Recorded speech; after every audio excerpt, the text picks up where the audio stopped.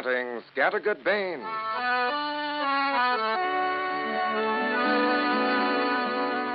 Scattergood Baines is brought to you by the Wrigley Company and the merchants who display and sell Wrigley's Spearmint Chewing Gum. To have a smile that people admire, you must have bright, good-looking teeth. And that's one reason you ought to chew delicious Wrigley's Spearmint Gum regularly every day. You see, according to modern dentists, the safe, gentle friction of the gum upon your teeth helps to cleanse the surface of your teeth and so helps to keep them bright and pretty. Then, too, the chewing of fresh-flavored Wrigley Spearmint gives your gums a natural exercise that helps to stimulate circulation and tends to strengthen the gums. That's good for your teeth, too, so aid your teeth and your smile this simple, enjoyable way. Chew healthful, satisfying Wrigley Spearmint Gum regularly. Get several packages today.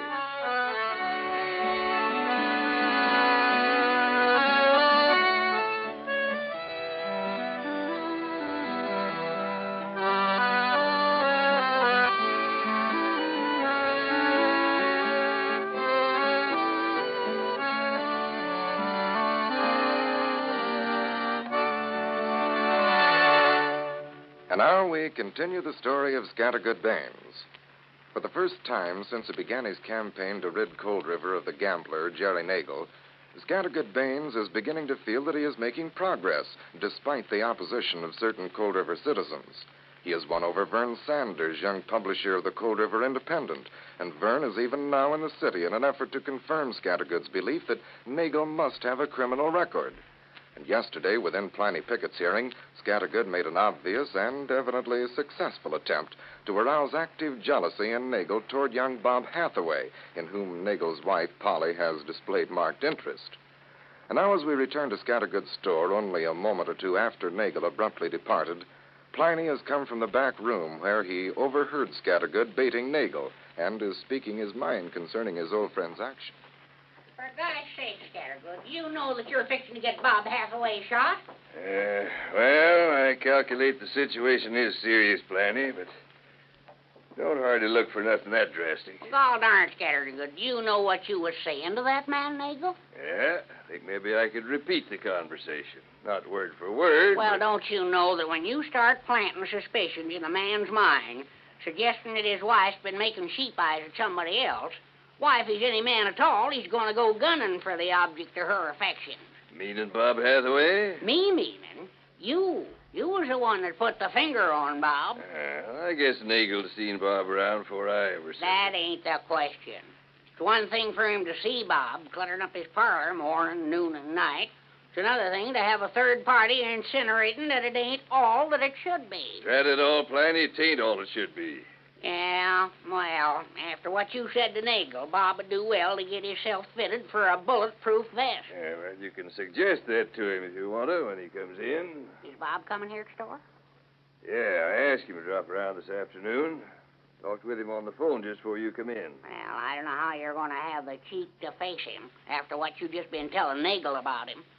Pliny, didn't it never occur to you that when a man gets as deep entrenched in a place as Nagel is, it's a pretty hard job to rout him out single-handed? Well, what's that got to do with your telling him that Bob Hathaway Just to gain myself an ally, son. Pretty powerful ally, too. Ally? Who's that? A monster, Pliny. Monster? Now, look-a-here, Scattergood. Just cut out your Sphinx act. 'Cause it don't go with me, and I ain't The going to... green-eyed monster, Pliny. Jealousy, you know. And if I can get it to work to harness for me, I shouldn't be surprised but what it'll be a big help towards pulling the Nagel menace right out of this community. I don't get it. No, well, no reason why you should. You mean you're counting on Nagel pulling stakes just 'cause his wife's been making goo-goo eyes with Bob Hathaway? Quiet, here comes Bob past the window now. Well, I'm going to finish what I was saying anyhow. Yeah. And that's that I think you've took leave of your reason, Scattergood. The very Yeah, come idea on in, Bob. of- Good afternoon, Mr. Baines. Hiya. Mr. Pickett. Hi, Bob. Say, Scattergood, I got my commission check on that Nagel order. You did? How much for? $511. Here, you want to see it? Yeah. Yes, sir, that's what it says. $511. Well, by George, that's fine, Bob. Does that mean you're all finished up out to Nagel's place? Now, if you'll take my advice, Bob, you better be finished up out there. Why is that, Mr. Pickett? Cause Scattergood... Just a minute, Planny. Let Bob answer my question. Well, maybe you just assumed that I wasn't here at all. Well, now, that's a good idea you brung up, Planny. Bye. Bye. You mean you want I should leave you talk to Bob alone? Yep, just like you suggested. Well, you'll have plenty of time to talk to him before I'll be back. Goodbye. Goodbye.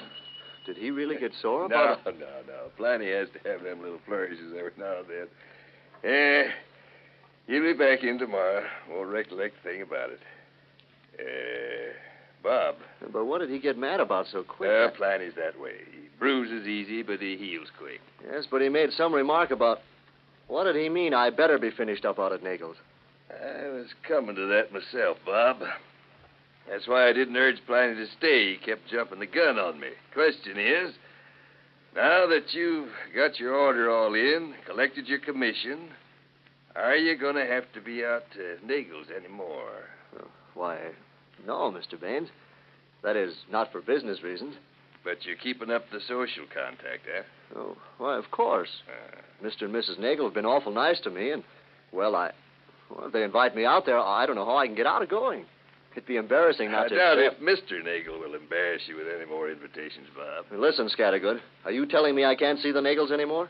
Is that why you asked me to come up to the store this afternoon? No, son. Just the opposite. Well, that's different.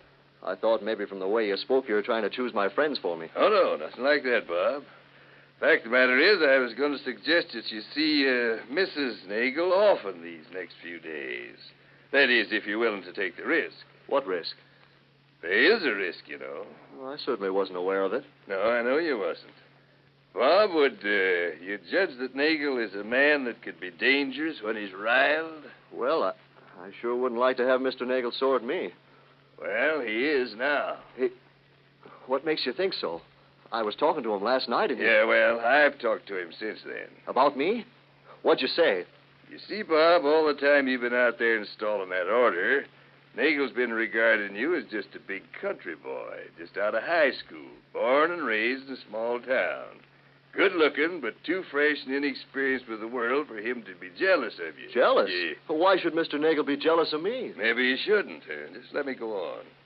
Nagel was in here a while ago, and while I was talking to him, I kind of give you a build-up, Bob. He said something about you being a kid, and I called him on it. I told him he's all wrong, looking on you as just a green country boy, that you're a man getting on in the world. Was I wrong? Why, no, Mr. Baines. I'm certainly not a high school boy anymore. Since I've been traveling for the Seaburn Supply Company out of the city, I don't see how anyone could call me green. Well, green ain't a bad color, Bob. It's cheap better than yeller. What do you mean by that, Mr. Baines? I mean I've sat back here and give you a tough job to handle, son. Before this, Nagel has just been kind of tolerating you as a big overgrown boy. Probably seen his wife had taken a liking to you, but didn't make nothing of it, because he didn't figure you was a serious rival. You couldn't be. But honest, Mr. Baines, I was only... Now, let me finish, son. So I changed all that. I built you up so as you was somebody to be contended with. And when Nagel left this store, he was all swole up with poison. Poison against you, Bob. Gee, why did you do that, Scattergood? Would you excuse me from giving you the details right now, son? Why, I guess you've got a reason, but... Question is, Bob, can you take it? Yes, I suppose. But why do you say that? 'Cause I want you to watch your step, son. I'm counting on you to do something for me. And a heap depends on whether you got the nerve. Nerve? What are you asking me to do? Just this. Would you be willing to go to the Nagels and ask them to have dinner as your guest at the hotel and maybe take you in a movie later? Oh, why, sure, I'll do that, Scattergood.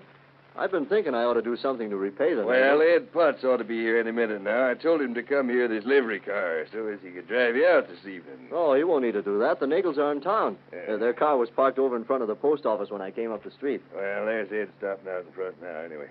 When he comes in, I'll tell him he won't need the car. By the way, when you're talking to the Nagels, just forget that you and me had this little talk, will you? Oh, sure. It was something I was going to do anyway. Yeah. Well, here I am, Scattergood. The car's outside. I'm sorry, Ed. Ain't gonna need it now. Gosh, why not? Because you wanted me to drive out to Nagel's, but they're in town now, Why, so... sure they're in town. I seen their car out in front of the barber shop when I drove up.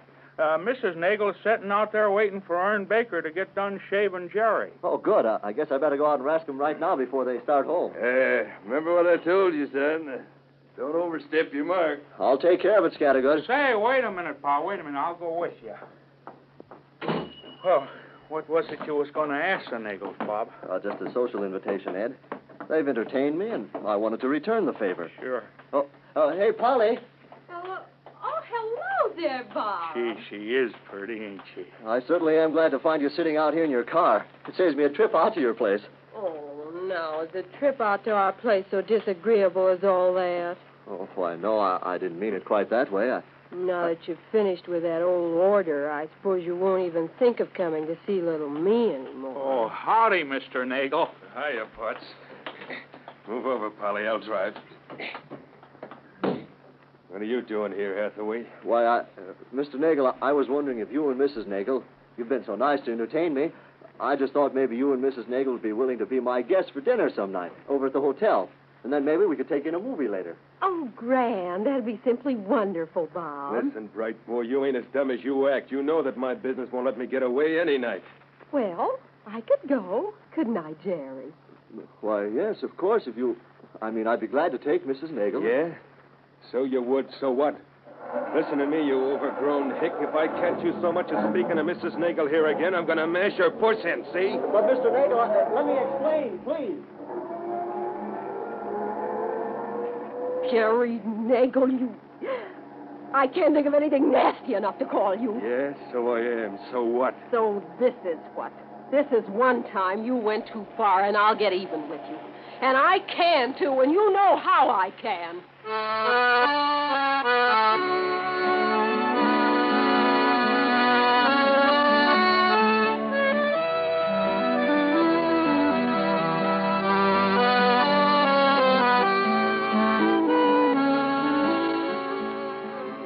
And now, before we leave you, here's Scattergood Baines to talk to you. Thank you, son. I just happened to think. People always get along much better when they swear by and not at each other. And did you ever notice how much easier it is to get along with folks instead of worrying and fretting about how to get even with them?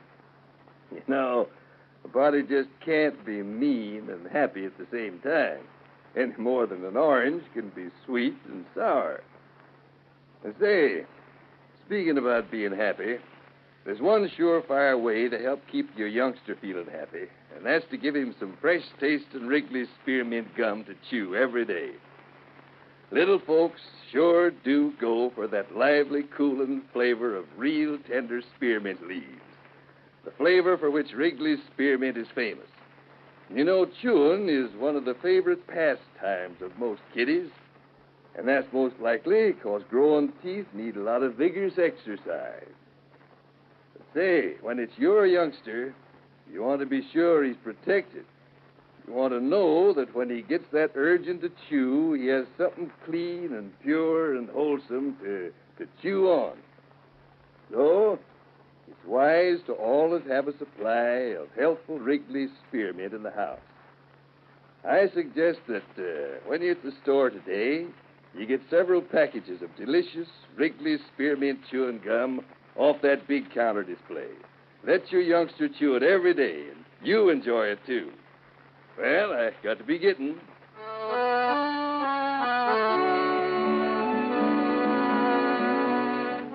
See you tomorrow. Bye.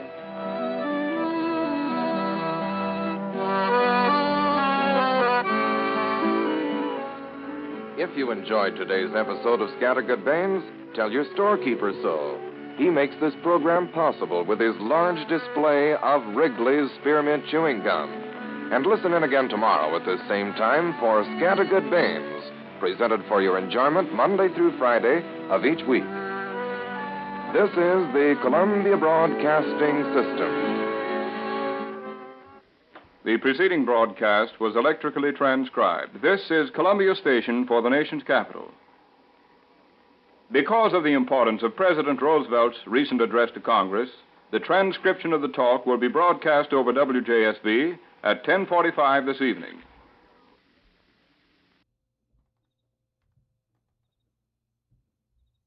Four o'clock the correct time at WJSV, Washington. Good afternoon, ladies and gentlemen. This is Harry McTigue speaking to you from our radio booth atop Griffith Stadium, where this afternoon, for the remainder of the afternoon, we're going to bring you a play-by-play broadcast of the final game of the season between the Cleveland Indians and the Washington Senators. The first half of the fourth inning just concluded. There's no score in the ball game. And before the last half of the fourth inning gets underway, we're going to give you the lineups and then turn you over to your Wheaties play-by-play announcer, Walter Johnson. The lineup for the Cleveland Indians finds Lou Boudreau at shortstop, Roy Weatherly in left field, Ben Chapman in center field, Sammy Hale at second base, Bruce Campbell in right field, Ken Keltner at third base, Oscar Grimes at first base, Raleigh Hemsley catch, and Al Milner, a left-hander, on the mound. The lineup for Washington: Eddie Leaf at second base, Quick at shortstop, Pitco right field, Wright left field, Gilbert third base, Vernon first base, Gideon center field, Farrell catch, and Bass, a right-hander, on the mound. Bass is up from Chattanooga, the Southern Association, with the Senators, and down there he won about 19 ball games and lost 7. We've seen only 3 hits in the ball game, Cleveland having 2, a single by Lou Boudreau in the first inning and a single by Raleigh Hemsley in the second. Washington has only 1 base hit, that an infield hit by Eddie Leaf. Into the last half of the fourth inning, and Pitco, the right fielder, right-hand batter's coming up, and here is Walter Johnson. All right, good afternoon, ladies and gentlemen. We're going into the last of the fourth. No score in this ball game. Pitco, the right fielder's up. Bats right-handed. Here comes the first pitch. He swings and fouls it back. Pitco walked his first time up. Al Milner, left-hander, pitching out there for the Cleveland Indians, has allowed only 1 hit, an infield single. Here comes the next pitch. It's a fastball. It's outside, 1-1. He's allowed 1 single and 1 walk. Bass, on the other hand, has allowed 2 hits and 5 walks. A little bit wild. Here comes the next pitch, and it's a little bit high. Hemsley's kicking on that pitch. It's 2-1 on Pitco. Here comes the next pitch, and it's high and inside. 3-1's the count now.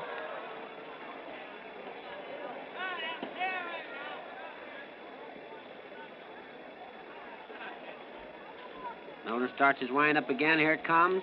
He swings and misses. Pitco had a good cut at that ball, but missed. And the count's 3-2.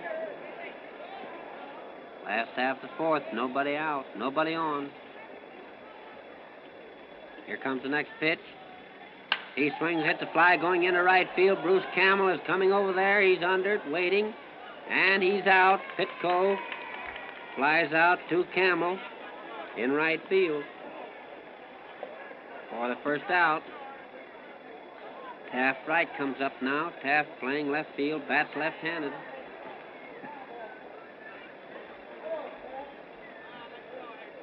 Bucky Harris has most of his right-handers in there. That young kid in. First pitch is too high, ball 1. Young combination down there, second and short, Leap and Quick. They did a nice piece of work in that first inning in making a double play. Here comes the next pitch. He swings and fouls it back. It's 1-1. Boudreau single to lead off. Weatherly hit one down second base. Leap made a nice play on it, hustled over to Quicketts. And Boudreau was forced, and Leap hustled that ball over to Vernon for a double play. Starting this ball game, here comes the next pitch. It's high and outside. It's 2-1.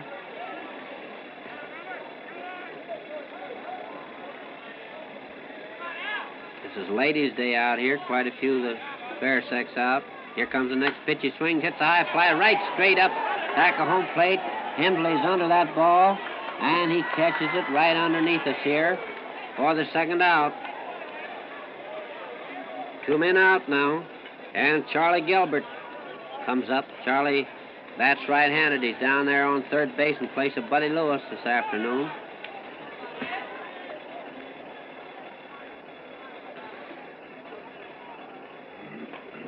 This has developed into a pitcher's battle out there so far.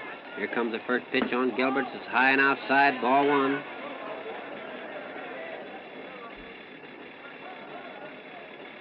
Two men out now. Here comes the next pitch. And it's a little bit too high, ball two. 2-0.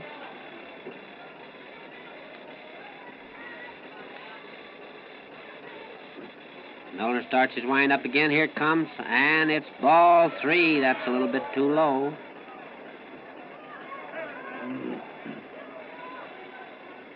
Three 0 on Charlie Gilbert.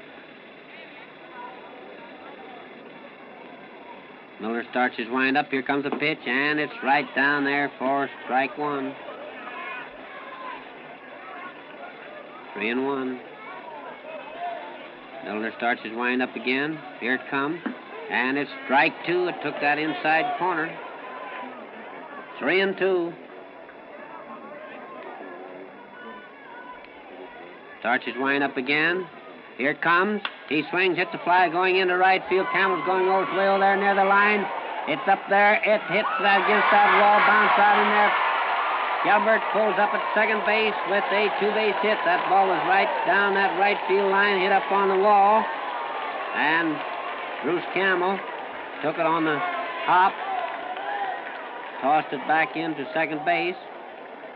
Charlie Gilbert pulled up, standing at second base with a two-base hit. And Vernon, the first baseman, comes up now. Vernon bats left-handed. Here comes the first pitch on Vernon. It's a little bit low and inside. Ball one.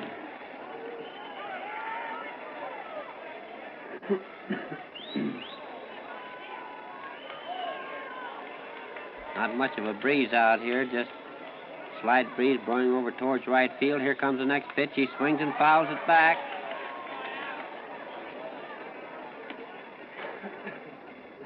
It's 1-1. Milner has another ball out there now.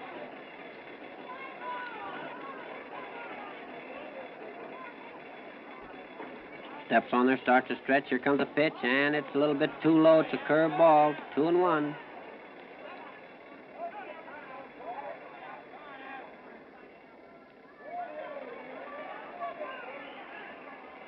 Milner gets the sign. He's watching Charlie Gilbert back there on second. Starts to stretch. Here comes a pitch, and it's strike two. That took that outside corner. Vernon didn't like that, and neither did the ladies in the stand. They're giving the umpire a lot of boos down there. It's 2-2. 2 men out. Last half the fourth. No score. Here comes the next pitch. He swings and fouls one down in left field stand. Taken by a lone spectator down there. He had no competition, so he just took his time to get that ball. Milner has another ball. Steps on there. Here comes the pitch. He swings and fouls one right straight back at us here. Hembley comes back, but he can't get it. Ball hits the screen back here. So the umpire tosses out another ball to Milner, and the count remains 2-2.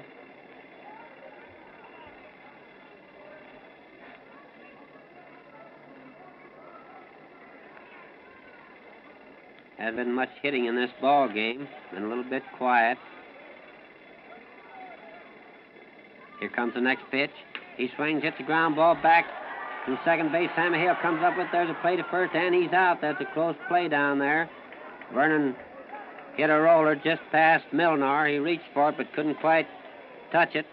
Sammy Hale hustled in and got it over to first. And the side's retired with no runs, one hit, no errors, and one man left to score at the end of 4 innings. 0-0.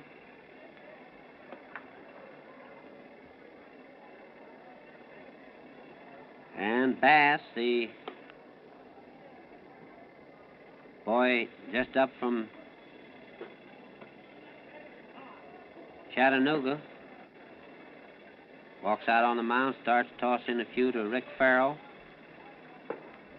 Bass mixes them up pretty well down there, has a fairly good fastball. He's supposed to have a good knuckler. Looks like he has a pretty fair curve. He's just been a little bit wild, but apparently he has something on that ball. He's had 3 and 2 on most of the batters, and usually when they get a pitcher where he's got to come down in there to him, they're get a hold of that ball, but they're hitting a little bit late, those right-handers, hitting that ball off the right field. He's all warmed up, and Goodrow, shortstop, comes up. Here comes the first pitch, and it's strike one, a fastball right down there. Goodrow singled his first time up. Bass takes his wind up again. Here comes the pitch, and it's one of those knucklers, a little bit too low. And it's 1-1.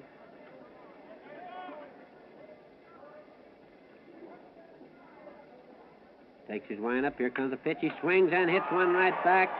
Bass takes it on a big hop, tosses to Vernon, and Goodrow is out. One man out. And Roy Weatherly, left fielder, comes up. He bats left-handed.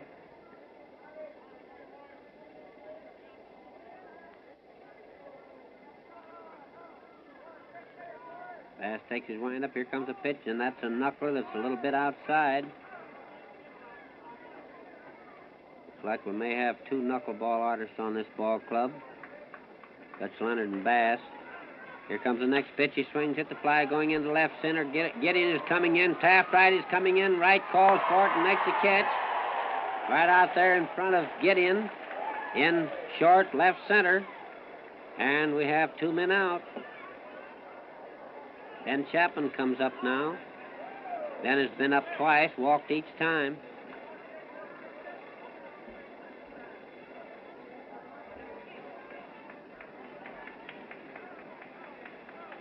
Bass takes his wind up. Here comes the pitch.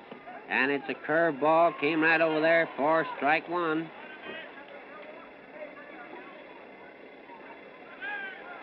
Starts his wind up again. Here it comes. And this time it's a knuckler that took that inside corner. Strike 2. Starts his wind up again. Here it comes. He swings, hit the fly, going into center field. Gideon is standing there waiting. And he has it. Chapman flies out to Gideon in right center, retiring the side. No runs, no hits, no errors, nobody left. 3 up and 3 down. And for the first time in the ball game, Bass has set the Indians down in order. So the score going into the last of the 5th is still 0-0. Young Bass has showed us a little of everything out there. I don't know what usually those pitchers who fool around with the knuckleball, it's just about like the spitball pitchers used to be. There were a few real outstanding spitball pitchers, and a lot of the other boys were trying to throw that spitter, but they'd get in trouble every once in a while and attempt to come in there with a spitter. There wouldn't be anything on it. Somebody'd crack it on them. Dutch Leonard gets himself in trouble. He uses that knuckler. And I don't know what this boy depends upon when he gets out there in a tight spot. But anyway, he showed us a pretty good knuckler, pretty fair curveball, and fairly good fastball. Anyway, those Cleveland Indians haven't done a whole lot up the plate. Well, Miller's all warmed up now, and Big Gideon comes up, center fielder, bats right-handed.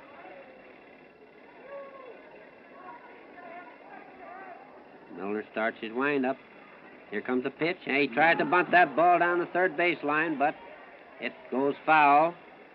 This Gideon is a big, tall boy, but he runs very well. He's formerly with the Michigan University, and he looks pretty good out there. Here comes the next pitch, and it's a little bit inside. Ball 1, 1-1.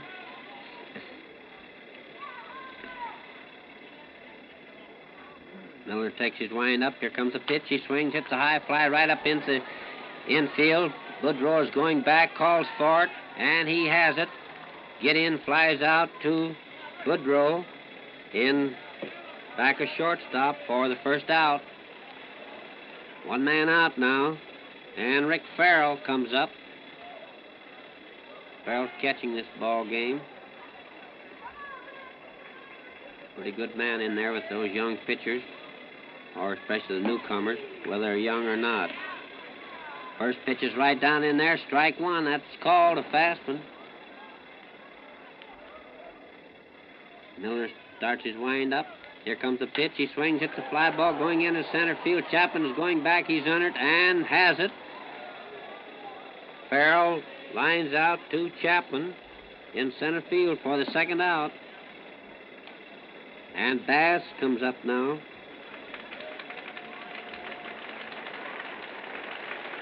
He's not bald, is he, Warren? Took his cap off there. Tell me, for a bat, you got quite a hook. That's pretty good, Warren. Pretty good. Well, he's getting a nice hand from these ladies.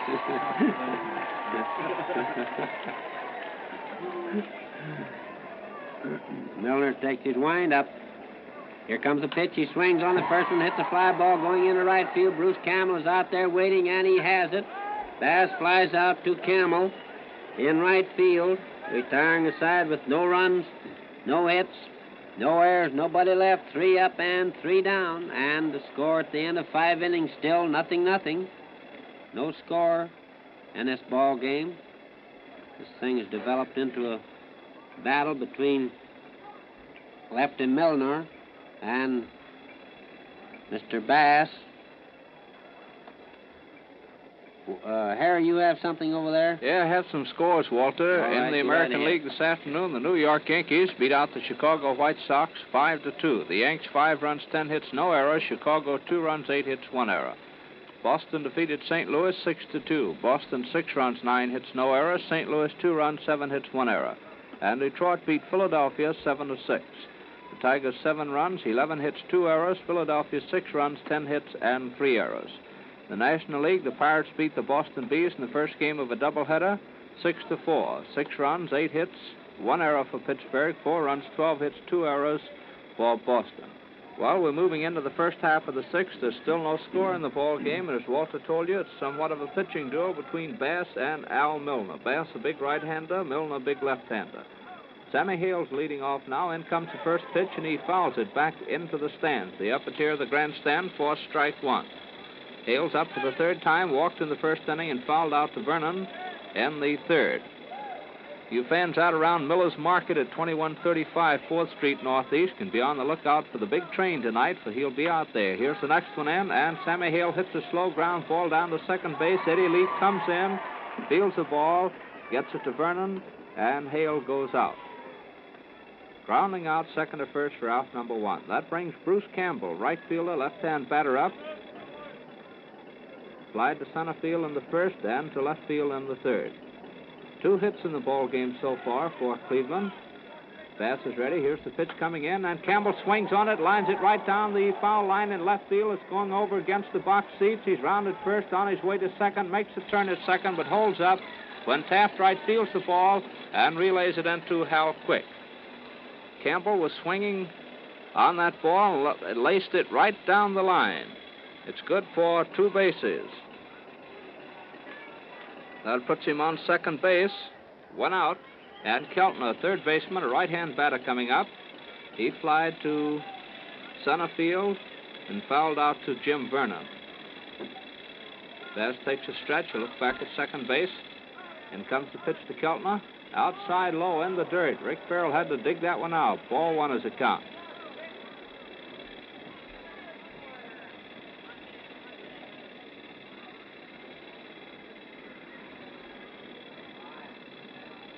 Here's the next pitch coming into Keltner. And he swings, fouls it back against the stands. 1-1 is the count. Tomorrow's an off day here at Griffith Stadium. No ball game. The New York Yankees move in for a single game Saturday afternoon and another Sunday afternoon. New ball's out in the hands of Bass. He takes his stretch. Here's the pitch coming in. low inside. Ball 2. 2-1 is the count now on Ken Keltner.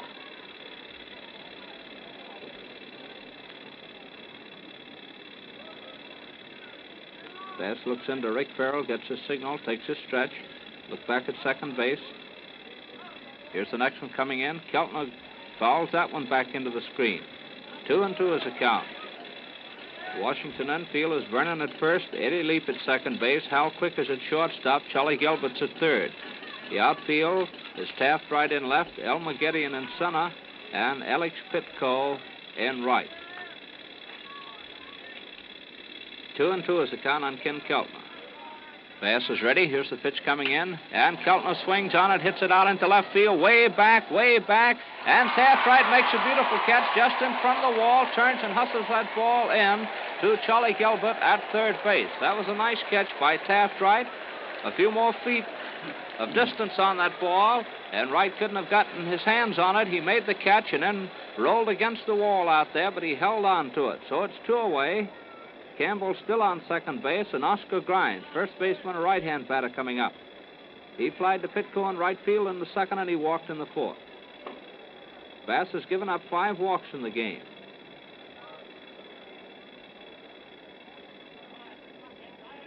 Standing off the rubber, rubbing the ball off. Walks on, gets a signal, takes a stretch. Look back at second. Here comes the pitch into Grimes. Right across that outside corner for a called strike.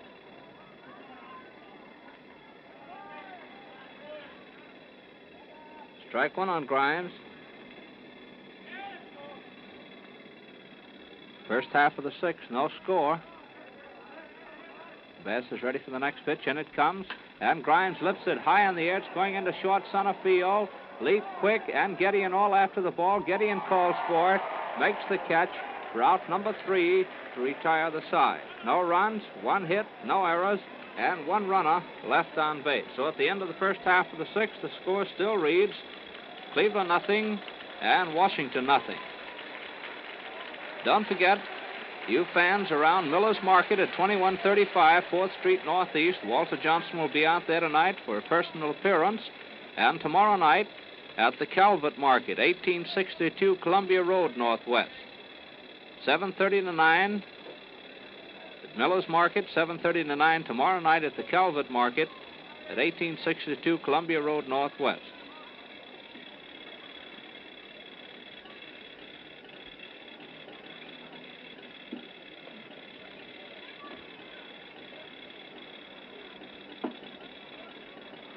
Last half of the 6th coming up now. The leadoff man will be Eddie Leap.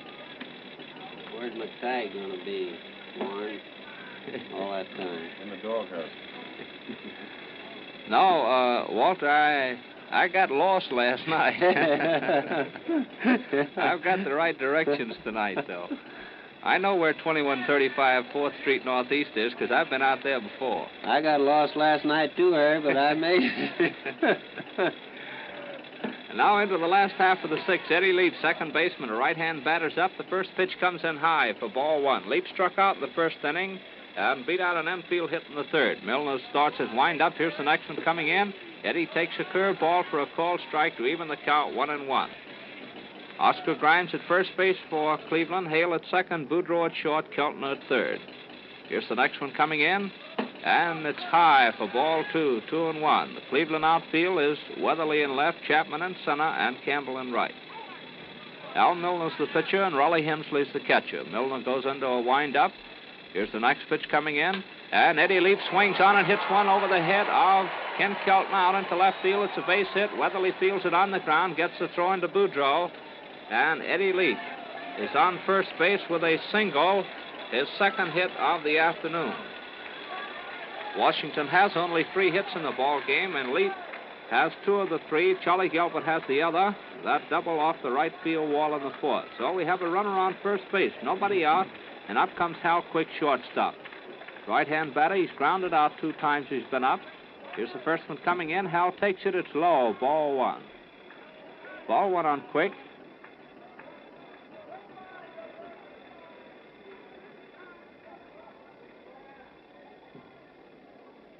Milner takes a stretch, a look at first base. Here's the next pitch coming in. Quick swings on it, hits it out into right field. It has Campbell on the move. He goes back, pulls the ball down, then gets his throw in to Hale at second base.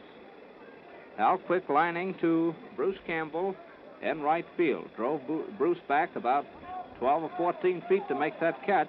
So we have one out, runner still on first, and Alec Pitco, right fielder, right-hand batter's up. He walked in the first, and he flied to right field in the fourth. No score, the last half of the sixth. Milner takes his stretch. Here's the first pitch coming in. Pitco swings and misses. Strike one.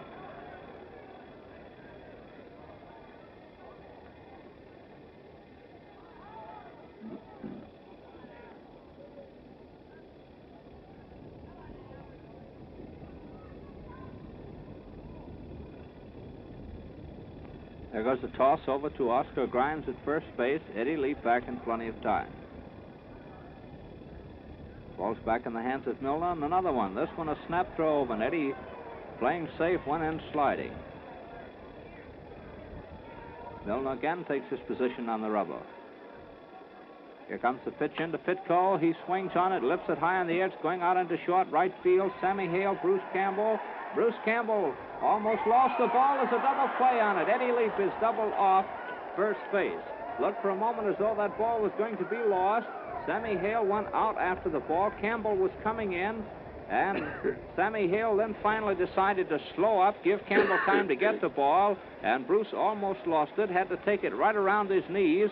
Eddie Leap was about halfway between first and second, and he couldn't beat the throw back into first base. So he was doubled off from Campbell to Grimes for the third out, retiring the side with no runs, one hit, no errors, nobody left on base. That gives Cleveland their first double play of the afternoon. So at the end of 6 innings of play, it still reads Cleveland nothing and Washington nothing. Before going into the first half of the seventh, we're going to pause for station identification.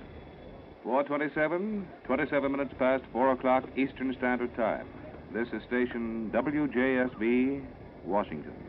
And now here again is Walter Johnson. All right, we're going into seventh inning. Still no score in this ball game.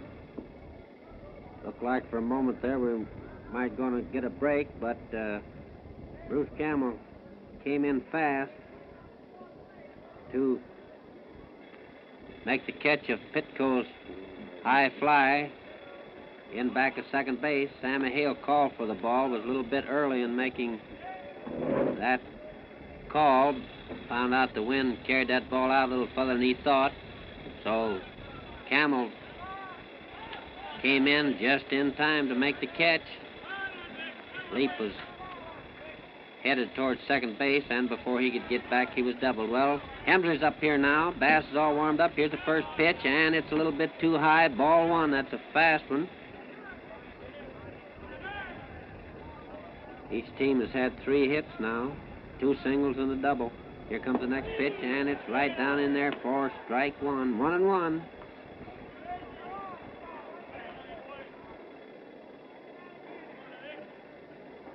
Bass starts his wind-up again.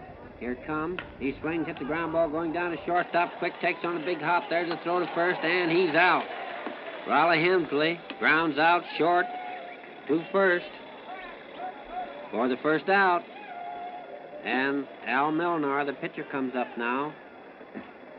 Throws and bats left-handed.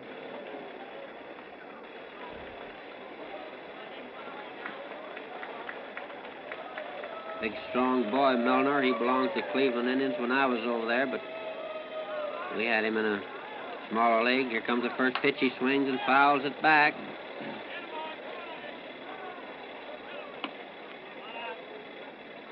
One strike. Bass gets another ball. He rubs that ball up, gets a little rosin on his hand.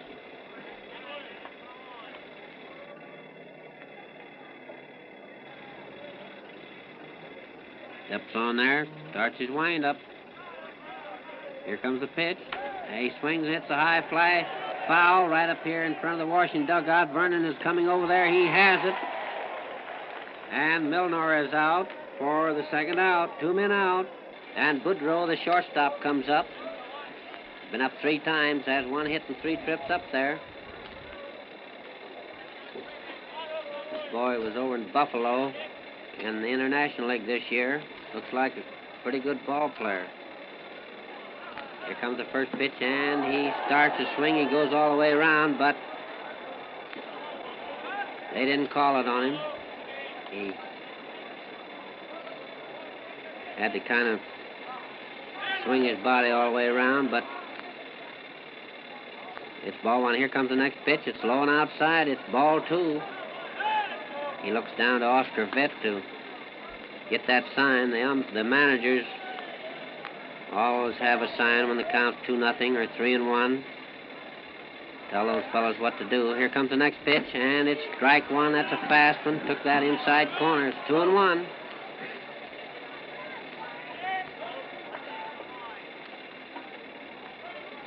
Bass starts his wind up again. Here it comes. He swings and fouls it back. Goes right back in a bunch of ladies, and I didn't see what happened, but maybe some lady got it. It's 2-2 on Boudreaux. Bass has another ball, starts his wind up. Here it comes. The fastball a little bit outside, and it's 3-2 on Boudreaux now. 2 men out, nobody on. That's the first half. The seventh. There's no score.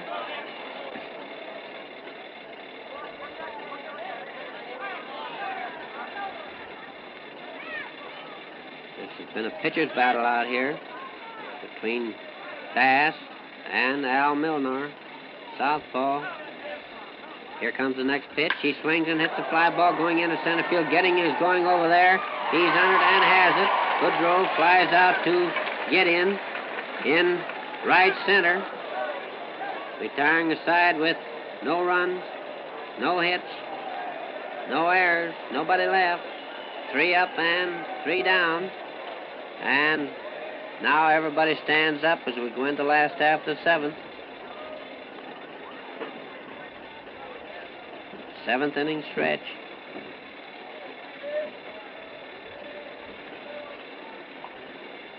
Taft Wright is going to be the leadoff man this last half of the 7th.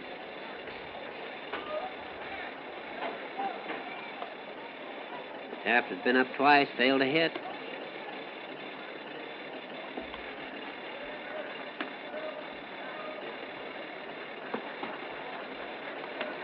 Bruce Campbell going way back out there in deep right field for Taft Wright.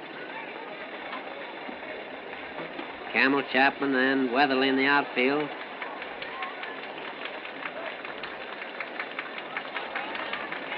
Cleveland has another outfielder sitting on the bench over here who had a wonderful year last year. Heath looked like one of the best young ball players in baseball, and every ball player picked him to lead this league in batting this year. And he's not able to stay in that lineup even, so that shows you never can tell. Well, Wright's up there. The first pitch is a little too high, ball 1. Here comes the next one. It's inside for ball 2, 2-0. Taft Wright backs away from there. In fact, he backs clear out of the box, gets a little dirt on his hands. 2-0 on Wright now. Milner starts his wind up again. Here comes the pitch. He swings and gets a base hit into right field past Sammy Hill. It's taken by Bruce Campbell, tossed into second base to Boudreaux, and Taft Wright's down on first base. Nobody out, and Charlie Gilbert comes up. Gilbert's playing third base today in place of Buddy Lewis. He's been up twice, has 1 hit and 2 trips up there, 2 base hit.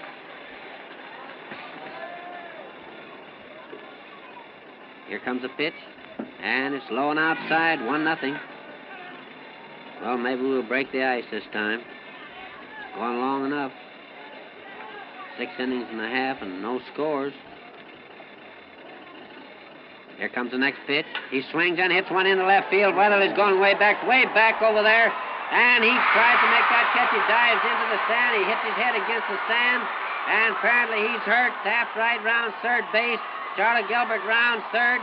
And he scored. It's a home run for Charlie Gilbert. And little Weatherly is hurt out there. He slid into that box seat and hurt himself trying to make that catch.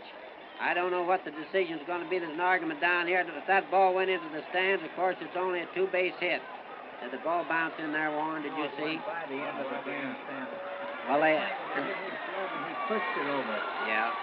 Well, there's going to be an argument down there. Weatherly's still down there. The players are surrounding. Lefty Wiseman, the Cleveland trainer's down there now. The way he went into that stand, he may be hurt. He slid in there head first.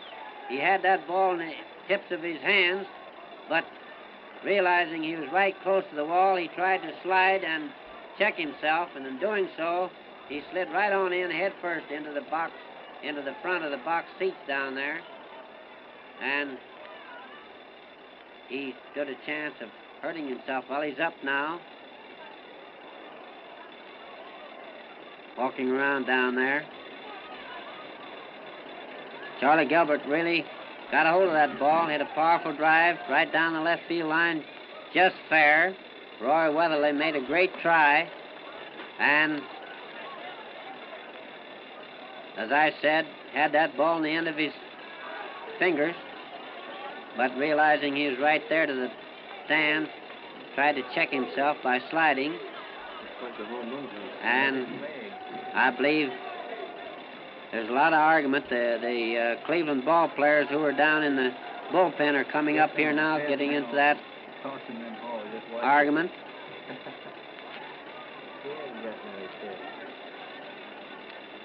Luke Sewell is coming up there now, arguing with Bill Summers out here by third base. And they're all coming. Oscar Vitt is coming up now. He stayed down there to see that Weatherly was all right. Now he's coming up to get in this argument.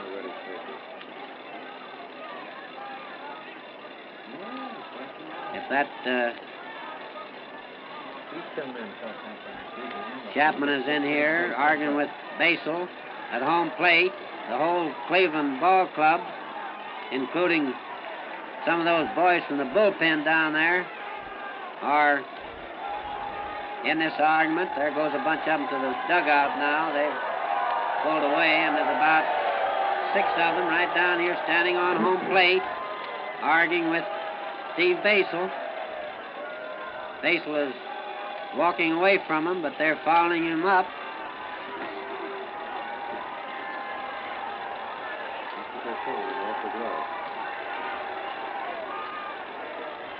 Ben Chapman has started back now, tossing his glove up into the air.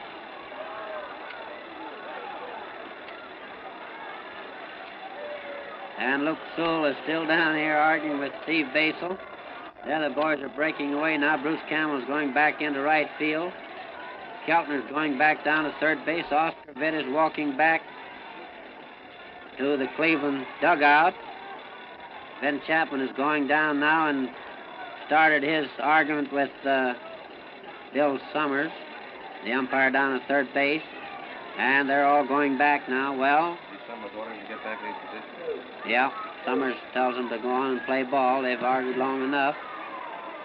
Johnny Allen, he even got into it out there. He's going back to the dugout now. And here goes Raleigh Hempley down towards third base. I don't know whether he's going down to talk with Bill Summers some more or not. But anyway, Taft Wright and Charlie Gilbert are both over on the bench, and I think they're going to allow Charlie a home run.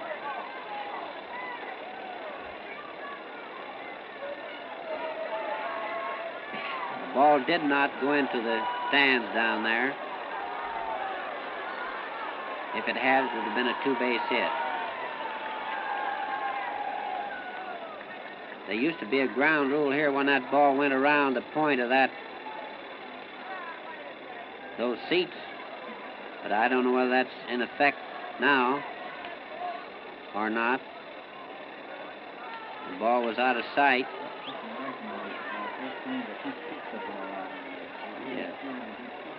Yeah. Well, he did. As a matter of fact, I mean, he was after that ball and had it in the end of his hand and hit his glove and bounced on off there. Well, anyway, we're out in front 2-0. There's nobody out, and Jim Vernon is up there. They're all started out here now. He swings on that next pitch, hits a high fly up into the infield. Woodrow calls for it. He has it right down there by second base. And Vernon is out. That's one out. That's the last half of the seventh. Washington is out in front now, 2-0. One man out, nobody on. And Gideon, the center fielder, comes up.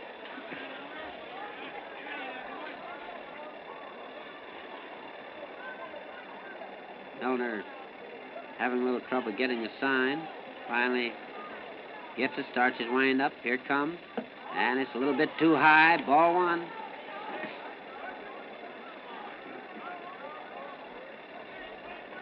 Elmer starts his wind up again. Here comes the pitch, and it's a curveball for strike one. That's called 1-1.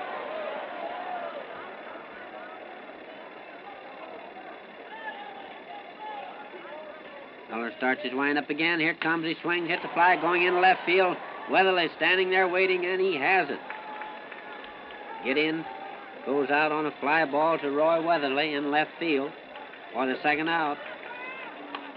And Rick Farrell comes up now. Farrell has been up twice. Failed to hit.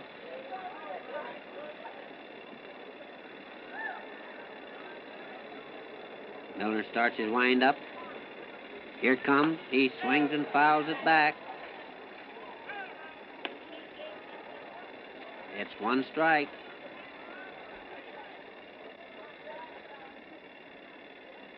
Starts his wind up again.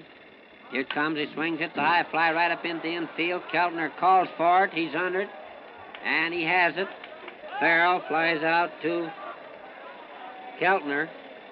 Down at third base, retiring the side with 2 runs, 2 hits, no errors, nobody left. So at the end of 7 innings, Washington is out in front, 2-0. Little Weatherly's getting a nice hand as he comes in from left field. He made a great try out there for that ball. Might have been badly injured.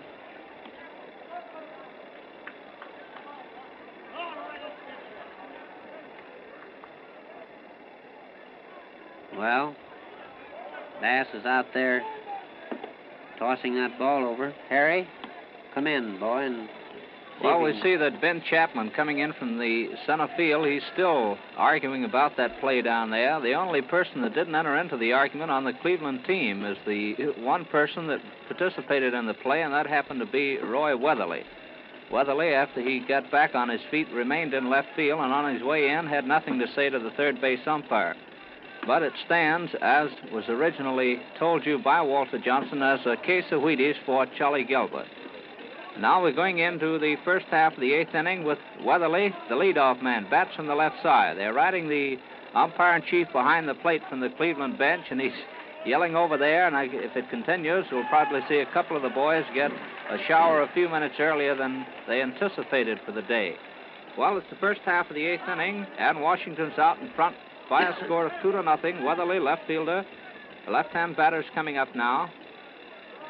Been up 3 times, walked once. Bass is ready. In comes the first pitch. He swings on it, hits a base hit between third and short, out into left field. Taft right fields it. The throw comes in too quick at second base, and Weatherly opens the inning with a single into left field. That's hit number 4 off Bass, and it puts a runner on first. Nobody out. Ben Chapman's coming up now, center fielder, right-hand batter. Chapman's been up 3 times. He's walked twice, so he's hitless out of 1 official time up. Bass goes into a stretch. A look at first. Here's the pitch coming in. Ben swings on it. A hard hit ball by third base down into left field. Weatherly's rounding second on his way to third.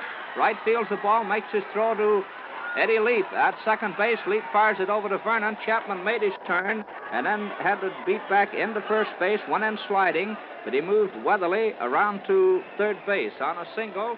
Charlie Gilbert dived after the ball. No chance to get his glove on it. So that's 2 straight singles for Cleveland. And it puts runners on first and third with nobody out and brings little Sammy Hale, second baseman, a right-hand batter up. Sammy's been up 3 times. He walked in the first inning, so he's hitless out of 2 official times at bat. 2-0 is the score in favor of Washington. Bass looks in, gets a signal from Farrell, goes into a stretch. A look over his shoulder at Chapman on first. Here's the pitch. Sammy takes it. That knuckleball across the outside corner for a called strike. Strike one on Hale. First inning in the ball game. Cleveland's been able to get 2 hits in an inning. Bass again takes his stretch. Look at Chapman on first base. Here's the pitch coming in. Sammy swings on it. It's going out into center field. It's a base hit. Weatherly scoring from third. Chapman moves into second. Gideon fields the ball, makes the throw into second base. Well, that's 3 straight hits for Cleveland. And it drives in the first run of the ball game for the Indians. Makes the score now read Washington 2, Cleveland 1. The tying runs on second base. Runners are on first and second. Nobody out. The infield's in now. They're looking for that sacrifice. Jim Burns just off the grass at first base, and Charlie Gilbert just off the edge of the grass at third.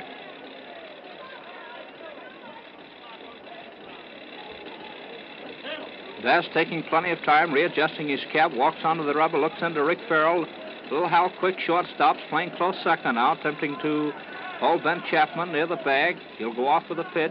Here it comes, and he swings and misses. Campbell went after that knuckleball, breaking in low. He took the swing and missed for strike one.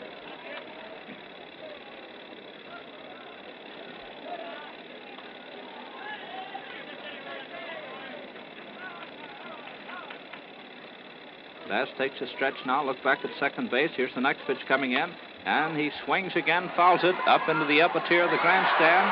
That puts Bass out in front of Bruce Campbell, the batter, with a count, strike 2. That backs the infield up now. Charlie Gilbert easing back. Jim Vernon's going back. Ben Chapman gelling something in to Bruce Campbell. Nobody out. Runners on first and second. 1 run in for Cleveland. Score reading Washington 2, Cleveland 1. Here's the next pitch coming in. It's inside. That hit Campbell on the foot. He took it, and he, being hit by a pitch ball, loads the bases. That moves Sammy Hale to second base, and Ben Chapman to third. So the bases are loaded with nobody out. Big Kara Squall started warming up in the bullpen for Washington. Right-hander. Well, the bases are loaded with nobody out, and up comes Keltner, third baseman, a right-hand batter. Ken Sitlis out of 3 times up. Tying runs only 90 feet away now in the form of Ben Chapman on third base. The infield's in. They're going to shut off that run at the plate if they can. Nope, he's backing him up. Bucky's backing him up. Here comes the pitch in. Outside, low, ball 1. Ball 1 on Keltner.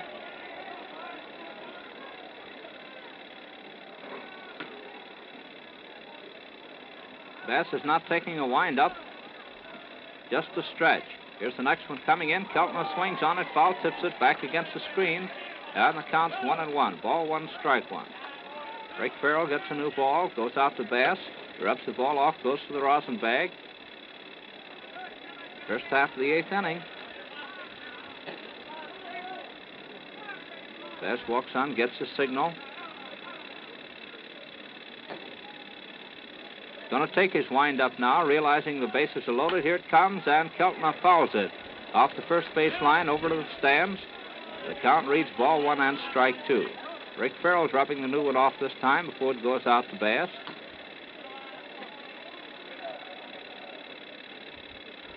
Bass had been breezing along in the ball game. He'd only given up 3 hits till we entered the first half of the 8th, and then the first 3 men up single.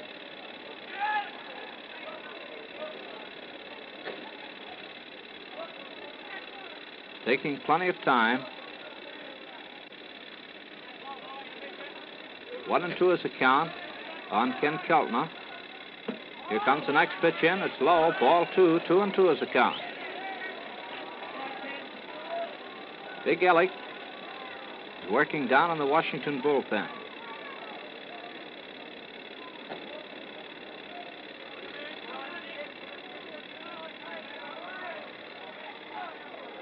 There starts the wind-up. In comes the next pitch, and Keltner swings on it, hits it out into deep left center field. Gideon's going way back, way back. It hits off the stands, bounces back into the field. Chapman has scored.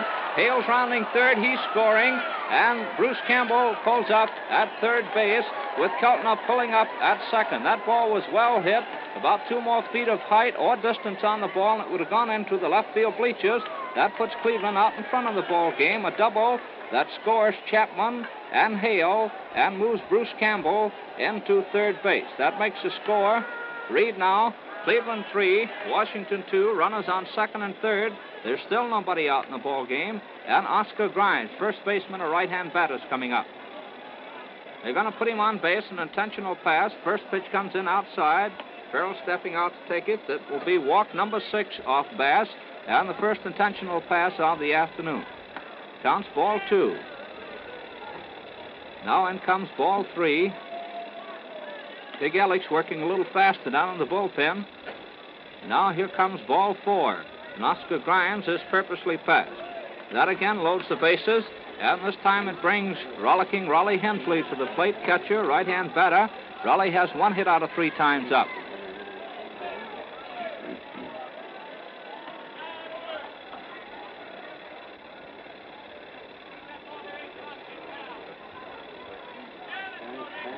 Bass looks in, gets his signal. Starts the wind-up. In comes the first pitch to Hensley. He swings and misses for strike 1. Grimes is on first base. Keltner's on second, and Campbell's on third.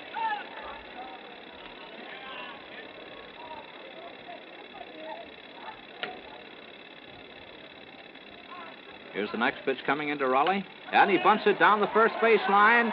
Jim Vernon charges the ball, hits his hand, lets it roll away. It rolls away from him. And in comes Campbell scoring on the play. Keltner moving into second. And Grimes into first.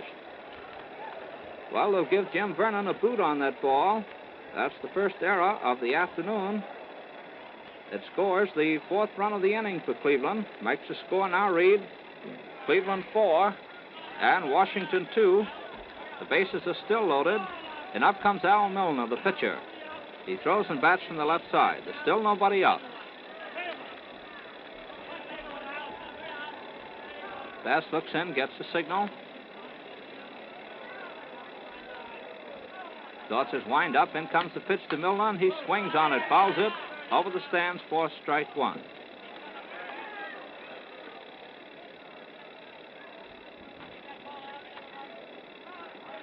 Milner's the 8th man to come up in the inning for Cleveland.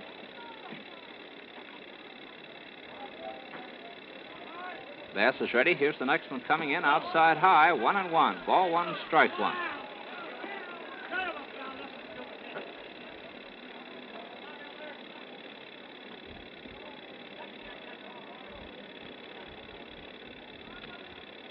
Bass standing out, rubbing the ball off.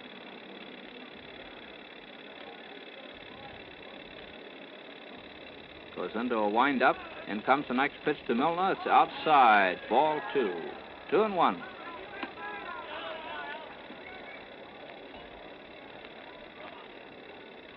The base is loaded. Nobody out. 4 runs in for Cleveland. Here's the next pitch coming into Al. He swings on it, hits a ground ball, swings down to second base. Leap is up with it over to second. He's out, but no chance for a double play. Ken Keltner scores as Al Milner forces Raleigh Hensley at second base from Eddie Leap to Hal Quick. For the first out of the inning, Oscar Grimes moved in the third on the play. Ken Keltner scoring. That's run number 5 in for Cleveland. Makes the score now read Cleveland 5, Washington 2. Runners are on first and third. And Lou Boudreau, shortstop, a right-hand batter, the 9th man to come up in the inning. Now at the plate, he has 1 hit out of 4 official times up this afternoon. Bass takes a stretch, a look over his shoulder at Milner on first base. Here's the first pitch coming into Boudreau, and he takes it. It's low and off the outside for ball 1. Ball 1 on Lou.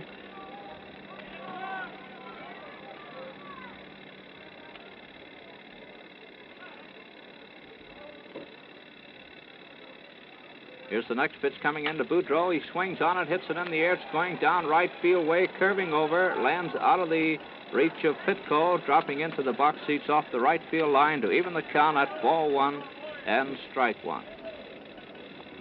1-1 on Boudreaux.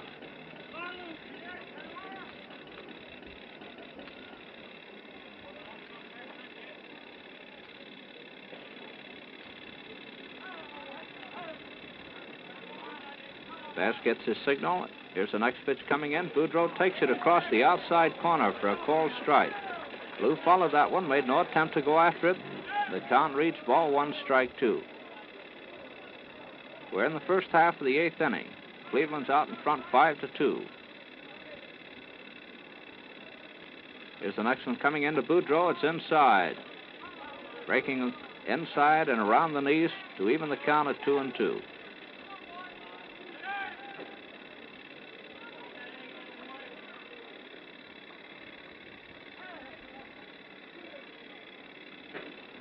Here's the next one coming in. Boudreaux swings on it, hits it, goes down to second base. Lee fields the ball, tosses to Quick.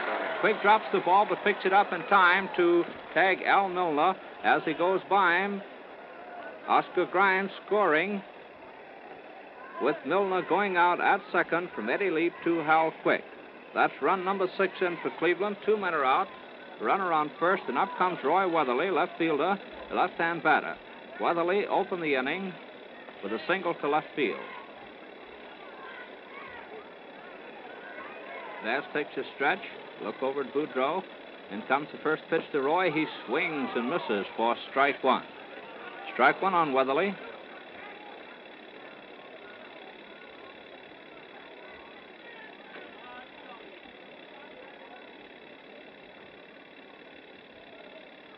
Here's the next pitch coming in. Roy takes it. It's outside. A little low, and the count's 1-1.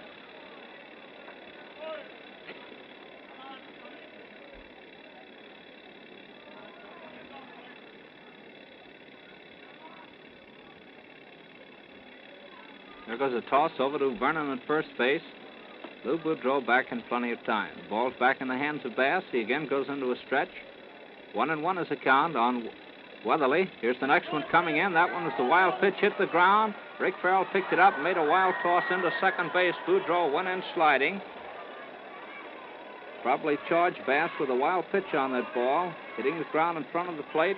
Rick knocked it down, picked it up. Boudreaux was a little slow on getting off from first base. There was a possible chance of going into second, but Rick's throw was a little low. It hit the ground, knocked down quite quick, but no chance for a tag of Boudreaux as he went sliding in. So we have a runner on second base now, and the count reading 2-1 on Roy Weatherly. Here's the next pitch coming in. It's inside, drives him away. 3-1 is the count now. Bass will have to come in with this one. Roy will have his second walk of the afternoon and number 7 of the afternoon off Bass. Takes a look back at second, and it comes, and Weatherly swings on it, fouls it off the left field line, over the stands, and the strings run out. 3-2 is the count now. The big one will be coming in.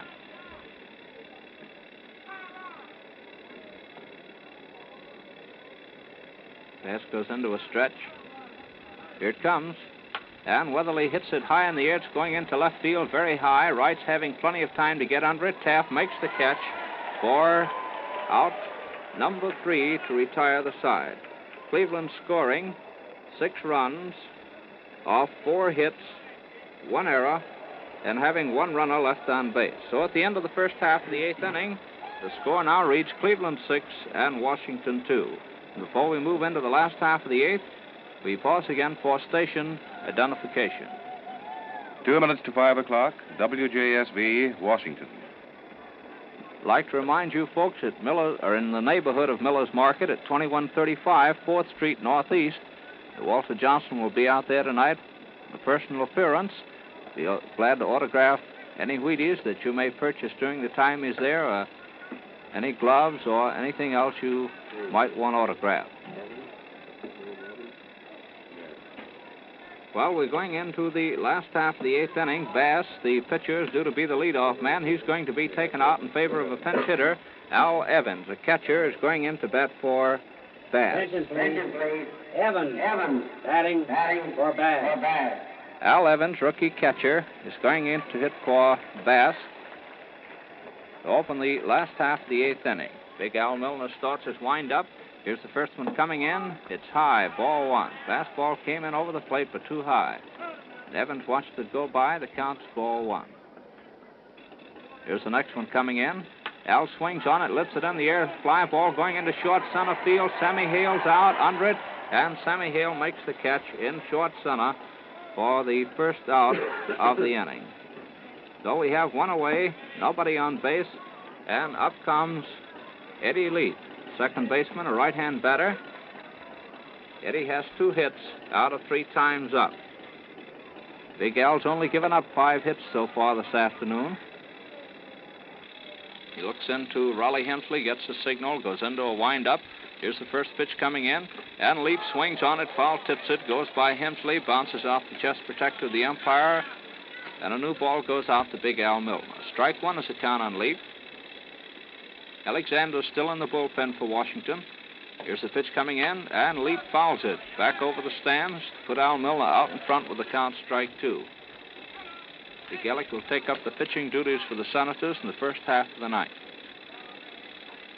Milner's ready for the next pitch into Leaf. Here it is. It's high for ball 1. 1-2 on Leaf.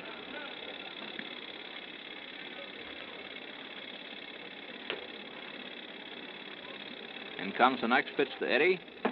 He started to swing, but changed his mind. It was too high for ball 2. That evens the count at 2-2. 1 out, nobody on, last half of the 8th. Cleveland 6, Washington 2. Here's the next one coming in, and Leaf fouls it back into the screen. The count remains 2-2. Raleigh Hemsley gets a new one, tosses it out to Al Milner. Don't forget, an off day tomorrow, no game. The New York Yankees move in Saturday. Here's the next one coming in. It's high, ball 3. And the big pitch will be coming in to Eddie Leaf. The single game Saturday, getting underway at 3 o'clock. Single game on Sunday, also getting underway at 3 o'clock. Al starts his wind-up. Here it comes. And Leaf hits it. A ground ball goes between third and short, out into left field. Weatherly fields it on the ground, makes his throw into Boudreau at second base. And Eddie Leaf is on first with his 3rd hit of the afternoon. Pretty good day's work for a youngster. 3 hits out of 4 times up. So it's 1 away, a runner on first, and Hal Quick, shortstop, coming up. He's hitless out of 3 times up. That's from the right side. Milner takes a stretch. Look over first base way. In comes the pitch, and Quick takes one across that inside corner, waist high for a called strike.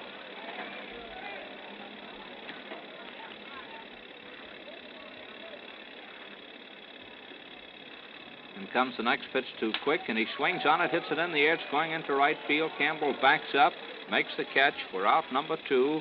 Gets his throw in to Sammy Hale at second base. So it's 2 away with Eddie Leaf on first, and Alec Pitco, right fielder, right-hand batter, coming up.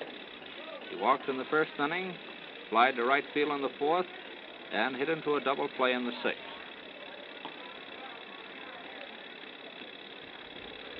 In comes the first pitch to Pitco, and he swings on it. Foul tips it. Goes back against the stands. Count strike 1.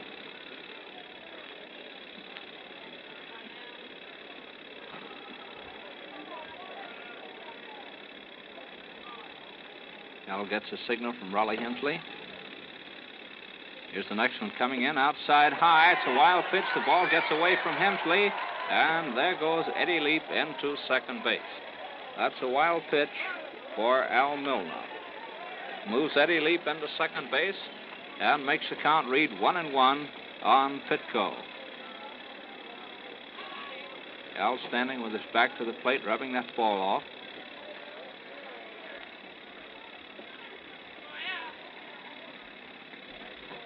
Takes a stretch, a look at second base. Here it comes, and Pitco fouls it back over the stands.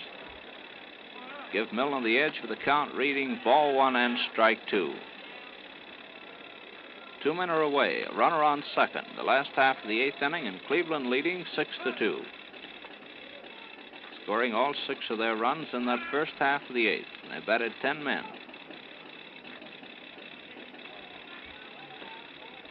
Here comes the next pitch in, and Pitco hits one high bounding ball down over second base. It bounds high, gets away from Boudreau. Here comes the throw into the plate, but Eddie Leaf is in, sliding in. That's a base hit for Pitco.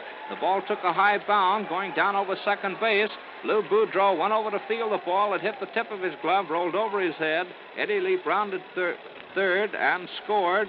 Although there was a play at the plate, Lou Boudreau's throw was a little high. Hensley went down on him to tagging, but Eddie slid around him and over the edge of the plate and scored with the third run of the ball game for Washington. We have a runner on first now with 2 men out, and up comes Taft right. Left fielder, left-hand batter. Taft has 1 hit out of 3 official times at bat. Here's the first pitch coming in. He takes it. It's low. Ball 1. Ball 1 on right.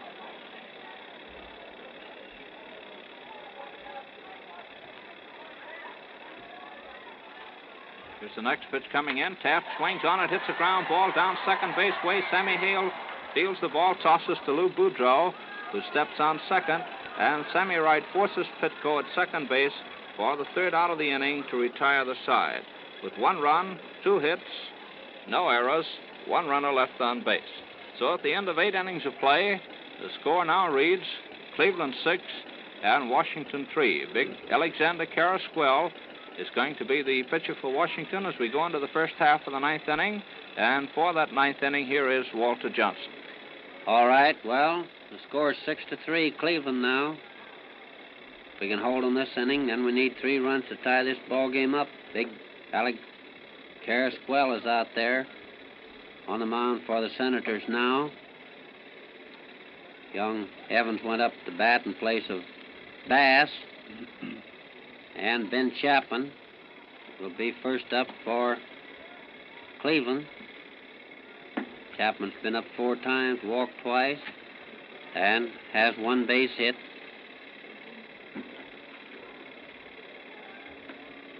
Alec is out there tossing that ball in.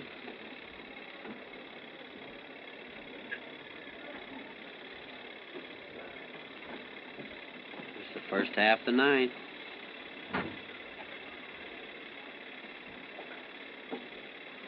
Getting a lot of shadows extending out over the field now. No, he didn't give me the sign. I was waiting for him to.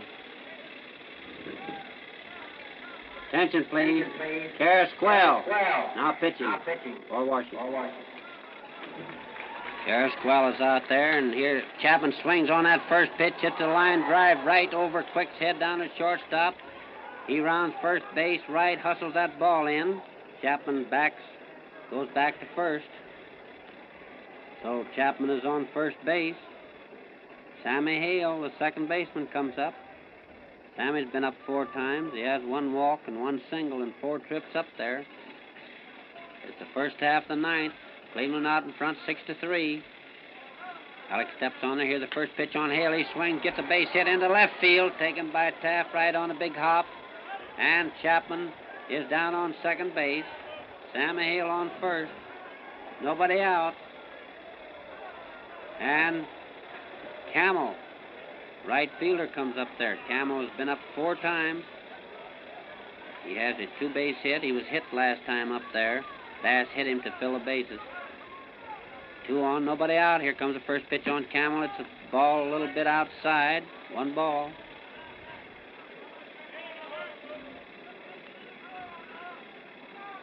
One to nothing.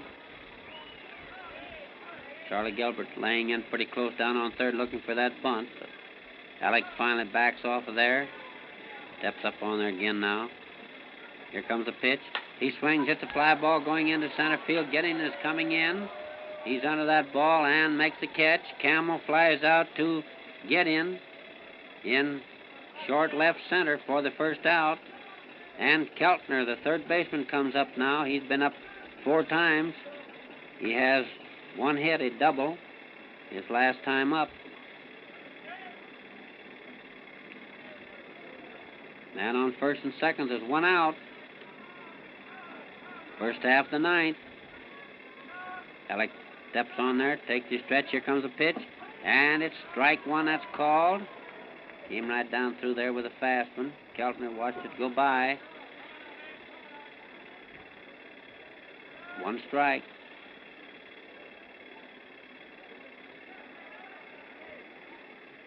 Alex steps on there again. Takes his stretch. Here comes the pitch. He swings and misses. That was a nice curved ball. Broke away. 2 strikes on Kellner.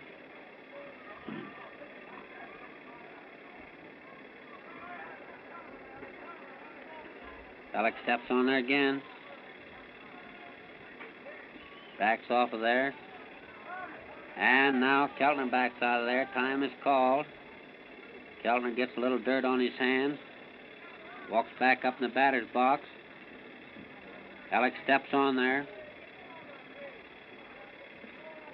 Here comes the pitch. And it's ball 1. It's a fast one. It was a little bit outside. There's Quick is ducking in around second base down there, trying to keep Ben Chapman back there. Leap came over, but he's gone back now in his position. Here comes the next pitch. He swings and fouls it back. And Alec gets a new ball. 1-2. 2 men on. Cleveland out in front, 6-3.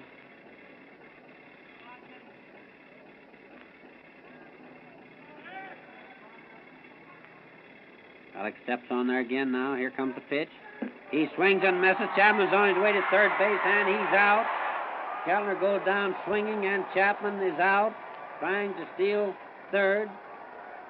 Sides retired with no runs, 2 hits, no errors, 1 man left. So we're going into the last half of the 9th with Cleveland out in front, 6-3. We need 3 runs to tie this score. And Charlie Gilbert will be up there first. Charlie Gilbert playing third base in today's ball game. He's been up 3 times. He has 2 base hits and 3 trips up there, 1 double and a home run.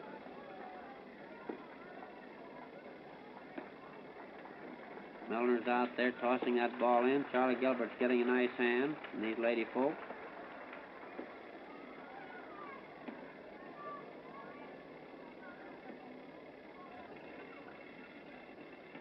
Charlie's played a nice ball game out there today.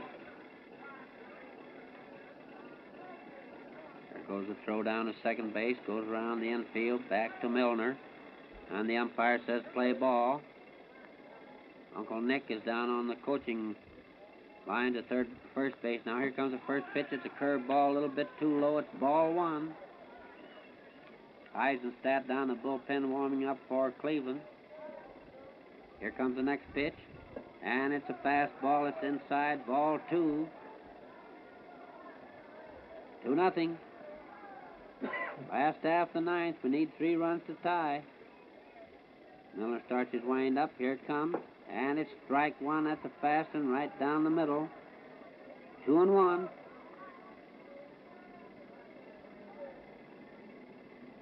Starts his wind up again. He swings, hits a ground ball down to second base.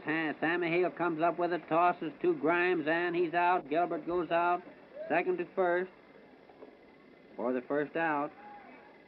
And Vernon comes up now, first baseman. He's been up 3 times, failed to hit.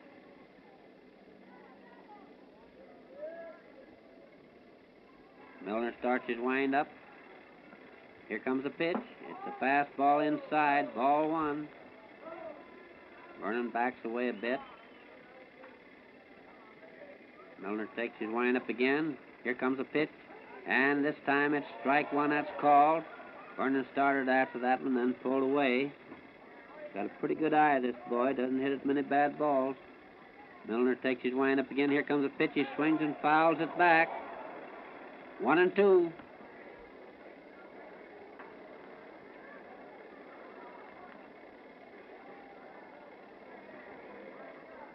Takes his wind up again. Here comes a pitch. He swings and fouls another one back, this time right on over the stands. And he gets another ball out there. 1-2 on Vernon. Here's a wind up. And a pitch. It's a high and inside. Ball 2, 2-2.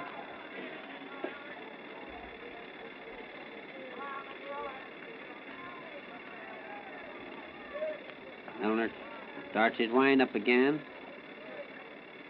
Here comes the pitch. He swings it to high, foul over back at third base. Keltner's going over there, but he can't quite get it. It drops over there in the box seats and bounces up and out. And Keltner comes up with it, tosses in to the umpire, who throws it away. He throws it back to the Washington dugout. That'll be used in batting practice. Ball was a little bit rough, probably. Milner takes his wind-up again. Here comes the pitch, and he goes down swinging. Milner came in there with a fastball just a little bit inside. Vernon took a cut at it, but missed. And Gideon comes up now, center fielder. He's been up 3 times, failed to hit. 2 men out, nobody on. And it's 6-3. Here comes the next pitch. It's strike one. It just took that outside corner. 1 strike. Milner starts his wind-up again. Here comes the pitch. He swings and fouls it back. It's 2 strikes on Gideon now.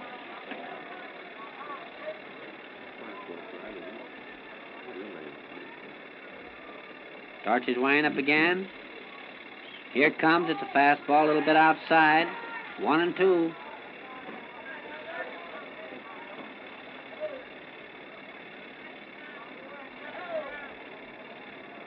Milner starts his wind-up again. Here comes the pitch. And he starts after that one, but lets it go. It's a little bit too high. It's 2-2. Gideon had a notion that time, but he changed his mind. A little bit too high. Here comes the next pitch. And he's called out on strikes. Milner came down in there, took that inside corner, and Gideon takes it. And Cleveland wins the ball game with 6 runs, 9 hits, no errors. Washington 3 runs, 7 hits, and 1 error. And as Harry has told you, there will be no ball game here tomorrow. The Yankees come in Saturday for a single game and a single game with the Yankees Sunday. All right, Harry, if you have something over there. Well, that just about tells the story of this afternoon's ball game. The winning pitcher, of course, was Big Al Milner, and the losing pitcher was Bass, the starting pitcher for Washington. We'd like to again remind you fans of Miller's Market, 2135 4th Street Northeast. Walter Johnson will be out seeing you tonight, and tomorrow night you fans around the Calvert Market at 1862 Columbia Road Northwest. We'll be greeting you again over the air Saturday afternoon for that first game between the Yanks and the Senators. The second game of that series will be played Sunday afternoon. This is Harry McTigue speaking for Walter Johnson. Thanks for listening, and so long. This is Columbia Station for the nation's capital. It's 5:17 p.m. BULOVA, Bulova Watch Time.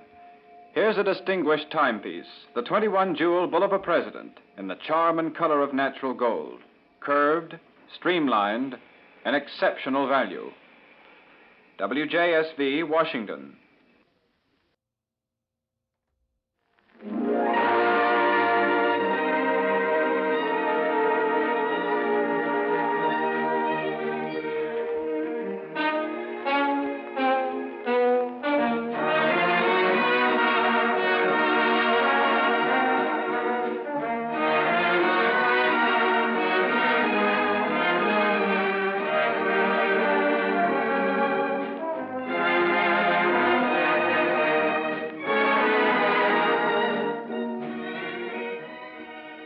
The world dances, and we present the transcribed music of Dick Carroll, his piano, and his orchestra.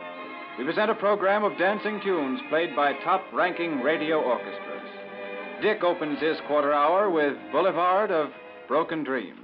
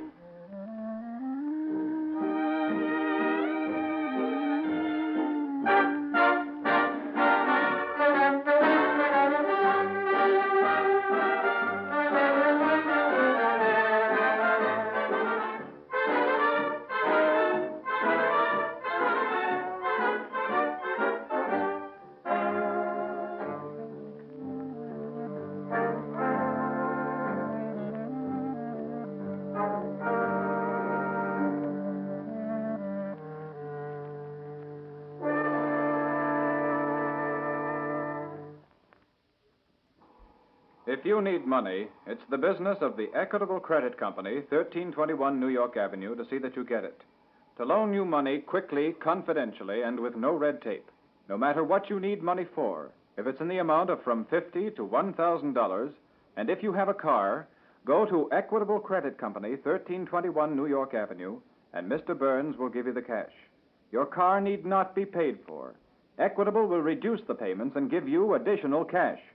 Get the money now. Take from 1 to 20 months to pay. Drive to Equitable Credit Company, 1321 New York Avenue today. Tell Mr. Burns how much money you want and drive away with the cash.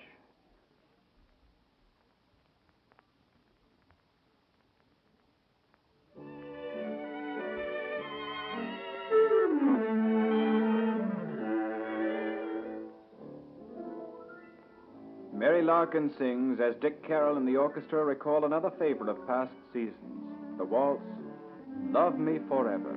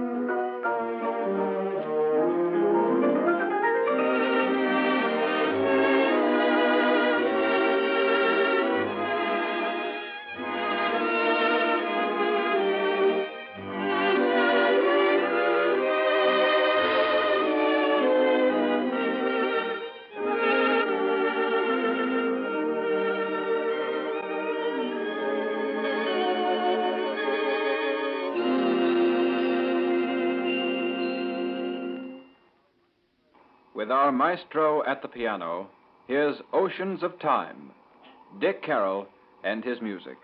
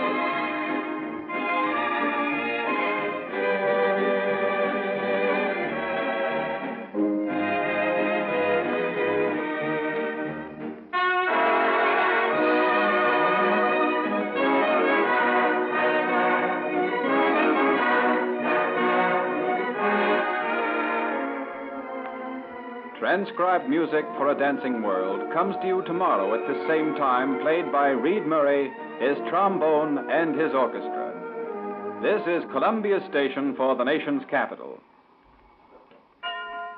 5. Housewives praise the wholesome goodness and economy of jumbo bread. Yet jumbo bread sells at the economical price of 8 cents a pound loaf, 15 cents for 2 full-pound loaves at your neighborhood sanitary food store. WJSV, Washington.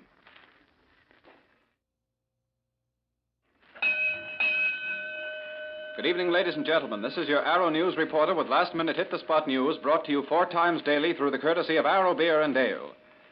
Arrow Beer, the fine beer that brings you this broadcast, has always been a big favorite in Washington, and it's growing more popular each day, is making more friends than any other brand of beer that's sold in the city. Arrow Beer is growing faster because it has the famous flavor that real beer drinkers appreciate. Arrow is smooth, not sweet. Better, not bitter. The sharp bark of assassins' guns sounded above the thunder of artillery today and gave Europe grave new fears. A group of pro-Nazi Romanians shot and killed the premier of their pivotal Balkan state, armed Cănăscu. The assassins then attacked the Bucharest radio station and shouted what seemed to be a signal into the microphone. Quick action by Romanian guards restored order, and the government now announces that the nation is calm. If the murder of Cănăscu was intended to touch off a general revolt by the pro-Nazi Romanian Iron Guard, it apparently has failed. Advices from various Romanian embassies indicate the government is in control, and a military dictatorship is likely. Washington and the Berlin embassies both understand that General Ernst Balif has been named premier. The assassination came as all Europe followed Romania's position carefully, knowing that her oil and wheat are coveted by Hitler. The destruction of Poland has brought German and Russian troops almost to Romania's borders. For the moment, at least, Romanian developments overshadow the shifting of millions of soldiers on the Western Front. But after 5 days of lull, the Rhineland sector is again the scene of major developments. Nazi artillery is pounding French lines in the Saar and Vos sectors. An unofficial French communique admits enemy fire south of the Saarbrücken, but says that the day was generally calm. France has completed general mobilization with 6 million men geared for action. Apparently fearing a renewed French drive, now that mobilization is complete, the Germans opened fire with artillery. Neutral observers believe the barrage is intended to hold the Allies in check until German reserves complete their migration from Poland to the Western Front. Heavy German troop movements have been underway for 2 days.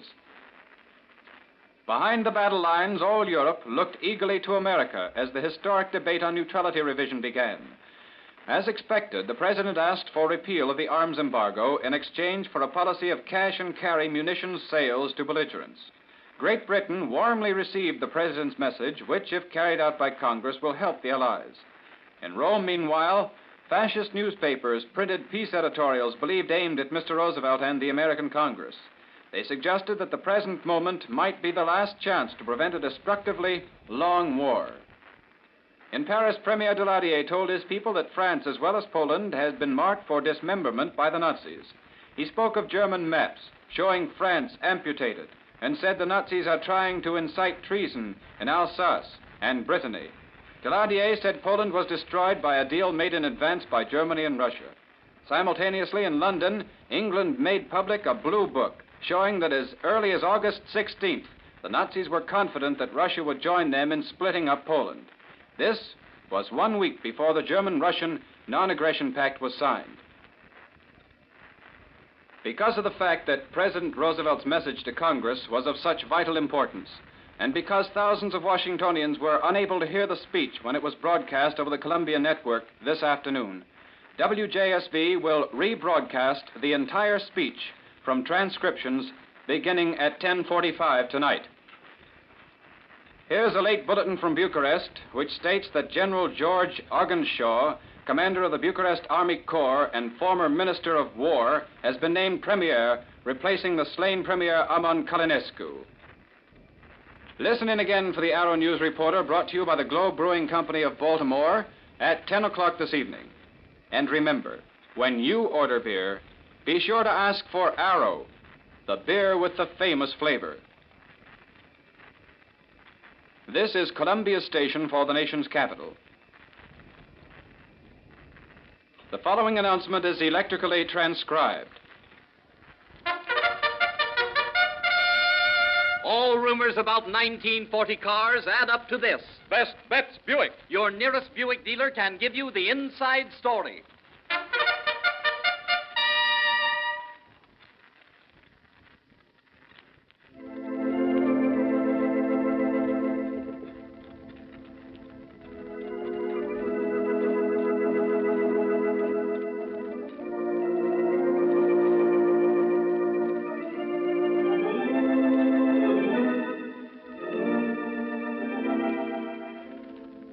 Let's take time out, ladies and gentlemen. Time out with Johnny Saab at the console of the Hammond electric organ. Johnny opens this evening's program with an excerpt from Porgy and Bess, Summertime.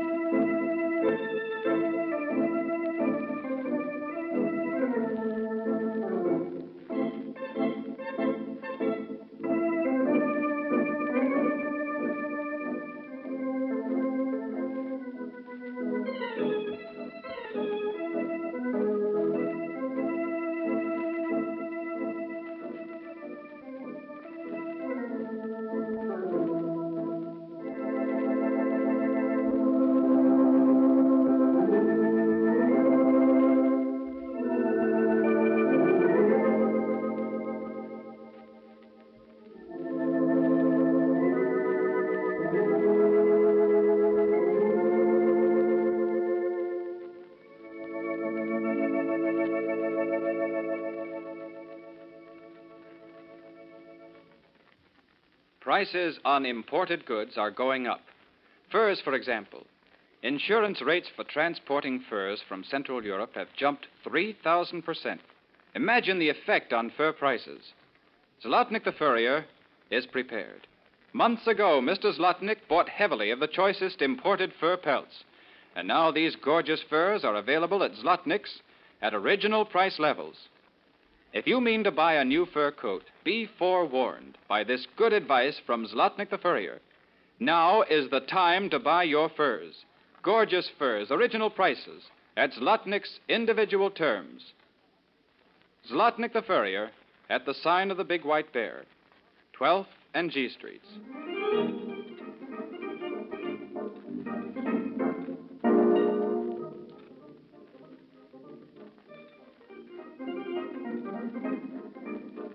Johnny turns now to No No Nanette and brings us that sprightly hit tune from the production, Tea for Two.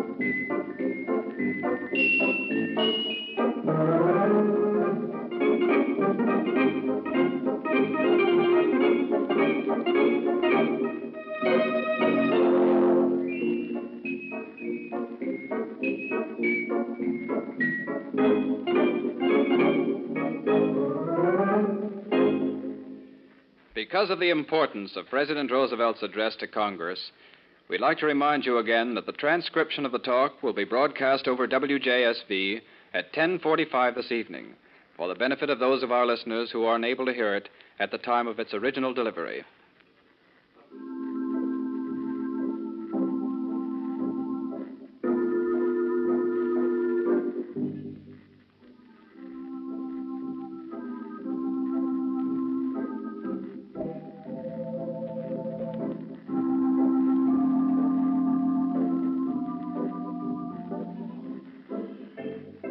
The facile fingers of Johnny Saab bring us now one of the season's best ballads, White Sails.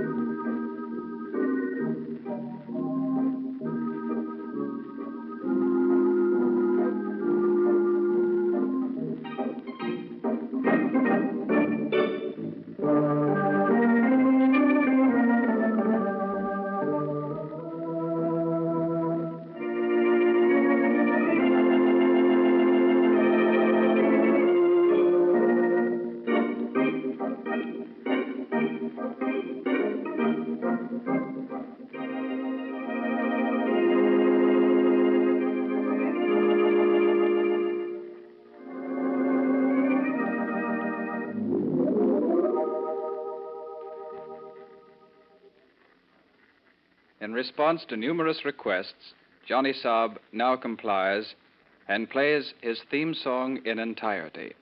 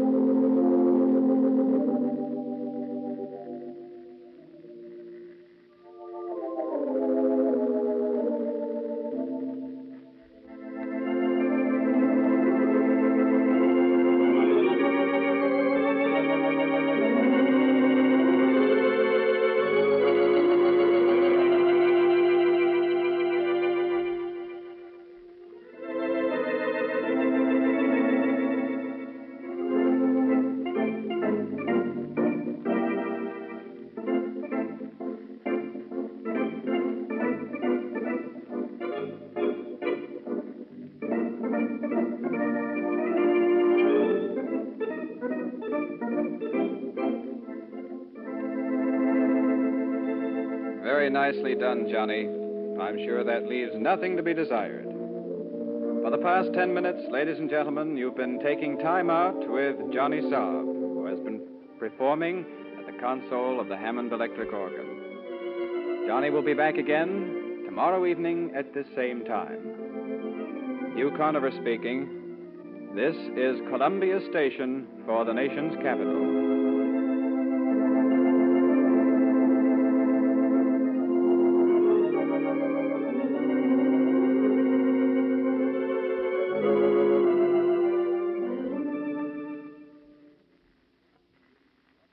WJSV, Washington.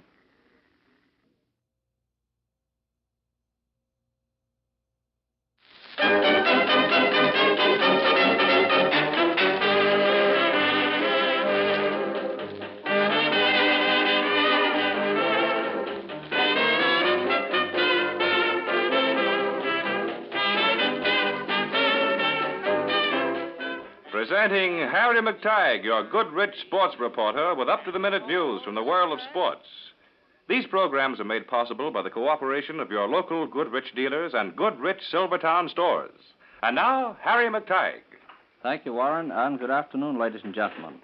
The New York Yankees took their third straight game from the Chicago White Sox this afternoon, winning out 5-2. The Yankees scored 5 runs off 10 hits. They made no errors. Chicago, 2 runs, 8 hits, and 1 error. Russo and Dickey, the battery for New York. Dietrich, Brown, and Tresh working for Chicago. Dietrich, the losing pitcher. Bill Dickey homered in the third inning with 1 on for the Yanks, and Joe Gordon in the third with nobody on. The Boston Red Sox beat the St. Louis Browns 6-2. Boston 6 runs, 9 hits, no errors. St. Louis 2 runs, 7 hits, 1 error. Galehouse and Desautel for Boston. Prima and Horshaney for St. Louis. Cronin homered in the 7th with 1 on for Boston. Prima homered in the 3rd with nobody on for St. Louis, and Neighbors in the 7th with nobody on. The Detroit Tigers beat out the Philadelphia Athletics 7-6. Detroit 7 runs, 11 hits, 2 errors. Philadelphia 6 runs, 10 hits, 3 errors. Pippin, Rowe, Bridges, and York for Detroit, with Rowe the winning pitcher. Beckman and Hayes work for Philadelphia. Rudy York homered in the 8th with nobody on. The Cleveland Indians beat the Washington Senators 6-3. Cleveland 6 runs, 9 hits, no errors. Washington 3 runs, 7 hits, 1 error. Milner and Hensley for Cleveland. Bass, Carrasquel, and Farrell for Washington. Charlie Gilbert homered in the 7th with 1 man on. The Boston Bees and the Pittsburgh Pirates played a doubleheader this afternoon, with Pittsburgh winning both games. The first 6-4. Pittsburgh 6 runs, 8 hits, 1 error.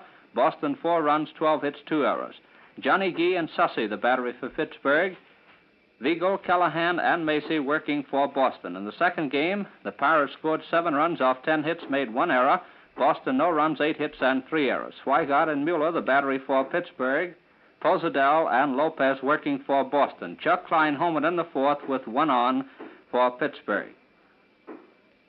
The Chicago Cubs beat the New York Giants 9-3. Chicago, 9 runs, 14 hits, no errors. New York, 3 runs, 6 hits, 1 error. Passo and Mancuso for Chicago. Lorman, Melton, Brown, and Denning for New York. Lorman, the losing pitcher. Hank Lieber homered in the 1st with 2 on for the Cubs. The Cincinnati Reds beat the Philadelphia Phils 8-3. Cincinnati 8 runs, 13 hits, no errors. Philadelphia 3 runs, 11 hits, 1 error. Derringer and Lombardi for Cincinnati. Paul Derringer getting his 23rd win of the season. For Philadelphia, it was Pearson, Kersick, and Warren. Pearson, the losing pitcher. Lonnie Fry homered in the 6th with 1 on. Brooklyn and St. Louis. The Brooklyn Dodgers are leading the St. Louis Cardinals 5-4 going into the last half of the 9th inning. Hamlin and Todd, the battery for Brooklyn. McGee started for St. Louis. He was relieved by Weiland in the 7th. Davis going in, Weiland in the 5th, rather. Davis in the 7th, and Padgett the catcher. Hamlin homered for Brooklyn in the 3rd with nobody on, and Slaughter in the 1st with nobody on for the Cardinals. Motorists, it's only once in a blue moon that you hear about a really unusual offer. And this is one of those times, a chance to get a miniature reproduction of your own license plate with keychain attached for only 10 cents. Believe me, this keychain is a hit clear across the country. It's going like wildfire. Motorists everywhere want it. In fact, at the Goodrich Arena at the New York World's Fair, where Jimmy Lynch and his daredevil drivers are performing, people are standing in line waiting to get these keychains. And here's how you can get one, too. Just mail a letter to the B.F. Goodrich Company, station WJSV, Washington, giving your name and address and license plate number, and enclose 10 cents in coin or stamps to cover cost of handling. There's no obligation, nothing to buy. Remember, this keychain has a miniature reproduction of your own license plate attached, made of brass with smooth corners with your own number. If you want to beat the rush, take my advice and mail your request to the B.F. Goodrich Company, station WJSV, Washington, with 10 cents in coin or stamps right away. Heavyweight champion Joe Louis has a great deal of respect for the man who went 11 rounds with him last night. The Brown Bomber describes Bob Pastor as a tough game opponent. He admits that Pastor's gameness and boxing skill had him puzzled until a crashing right-hand blow ended the scheduled 20-round battle in the 11th round. Lewis's co-manager, John Roxborough, says Pastor shook up the champion a bit in the 8th round. Pastor, outweighed by more than 15 pounds, made a surprising comeback after being floored 4 times in the first round and once in the second by Lewis's dynamite-laden fists. He did a little of the running and backpedaling that carried him through 10 rounds with Lewis 2 years ago. In the 8th, 9th, and 10th rounds, he forced the fighting, and in the 8th round, he even made Lewis cover up and retreat. The beating he took in the early rounds, however, robbed Pastor of his strength, and a whistling right-hander to the jaw early in the 11th round put him on the floor for the count. After the fight, promoter Mike Jacobs announced that Pastor would probably be matched with Max Baer this winter, and later he may meet Tony Galento for the doubtful privilege of fighting Lewis again. The New York Yankees are getting ready for their 4th straight World Series, but it won't seem like a World Series to any of the old-timers without old Iron Man Lou Gehrig anchored out there on first base. It wasn't so much that Lou was a colorful figure standing out there on the initial sack. It was more than that he was there giving the game all he had every minute, whether it was an exhibition or one of the many World Series games he's helped to win. None can deny that Henry Louis Gehrig left a good record behind him when he broke a skein of 2,130 consecutive games this year. His lifetime fielding average with the Yanks was .992, and his batting average was .338. He holds more records in the American League than we have time to tell you about. One was that he is tied with Babe Ruth in leading the league in home runs for 12 years. Gehrig was in Detroit on May the 2nd this year when he broke his Iron Man string, and significantly enough, old Wally Pipp was in the stands at Greek Stadium that day also. And Wally Pipp, to use his own words, knew the Iron Horse when he was a colt. Pipp was as unhappy as Lou himself that day, even though he had cause to be jealous of Lou in former years. It was Pipp's job that Lou Gehrig took back in 1925 when the Yankees were grunting along in 7th place. It happened like this. One day, Pipp went into the clubhouse after batting practice and asked the trainer for an aspirin. Doc Wood suggested that Pipp take a rest that day, adding, "We'd let that kid Gehrig play first today." The kid did all right. He got in a couple of base knocks and had a perfect day in the field. He stayed in the next day and for many days thereafter, in fact, for 15 straight years. Gehrig had a couple of close calls, however, in maintaining his amazing endurance record. There was that time in Detroit when he was suffering from lumbago so badly that he wore an electric pad on his back until game time. He went into the game as leadoff man, sent a ball sailing over the second baseman's head. A runner was sent in, and Lou went home to bed. When he first went with the Yankees, he was making something like $2,000 a year. His top was $36,000. And all told, in 15 years, the Yankees shelled him $386,000 out of the money sack. Perhaps the Yanks don't need Lou Gehrig to help them win the World Series. They have some pretty classy hitters in DiMaggio, George Selkirk, Charlie Keller, and a half a dozen others. And besides, didn't they win the pennant hands down without him? Well, yes. But then his old friends miss Lou, and if you ask them, they'll tell you so. They hate to see any old-timer pass out of the picture. Gehrig, as you know, is suffering from a rare disease. The doctors say that he can be cured, but that he will never play ball again. He's still on the Yankee active player list and will remain on the payroll until the end of the season. After that, he may be used in some executive capacity with the club, although nobody wants to comment on that right now. Anyway, perhaps the highest tribute ever paid to Gehrig was by Clark Griffith, the owner of the Washington Senators. Griffith never had much love for the Yankees, as you may know, but once when he was asked to name an all-time all-star team, he reeled off a list of names and wound up with, "And I'll take Gehrig. He's reliable." Now, I have a real sporting proposition for all you fans who drive a car. I want you to listen to 2 or 3 safety slogans, and then, for safety's sake, to do all in your power to live up to them. Here they are. Lose a minute and save a life.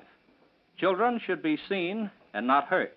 Step on your speed, urge, instead of your gas pedal. Yes, safety like charity begins at home. When motorists make up their minds to do just a little bit more than is demanded of them, our streets and highways will be safer for everyone. An extra driving courtesy in accident prevention comes well-conditioned equipment. Last year, unsafe tires were responsible for thousands of dangerous skids.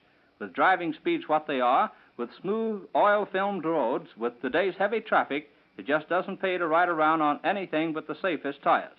So have your car equipped with Goodrich Safety Silvertowns. No other tire gives you Lifesaver tread skid protection, and no other tire gives you Golden Ply blowout protection. For unsurpassed tire safety, for honest tire economy, have your nearest Goodrich Silvertown tire dealer equip your car with Silvertowns. The Chicago Bears are monopolizing the ground-gaining brackets of the National Football League standings. The first standings issued today show 3 Bears at the top of the heap. Little Bob Swisher, the Bears' halfback, handed everyone a surprise when he knocked off 85 yards in 8 attempts. Joe Manisi gained 84 yards in 14 tries. The freshman honors for the opening week of play was snagged by Bill Osmanski, who ticked off 64 yards in 10 dashes. Passing efficiency standings also showed a Chicagoan tied for top honors. Bernie Masterson completed 6 of 11 passes to rival Arnie Herber of the Green Bay Packers. However, Herber bested Masterson in yardage on passes by a margin of 138 yards to 129.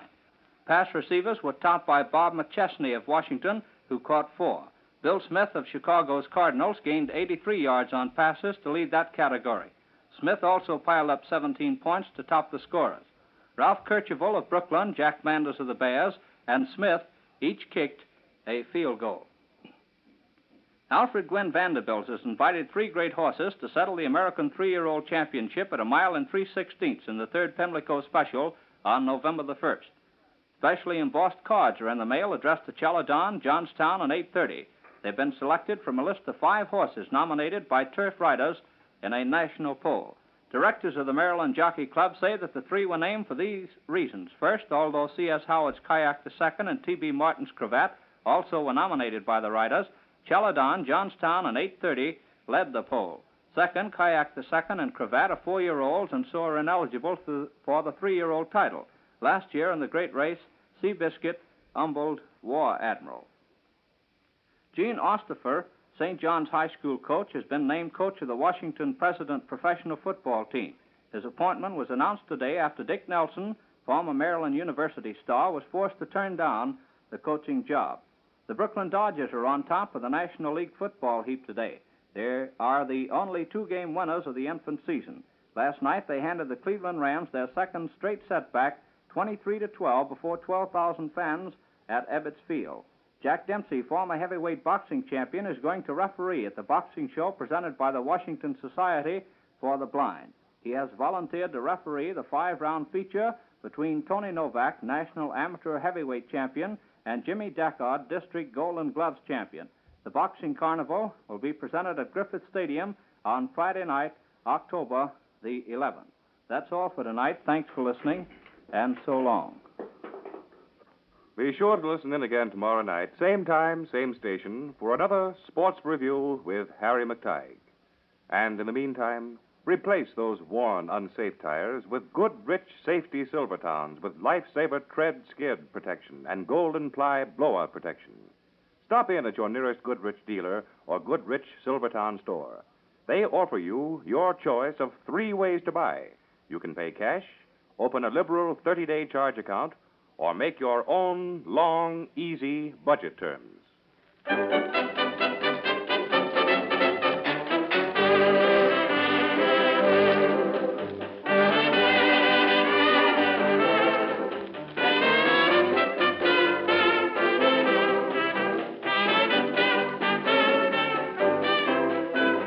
cut down the old pine tree, and they hauled it away to the mill.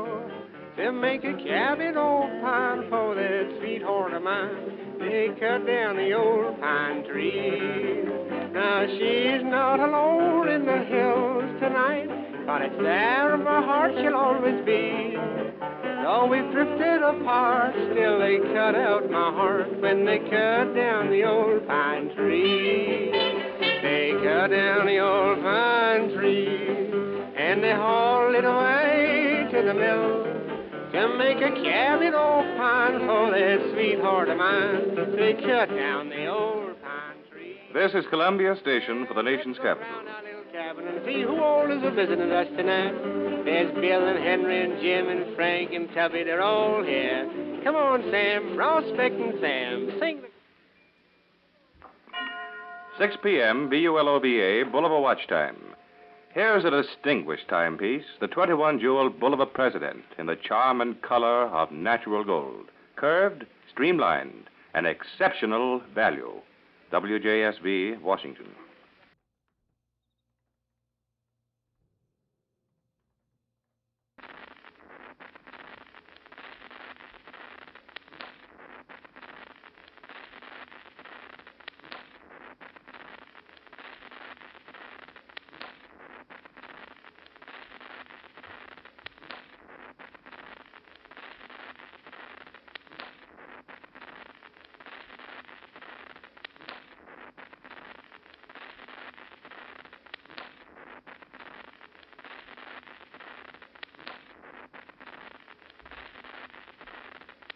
Ladies and gentlemen, technical difficulties beyond our control are delaying our presentation of the Campbell Soup Show, Amos and Andy, scheduled to be heard at this time. As soon as these difficulties have been cleared, we hope to present Amos and Andy. In the meantime, a transcribed organ interlude.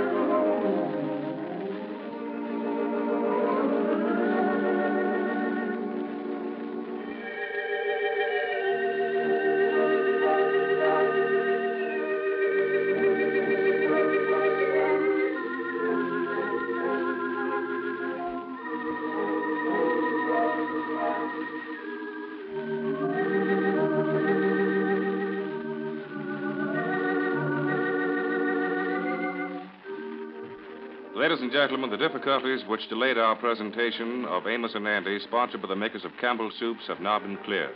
Here are the famous pair, Amos and Andy. And the next thing, I sort of forgot some of the words to the song I was going to sing. Couldn't get them in my head. Then you know that Mrs. Van Poden and myself ain't speaking to each other, and we were supposed to sing together. Then a little thing like, this didn't amount to nothing, but I started thinking about getting up in front of all them people and something going wrong. Oh, now, that's it right there. Now you done beat around the bush. You done finally got in there where the rabbit is. Yeah. Well, what's that? What? Yeah, well, that is that thing you talking about. That is the germ that starts the whole fever, that fear germ. Oh, I wasn't scared. You think you wasn't. You were so nervous that all the nerves in your throat got together and say, let's tighten up on him. That's what your nerves say. Well, I've been over and talked to my singing teacher. I told her that I was better now. Yeah. Then she told me that she was going to have the recital next week. Oh, you was over there early this morning. Yeah, you told me that. Yeah. Oh, I in great shape. Oh, ho, ho, ho. Yeah. Come, I love you only. Oh, boy, I really wish the thing was tonight. Yeah, you really wish the thing was over and that you was a big success. That's what you really wish. No. I tell you, I know that I'm going to be a success. I know that the newspapers is all going to be there to hear me sing. Well, now, listen, and I didn't want to show you this, but here's a little piece that was in the newspaper today. What's that? Look here, I'll read it to you. The Bluebird School of Singing, which is managed by Mademoiselle Henrietta DeWitt, announced that the recital scheduled for tonight would be postponed until a later date due to illness of some of the participants. Yeah, well, that ain't bad. Now, listen to this. Andrew H. Brown contracted buck fever yesterday as the 0 hour approached. However, it was reported in Harlem that he knocked himself out with his own singing at rehearsals. That's a fine thing. Residents of Harlem claim to have never heard Mr. Brown sing. That noise you have been hearing for the past 2 weeks, which resembles a cow, was Mr. Brown rehearsing for his debut. Now, there's something. It is reported that Mrs. Henry Van Porter, one of our better singers in Harlem, flatly refused to have her voice humiliated by singing a duet with Brown. Better singers. This, we believe, was the real cause of the postponement. Although this writer called Mr. Brown on the phone yesterday for a statement, but found him unable to talk, much less sing. We are looking forward to the recital next week, when it is hoped that the teacher will be able to drug Mr. Brown sufficiently to get him on stage. Ivy, that's the whole thing, and I'll sue the newspaper for assault, battery, and slander. Yeah, well, don't start suing the newspaper now, 'cause they prints the news, and this is news. Yeah, but why has they got to stand up and say all that about me? Some little reporter that ain't got sense enough to come in out the rain and write that stuff. Wait till the newspaper crickets hear me sing. Yeah, well, that's who wrote this. This fella is the music cricket on the paper. He is the one that's going to report after he hears you sing. Oh, he is, huh? Yeah. Well, I better let bad enough alone. Yeah, I say you might as well. Don't forget, don't try to fight the newspaper. Remember, the pen is mightier than the sword. Yeah, I'd rather get stuck with a pen, though. Yeah, well, he's sticking you with one now. Yeah, that's the way with these crickets. They can't do nothing themselves, and they find fault with everything everybody else do. Well, the man is paid to find out the news about singing, and he got to tell the truth, 'cause the public wants to know the latest news. My public. How can they be like that? I love them. Wait a minute. Here come Henry Van Porter. Yeah, I want to talk to him. Don't start an argument with him. Oh, he's on my side. Come in, Henry. Well, how is you today, Henry? Well, my charming friends, how is you? Mrs. Van Porter is home, and she's having a nervous breakdown. Oh, she is, huh? What's the matter with her? Getting old? Wait a minute, Andy. I do not like that remark about Mrs. Van Porter. Well, you don't like her singing neither, do you? Well, her singing has nothing to do with the remark you made. I'll have you know, Andrew Brown, that she is a member of the younger set. All right. Well, what's the matter with her? Yeah, what is the matter, Henry? Well, it just seems that this singing that she's doing is getting on her nerves. Last night, she heard the news of the postponement, and it just messed up all of her plans. Yeah, well, Andy had a bad throat here till they called the thing off. Yeah, I was sick as two horses there for a while. Yeah. Well, confidential and under your hat, Mrs. Van Porter went to a store here in town, and she got a new dress to take home on approval. She was going to take the dress back Saturday morning, and she had a hard time getting the dress out of the store. Oh, yeah, they won't let my wife take none out unless they put one of them lead sinkers on it. And if you take the lead sinkers off, why, you got to keep the dress. Well, they had the little lead weights on the dress that Mrs. Van Porter borrowed, but she got some flowers to cover the lead. Oh, yeah, they do that. But now she can't use the dress for the recital, and, of course, she blames you for the whole thing, Andy. Well, you blame me for it, huh? Yeah, what's that? Well, first of all, she say that you are teacher's pet.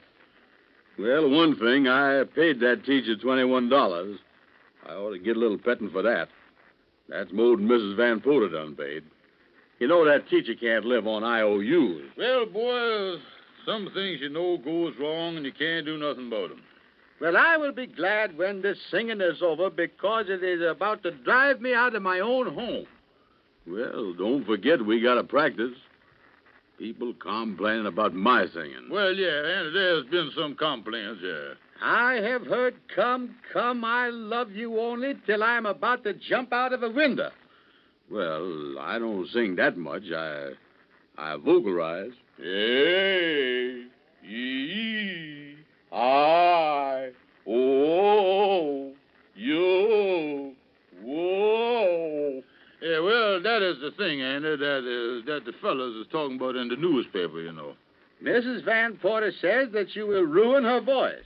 Well, how about her ruining my voice? She got me deaf in one ear now, the side she sings on. Yeah, well, tell me this. When do you think the recital is going to be? Well, Mrs. Van Porter talked to the teacher a while ago, and the teacher thought that she would tell everybody, but the singers, a little ahead of time, and not tell them till a few minutes before the recital happens so that they won't have time to get scared. Scared? I ain't scared, I'll tell you that. I'll sing in front of anybody. Be very funny if you see me in Carnegie Hall. I think they got it, Janitor Andrew. All right. Be funny now. Be funny. I'll show you. Wait a minute. Come in, son. Well, hello there. What y'all doing in here? Hello, Amos. Yeah, well, we're just talking to Andy here, Brother Amos.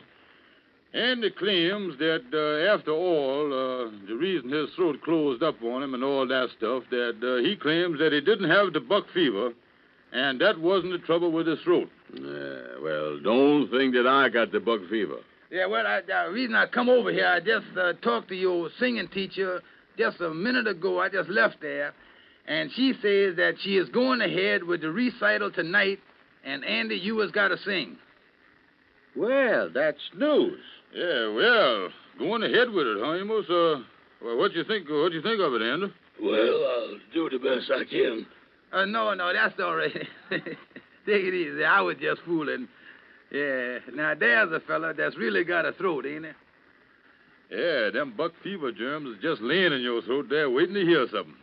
Come on, son, unlax yourself. I was just kidding. To many, many families, soup means Campbell's tomato soup. So, if it's a favorite at your house, too, won't you plan to have it again soon? And may I remind you that many people enjoy Campbell's tomato soup served as a tangy sauce. It's condensed, you know, double strength and double rich in keen tomato flavor, so it's ready to serve. Just heat it as it comes from the can and pour it over meatloaf, croquettes, or leftovers. It gives them a zippy tomato flavor men and youngsters both like. Many women keep extra cans of Campbell's tomato soup on hand to serve as a sauce as well as a soup. Don't you want to put it on your grocery list now?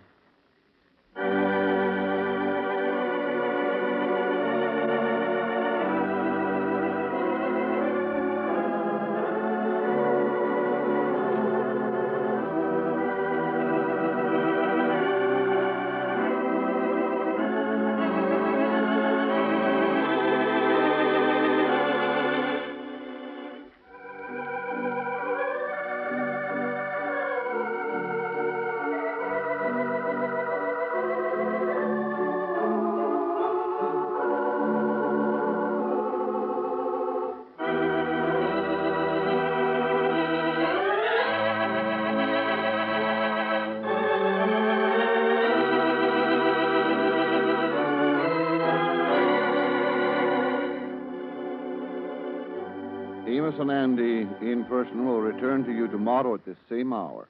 This is Bill Hay, speaking for Campbell's Tomato Soup, bidding you all good night.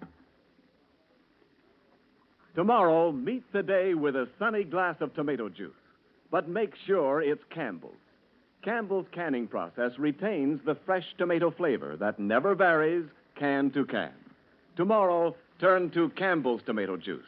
A better drink at breakfast, a grand drink anytime. This is the Columbia Broadcasting System.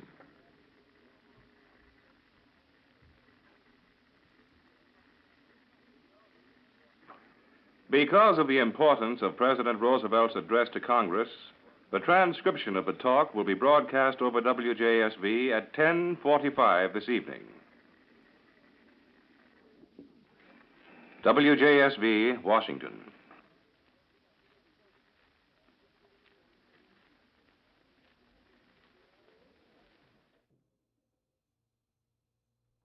Woodbury presents The Parker Family, starring Leon Janney.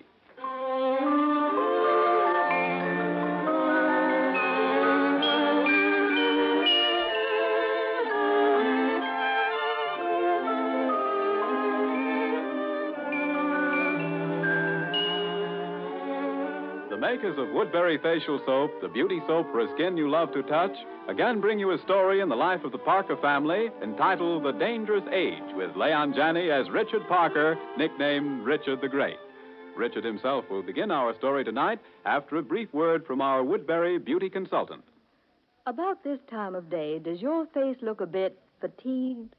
Well, it's no wonder that your skin gets a little tired and drab after you've been busy the whole livelong day. If you're going out tonight, take a Woodbury facial cocktail first. Just smooth on a rich lather of Woodbury facial soap. Massage it in gently and then rinse. Doesn't that sound easy? Lovely debutantes give their complexions this beauty cocktail with Woodbury every afternoon before the evening starts. It only takes a moment and almost instantly revives that fresh, glowing look in your complexion. You see, Woodbury facial soap is made of soothing oils that contain a skin-invigorating vitamin. This vitamin definitely helps arouse the tired skin's vitality. Now, I'm sure you've been meaning to try Woodbury for a long time. Then don't put it off. Get Woodbury today and see how quickly your complexion improves under its skin-enlivening care. Woodbury is now only 10 cents. Wherever fine toilet soap is sold. And don't miss the special offer to be announced later in the program.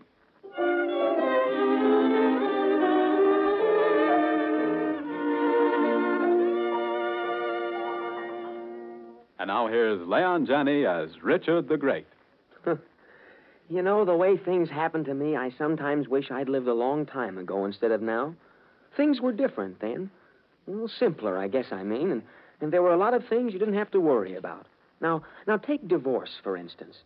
Something happened one day in my family that just about floored me, and finally I decided to talk to my sister Nancy about it.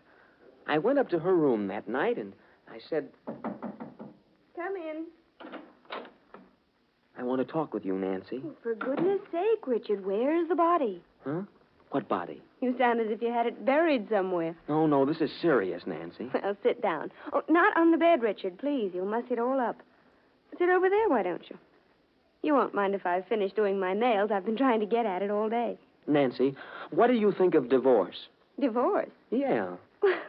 Well, it isn't funny either. I don't know, Richard. Well, you'll soon have to make up your mind, I'll tell you that. What are you talking about? Mom and Dad are going to get a divorce. Richard, you're crazy. Oh, no, I'm not. Say, where were you this afternoon? My mother asked me to go out to Prescott's farm to get the butter and eggs. Well, listen. I came home from school early today, and when I opened the front door, I heard Mom talking to somebody in the living room. I was just going in there when I heard something that just about knocked me over. You mean Mother was talking to a man? Sure. And it was somebody she knew before she was married to Dad, because she said something about stuff that happened when they were kids. Richard, just because some old friend of Mother's drops in to see her... You wait till you hear the rest of it. The man said, I'll never forget how jealous Walter was. And then Mom kind of laughed. Was that all? No, it wasn't. The man said, I never thought I'd come to this, calling on a woman behind her husband's back. Huh. Now, do you believe me, Nancy? Well, What do you think she said then? She said, you'd better go before Richard comes home from school. I don't want him to know you were here, and he'd be sure to tell Walter. Richard? Well, she did. And then he said he'd drop in to see Dad tomorrow and pretend he just got into town. How do you like that? Well, I don't know what to think. Well, I do. I think Mother's at the dangerous age. You know, like that picture we saw the other night. Oh. Well, she's still kind of young, isn't she? And you know yourself, Dad never sends her flowers or anything. Oh, don't be silly. Dad's crazy about Mother. Now, listen, Richard. If I were you, I wouldn't say a word about this to anybody. Well, I'm certainly not going to just sit around while the family falls to pieces. I'm going to do something. What, for instance? Well, I don't know exactly, but... Oh, gee, Nancy, I thought you'd help me think of something. We can't say anything unless Mother does, Richard. We're not supposed to know it. She didn't say anything to you about that guy, did she? No, she didn't. There, you see? Well, I'll tell you this much, Nancy. You can sit there and not say anything if you want to. But if I can think of something to do, I'm going to do it.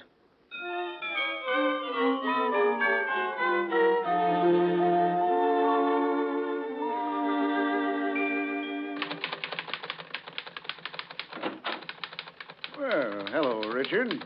Hiya, Dad. Can I see you for a minute? Why, yes. Miss Fenton, get the plans of the Austin house and bring them into me in about 10 minutes, would you? Come in, son. Come in. No football practice this afternoon? Well, I got through early, you see. I thought I might kind of wait around and go home with you. All right. I won't be leaving for an hour or more, though. Is that all you want to see me about? Well, yeah. Mm-hmm. Well, I thought we might stop at the florist on the way home and take Mother some flowers. You might take them, I mean. What's that? Yeah. It's not some kind of an anniversary, is it? I just thought if you got her a corsage and maybe took her out dancing somewhere tonight, it might kind of, break the monotony. Say, what's got into you anyway, Richard? What do you think we are, a couple of jitterbugs or whatever you call them? Oh, of course not. But I'll bet Mother'd get a big kick out of going someplace to dance. Yeah. Why don't you ask her to, tonight? Well, did she say anything to you about this nonsense? Oh, no, Dad. You know how Mother is, but do you realize that you and she are at the dangerous age? What? What age is that? Well, the age where if you kind of take each other for granted, somebody else might come along or something. Yes, I saw a movie just the other night where two... Oh, I see. I thought it was funny you'd stop in just to walk home from the office with me. Well, you can't blame me for not wanting to see You let your mother and me worry about that, will you, Richard? I'm pretty busy this afternoon. You'd better go on home, Well, okay, if you say so, Dad. I only hope you don't wake up someday and find out it's too late.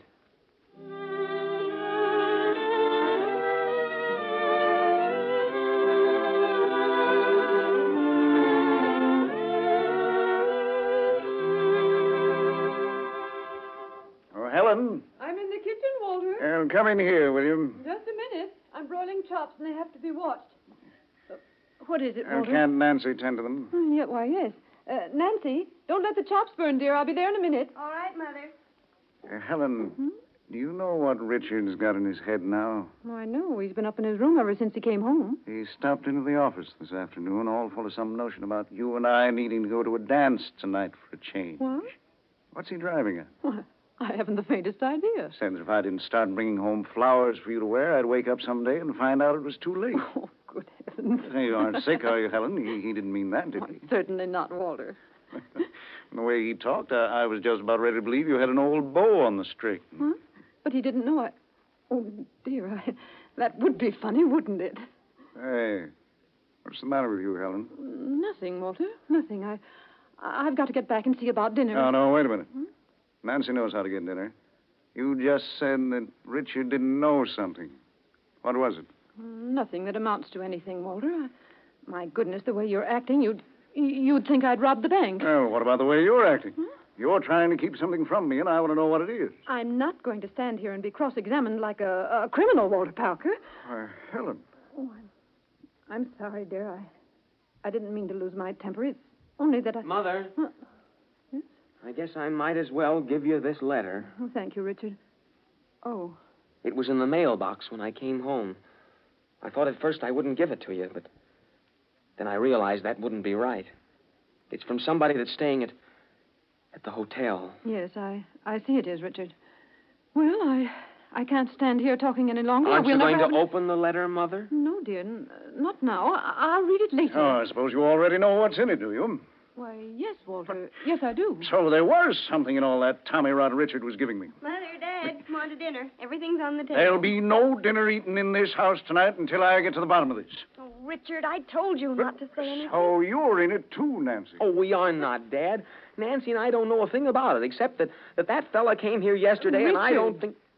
You don't know what you're talking about. Oh, gosh, Mom, you don't realize what it means to have your father and mother get a divorce. What? Divorce? Helen, who is this fella that's been coming around here behind my back? That's just what he said, Dad. Who said? The father. Helen, will you tell me who this man is? Oh, I might have known I couldn't keep anything from you. Every time I try to plan a surprise, it always goes... Mom, now please don't cry. Why couldn't you keep still, Richard? Oh. I knew something like this would happen. Never mind, Nancy. It's all right. I don't know how you found out about Harry, Richard, but... Harry who? Harry Minnick. What? You know him, Walter. Harry Minnick hasn't been in this town for 15 years. Have you been writing to him all this time? I'm trying to tell you. You know, he was with that book publishing company for so long. Yes? Well, they finally went out of business, and poor Harry was out of a job. So he went to work as a book salesman. He travels around the country and takes orders. But, Mom, he certainly wasn't talking about books to you yesterday. I heard you tell him he'd better go away before I got home, because I'd tell Dad he was here. Did you, Helen? Of course I did. Well, that's a fine how do you do. Well, don't you see, Walter? When we had all that trouble about Eleanor Murray's birthday present last Sunday, I decided I'd get your birthday present early this year. So, when Harry called me up, I had him come over, and I ordered that set of technical books you've been talking about for the last year. What? Well, that's all there is to it, and you've spoiled my surprise for nothing. And that letter I just got is a copy of the order. He said he'd mail it to me, and he did. It doesn't seem very funny to me. I'm sorry, Helen, I'm sorry. It's too bad to spoil your surprise. Well, But the idea of me letting Richard stir me all up over a man coming to see you, and then it turns out that he's a book agent and old Harry Minnick at that. The idea of two people of our age quarreling over another man anyway. It's the most ridiculous thing I ever heard of. You really had me scared, Helen. You know what I'm going to do tonight after dinner? There's no telling. I'm going down and see that picture Richard was talking about. Huh? See, if you're getting to the dangerous age, I want to see what I'm up against. Well, maybe I'd better go with you. You might be getting to that age yourself, and I'd hate to go through all this again. Well, jumping cats, so would I. Huh. How do you like that?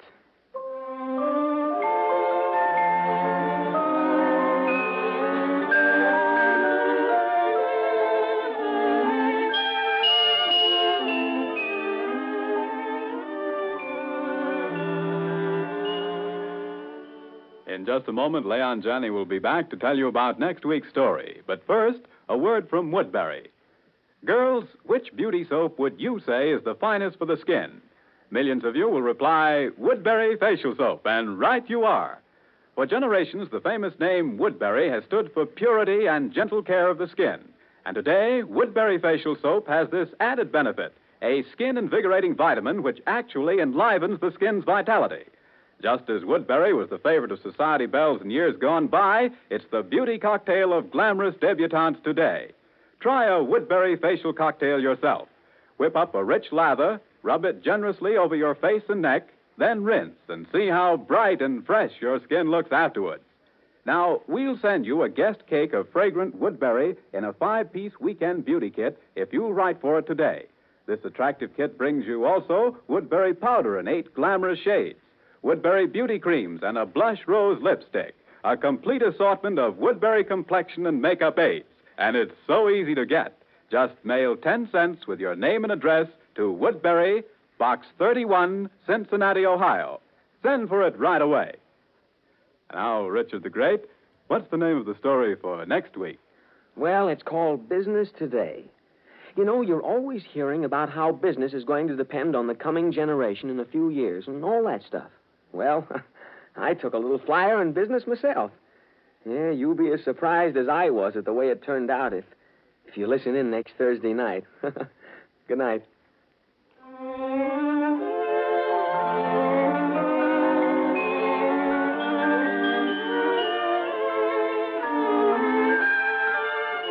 The Parker family has been brought to you by the makers of Woodbury Facial Soap, the beauty soap for a skin you love to touch. Harry Clark speaking. This is the Columbia Broadcasting System.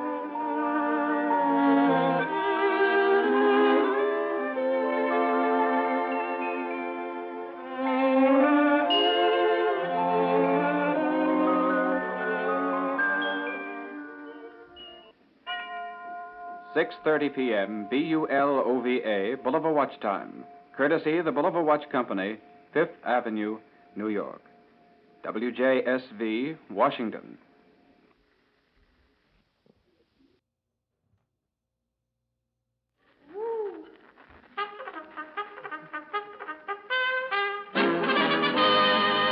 The makers of Post Toasties, the wake-up food, present Joe E. Brown.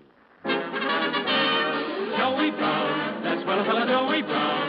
Toast toasting on the air tonight.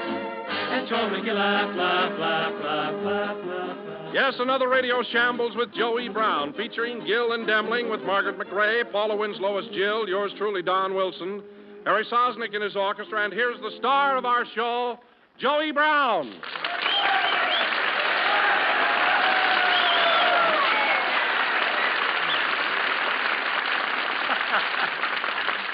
Hello, folks. Well, Joe, I understand that you're going to New York at the end of this month for the world premiere of your new picture, $1,000 a touchdown. Yes, is that right? and the World Series, Don. Of course, Oh, that's your picture, too. Well, I guess that's right, too, Joe. Are you driving, by the way? No, I'm taking a train. That car of mine has a shimmy that I can't get rid of. You know how a dog wags its tail every time it sees a bone? Well, of course, Joe, but what's that got to do with your car? Well, every time my car sees a gasoline station, it wags its rumble seat. Don, as long as you're going east, too, why don't we travel together? But, Joe, I'm not going east. Whatever in the world gave you that idea? Well, it's right here in the newspaper, Don. Come here, look. It says, Naval Air Base, Lakehurst, New Jersey. Navy expecting huge blimp from California.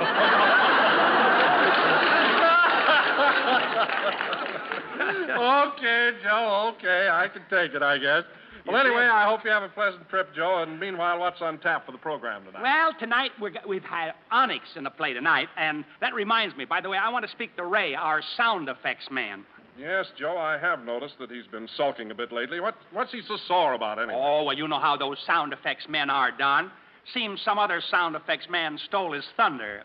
Oh, I get it. Yeah, but where is Ray? Have you seen anything of his whereabouts? Are you looking for my whereabouts, Joe? Yes, Ray, I am. Well, they're not here. I sent them to the laundry.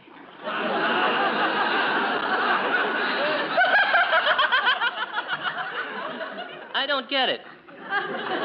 You don't get it? No, but I'm working on it. That's just what I wanted to say to you, Ray. You're not working at all. Well, I've kept my nose to the grindstone all week. Yeah, well, from the looks of your head, the grindstone slipped and ground a little too high. What did you say?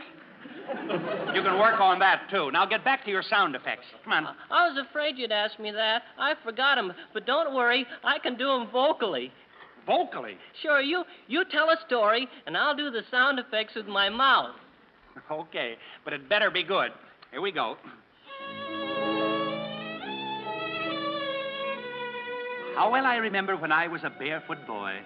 'Twas April, and all of San Pedro seemed to mirror the tender loveliness of spring. Beautiful spring. Squeak, squeak, squeak.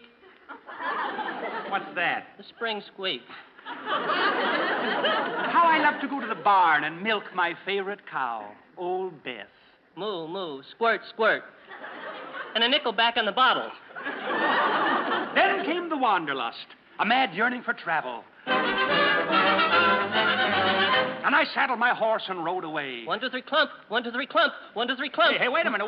What kind of a horse is that? He's got a wooden leg. How the noise of the big city thrilled my ear. Yeah. The big city thrilled my ear. Anyway, how the noise of the big city thrilled my ear.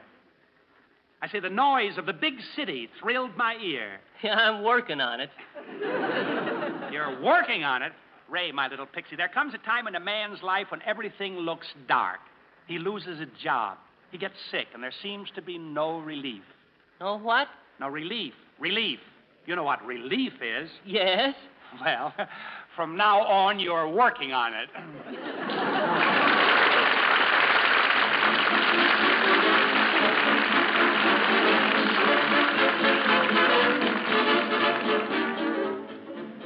Now that the kids are back in school, football is in the headlines, and there's a keen nip in the morning air, I bet you've all begun to realize that fall is really here.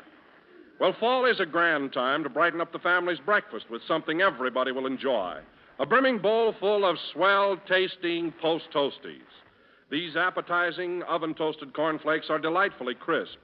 Their wonderful flavor is just downright delicious. And say, Post Toasties are packed with food energy to help you start these glorious fall days right. And don't forget, most grocers are selling Post Toasties today at a price below that of any other nationally advertised cornflakes. So tomorrow, ask your grocer for Post Toasties, the wake-up food.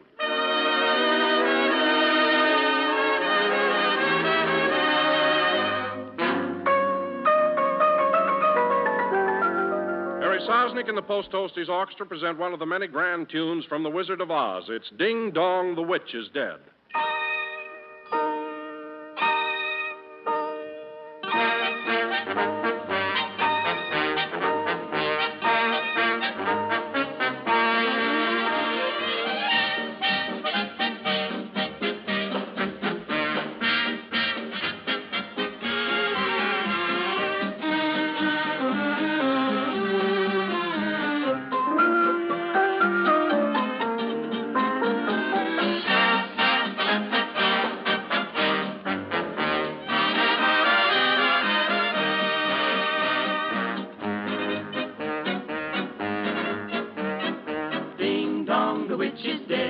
Old witch, the wicked old witch. Ding dong, the wicked witch is dead.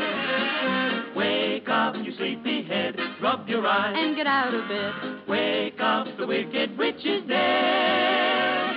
He's gone where the goblins go, below, below, below. Ho-ho! Let's open up the gates and sing.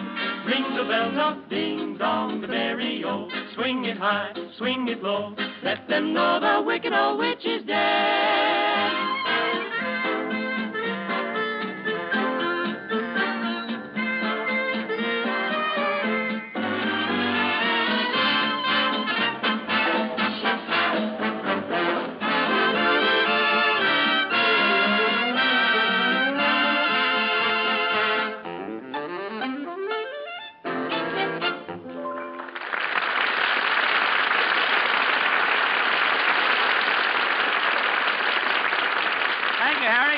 Tonight, folks, we are going to be Well, greetings, chum. I understand you're going to New York for the premiere of your picture, $1,000 a touchdown. Yes, sir, and the World Series, of course. Oh, of course. Have you and Demling decided to come along, I'm afraid? No, Joe. You see, we're merely looking out for your welfare. That's it. We bought your tickets for you. Here they are. Well, thanks. Read it, they are. That's very nice of you. Oh, Hey, wait a minute. Huh?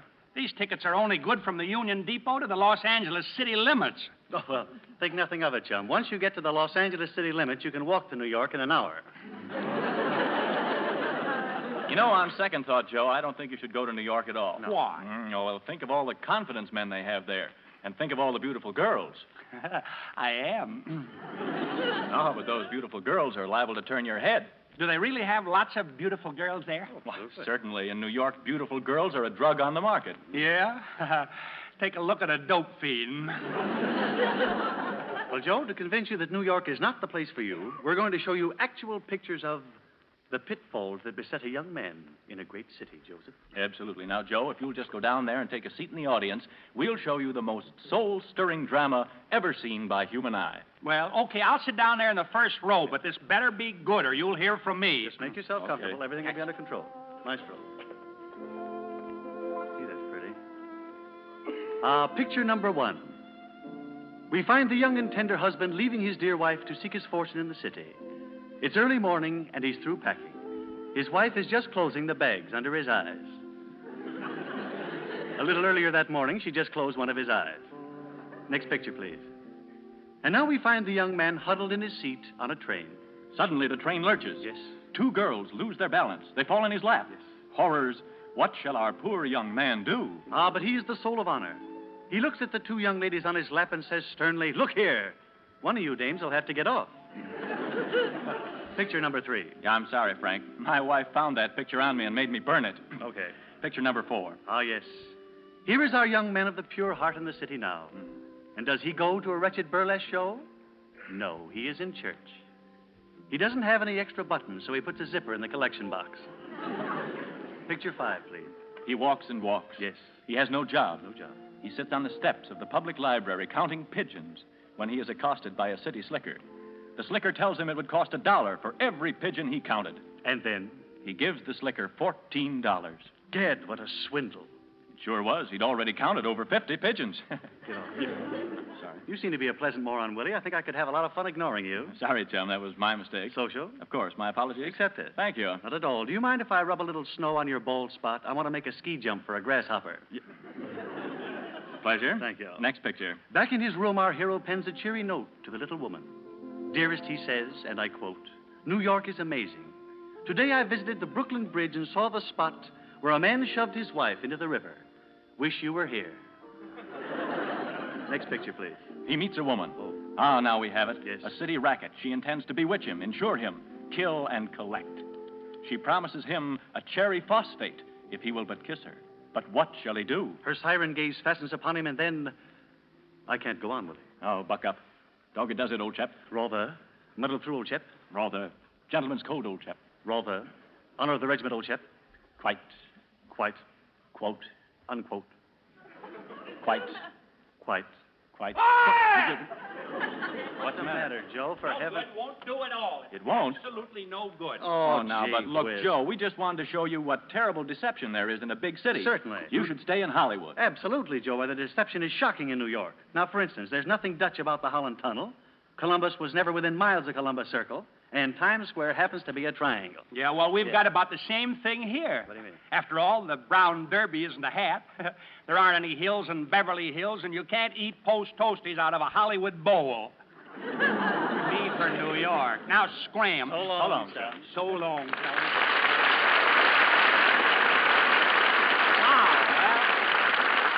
I'm glad that I'm rid of those crackpots. Oh, it's Blanche. Hello, Blanche. Gee, I want to congratulate you on your picture preview. Look, the New York Times has your kisser spread all over the front page. My picture? Uh-huh. Oh, let's see it. That's swell. Oh, Blanche, that's not my face. That's a picture of the Holland Tunnel.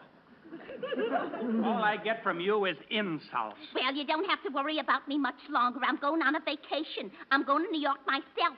Do you think I can get around in that dangerous traffic? You're from Los Angeles and you asked that? I guess all a pedestrian has got to do is just be calm and collected. Well, I don't know. A friend of mine went through traffic yesterday. He was calm, and he's still being collected. Are you driving to New York, Blanche? Yeah, I'm going with my brother and his wife. Oh, I didn't know your brother was married. Well, he ain't been married long. He was a bachelor the best part of his life. Sister, no matter when a man marries, he's a bachelor the best part of his life. Oh, you men think you've been taking a beating ever since it all began, don't you? Just because poor Adam had no one to take his part. Oh, it wasn't so bad for Adam. After all, Eve came out on his side. Oh, is that a longie? Well, but just the same, are the three of you, just the three of you going? You, your wife, and his brother? What? You, your brother, and his wife? Uh-huh, yeah. Yeah, my brother and his wife. His folks are going, too. You know, his outlaws. You mean his in-laws? Well, what's the difference? I see what you mean. But outlaws are different from in-laws, Blanche. An outlaw will take what you've got just once and then quit.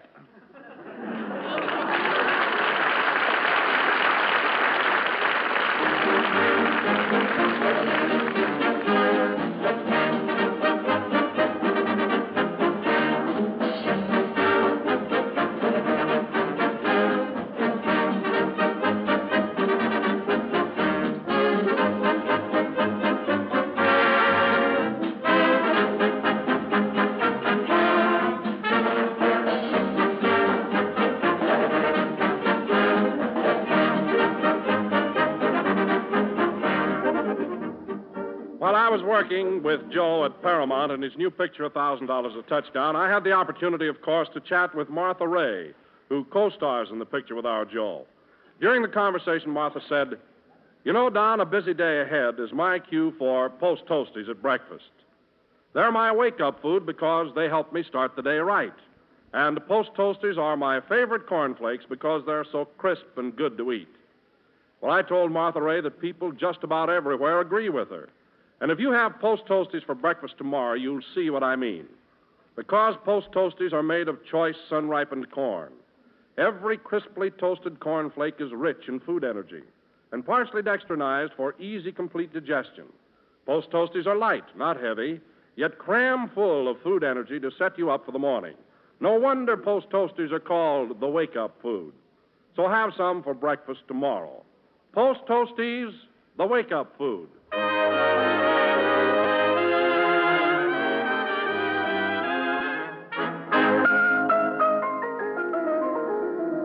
Our charming Post Toasty songstress, Margaret McRae, sings, Are You Having Any Fun?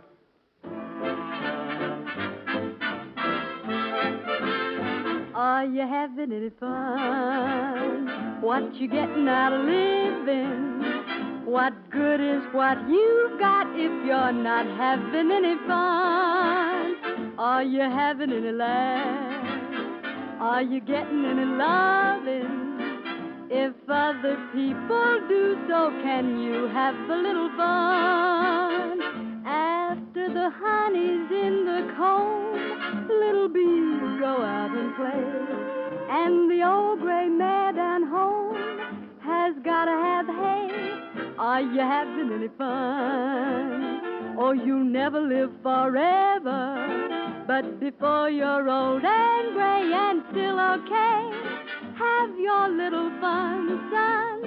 Have your little fun. Hey, fella with a million smackers and nervous indigestion, rich fella eating milk and crackers, I'll ask you one question. You silly so-and-so, with all your dough, are you having any fun? And what you getting out of living? What good is what you've got if you're not having any fun? Better have a little fun, 'cause you'll never live forever. But before you're old and gray and still okay, have your little fun, son. You better have a little fun.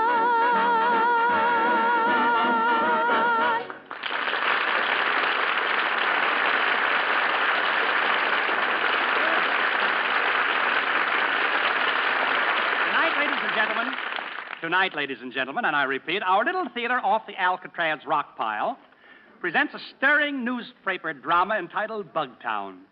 I will portray the character of Onyx, intrepid colored reporter, and will be supported by Gillen Demling of the Pismo Beach Kitty Review, and an all-star cast of players direct from the Winter Garden Sky Room Theater, East Yonkers. The scene opens in the editorial room of the Bugtown News.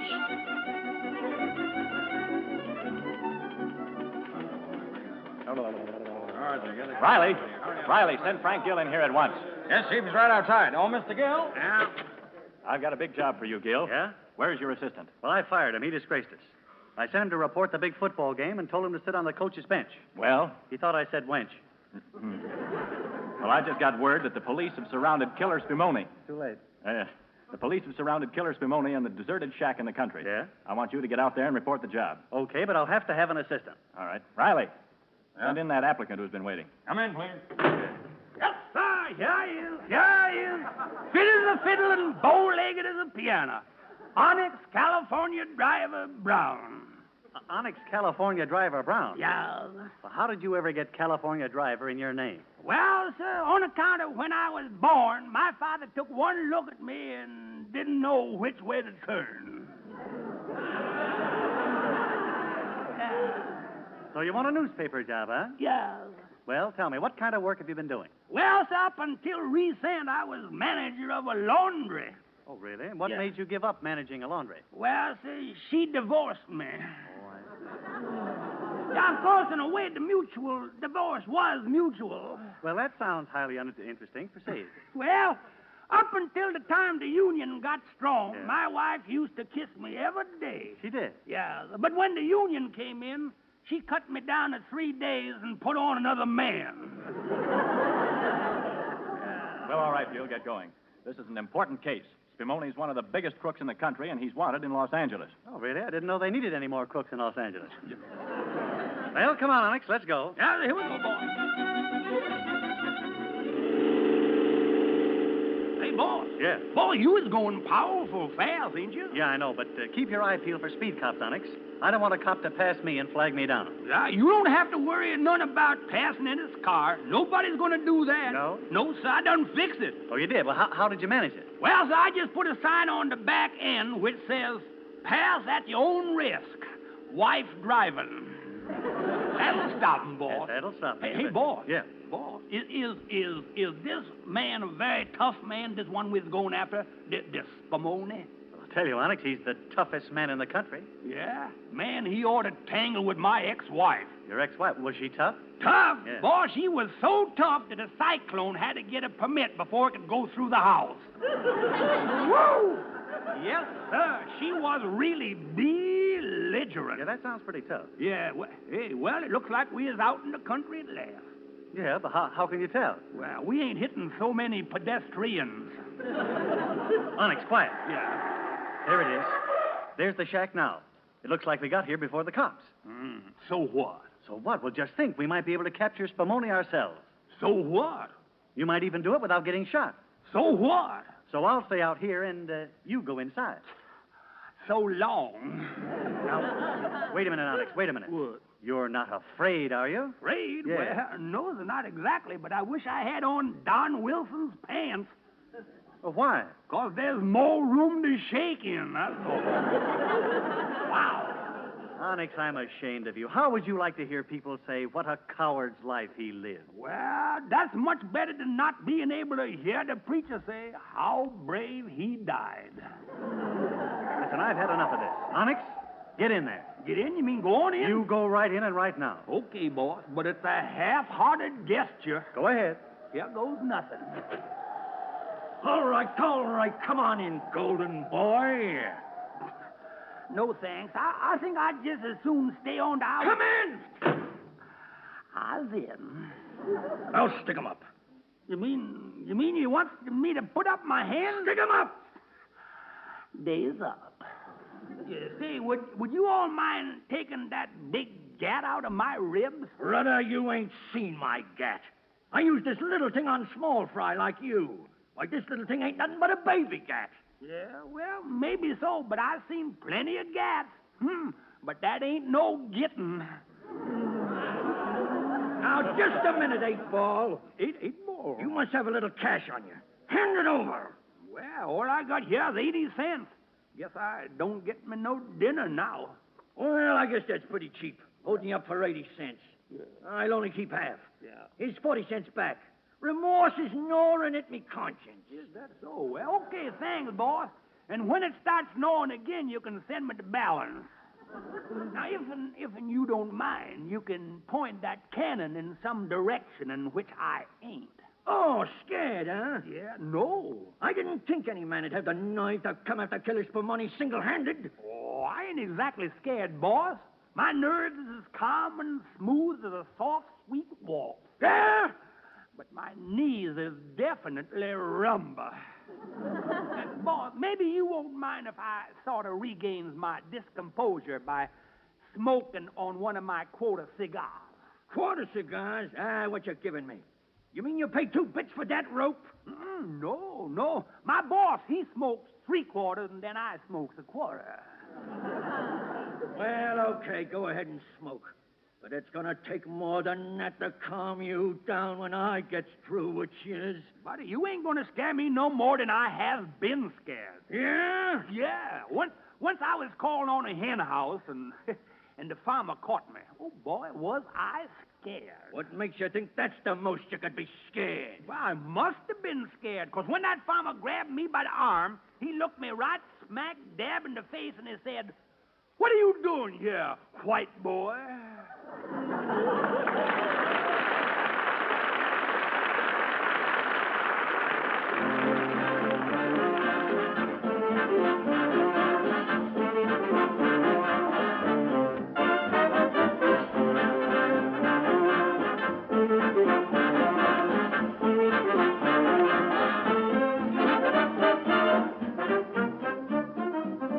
While we're waiting for Joe and Jill, let me remind you that Post Toasties are tops in taste among corn cereals. Crisp, refreshing, delicious, famous for flavor. Another thing, Post Toasties are light, not heavy, yet rich in food energy to help you through crowded morning hours. And Post Toasties are economical, because most grocers sell them today for less than any other nationally advertised cornflakes. So try Post Toasties. See if you don't agree that for flavor, food energy, and low price, there's no better breakfast cereal anywhere than Post Toasties. Tomorrow, ask your grocer for the big economical yellow and red box of Post Toasties, the wake-up food.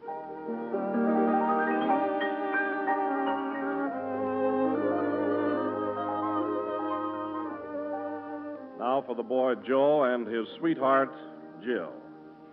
Joey, dear, how could you be so natural in that underworld play tonight without knowing anything about gangsters? That's easy. I had a job one summer as a cashier in a police station. Well, a cashier in a police station? Yeah. What did you do? I counted the coppers as they came in. You know, Jill, the character Spumoni in the play tonight was based on a real-life character. He was a tough one, all right. Well, was he really as crooked as he seemed in the story? Crooked? Spumoni was so crooked he had to screw his socks on. They finally got him and sent him to the penitentiary. Well, Joey, did Spumoni ever get out? Oh, yeah. He was sentenced to 10 years, but he got out in 9. Oh, how could he ever do that? Made up a year in summer school. You know, Joey. What? I don't care anything about gangsters or policemen or public enemies. You're the only one that matters to me because I love you. Better than bubble gum? Better than bubble gum. You're the public sweetheart #1 that's a prisoner of love forever in the solitary confinement of my heart. Gosh. Joey, dear, you know something? Mm-hmm. What? Well, I was passing a store window today, and I saw something that I hope you'll buy for me someday. What was it, Jill? Well, it's something that makes every woman's hand look just a little bit lovelier. Something that makes a woman feel closer to the man she loves. When I'm washing dishes, it won't seem like a task at all, because I can look down and see your lovely gift. Yeah? Yeah. Even when I'm washing your shirts and socks, I won't mind, because I can look at my hand and see the thing that made it possible for me to wash your socks and your shirts. It'll be a lovely gift, Joey. Yeah. And you know what I mean, don't you, Joey? Yeah. What? Rubber gloves.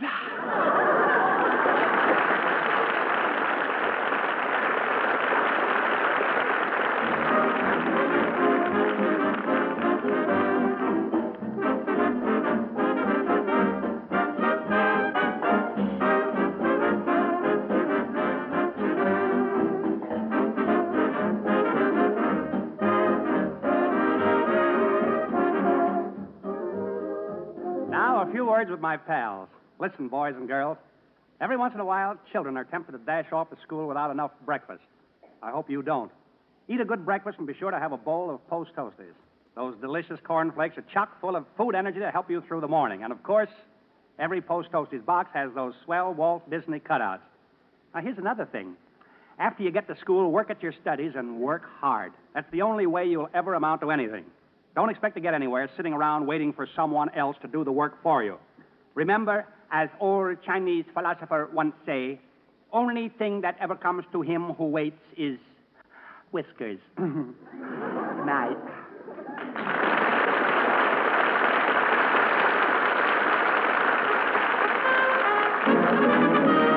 Joey Brown, that's fella Joey Brown. Post Toasting on the air next week. And Joey, he laugh, laugh, laugh, laugh, laugh, laugh.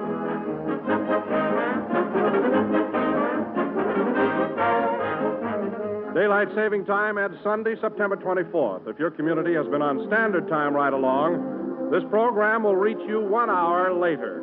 Otherwise, tune in next week as usual.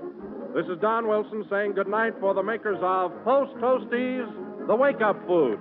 Heard on tonight's program was Are You Having Any Fun from George White's Scandals. The Joey Brown program came to you from Hollywood. This is the Columbia Broadcasting System. 7 p.m. BULOVA, Boulevard Watch Time, courtesy of the Boulevard Watch Company, 5th Avenue, New York. Attention, please. Garfield Hospital has requested us to contact Type 3 blood donors. Will Type 3 blood donors please get in touch with Garfield Hospital immediately? Thank you. WJSV, Washington.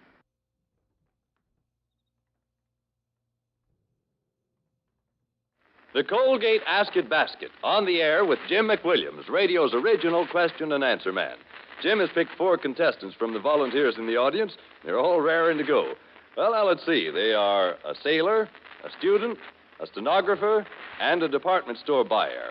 And they're all competing in this friendly and amusing contest for 3 cash prizes and answering questions that come from your hometown and mine. And here he comes, Genial Jim McWilliams.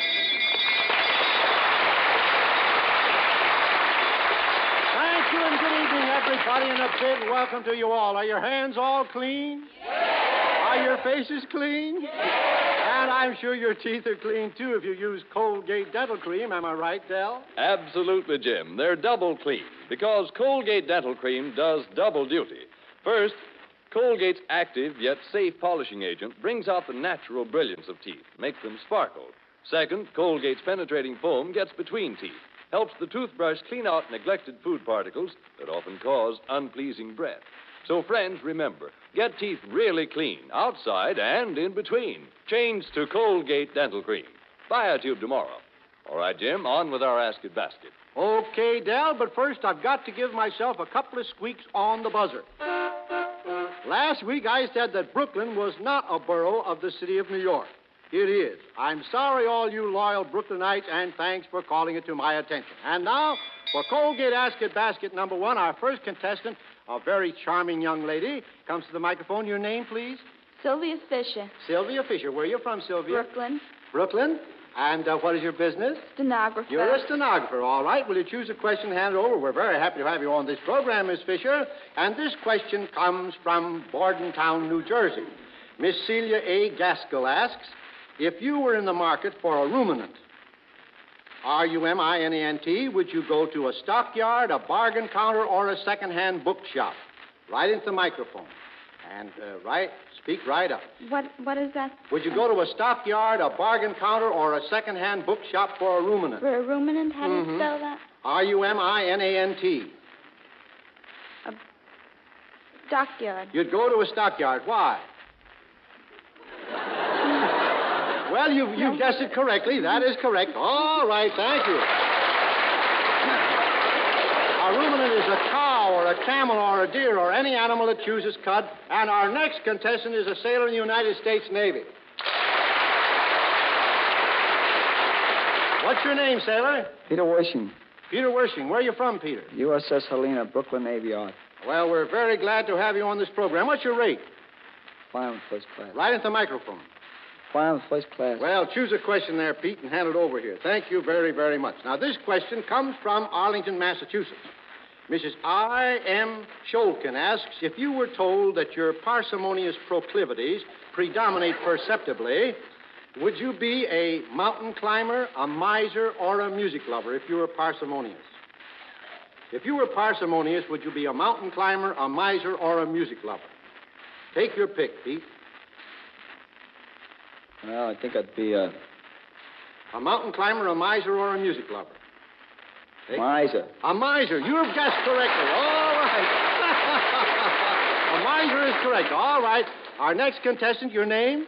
Thelma Furman. Miss or Mrs.? Mrs. And where are you from? Bronx, New York. The Bronx in New York. And what is your business? Buyer. Your Bronx friends are out there giving you a cheer. I hope it's not a Bronx cheer. They're not the Bronx cheer. No, they're just giving you a cheer. Will you choose a question and over? We're very happy to have you here. And this question comes from Glenwood, Iowa. Orpha Lloyd wants to know which is longer, a yard or a meter? A meter. A meter. How much longer? Do you have any idea? You are correct. I don't know. You don't know. All right. Well, a meter is 39.37 inches, and that's a meter, and a yard, 36 inches. All right. And our next contestant, your name? Carter Strong. Carter Strong. Where are you from, Carter? I'm from Winchester, Virginia. Winchester, Virginia. And some of your fellow Virginians are giving you the Virginian cheer. And we're very happy to have you here. What is your business? I'm a student in the Shenandoah Valley Academy. Well, choose a question, Carter, and hand it over here. And good luck to you. This question comes from, Springfield, Ohio.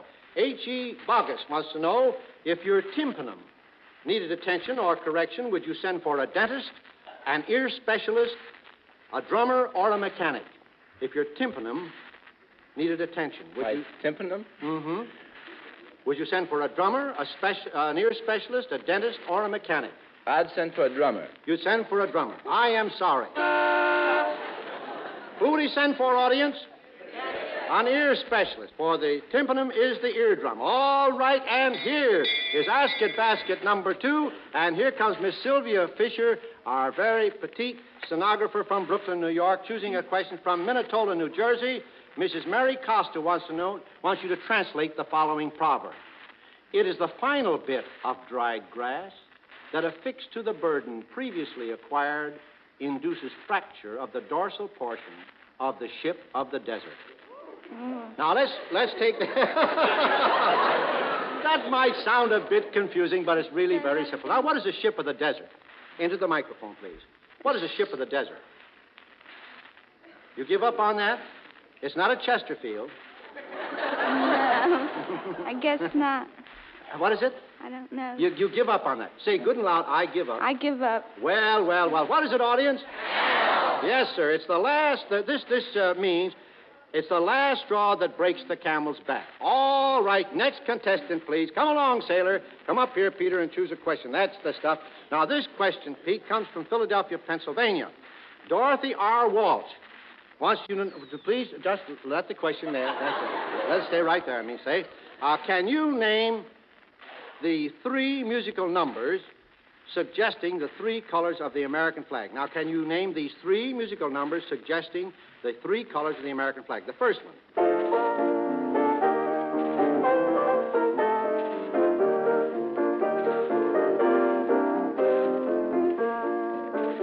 He's playing Hi-Ho. Hi-Ho. All right. What's that from? What's that from? The Dwarfs. Yeah, well, what's the name of it?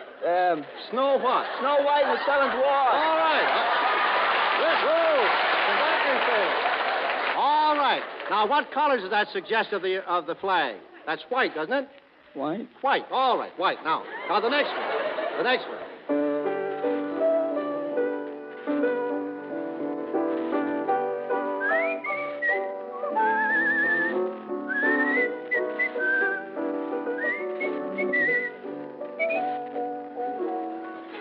You know what that is?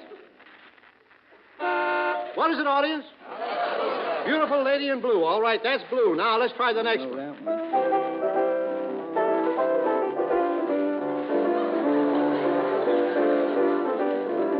Melody. Beautiful melody. Beautiful melody. Well, what color would you say? We've had white and blue. Now, what's the other one? Lady in Red. Attaboy. All right. Good boy, sailor. Hurrah for the Navy. All right. And here comes Mrs. Furman. Now, from West Palm Beach, Florida, H.M. Young wants you to pronounce the following word. Now, be careful. This is more or less of a trick question. Here is the word. S-O-M-E-T-I-M-E-S.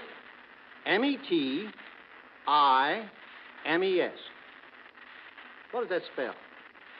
Could you spell it over, please? S-O-M-E-T-I-M-E-S.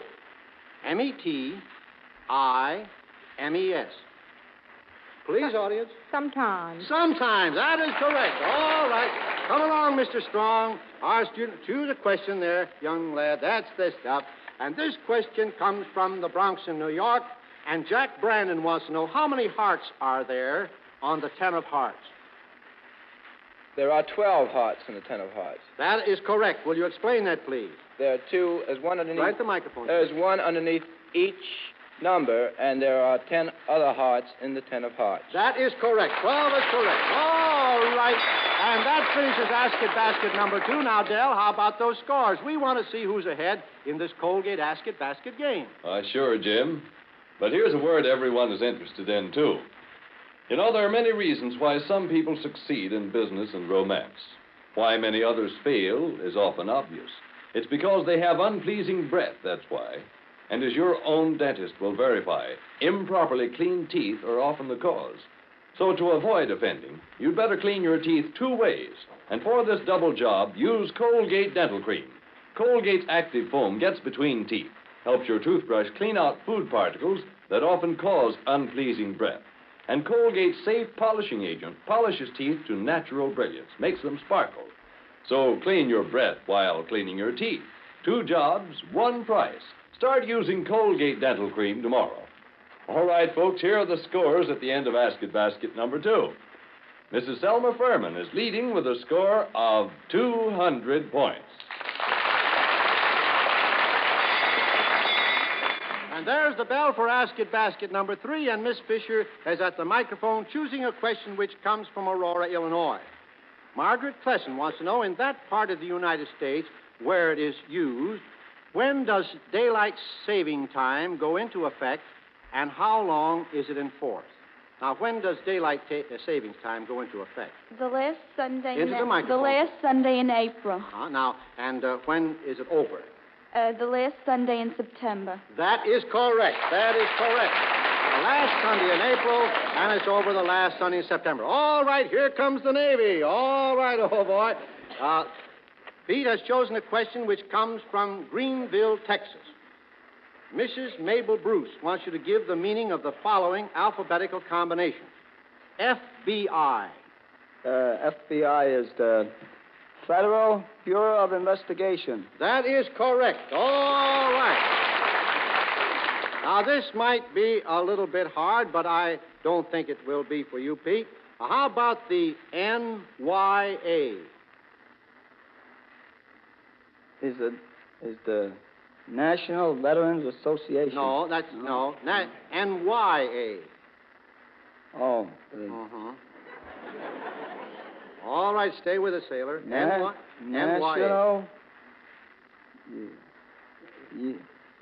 Why? Yeah. The National what? Well, I'm sorry, we have to go along on that. Let's try. Let's try. What is it, audience? National Youth Administration. Now, how about the USNRF? United States Naval Fleet Reserve. Well, we had to turn. All right. Well,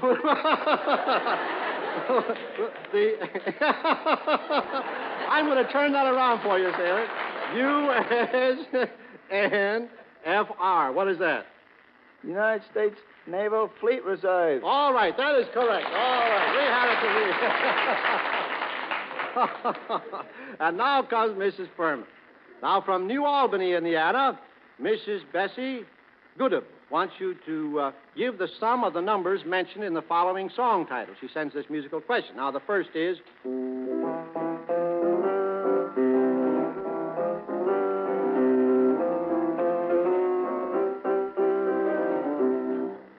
What is that? You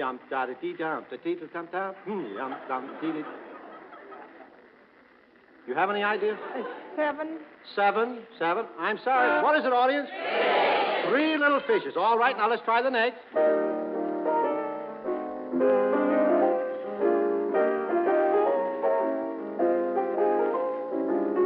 2. All right, that's 3 and 2. All right, now the next.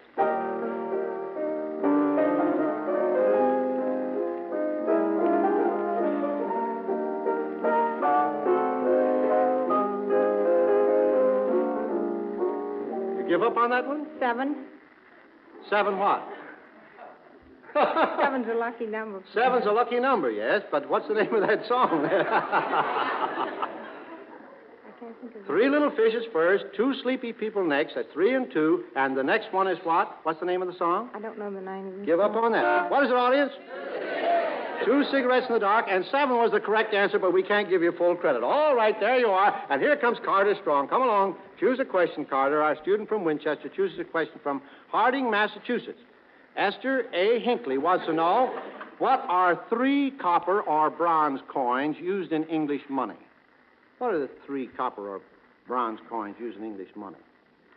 The penny. Yes. And the 2-cent piece. Well, I fear you're guessing a bit there, Carter. A penny. Well, a penny is worth 2 cents in our money. Now, what corresponds to a 1-cent piece? That is 1 cent in our money. Pence. I'm sorry about that.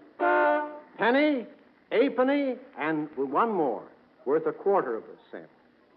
Farthing. A farthing. All right. All right. 1/4 of a penny. All right. And here, oh, my. And there's the bell for Colgate Ask It Basket number 4. Sylvia Fisher comes to the microphone choosing a question which comes from Appleton, New York. Mrs. John Callaghan wants you to tell our friends, how old must a man be to become President of the United States? That's a very easy question. How old must he be? There's no certain age. There's no certain age. No. Could a man 21 years of age become president? No. I think he has to be past 30. He has to be in his 30s. 30s. I see.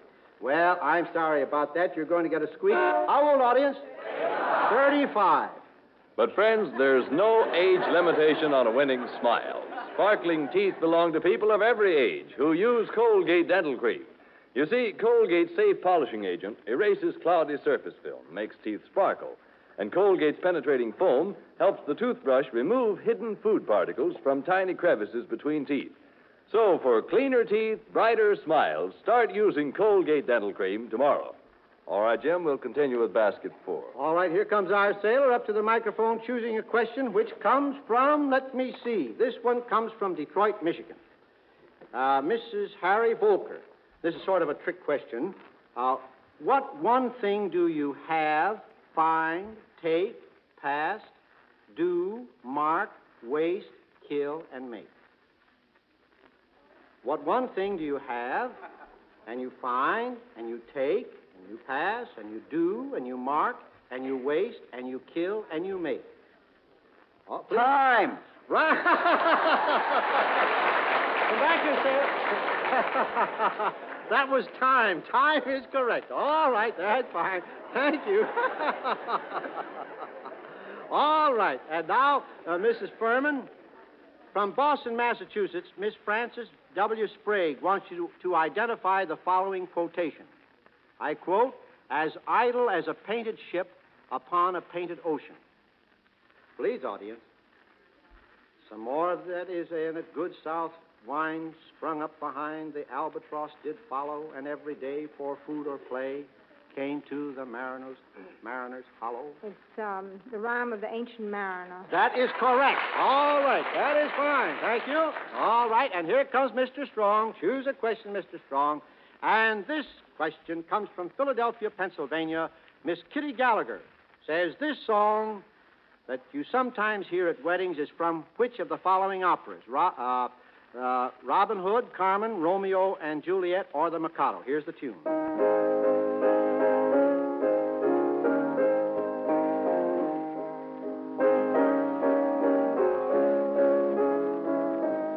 Is it from Robin Hood, Carmen, Romeo and Juliet, or The Mikado? Take your pick.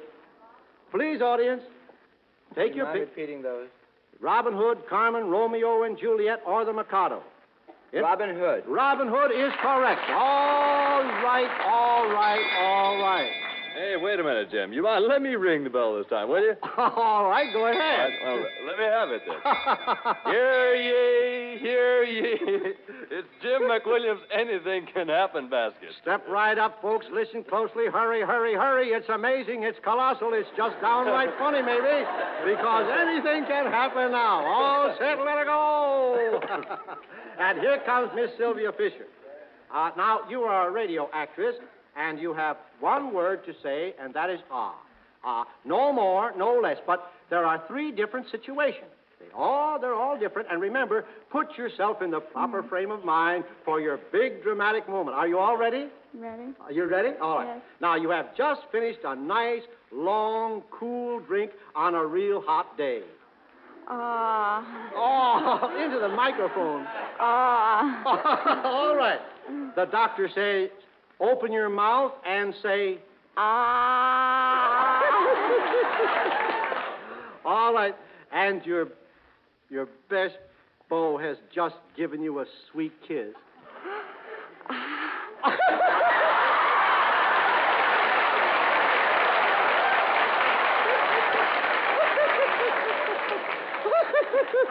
All right, and here comes the Navy. All right, choose a question there, Pete. Come on, choose one. That's the stuff. Anyone, they're all right.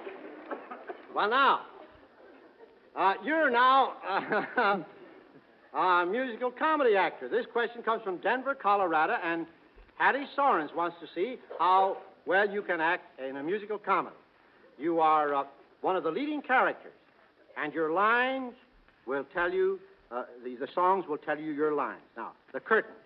It's a beautiful midsummer's night. Find John and Molly in a garden. And these two things in particular help to put John in a very romantic mood.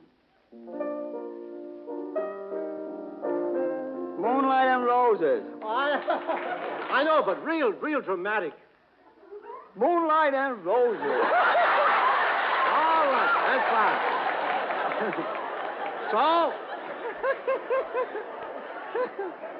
So John proposes to Molly saying,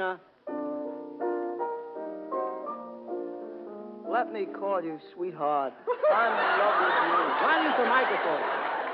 Let me call you sweetheart. I'm in love with you. All right. Now tell me, after listening to the third song, did Molly say yes or no to John's proposal several years ago?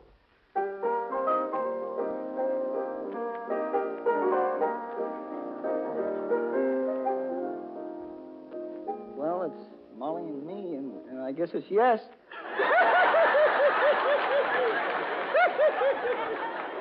Yes, just Molly and me, and the baby makes 3. All right. All right. Thank you, Sailor. That's 3. All right. And here comes Miss Furman.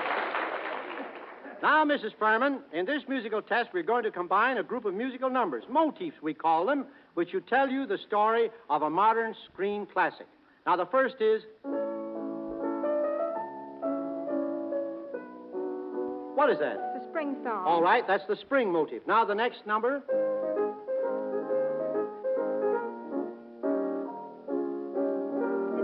It's fall when the leaves come I'm coming. sorry about that. What is it, audience? Autumn.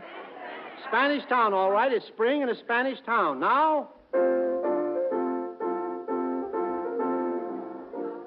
What is that, please? Yes? Wait a minute. All right. Right the microphone. Give it again, will you?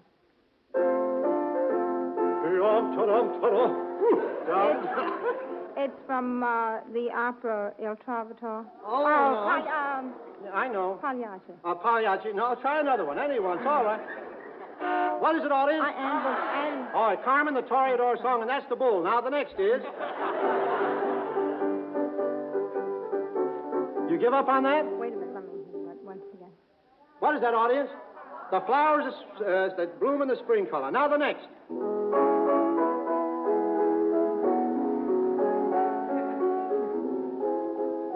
You know what that is? No. What is it, audience? Tree. That's the tree motive. Now, the next one.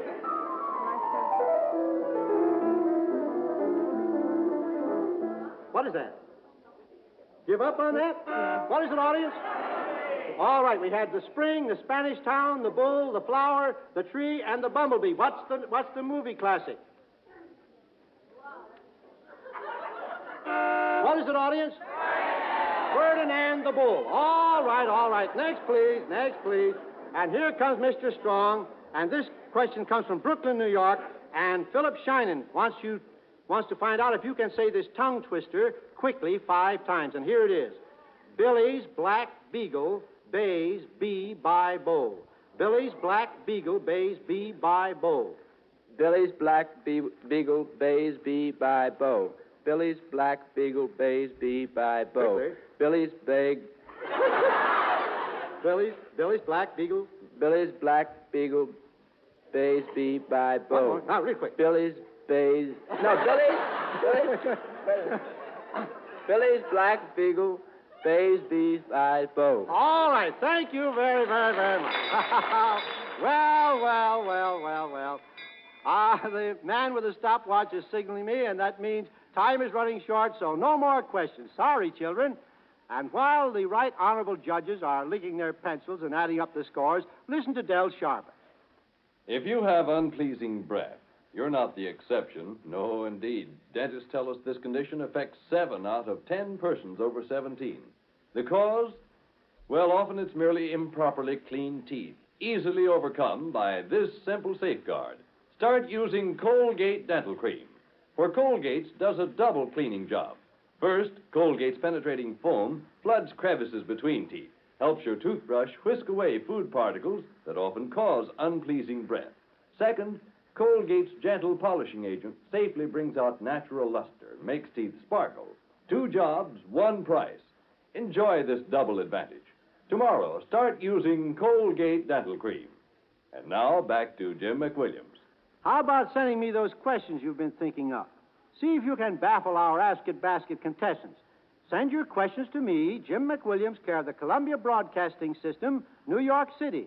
And if they're used, Colgate will award you a year's supply of Colgate Dental Cream. And here are the winners. Third place goes to Miss Selma Furman, the buyer from the Bronx. $5 to Miss Furman. Carter Strong, the student from Winchester, Virginia, second. $10 to Carter Strong. And the grand prize, $25, goes to Peter Wershing, the fireman first class of the United States Navy. There you are. Congratulations, Peter. And there's your $25. All right, old boy. And now, Miss Fisher, come right up to the microphone. Too bad you had to pick the hard ones tonight, and here's a chance to redeem yourself and get in on the prize money, too. Just answer these questions, and for each one you get right, we'll give you $1, and Del Sharvert, that handsome boy right over there on your right, is ready to give it to you right now. Are you ready? Yes. Okay, let's go. Now, from Clinton, Massachusetts, Miss Rose Murphy wants to know, is a peeler a bird, a policeman, or a device for paring potatoes? A device for paring potatoes. Right at the microphone. A device for paring potatoes. I'm sorry, it's a policeman in England. All right, now, from Richmond, Virginia, Ann Alsop wants to know, a farmer going to Chicago, pay attention now, concentrate. Are you concentrating? Mm-hmm. All right. A farmer going to Chicago met 7 friends with their wives. Each wife had a child by the hand. How many people were going to Chicago? 21. 21. I'm very sorry. The farmer, that is correct. He was the only one going to Chicago. All right. Now then. Here we have a chance for you to get right in the money. Now, from Newell, West Virginia, Austin H. Brown wants you to give an idea to our Colgate friends just what kind of sounds the following animals make. Now, for instance, frogs croak. Can you give an imitation of a frog? Right at the microphone. All right. Now, grasshoppers chirp. Chirp, chirp. All right. Now, magpies chatter.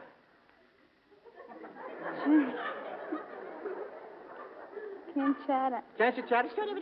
No. Oh, louder than that. Louder, chatter. All right, now, eagles scream.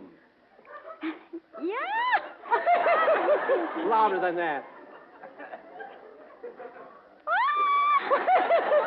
Well, I'm sorry. We were trying to get you in the money here. Let me see. From Rochester, New York, Fred W. Mingus wants to know, is a pikeman, a fisherman, a musician, a soldier, or a toll gate attendant?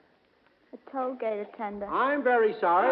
He's a soldier. I'm very, very sorry.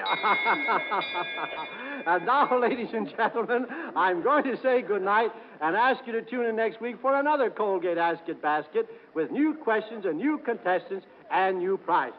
But first, a grand letter from Miss Mary Wingarth of Denver, Colorado. She writes, Colgate Dental Cream makes my teeth so sparkling clean, I never miss a chance to smile. And after brushing my teeth, my mouth stays fresh and sweet for hours. Thanks, Mrs. Wingarth. And friends, after you try Colgate Dental Cream, I'm sure you'll continue using it for the sake of your teeth, your breath, and your smile. And now, genial Jim McWilliams and his school bell leave us until our next Ask It Basket. So long, children, until next week. See you then. Good night. Daylight saving time ends Sunday, September 24th. If your community has been on standard time right along, this program will reach you 1 hour later. Otherwise, tune in next week as usual. This is the Columbia Broadcasting System.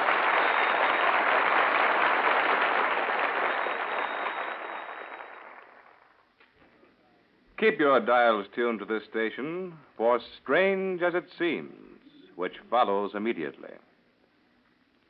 WJSV, Washington.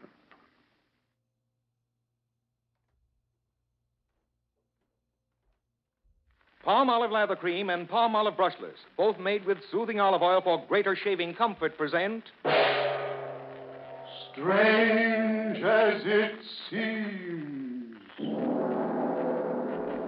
This is Aloys Havrilla bringing you fascinating stories, which John Hicks, the famous cartoonist, has collected from every corner of the globe. Did you know that there are only 44 states in the United States?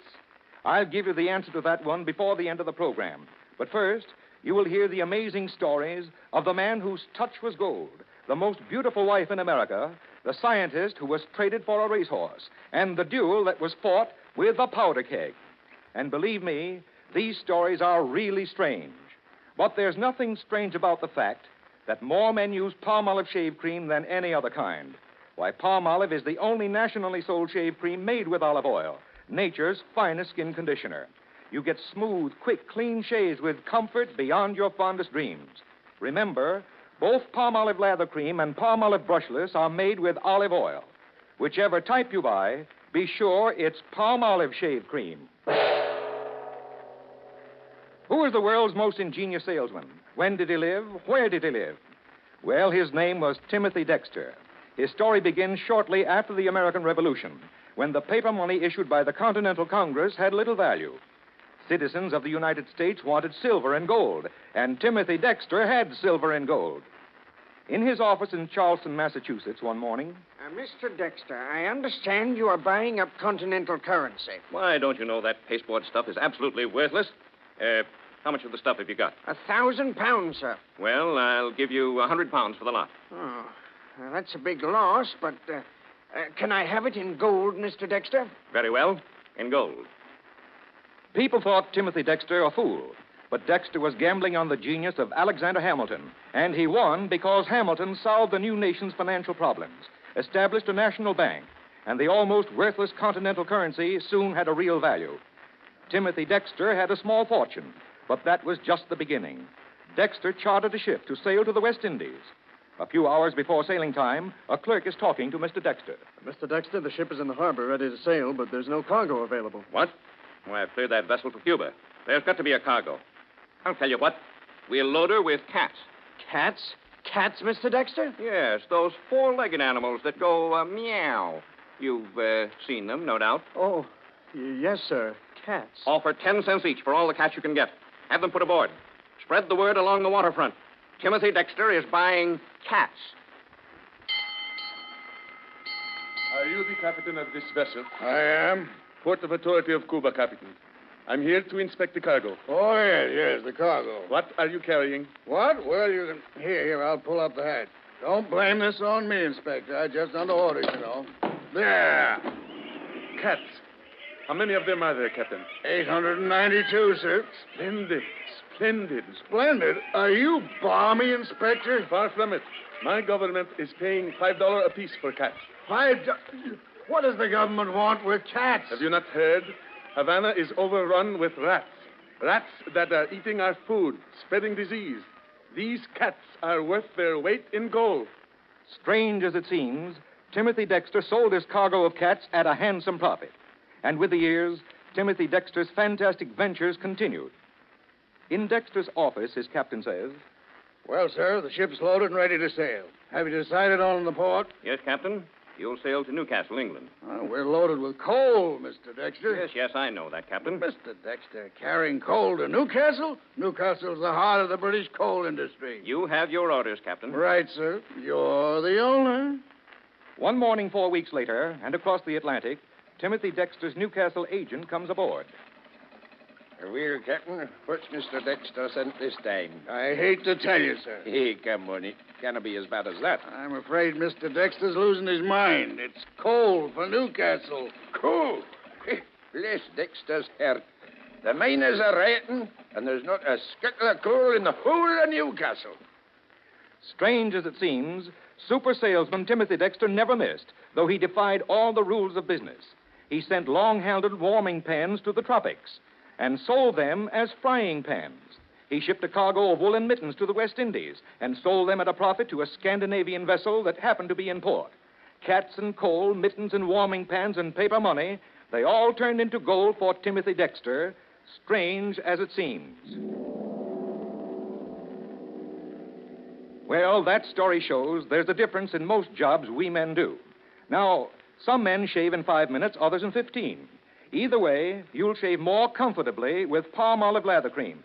Because palm olive lather wilts whiskers like lightning, yet stays moist for slow shavers.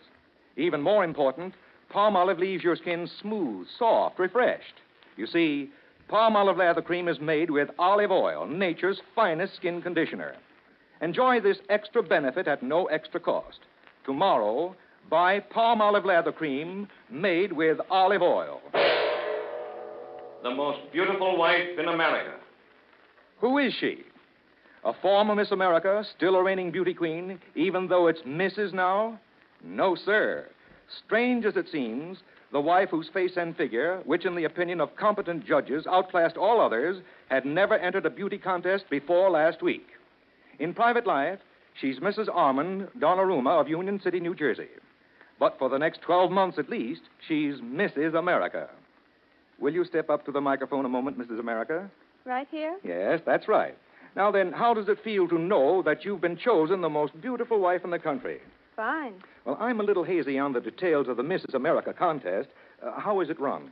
Well, it's a regular beauty contest, Mr. Havrilla, just like the contest for Miss America. Only you have to be married to get into it. It's a rather new idea, isn't it? Yes, sir. It was only started last year. Well, what did they judge you for in the Mrs. America contest? The same as the other. Your looks and, your figure and all that. Yes, and while I'm no expert, I should say they've done a very good job of judging. I wish all of you could see Mrs. America of 1939 here in the studio tonight. Mrs. Donnarumma is, I should say, about 5 feet 6 inches tall, and she weighs about 110 pounds. She has golden hair, sparkling blue eyes, and the most beautiful peaches and cream complexion you ever saw. Now, tell me, Mrs. Donnarumma, were you nervous in the beauty contest? Not very. Mostly I was worried about getting back to my job in time. I'd only asked them for 2 hours off, you see. Oh, you have a job. Yes, my husband and I both work. Well, just what do you do? I'm an elevator operator in a big New York department store. But I'm hoping that maybe this will help me get a job modeling. I see. Now, and are there any little Donnarummas? No, not yet. Well, but tell me again now, how did you happen to enter the contest? Well, it was my husband's idea. Oh, so your husband wanted you to enter. And how does he feel now that you're Mrs. America? Well, he feels pretty good. He says now I have to believe everything he tells me. Oh, how's that? Well, I've always laughed at him when he told me he'd marry the prettiest girl in the world. I said he was kidding like husbands do. But now he says it's proved just as true as everything else he's ever said. Well, so far as I can see, he was absolutely right. Thank you. And thank you, Mrs. America of 1939. Yes, ladies and gentlemen, strange as it seems, for Mr. and Mrs. Armand Donnarumma, that very husbandly remark, "I've got the prettiest wife in 48 states," has actually been verified by the decision of the expert judges in the Mrs. America Beauty Contest. Now listen, men. Before you believe judging a beauty contest is a cinch, try it yourself sometime. And before you say all brushless shave creams are hard to spread, try palm olive brushless. Palm olive spreads smoothly, evenly, because it's made with olive oil. Doesn't lump up, dry out, or clog the razor. And best of all, palm olive brushless is kind to your skin because olive oil is nature's finest skin conditioner. Tomorrow, ask for palm olive brushless made with olive oil. From the files of John Hicks comes the amazing but true story of one of America's best-known scientists. It begins in the grim days of Reconstruction, immediately following the war between the states. The story begins in the plantation house of Moses Carver near Diamond Grove, Missouri. The time, the late 1860s. In the great plantation house, Moses Carver questions a Negro hired hand. Now, let me get this straight, Joe. You say there was a band of those men, and they came to our land just after sundown last night. Yes, sir. That's the truth, Mr. Carver. Burned down my barns, will they? Then after that, they run off all the stock down the road, and then they come and took Mary and the baby off with them. You saw them take Mary away? Yes, sir, and the baby. What'd they run off with Mary for, Joe? Plain meanness, I reckon. What's that paper you got in your It's hand? got writing on it. Here, let me see it, Joe. What did it say, Mr. Carver? Those scoundrels. Say they'll give up Mary if I give them that chestnut racehorse. That's a powerful good horse, Mr. Carver. Joe, go out in the pasture and catch that horse. I'm going to give it to them. Moses Carver delivered the racehorse, but the kidnappers never returned Mary. Nothing more was heard of her. But her baby, sick and near death, was returned, and the Carvers did what they could for the infant. Nursed it back to health, had it baptized, gave it their own name, and the name of a very famous American, George Washington. Then one day in 1863, on the Missouri plantation, the young colored lad, George Washington Carver, timidly enters the study of his benefactor, Moses Carver. Hello, George. Mr. Carver, can I talk with you? Sure, boy. What's on your mind? Well, sir, I'm most 14 years old now, and I can't neither read nor write. George, don't tell me you want to learn to read and write. Yes, sir, Mr. Carver. I don't want to be a field hand all my life. I see. Well, I got an old blue-back speller I'll give you, and when the words get too long, I'll help you if I can. Now, how's that? Thank you, Mr. Carver. I'll do my best for you. Young George Washington Carver mastered the old blueback speller. Still, his thirst for knowledge was not satisfied, an insatiable thirst and curiosity that impelled him to leave the plantation fields. Of course I'll teach you, but 8 miles is a long way to walk to school every day. 8 miles ain't no distance at all when you got things you got to learn, ma'am. You just start teaching, and I'll be here.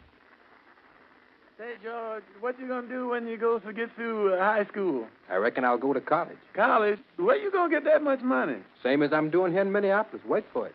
Maybe wash dishes, maybe scrub floors. George Washington Carver. Yes, sir. Having fulfilled the requirements laid down by the Board of Trustees, Iowa State College is happy to present to you the degree of Master of Science. Thank you. Thank you very much.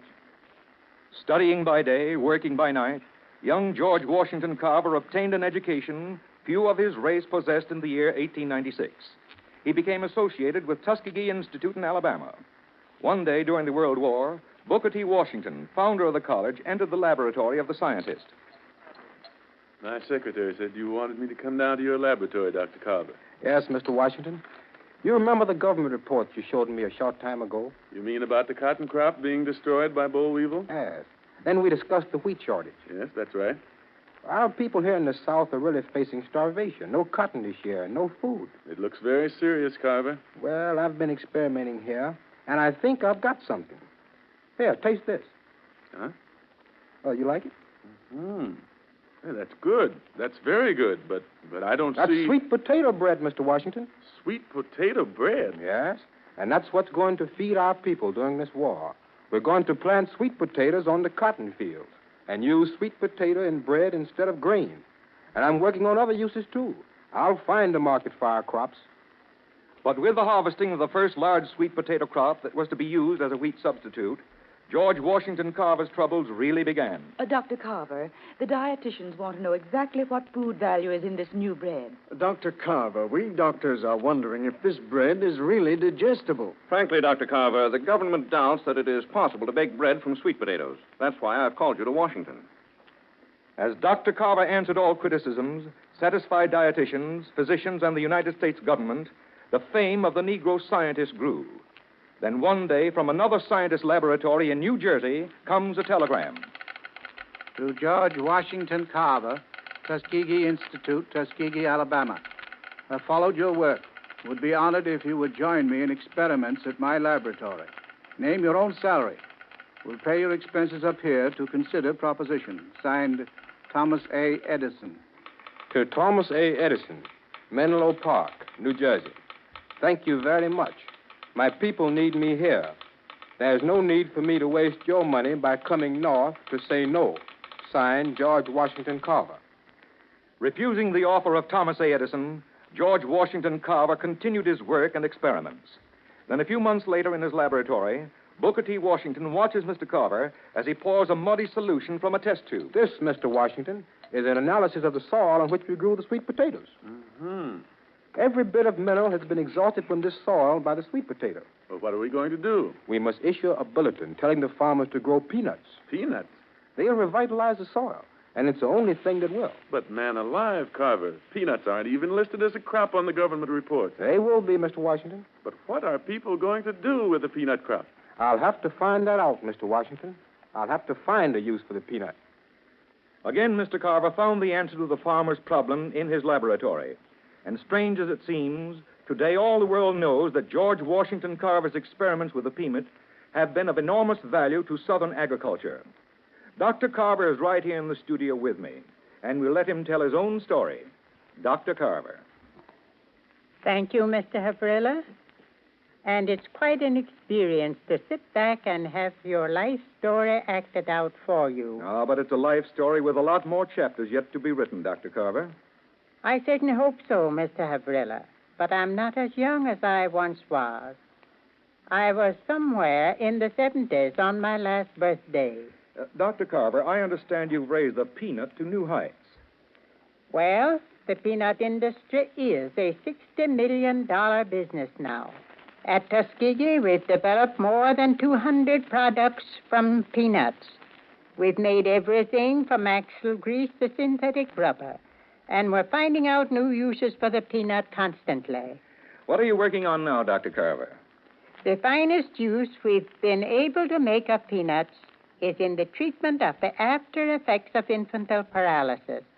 That's what I'm working on now. Massages with peanut oils has worked miracles in some cases. There is a lot of work to be done, but I feel we're on the trail of something really important. Thank you very much, Dr. Carver.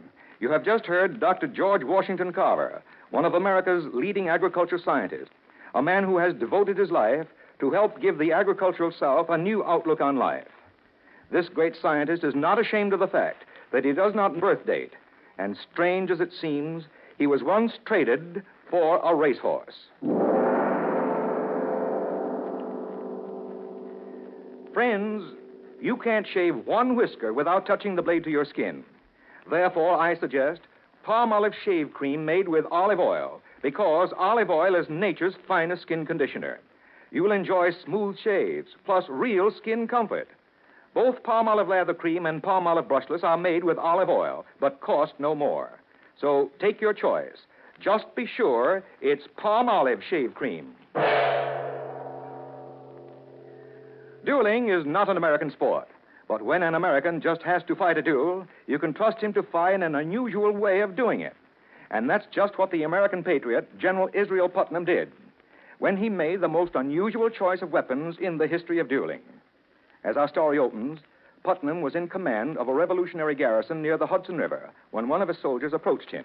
General Putnam, we're in for a bit of trouble. Edwin, trouble? We've had trouble in infinite variety. Now, what's the new nuisance? This redcoat officer you paroled, Major Hawks. He's parading around town declaring you're a coward. Coward, eh? Mustn't let the men think I'm a coward. But what can you do, General Putnam? Challenge him? Challenge him? To a duel? And to which I'm surprised, of course. If he should happen to challenge me, well, naturally. But suppose you have a little chat with this redcoat. Come on. There's the Major now, General. So it is. Red-faced chap, isn't he? Face almost as red as his jacket. Comes to drinking too much port after dinner. Shouldn't drink too much port after dinner, though. Here he comes, General. Swaggering as if he were cock of the walk instead of a paroled prisoner. Cock of the walk, eh? Gives me a splendid idea. Good afternoon, Major. May I have a word with you? Eh?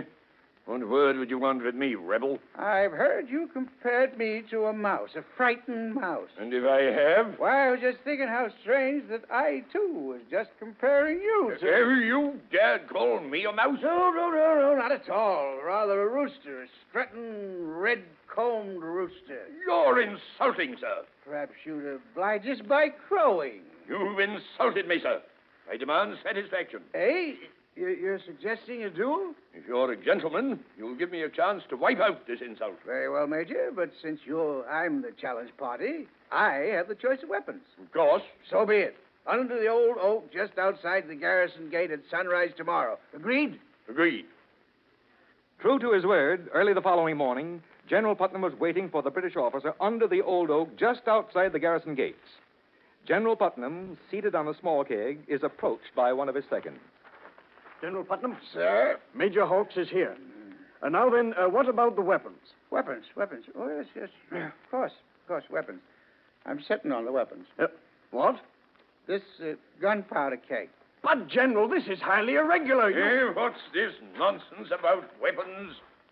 Swords or pistols? It's all the same to me. No, Major. Neither swords nor pistols. Since a duel is a test of courage, well, there's room on this powder keg for both of us to sit.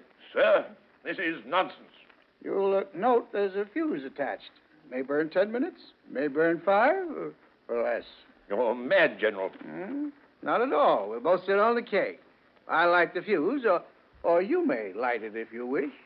First man to run away, or I should say the first man to give up his seat on the keg, is the loser.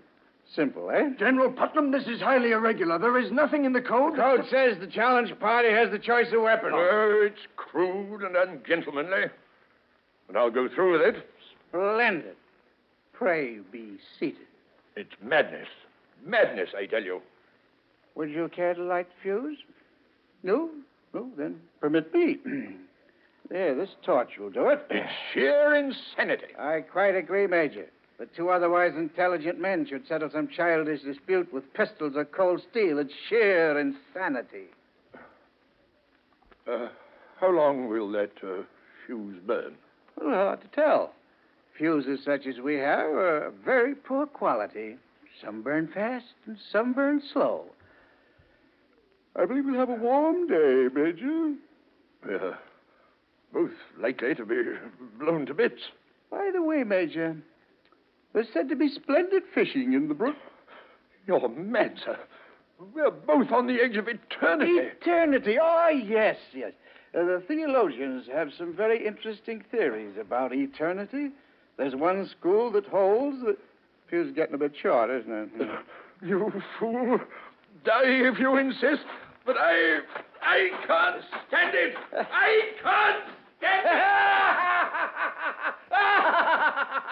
Come back, Major. Come back. There's nothing to worry about. Nothing to worry about? You'll be blown to bits. Well, that's a matter of opinion, Major. You see, this cask here is full of onions. The Major couldn't take it, and so General Putnam won his curious duel. Strange as it seems, the American general saved his honor by fighting a duel with a keg of onions. Now for a quick flight from those dueling days to the days of the modern man. Here's an interesting letter from Mr. I. Braun of New York City. He writes, Palm olive brushless not only leaves my face smooth and free from irritation, but also seems to help my razor catch and shave off every little whisker on my entire face. Well, thanks, Mr. Braun. And gentlemen, you can expect the same happy shaves if you'll try 1 tube of palm olive brushless made with olive oil. I'll amend that to include palm olive lather cream, too, because it's also made with olive oil. But just in case you don't like palm olive shave cream, send the empty tube to us, and we'll refund your money. Tomorrow, then, buy palm olive shave cream, lather or brushless. Both are made with olive oil. And now, since it's almost time to say goodnight, I want to tell you about those 44 states I mentioned at the beginning of the program. Yes, there are only 44 states in the United States. Massachusetts, Pennsylvania, Virginia, and Kentucky are officially known not as states, but as commonwealths, a term which originally stood for a greater amount of self-government than that held by a state. It's technical, but it's true.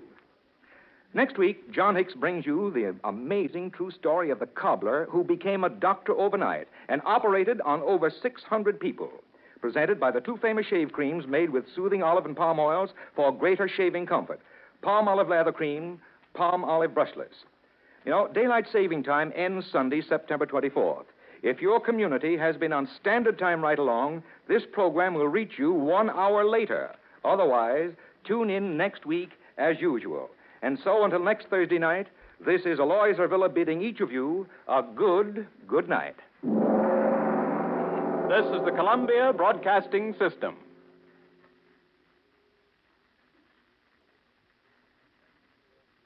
WJSV, Washington.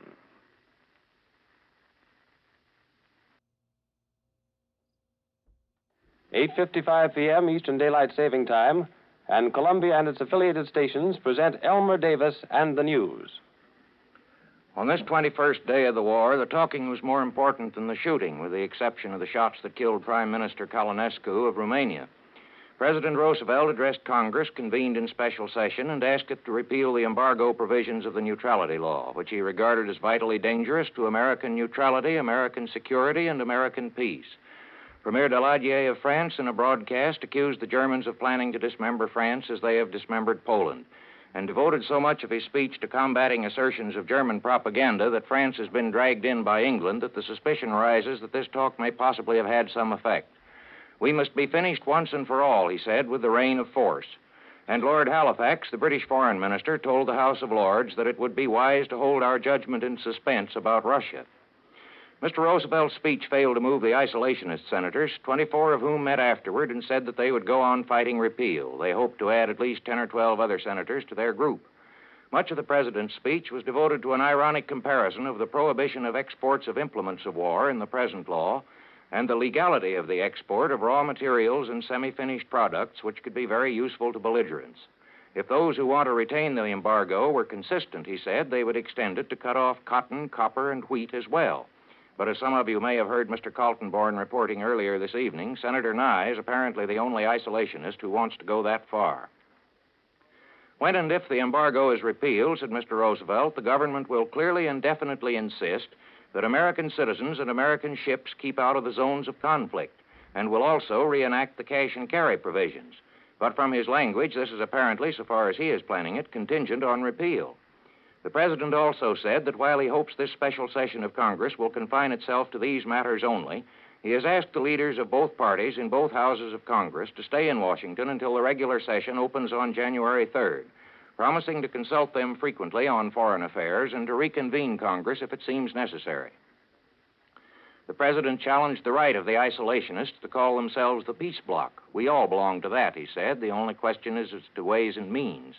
He said he believed we could succeed in our efforts not to be drawn into the war, and that all our policies must be guided by one single hard-headed thought, keep America out. But he warned that darker periods may lie ahead, and in closing said that the American republics are the joint heirs of European civilization and must maintain in the Western world a citadel where that civilization may be kept alive. The Romanian premier was assassinated by members of the Iron Guard, the Romanian fascist and anti-Semitic organization, which he has repressed with great severity. A considerable number of them seem to have been in the plot, for immediately afterward they seized the Bucharest radio station for a few minutes and apparently tried to give the call for a rebellion. General Argheșanu, commander of the Bucharest Army Corps, was appointed premier in Mr. Colonescu's place and began bringing more troops into the city. And apparently any uprising that may have been planned didn't come off. The Iron Guard has been sympathetic with the Germans, and the Romanian government, obviously wanting to keep out of trouble, immediately declared that the killing had no international political significance. The German shortwave broadcast tonight disagrees with that. It blames the killing on Polish and British agents who are said to have done it in the hope that it would be blamed on the Germans. This recalls the German assertion that the Athenia was sunk by a British submarine so that it would be blamed on the Germans. Colonescu, on the whole, had been friendly to the French and British, though in Romania's present situation, of course, neutrality is imperatively necessary, if possible. A story with still more interesting implications comes from Romania. Police searching the houses of Germans living near the Polish border are said to have found instructions as to what these Germans living in Romania should do when German troops had pushed through Poland and appeared on the frontier. But when Poland was overrun, it was not German but Russian troops that occupied the sections of Poland adjoining Romania. This is no particular consolation for the Romanians, who have reason to fear the Russians quite as much as the Germans, if not more so. But it does suggest the possibility that in this part of Poland, the Russian intervention may have gone a little farther than the Germans expected. No more has been heard today of the operations of the Russian Navy in the Baltic, but Warsaw still holds out against the Germans. Every night we report that, it comes a little nearer, looking like a miracle. On the Western Front, there has been little action, and Premier Daladier told his people today that the French High Command avoids every temptation to send its men forward recklessly to be slaughtered. This is the Columbia Broadcasting System.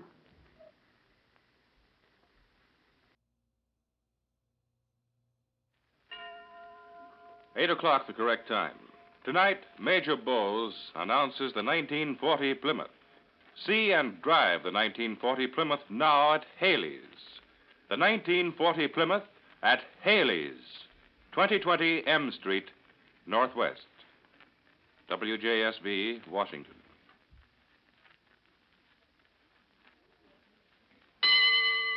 Four great cars, Plymouth, Dodge, DeSoto, and Chrysler, again bring you your friend, Major Edward Bowes, and his original Amateur Hour. This is certainly a big night for all of us. Our four great cars are about to announce their new 1940 models. The first of these is the great 1940 Plymouth.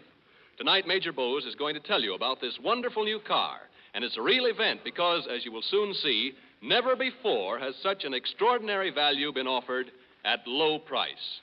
Meanwhile, our gifted amateurs are ready to entertain you and to entrust their success to you and to your votes. In tonight's honor city, Mansfield, telephone Maine 9900. In New York, call Murray Hill 89933. Or if you prefer, vote by mail from your home or in your dealer's showroom, addressing Chrysler Corporation in care of your own station. And now, here is Major Bowes.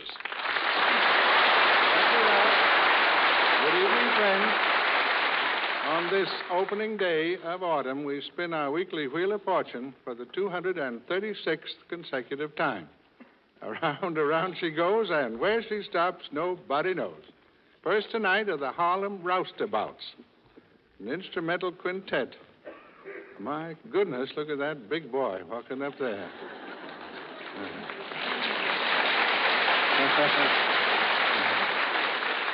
A big boy with a bass fiddle. Give him his fiddle. He won't be happy till he gets his fiddle.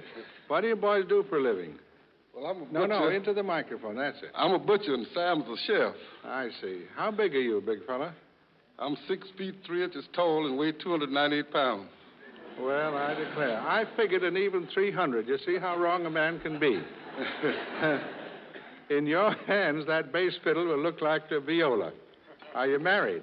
I almost got married once, but the lady said she couldn't feed me the way I was accustomed to eating.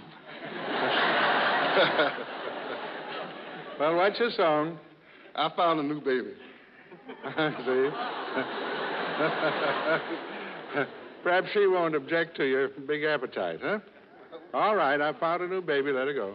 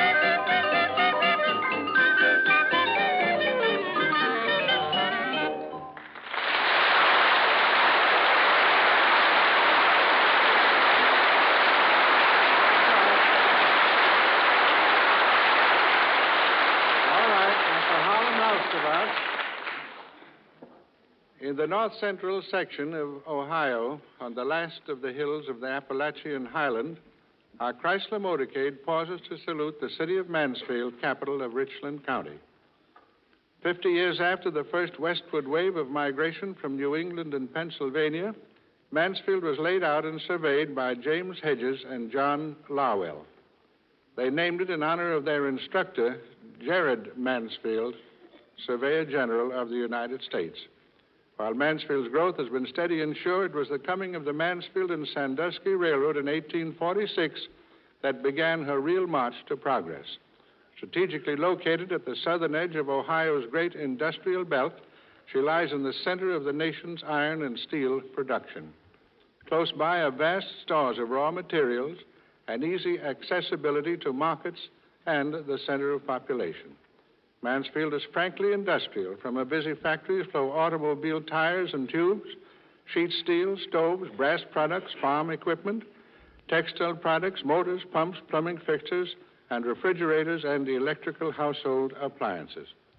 Mansfield is a city of great natural beauty, a notably healthful city. The imposing homes rest in her fine residential districts. Her parks are beautiful, her boulevards wide, and she's known as a city of churches. Johnny Appleseed, an eccentric exponent of orchard development, is closely linked with the early history of Mansfield. A monument to his memory stands in Middle Park. And so to Mansfield, one of Ohio's leading industrial cities, we send our admiring greetings.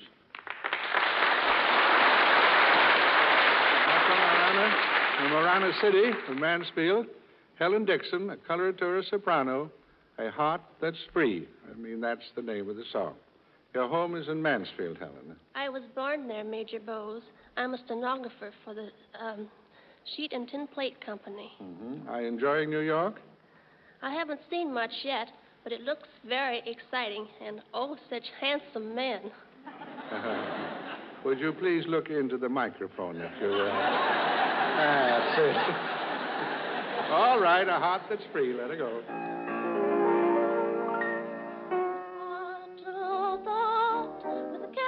With a heart debonair, I'm free upon the sea. Like the lark who at dawn bids the darkness be gone, do I see who may relieve. With a laugh and a dance, mine's the light to enchant, for I know not what glee. And the word that I bring, and the theme that I sing, is the song of a heart that's free. Oh, then let music ring long, while sweet voices sing. Oh, pleasure is mine. Echoes repeating, measures entreating, song of a heart light on the breeze. Laughing all the day, shoving cares away. Hear my roundelay,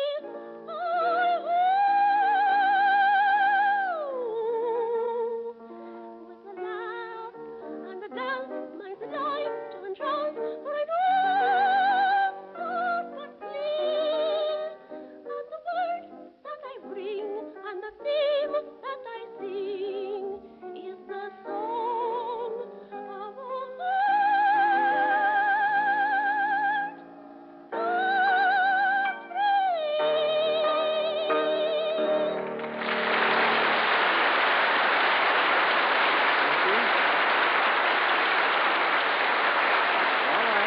Helen Dixon from Mansfield, and the telephone in New York is Murray Hill 89933, and in Mansfield, in case anybody there desires to vote for Helen Dixon, the telephone is Maine 9900.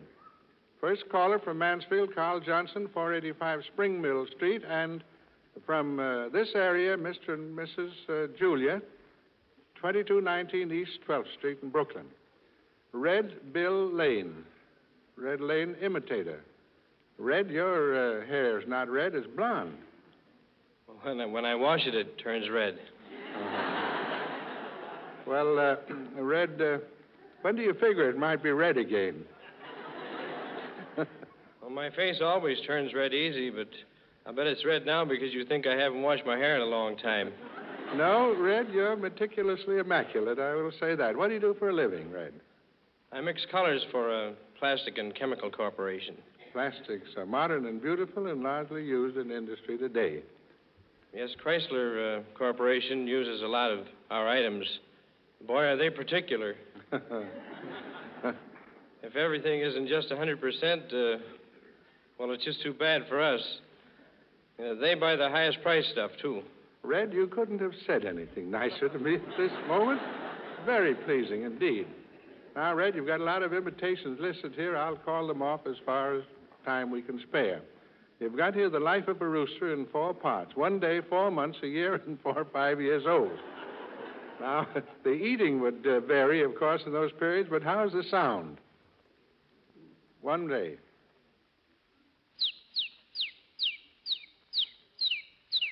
All right, now 4 months.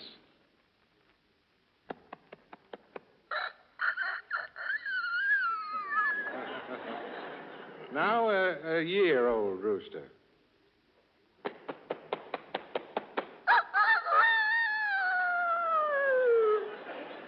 Now at the end of 4 or 5 years of amateur hours on this one.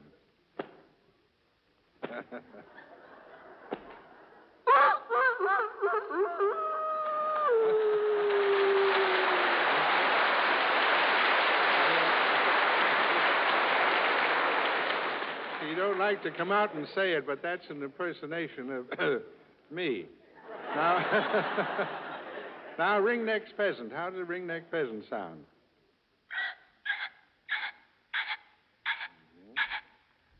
Red-winged blackbird.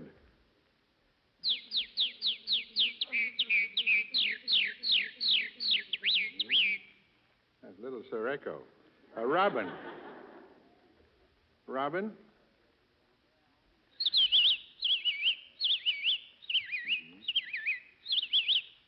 Now a monkey.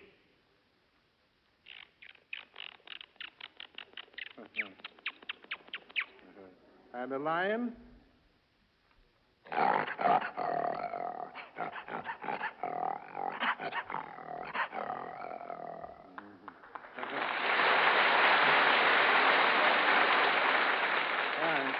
Of course, that lion doesn't mean a word of it. But still, I'll let you go in the cage. Give us an ape now.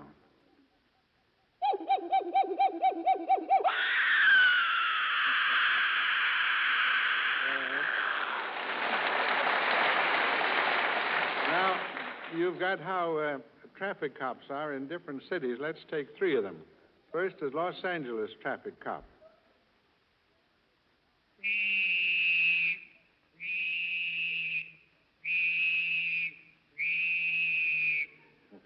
Now in Paris, Agent Pivot.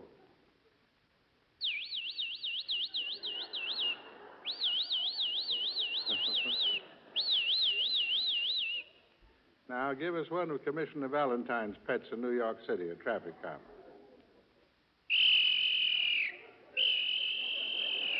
Come on, girls. Come on, get across.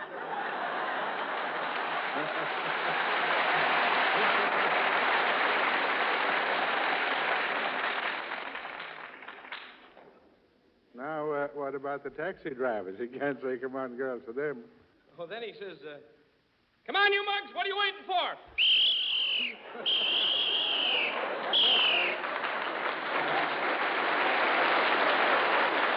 Now, for the benefit of the household pets of our listeners, let's have a cat fight.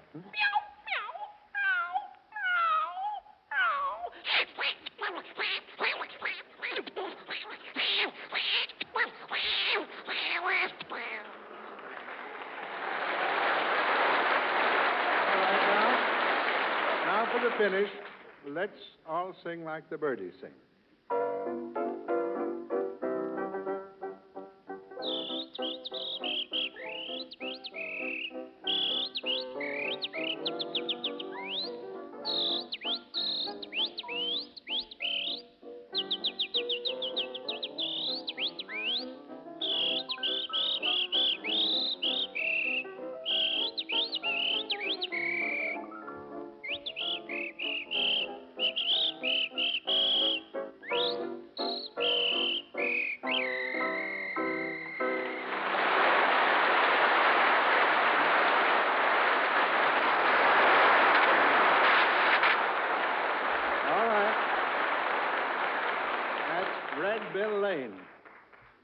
Last week's voting, Evelyn Shea, she sang Wishing, the Four Romeos instrumental quartet, Sven Tollefson, Norwegian accordionist, Jacob Hohenemse, Baritone, Bill Woods, one-man hillbilly band, Jack Raymond, violinist, Bill Evers, acrobatic chair tap dancer, Jack and Jill, but Jill was ill, so Jack yodeled alone.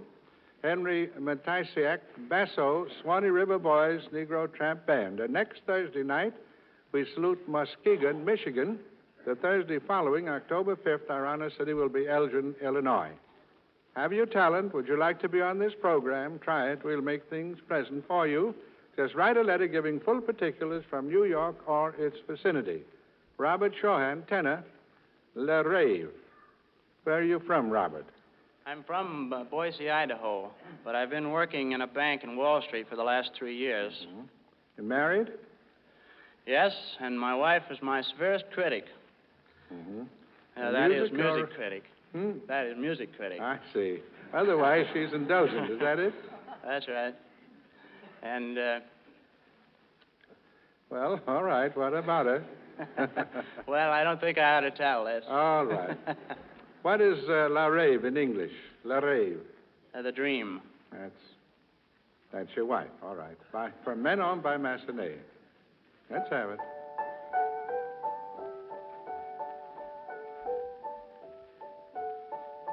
Fermons les yeux, je vois là-bas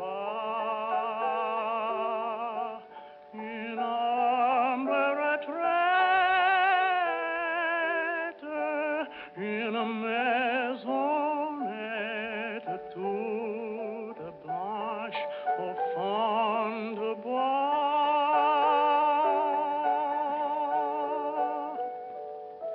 Sous ces tranquilles ombrages, les clairs et joyeux ruisseaux,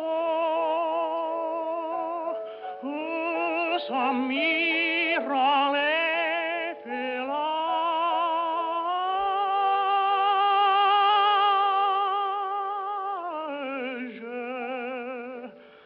chantant avec les oiseaux.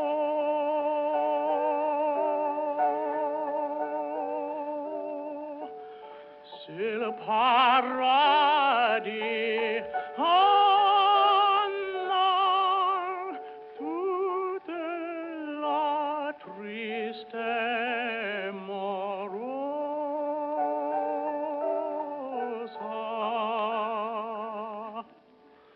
Car il est manque une chose, il y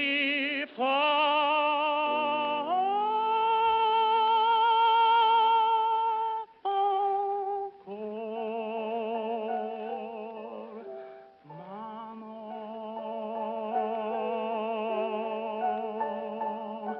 viens, laissera notre vie, si tu l'as vu.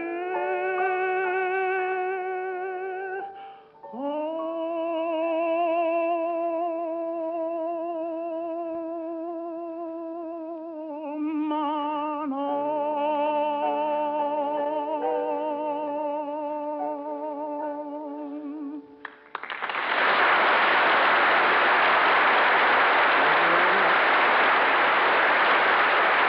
Robert Shaw, tenor, and he sang Le Rave from Massenet's Men On.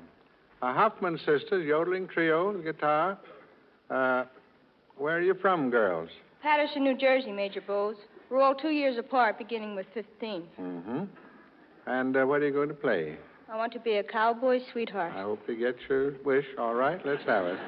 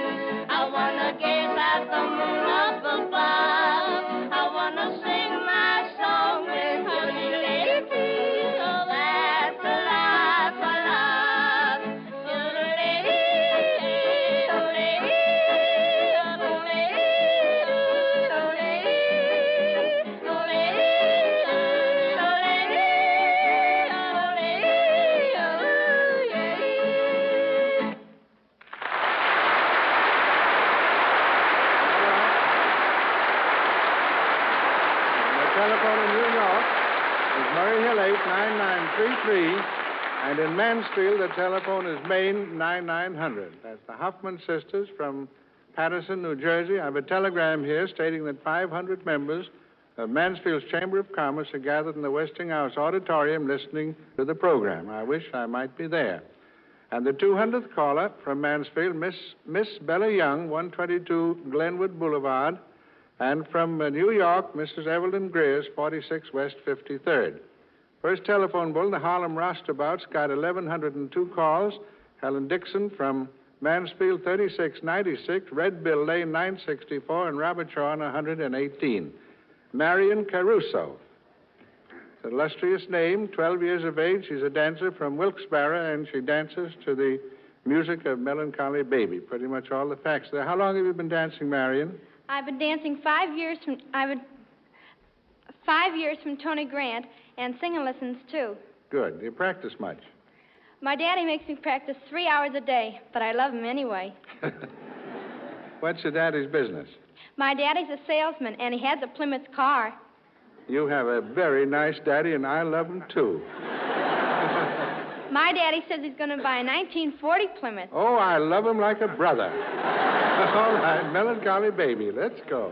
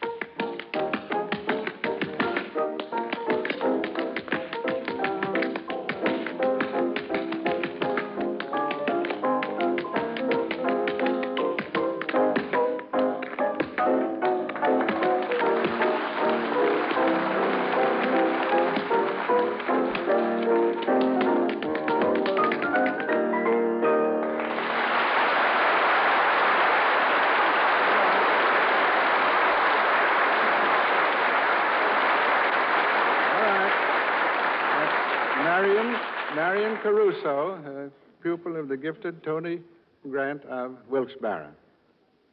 This is the time of year when Mrs. America dons her new postilion chapeau, arranges its snoot back over her lovely curls, and looks forward to a happy autumn. Mr. America acquires the annual snap brim felt and an extra spring in his step, and this particularly is the time our 1940 models make their debut.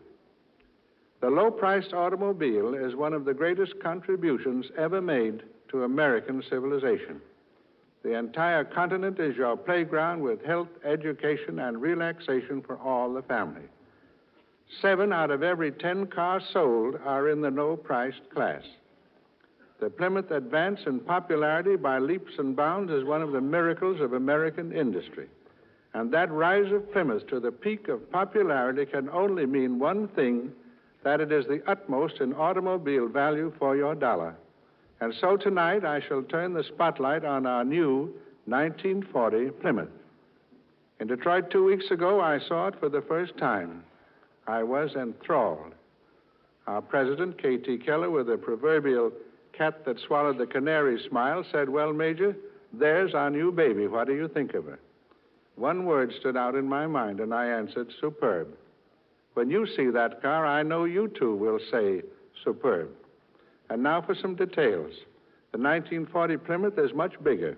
Actually, the wheelbase has been increased from 114 to 117 inches. The body is completely new. Its interior is 10 cubic feet bigger than last year. You may choose your car with or without running boards. And the Road King, as well as the Deluxe Plymouth, has our marvelous steering wheel gear shift.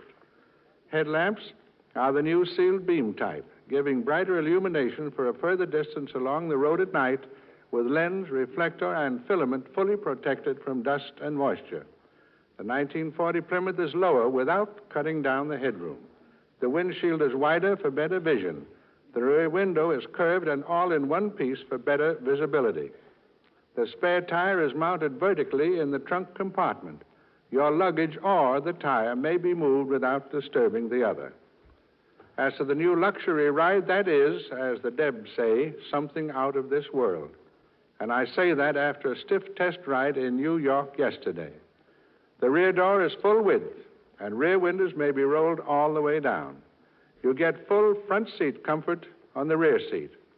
The extreme of riding comfort is a combination of new roominess, new greater vision, wonderful upholstery, and the combined results of chassis engineering, which give you floating power, new weight distribution, rubber body mountings, and a molar steel coil springs. Our 1940 Plymouth has a new transmission. Gear shifting is now a pleasure, clashing practically impossible. Its horsepower rating has been increased. Oil filters are now standard equipment. Pistons have a new type of surface coating for reducing friction, and vital engine parts are superfinished with our new process, giving finer performance and longer life. If I have been able to convey to you even a part of my prideful enthusiasm, you will wish to go to your Plymouth dealer and see this superb example. Why not be the first in town to take a welcome ride in our 1940 Plymouth, the new low-price beauty with a luxury ride? I thank you. In a moment, we will continue with Major Bow's Original Amateur Hour. This is the Columbia Broadcasting System.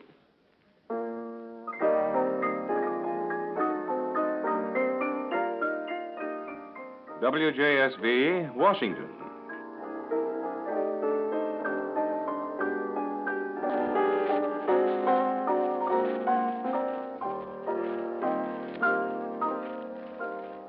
We now continue with Major Bow's Original Amateur Hour, presented by Plymouth, Dodge Cars and Trucks, DeSoto and Chrysler. All appointments and innumerable messages of goodwill have come from Mansfield, Major, from the Honorable John W. Bricker, Governor of Ohio, Mayor Claude M. Hunter, Police Chief Bates, Sheriff Long, Fire Chief Seeberger, Councilman George Berg, President Vanderoe and Secretary Rootson of the Chamber of Commerce, and President Eric of the Junior Chamber, Manager Graham of the Mansfield News Journal, Chairman Mitchell of the Richland County Commissioners, Earl Nist, and from Louis Bromfield, world-renowned novelist, resident of Mansfield, and from many other citizens, clubs, and civic bodies. Major? Thank you, Ralph, and my thanks for the many fine souvenirs also for exhibitions at the Chrysler Building and the World's Fair, and to the Mansfield florist. Dorothy Moore, popular singer. Are you employed, Dorothy? Only at home helping Mother. I see. Well, that's employment. Have you had voice training? No, sir, but I've been singing ever since I was 7 years old. I'm 19 now. Mm-hmm. And what do you propose to sing for us? Over the Rainbow. That's nice. From the motion picture Wizard of Oz. All right?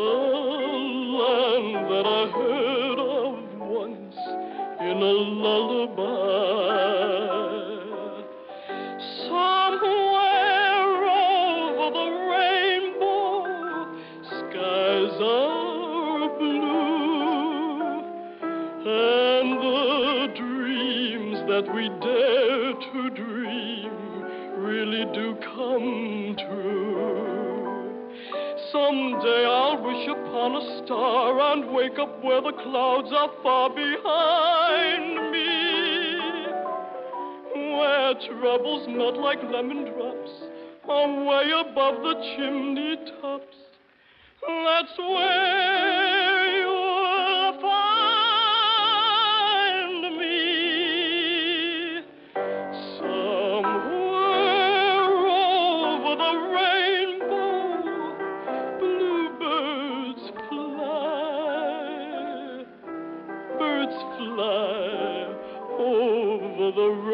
rainbow. Why then, oh, why can't I? Someday I'll wish upon a star and wake up where the clouds are far behind me, where troubles melt like lemon drops away above the chimney tops. That's where you'll find me, somewhere over the rainbow. Bluebirds fly, birds fly over the rainbow. Why then, oh, why can't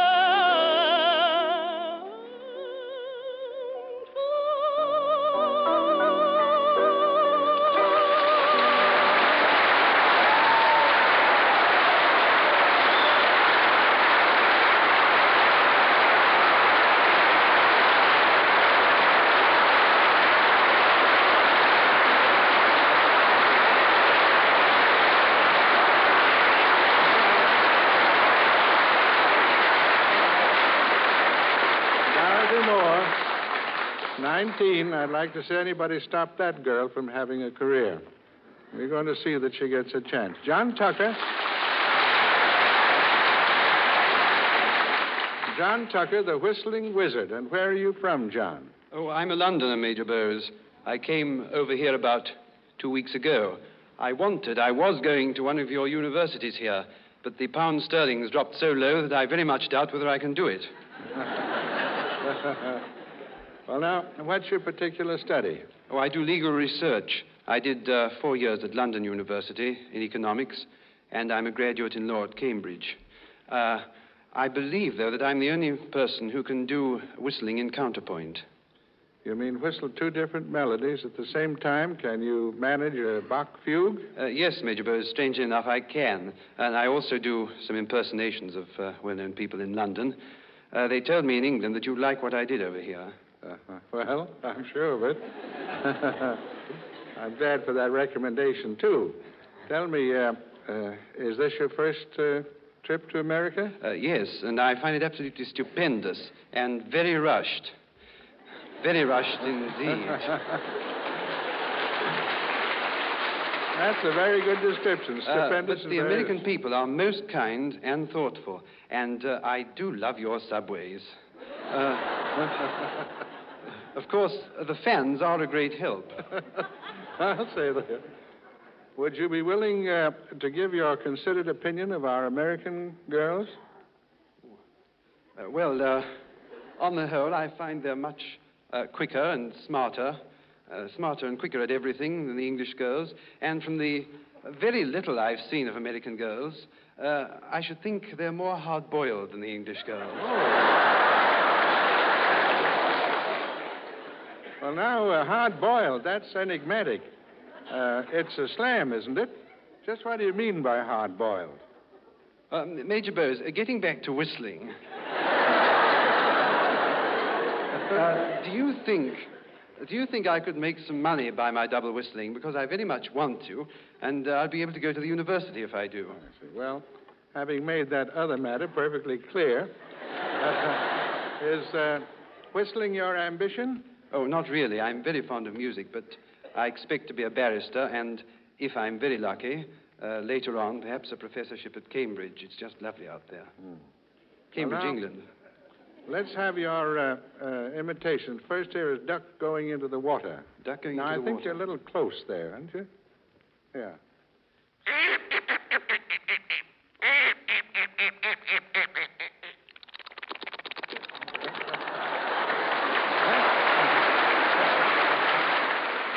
Oh, Major Bowes, before I do my double whistle, I wonder if I could tell you a little incident that happened in an omnibus in London where a man was accused of, or convicted of homicide. He got into court, and the judge asked him, he said... you were going to ask me if you might tell that. Oh, I Yes. beg your pardon. Oh, no. Would you mind if I do tell it I'd to be you? delighted to have you. Go Thank you very much. I think it will interest For people Judge to... Barrett, I want to keep the record clear. All right, let's have it. Thank you, Major Bowes. Well, the man got into court, and the judge said to him, "Tell me, my man, why did you do this? Have you anything to say?" "Well, my lord, it was like this. I got into a bus, and a lady got into the bus after me and sat down beside me. And she wanted to get out her fare. So she opened her bag and took out a purse and closed the bag and opened the purse and took out a penny and closed the purse and opened the bag and put in the purse and closed the bag. Well, then the conductor went past her, so she put her penny away again. She opened her bag and took out the purse and closed the bag and opened the purse and put back the penny and closed the purse and opened the bag and put in the purse and closed the bag. Well, then the conductor came round and said, 'Fares, please.' So she opened her bag and took out the purse and closed the bag and opened the purse and took out a penny and closed the purse and opened the bag and put in the purse and closed the bag. Well, then the conductor clipped her a ticket. So she had to put her ticket away again. So she opened the bag and took out the purse and closed the bag and opened the purse and put in the ticket and closed the purse and opened the bag and put in the purse and closed the bag. Well, then the inspector came along and said, 'Madam, I want to see your ticket.' So she opened the bag and took out the purse and closed the bag and opened the purse and took out a ticket and closed the purse and opened the bag and put in the purse and closed the bag. Then the inspector said, 'Thank you, madam, that ticket's in order.' So she had to put it away again. So she opened the bag and took out the purse and closed the bag and opened the purse and put in the ticket and closed the purse and opened the bag and put in the purse and closed the bag. Then the conductor came along and said, 'Madam, your fare ends here. You must pay another penny.' So she opened the bag and took out the purse and closed the bag and opened the purse and took out a penny and closed the purse and opened the bag and put in the purse and closed the bag. Then the conductor clipped her another ticket. So she had to put it away. So she opened the bag and took out the purse and closed the bag and opened the purse and put in the ticket and closed the purse and opened the bag and put in the purse and closed the bag. Then another inspector came along and said, 'Madam, I want to see your ticket, please.' So she had to get it out. So she opened the bag and took out the purse and closed the bag and opened the purse and took out the ticket and closed the purse and opened the bag and put in the purse and closed the bag. Then the inspector said, 'Thank you, madam, your ticket's in order.' So she opened the bag and took out the purse and closed the bag and opened the purse and put in the ticket and closed the purse and opened the bag and put in the purse and closed the bag. Then the conductor came along and said, 'Madam, you must pay another penny.' So she opened the bag and the judge said to him, 'My God, if you go on like that, I'll strangle you.' 'My lord,' said the man, 'that is exactly what I did to the woman.'"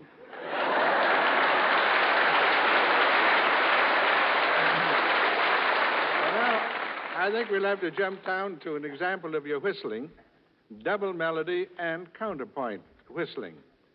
Double-tone whistlers we've had, that is, whistling in thirds isn't uncommon. But counterpoint whistling requires two completely independent whistles in second, third, fourth, in fact, all of the intervals. Now, let's first have just the double melody.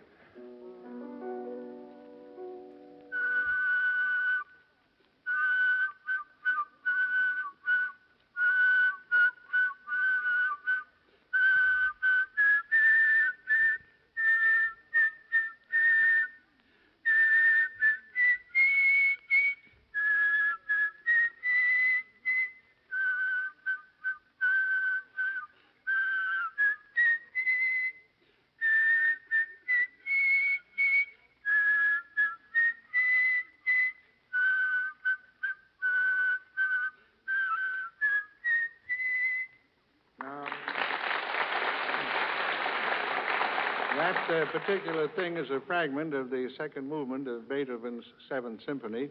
Now give us the same thing in counterpoint.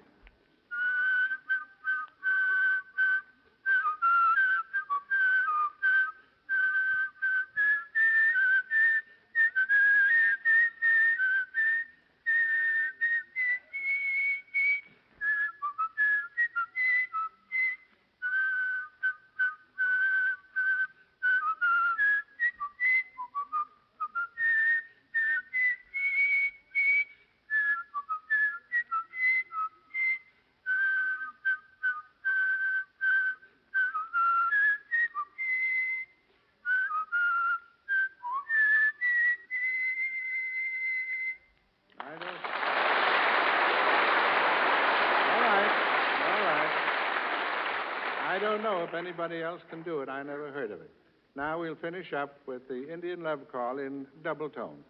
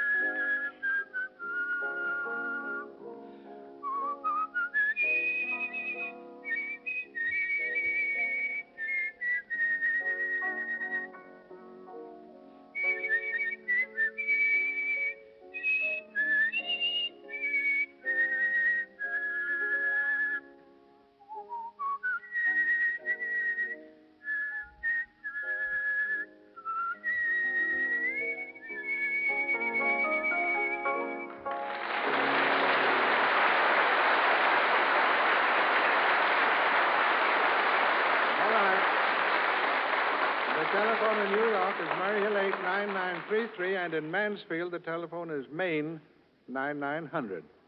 And that's John Tucker of London. This is William Hetherington from McKeesport, Pennsylvania. Very handsome boy in the uniform of the United States Navy. What's your rating, William? Electrician's mate third class, Major. Now, say that again. Electrician's mate third class. What ship? USS Tuscaloosa. Oh, my, that's the Tuscaloosa the president went fishing. Yes, sir, Major. That's the ship.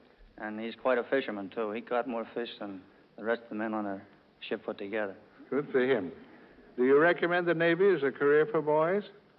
Well, yes, but it's not so easy to get into. You sort of have to be physically perfect and be of good character. Mm-hmm. What did you say is the percentage of rejections? Oh, but most of the fellows are well behaved, and I like nice girls who can dance. I see. What's your favorite ballad? White Sails is what I like to sing. All right, let's have it. Nick Kenny. White sails beneath a yellow moon sail on across the sea. White sails will reach a harbor soon where my heart longs to be. Someone is watching and waiting so patiently, watching for you, waiting for me. White sails will find our blue lagoon for you, my love and me. Someone is watching and waiting so patiently, watching for you, waiting for me. White sails will find our blue lagoon for you, my love and me.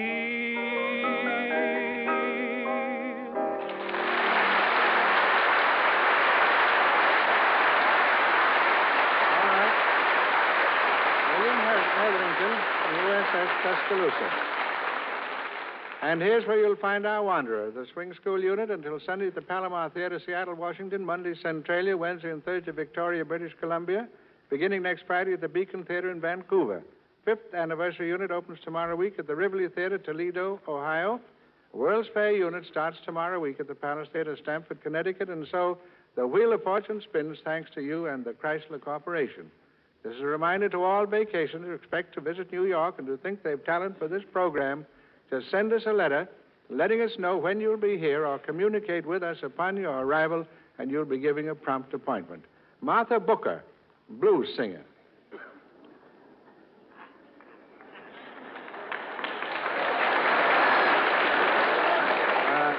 Martha, will you tell us a little bit of yourself? I'll tell you everything about myself, Major Bowles, because I am not looking for a husband. All right, a true confession, huh? I'm 5'1", and I weigh 235 pounds. That's very complete information, I thank you. Oh, I ain't told you nothing yet. I have 8 children, and I'm a grandmother, too. I've been singing all my life. So I thought I'd come over and let you hear me. It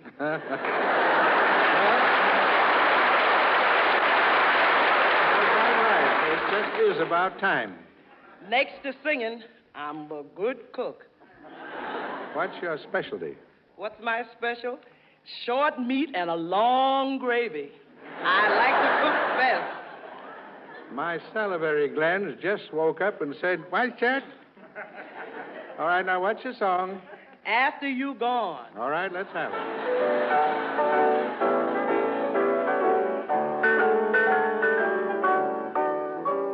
After you gone and left me crying, after you gone, there's no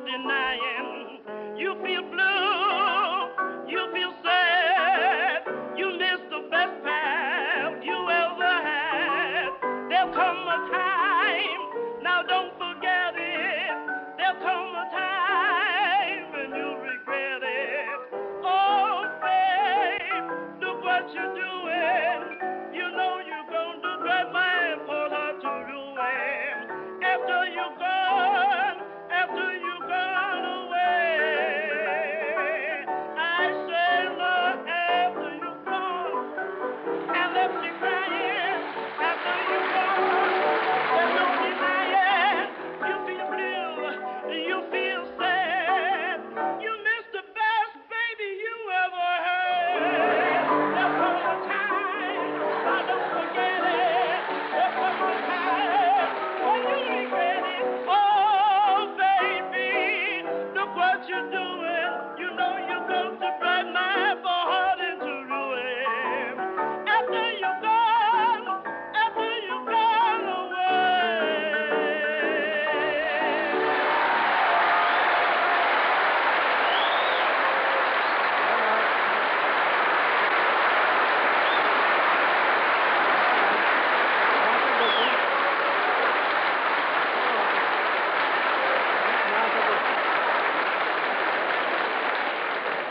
All right, Bob, if you will now. Gina Valenti, a little 7 year older, and she walks up with an accordion. Gina, what is it you do to I entertain? play the piano and accordion and I dance. Is that all? What's your daddy do? He gives lessons On what? on piano. I see. And what did your daddy... I'm talking that way, too. Thinking about that long gravy, I think, and short meat. What did your daddy suggest that you play for us? I'm going to play Dark Eyes on the accordion. And on the piano? Soffergetto by Bach and Gina Swing by Lauren Cook. All right, a popular classic. Let's have it now on your accordion.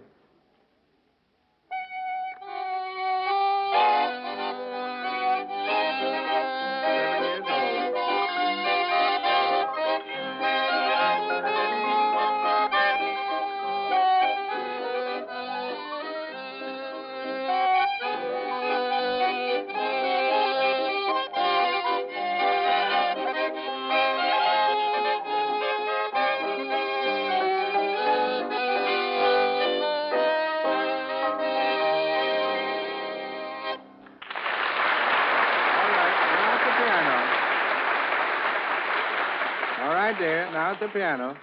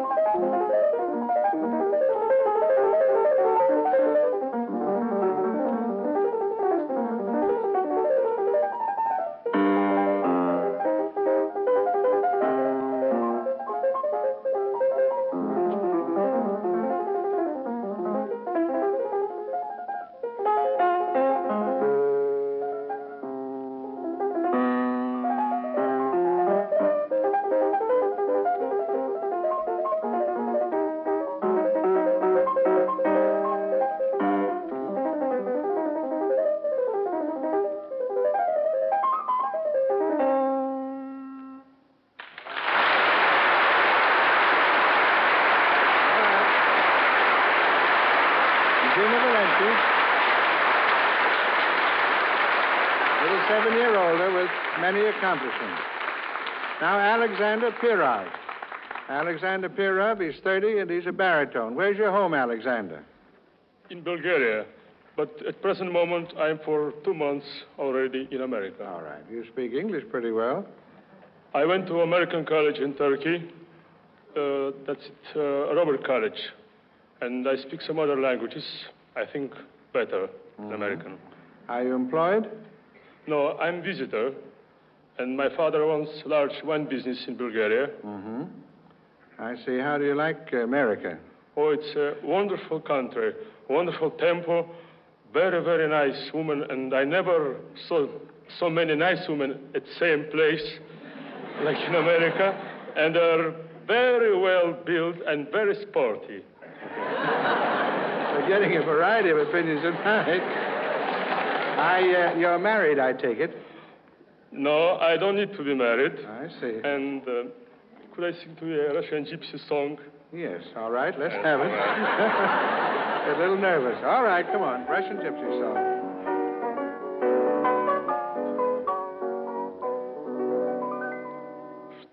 Так грустно, эх, дай гитару, да петь песню про любовь. Или поехать лучше к Яру, разогреть шампанским кровь.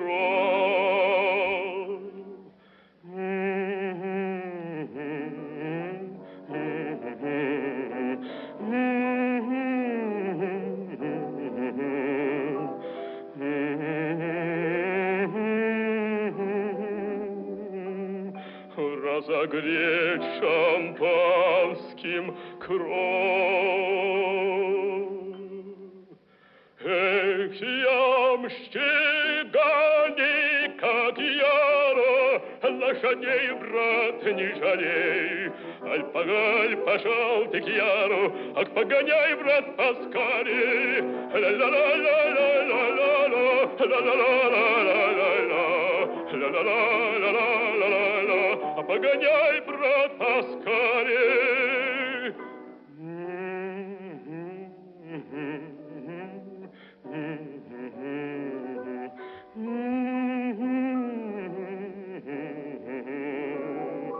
Иль поехать лучше к Яру, разогнать шампанским кровь. Эх, ямщигани, как Яру, лошадей, брат, не жалей. Поедем к Яру, ах, погоняй, брат, поскорей. Ла-ла-ла-ла-ла-ла-ла-ла, ла-ла-ла-ла-ла-ла.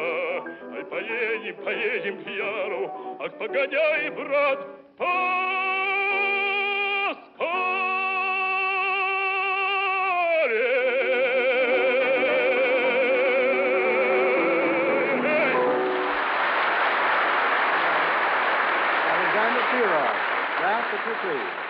Our telephone lines will be open for another half hour to receive your votes. In New York, telephone Murray Hill 89933. In Mansfield, call Maine 9900. On subsequent broadcast nights, Major Bowes will bring you the official news about the 1940 models of the other three of our great cars. Next Thursday will be devoted to the beautiful Chrysler for 1940. I doubt if I've ever seen Major Bowes as excited as he is tonight about this great new 1940 Plymouth. And it's no wonder. The 1940 Plymouth has new style, new bigness, and a new ride that will astonish you. Major Bowes has been all over this great car many times in the last few weeks, but his most thrilling experience was his demonstration ride. Now, the important thing is to have you get this same thrill. Your Plymouth is waiting for you. This low-priced beauty with the luxury ride. Go round to your Plymouth dealer this very weekend.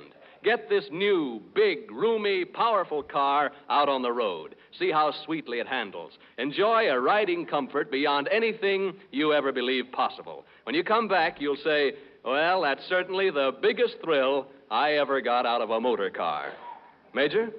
Thank you, Ralph. I just have a message from Howard Fagley of the Rivoli Theater in Toledo. Telephone for Red Bill Lane to join our 5th anniversary unit opening there a week from tomorrow.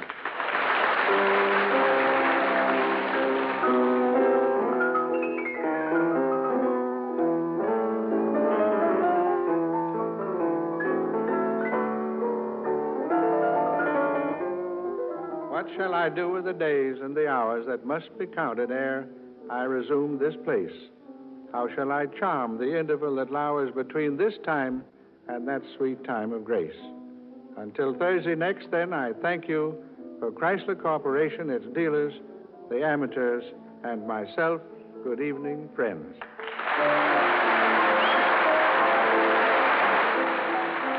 This is the Columbia Broadcasting System. Washington's Chrysler Plymouth distributor is H.B. Leary Jr. and Brothers, who now have the beautiful 1940 Plymouth. See the 1940 Plymouth at H.B. Leary Jr. and Brothers, 1612 U Street, Northwest.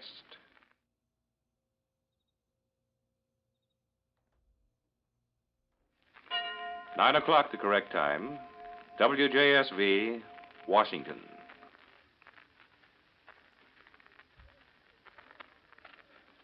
Does Hollywood have a heart? The answer to that question will be broadcast over the Columbia Broadcasting System every Sunday night at 7:30 o'clock on the Screen Guild Theater. This program returns to the air September 24th. The greatest of Hollywood stars broadcast, but they receive no pay for their work. Instead, the money, $10,000 each week, goes into the fund to build a home for the screen industry's needy. Be sure to tune in every Sunday night. Tonight, the Columbia Workshop presents the 5th specially commissioned work for the current Workshop Festival. Now It's Summer, a comedy by the young American author and playwright Arthur Kober. Earl McGill is the director.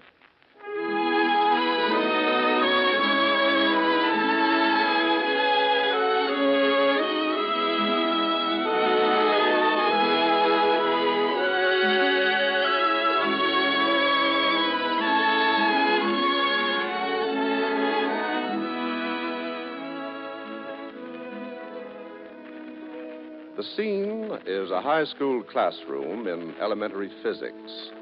Charles Trow has taught physics for over 20 years, and what he says, he has said again and again.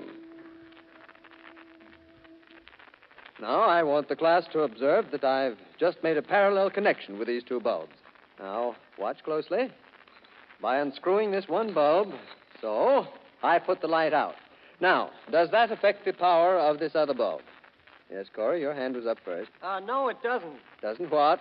Doesn't affect the power of that there other bulb. Exactly. It does not affect the power of the other bulb. Now, I want the class to notice the bulbs on the other base. These bulbs are connected in series. Now, observe, please, that when... Sweeney? Yes, sir. What are you doing, Sweeney? Nothing. Exactly. Quiet. Quiet, please. Sweeney, you're to give me your full and undivided attention. You understand? Do you understand, young man? Yeah. Yes, what? Yes, sir. That's better. Now, as I was saying, observe the effect as I turn this light out. The other light also goes out. Now, put that down in your books, please. How to tell whether devices are connected in series or in parallel. The test is to turn out one bulb. If all go out, they are connected in series. If one goes out, what's the answer, Sweeney? The answer? Very sorry to have to disturb your slumbers. Phillips, you give our sleepy friend the answer. If one goes out, they're connected in parallel. Exactly. Now, Sweeney, I want you to read what I've just asked you to put in your notebook. Huh? Huh is not what I asked you to write. Quiet. Quiet. Please, boys, quiet. Sweeney, I shall have to ask you to stay in after the rest of the class is dismissed.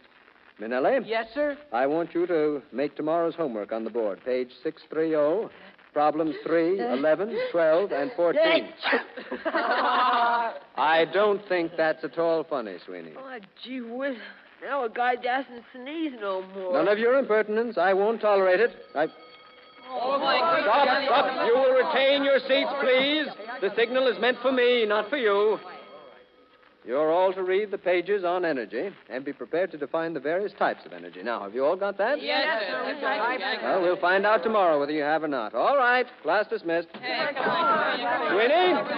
I want you to come forward, please. Oh, gee whiz, I didn't do nothing. You will do as I say. Yes, what is it, Corey? Are we supposed to do that stuff about power? Your homework covers that question. Yes, sir. Yes, Benedict? You said I should ask you when I could use the Bunsen burner, Mr. Trow. Will you stop that noise, please? I'm sorry, Benedict. Not today. Some other time. Oh, Corey forgot his textbooks. Will you see that he gets them? Yes, sir. Right. Now, Sweeney. Gee whiz, Mr. Trow, I'm supposed to see Mr. Considine after school. He'll give me holy heck if I don't see him. Here's a sheet of paper. Make out a note to Mr. Considine saying I detained you, and I'll sign it. Gee whiz, what did I do anyways? I was just sitting there. I wasn't hurting nobody. Hurting nobody? No, sir, I wasn't hurting nobody. Hurting nobody? Hurting anybody. Better.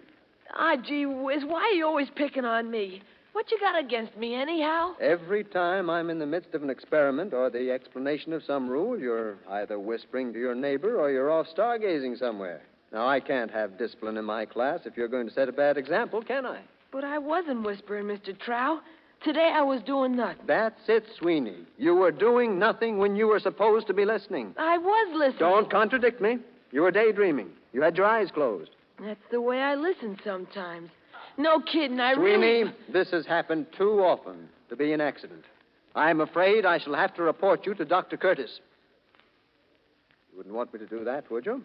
No, sir. Well, what's your average mark, Sweeney? About 70. 70. Do any of your other teachers find fault with you? No, sir. Nobody else picks on me. You're the only Why does one. Mr. Considine want to see you? He's coaching the baseball team. I'm supposed to be in the park Keep right your now. seat, please, please. I'm not letting you go until we get to the bottom of this. Now, what is it, Sweeney? Come on, out with it. I don't know. Well, there's no need to be embarrassed. This is just between you and me. Now, speak up. I got nothing to speak up. Are my problems too complex? Huh? I mean, are they too hard? They're okay, I guess. Well, now, perhaps I don't make myself clear. Perhaps if I expressed myself a little more, shall we say, more simply, you'd understand. Now, is that it? I don't know. Sweeney, you must know what's bothering you. I got nothing bothering me. Last week, it was Turner I had to report. The week before, it was Hellman. Now, I don't want to go to Dr. Curtis again. Sweeney, there's an old adage. An ounce of prevention is worth a pound of cure. Now, you've often heard of that, haven't you? I don't know. Of course you have. Everybody has. Now, there is something obviously wrong with you. I'd like to help you, but that requires your cooperation. In other words, let us say that I'm the doctor and you are the patient, so to speak. Now, in order to effect it, there you go again. What did I do now? Even when I try to help you, you won't listen. You were staring out of the window, wearing that sickish grin on your face. Sweeney, I don't know what to do with I you. was listening, Mr. Trow. You said you was a doctor. Your constant wool gathering is becoming a source of extreme irritation. You're really not a bad boy. If only you wouldn't allow your mind to wander off the way it does. No, sir, no more. Gee, I hope Mr. Considine... Now, one moment, please. I'm not quite through with you. Oh, gee. Now, stop your sulking. I assure you it's no fun for me to stay here after school. But I must do something about you, if only as an example to the other unruly pupils.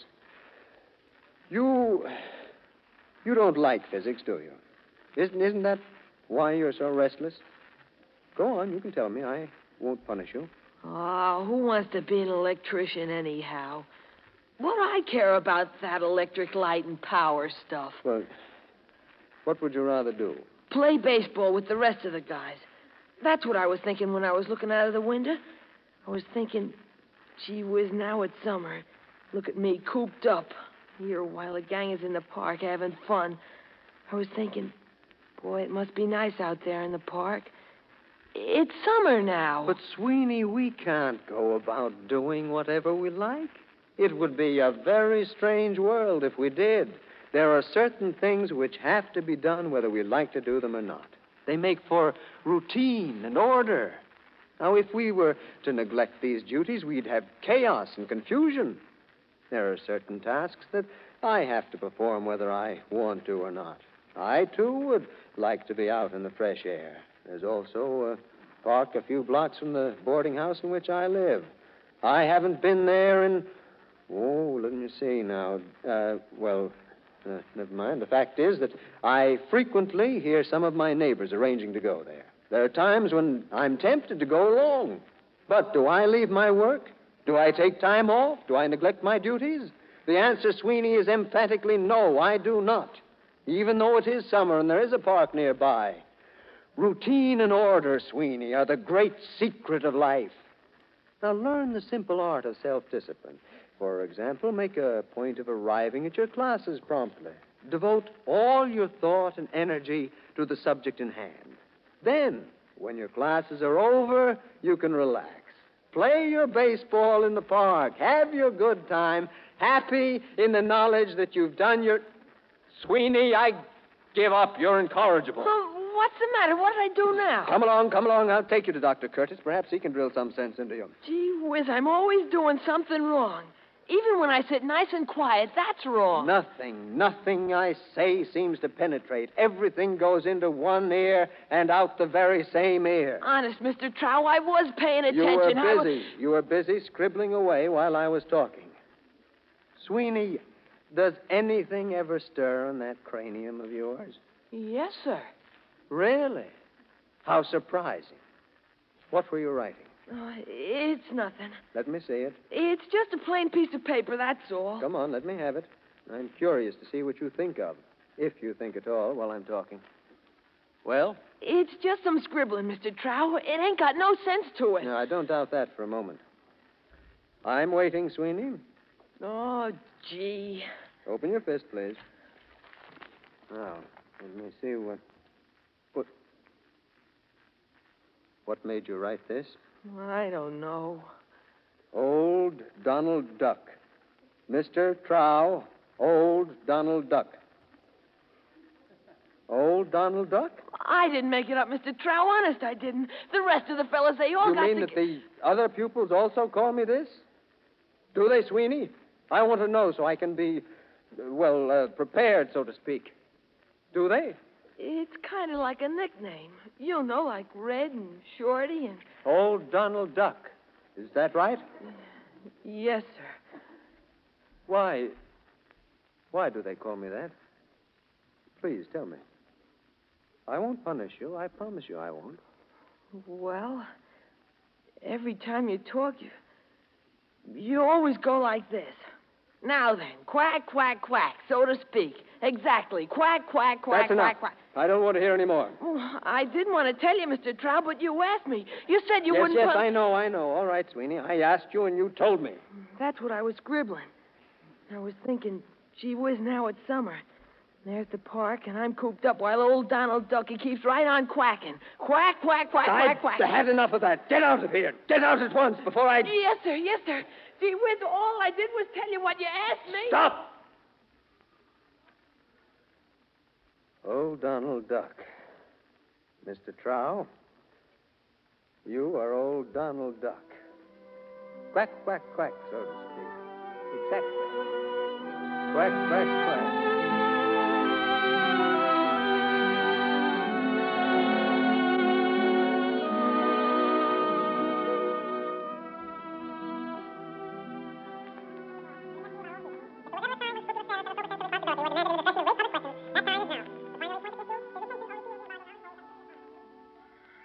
Summer.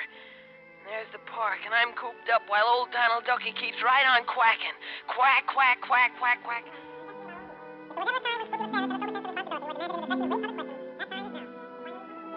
Gee whiz. Now it's summer. The gang is in the park having fun.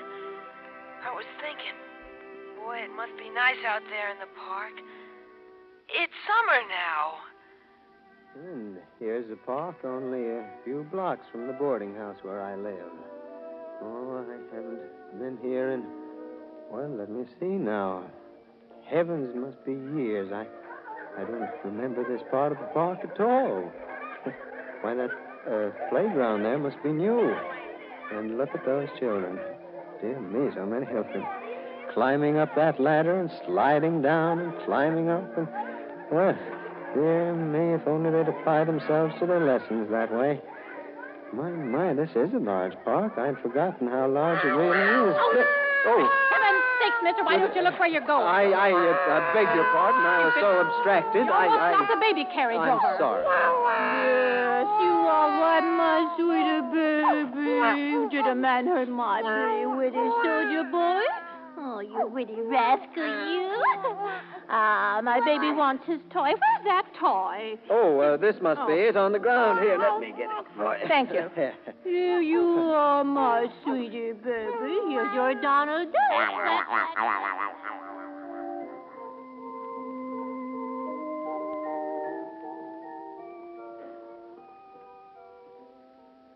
Well, I wonder where I am. This park is so big, I just can't find my way about. I must have walked a great deal. I think I'll sit down and rest a while. I really ought to be getting home, of course. There are classroom papers to do. Routine in order. Yeah. I'm tired, though. Oh, dear, all these benches are taken.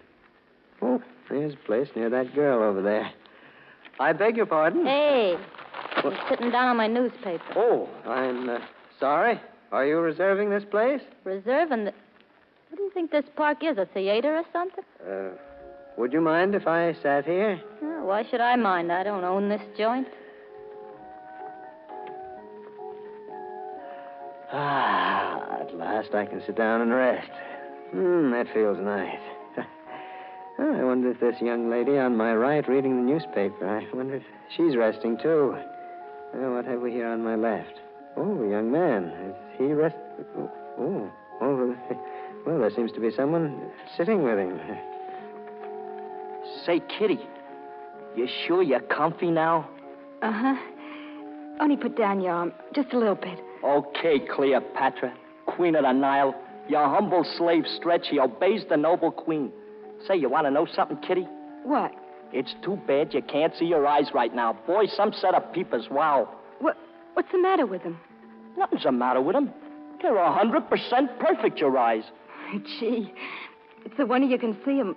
The light here, it's so bad. Go on, Kitty. Take them out so I can examine them. Crazy. You know, Stretch, a friend of mine, Shirley's her name, she recommends I should use mascara. What do you think? I think your friend Shirley ought to have her head examined. She must be touched. Mascara. Why you want to spoil such beautiful set of brown eyes for? They're not brown, you see? You don't even know the color. They're hazel. Who says? Well, look, bend down. See? Hazel. Hazel, huh? You mean like a nut? Gee, you sweet thing. Oh, Stretch. Now it's summer. They're all in the park having fun. I was thinking, boy, it must be nice out there in the park. It's summer now. Well, what? Well, I guess they're brown, all right. I ought to be home, arranging my work. Dear me, I'm way behind now on my duties. There really will be chaos and confusion. The secret of life, Sweeney, is routine and order. Routine and order, yes. Well, look at these two, Kitty and Stretch. They seem to know the secret of life. They're not cooped in. They're out here in the park. They both know it's summer. Looks like we got an audience. The old guy's watching us. Next time, maybe we'd better sell tickets. Oh, I'm sorry. I just couldn't Give me my help. bag, Stretch. Here, come on, Kitty, before his eyes start popping out. No, please. Hey, too bad you didn't bring your candid camera with you. No, I'm sorry. I didn't. You know, I didn't mean to drive them away, really. I didn't. Don't let it bother you, Pop. You know, I couldn't help listening. You get gray hair if you worry. I thought they were both very sweet. Yeah, sweet. Yes, and so young. I'm really sorry I frightened them away. Look, Pop. What? I wouldn't worry none about those birds if I was you. You get used to things like that around here if you just hang around for an hour or so. Oh, you seem to know this park. Know it? I memorized it. Mention any leaf, I'll tell you where it is. What else I gotta do? Sit in my 2x4 and get a nice steam bath when I can sit out here in the open? Look at it, trees and flowers and lots of nice green grass. I like green for a color. This is here and has been all these years. What I'd be doing at home right now is sitting and staring at the walls and thinking, what good am I? Where do I come in anyways? Well, in the park, I don't know. People go past you, some happy, some sad. You start wondering about them. Maybe they got their troubles. Maybe they ain't even got a 2x4 with walls to stare at. Then I don't feel so bad. Now, why should somebody else's troubles pep me up? I don't know why. Still, it does. Old Donald Duck, Mr. Trow. Quack, quack, quack. Quack, Yep. quack. The man who invented parks ought to get a medal. Don't you think so? Oh, I beg your pardon? I was talking about the park. Oh. Would you believe it? This is my first visit here in almost 20 years. Oh, from out of town, huh? No, I live only a short distance away. Matter of fact, I moved there so as to be near the park. You mean you live on... Say, you saw at the place or what? No, I've taken it for granted, I guess. You know, like the way you take your neighbors and people around you.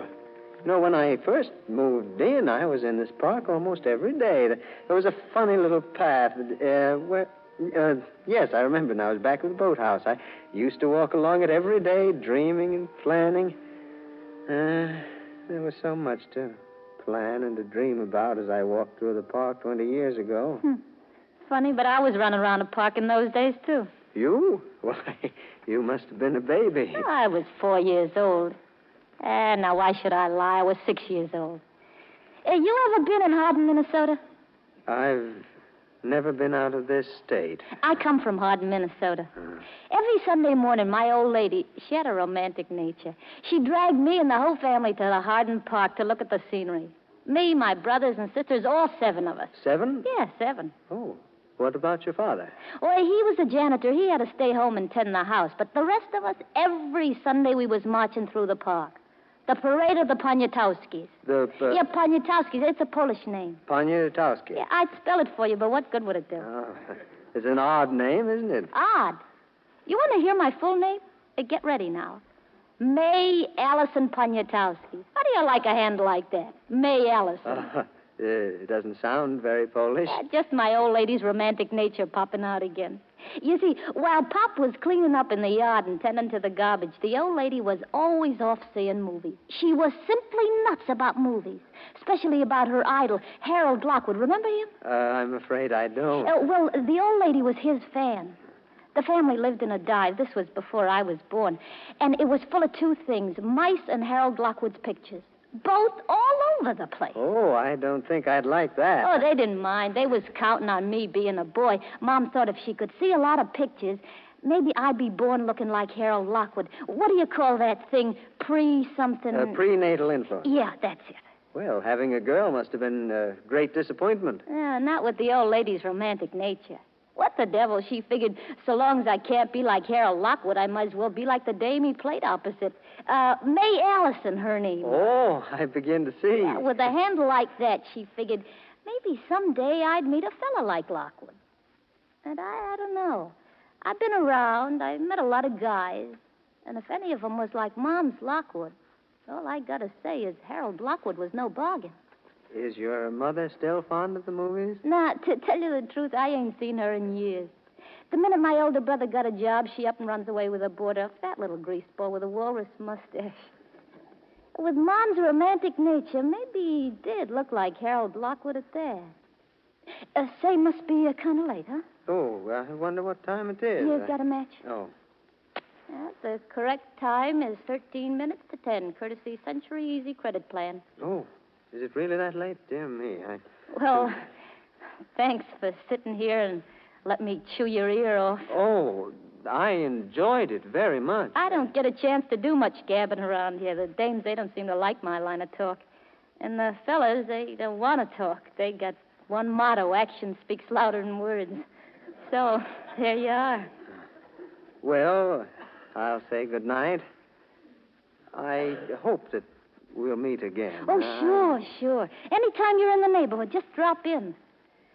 Guess, I ought to be getting back, too. Yeah. Go back to what? Yes, and go back to what? Well, look, I got nothing but a 2x4 dump to go to, but you. I? What have I? A boarding house to go to. Mrs. Bell, the landlady's probably very worried about me. I've never been out this late before. But I'll be home soon. I'll be home, filling the air with chalk dust and classroom smells and my usual complaints, how some horrid little monster annoyed me and how I had to deal firmly with the rascal. You're a school teacher, huh? Yes, that's right. Oh, gee. Oh, excuse me. What for? For talking so dopey, calling you Pop. Gee, I should have known right away from the way you talked, so refined like. Gee, ain't I the sap, though? If you'd only told me what you was... Why? What difference does it make? A school teacher? Why, you must be awful smart or awful brainy, what I mean. Think of it, hundreds and hundreds of kids, and you learning them things, telling... Oh, what do you teach? Physics. Physics? It's a new one on me, physics. Sounds kind of funny. Oh, it isn't funny. On the contrary, it's quite serious. Well, what is it? I mean, arithmetic, that's figures. Geography, that's about foreign countries. Well, it's quite an involved subject. Physics is the study of... Well, you don't really want to know, do you? Oh, sure I do. But if it's going to take time, then forget it. Well, physics is the science which treats of energy and matter and their relation to each other. Oh, I see. Do you? What? Do you see? Honestly, I don't. What's it all about? Well, roughly, it's about mechanics. Heat, magnetism, light, electricity. It's still Greek to me. And to my pupils, too, I found out.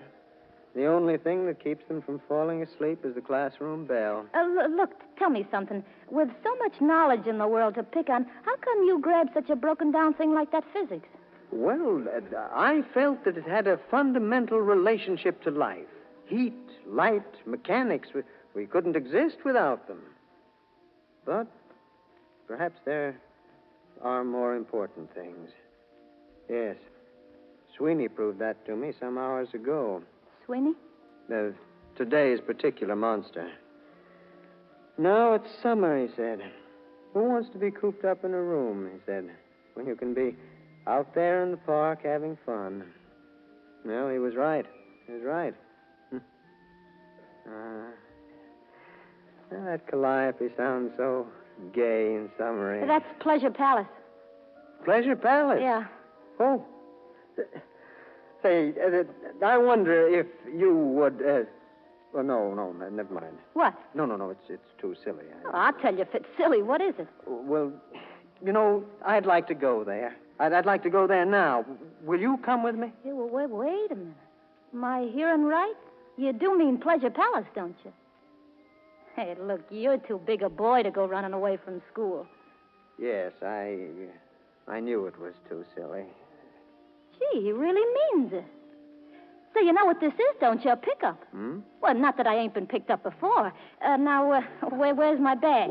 You'll go? What do I got to lose? Well, we won't stay very long. Yeah, so I can get my beauty sleep Yes. and be fresh in the morning to go looking for jobs. Don't worry, those jobs still won't be there, whether I'm fresh like a daisy or not. You gonna shoot the works? The works? I mean, will we go on the merry-go-round? Oh, on the Ferris wheel, too, if you like. And can we try the whip? Uh-huh, and the barrel of fun. Don't forget the tunnel of love. And we'll eat popcorn and apple on the stick. Yeah, how's about hot dogs and ice cream? Why, of course, and we'll drink soda pop and lemonade. Can you make mine a root beer? You'll have that, too. Come on, I'm getting indigestion just thinking about it.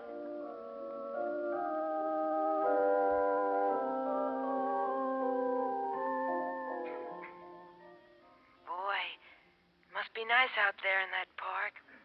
Why, now it's summer.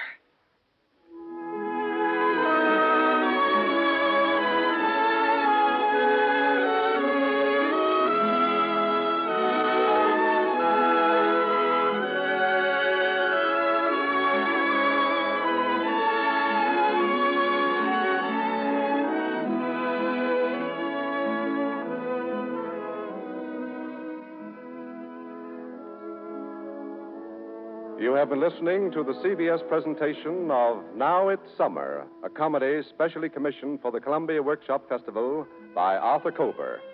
Earl McGill directed tonight's performance, and Bernard Herrmann conducted the musical score.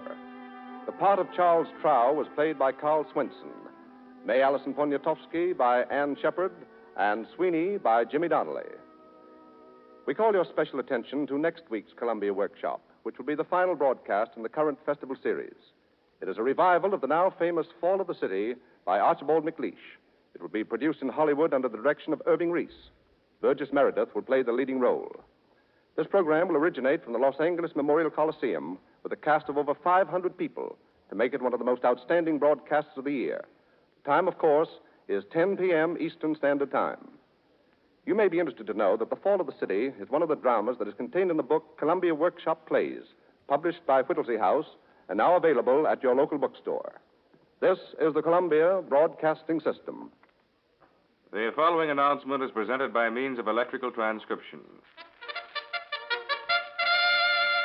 For the hot news about the 1940 cars, see your nearest Buick dealer. Then you'll know why everyone's saying, Best bets, Buick. 9:30, WJSV, Washington.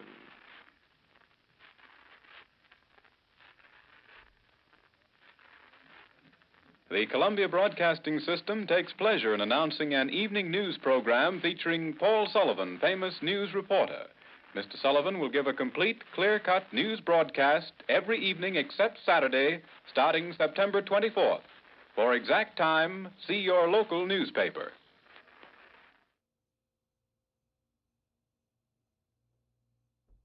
All right, now, ladies and gentlemen, we turn to the next offering. We ask you to consider what we have here. Experts have appraised it, ladies and gentlemen. It's been called something of interest for every home. Observe, please, the program, the purpose, the intention. Ladies and gentlemen, here is... Americans at Work, Columbia's program about you and what you do for a living. In the voice you just heard, we tried to give you a suggestion about who our American at Work is tonight. He is... The auctioneer, ladies and gentlemen. The auctioneer. Now, perhaps you think, as many people do, that the auctioneer's work is confined to selling odd furniture or offering stocks of merchandise at foreclosure sales. But in reality, the auctioneer sells a great deal more than that. The total yearly sales at auctions run to hundreds of millions of dollars. Fur manufacturers buy 90% of their furs at auction. Carloads of tobacco, bananas, eggs, they all go at auction. Vast tracts of lands, huge buildings. Now, tonight, here with us in the studio, we have 5 auctioneers who stand foremost in their profession and who represent 5 different specialties in this ancient and honorable calling. They are Mr. John Evans, the veteran livestock auctioneer, whose specialty is horses. A stocky, jovial man who's sitting across the table from us. Mr. William Fitzgerald of the New York Auction Company, a fur auctioneer, an alert young man. I hope that answers your description, Mr. Fitzgerald, does it? It does. All right. He's smiling. Right. A word from Mr. Day. Mr. Hiram Park of the Park Burnett Galleries, the famous auctioneer of priceless objects of art, a dignified connoisseur type. Mr. Robert M. Zadra, who auctions, of all things, eggs, a young, pleasant man. And Mr. Joseph P. Day, whose name is a byword in the real estate world. Mr. Day, I'm going to call you tall, white-haired, and good-natured. Does that answer to your description? I think so. Now, gentlemen, as you know, everyone loves an auction. Gets a thrill out of the excitement of bidding and the chance for a bargain. And yet, when you think of it, the auction, with all its buyers and sellers, tends to create the really true economic price that our more learned peers discuss within the cloistered walls. But let's go behind the scenes and discuss a few generalities about the work of the auctioneer and the man himself. Are there certain licensing restrictions for an auctioneer? I've got to begin at the very beginning. How about that, Mr. Day? Are there? Yes, sir. What are they? The most important thing is, in this state and in most of the states, I believe now, there's no by-bidding or puffing, as they used to call it, allowed. You mean bidding up the price? Bidding up the price. That's a protection for the buyer. And the auctioneer has to be licensed by the state, is that it? Licensed by the state and sometimes by the county and the city. But now, aside from the licensing, what are the personal qualifications for being a good auctioneer? You're an old hand at it, Mr. Evans. What are they? To be a good auctioneer, it's necessary to be born to it. It is? You'll never acquire it if you're not born to it. How do you think about that, Mr. Park? Well, I think you must know the property that you're selling. That's a very good point. I wonder, too, is a good voice a requisite? Very much so. How do you feel about that? I agree with Mr. Park. Not so much since the amplifier came in. Well, you've seen the whole time, Mr. Day. All right. How about the knowledge of human nature? Mr. Zadra, what do you think about that? Is that a necessary... I believe it is, Mr. King. I think that you must know the people that you sell to, that you deal with. How about you, Mr. Day? I go along on that. All right, I think we all go along on that. And now, before we get into discussion of individual problems here, I want to skip around the table just once and ask all of you gentlemen about the goods you sell in the matter of prices. I want to find out, to give our radio audience an idea of what's going on the auction block, how much in dollars does a good sale amount to for each one of you, and then how many individual articles are there in such a sale? How about that, Mr. Park?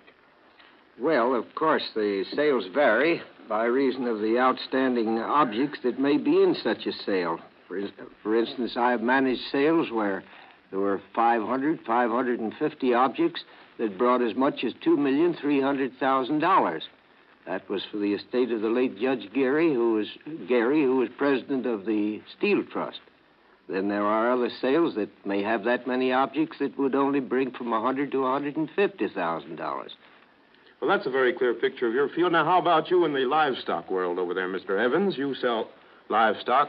What is a large sale for you in dollars? A large sale for me in dollars, well, it's hard to compute it in dollars without having a set of figures. I have sold, the most horses I ever sold in one day was 768. Now, those horses would probably average $140, $50 apiece. You people with pencils can figure it out for yourself. All right. How about in the fur business, Mr. I paid that horse auctioneer much more than that average for a couple of good carriage horses.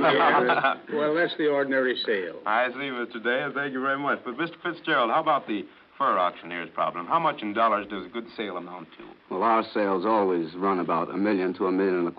And about, roughly, how many skins? Well, if we exclude an item such as silver fox, we'll probably offer approximately 350 to 500,000 skins.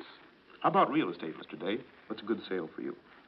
The Henry Astor estate, $6 million in one day, and the Commodore Gould, $6.5 million in one afternoon, 2 hours and a half. And that's a restricted set of buildings in each case? Yes. I see. 20, an average of 20, we'll say.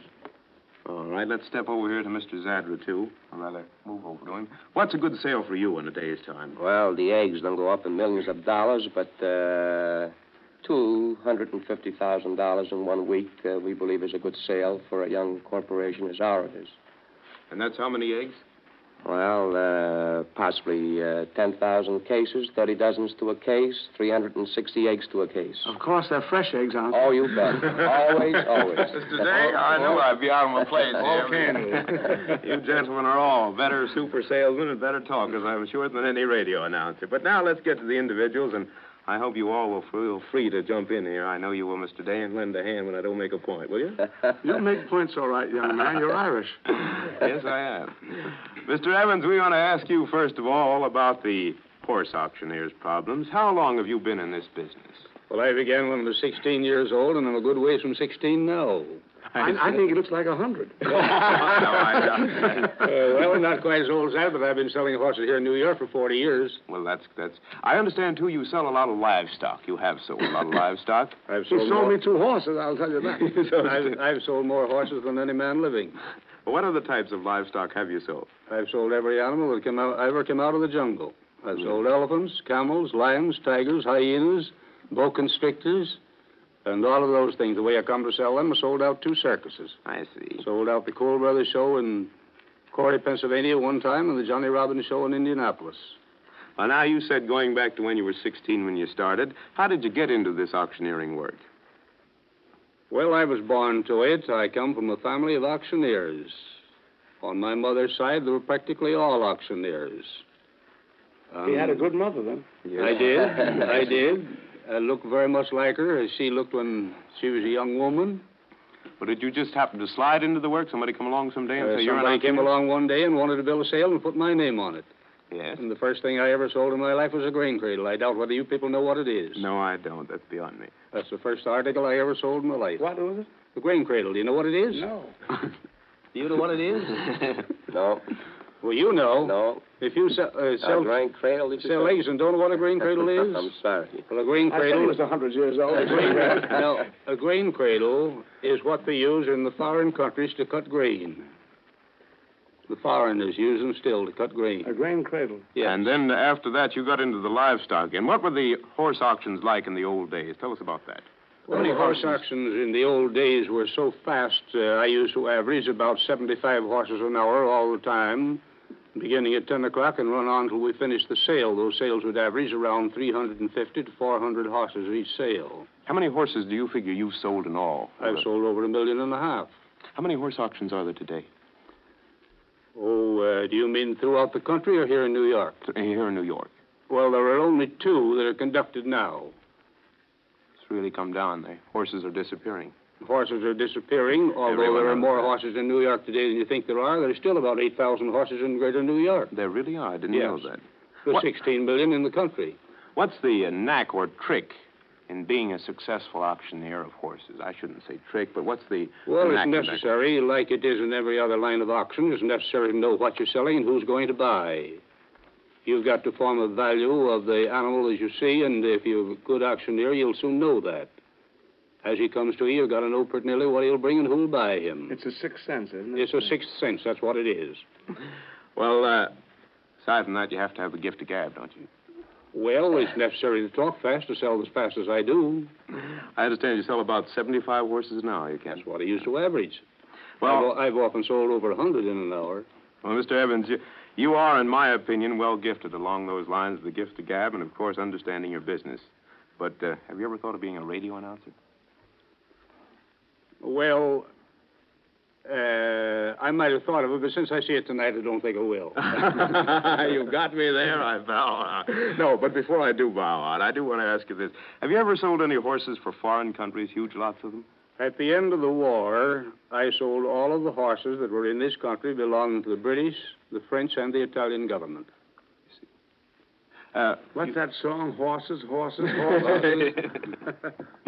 To what degree do you think the horse is being replaced by the auto? Well, I have said several times that years ago a horse used to be afraid of an automobile, but after a while it'll be so if a horse meets another horse, you'll shy away from him. They'll be so scared. Thank you, Mr. You Evans. know what he is. Thank you very much. I think you've given us a very clear picture. Now I want to ask Mr. Fitzgerald, William Fitzgerald, who handles the fur auctions. In the fur auctions... How does an Irishman come to sell furs? That's what I want to know. How does an Irishman come to sell furs? I wouldn't dare make it public. In the fur auctions, where do the furs come from? Where do you get them? Well, we get them from all parts of the world. And they're on consignment? They're sent to us on a consignment basis. And then how are the furs handled? Are they tagged or put in lots? They're graded and put into various lots and given a lot number, and thus cataloged.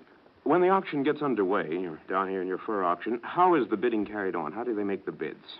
Well, it's very secretive. One buyer doesn't wish another buyer to know when he's bidding, so he either blinks his eye or wiggles his ear or lifts his finger. And you have to know all those individual signals for each buyer. Oh, yes. I think that's pretty general in our discussions this evening about those secretive bids among the auctioneers that are here, at least from what we said. How often are your fur auctions held? Well, we hold 4 general sales a year and 5 special silver fox and mink sales during the year. And that applies to the whole trade? That applies to the whole trade. And supplies my lady with everything that she wears in the fur line? My lady controls the fur line. She does? Absolutely. Well, what is she choosing this year as being very popular? Well, she still thinks silver fox is very good. How about but red she's fox? also kind of taking a liking to red fox and mink and beaver. And she's also very fond of muskrats, as she always has been. I see. How many lots are sold on the average in an hour in your fur auction? Well, our auctions depend a lot on speed, so we try to sell from 180 to 200 lots an hour. About yourself now a minute. On what basis is the fur auctioneer paid? Do you have a salary or do you... Oh, we work on the fur auctioneer works on a salary. On a salary. Roughly, what is that salary, roughly? Well, the fur auctioneer earns from $5,000 to $10,000 a year. Well, that's a very good salary. Have you ever sold any furs I think the real estate business have to take hold of that fur business and show them how to make money. Why, do you make more in real estate? A little. I'll get around to you in a minute. Have you ever sold any furs to celebrities? Well, several years ago, our firm sold silver foxes that were made into capes for the now Duchess of Windsor. Really? That's very interesting. That goes back into our public history, I guess. Well, not too far back. Thank you very much, Mr. Fitzgerald, and for your story of the fur auction and the fur auctioneer. I want to jump over now to the egg auction. I'm jumping over there enough. I've broken about a dozen crates of the egg. Mr. Robert M. Zadra, the auctioneer for the New York Egg Auction Company. Will you tell us, Mr. Zadra, when are the egg auctions held? Well, we hold our egg auction daily, Monday to Friday inclusive, and we... In the morning? At 12:15 every day. I see. And how long does it run each session? Well, depending on the volume offered, the average is about an hour and 15 minutes. Well, just about how many eggs are sold there every day? Well, on an average of about 1,800 to 2,000 cases daily. And 30 That's dozens? 30 dozens to the case, 360 eggs to the case. All fresh eggs, Mr. Dave. It's about 700,000 eggs. That's right. That'd make quite an omelet, Mr. Yes, Zadra. sure would. Now, how do you get your bids in the egg auction? Are there Well, trick signals? the bids, a lot of them are trick signals. A lot of the customer don't care to let the other one know when they do the bidding. Very often we apply a number to the customer. And instead of mentioning the customer's name at the time of the purchase, why, we mention his number.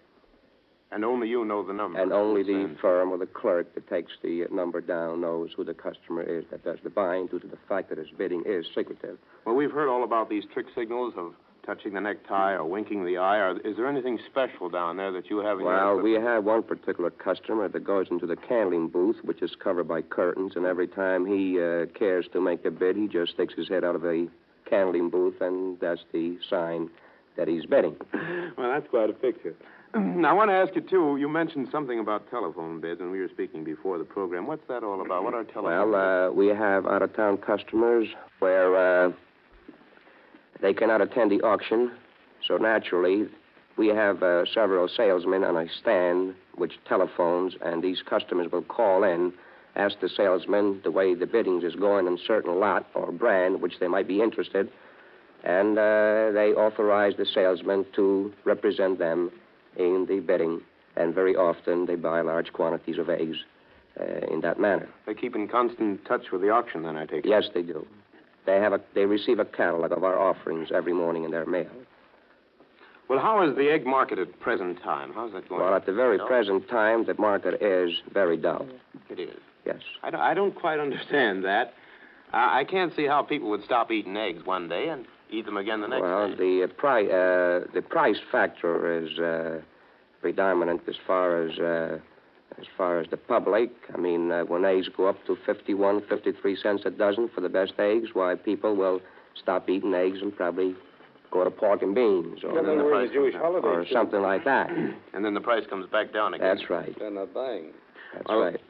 I suppose that the buyers there at your egg auction represent the tastes of your community around, don't they, in their Yes. locality? Yes. And you get an idea of what the people like. Whether That's they like right. brown eggs or white eggs? Well, there's not much difference in the quality of brown eggs or white eggs. Here in New York, of course, is largely a white egg market.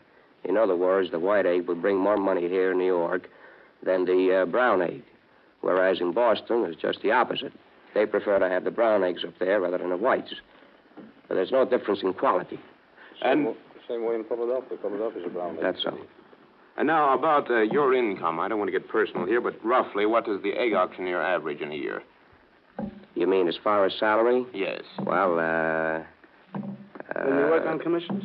About, no, we work in straight salary. You do work We work in straight salary, and of course, I don't really like to say what I'm being paid because my employer might be listening and he may be thinking that I'm not getting enough.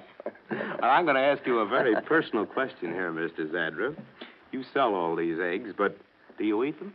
I'm very, very sorry to say that the only time I eat eggs is on a Sunday morning, and that's due to the fact that I've got to get up too early to get to work in time, and I have to commute. Naturally, I haven't got the time to eat the eggs, but I do have them every Sunday, and I do love them. How many do you eat on a Sunday morning? Oh, about 4. About 4? Well, that's very good. I want to thank you very much, Mr. Zadra, and I hope we didn't go too far behind the scenes into your private life, but I think you did present a very clear picture. Thank you, Mr. King. Of the egg situation and the egg auctions. And now we come to Mr. Hiram H. Park, the president of the Park Burnett Galleries, the auctioneers of artistic and literary property. Mr. Park, how long have you been in the business? 42 years. 42 years. You've probably seen a great deal of changes. How did you happen to get into auctioneering of artistic properties? Well, I first went into the auction business as a clerk.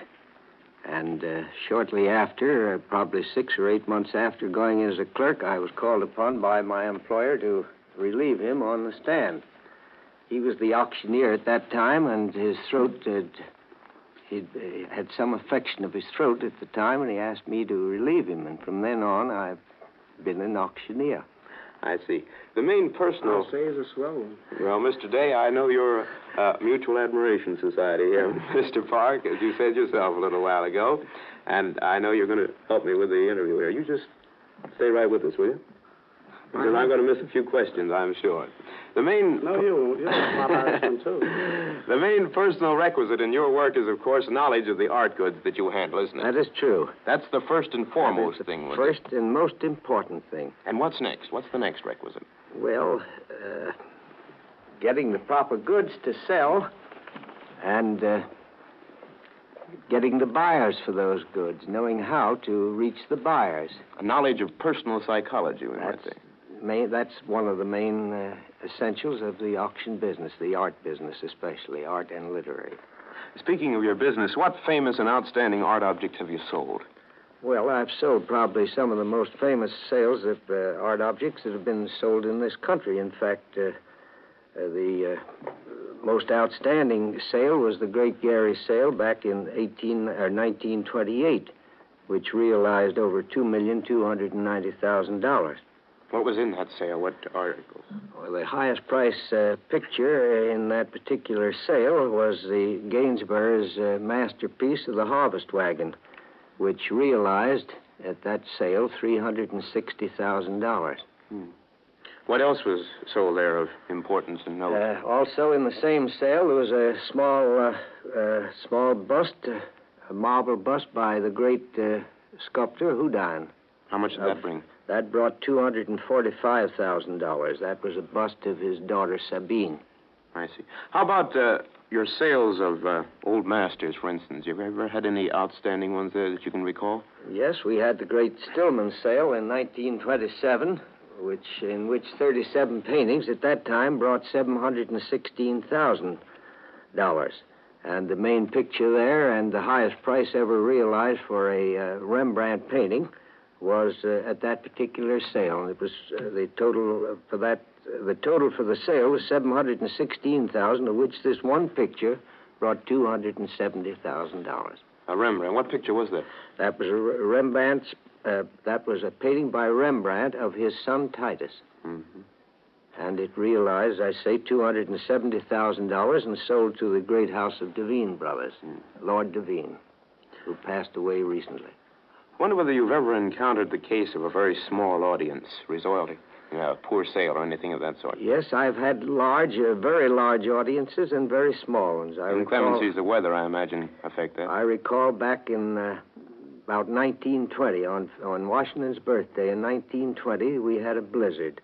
And we were selling at that time a collection of Washingtonian material. In other words, objects that were mostly owned by Washington or his descendants. Mm-hmm. In fact, the sale was being conducted for one of the Washington family, one of his descendants.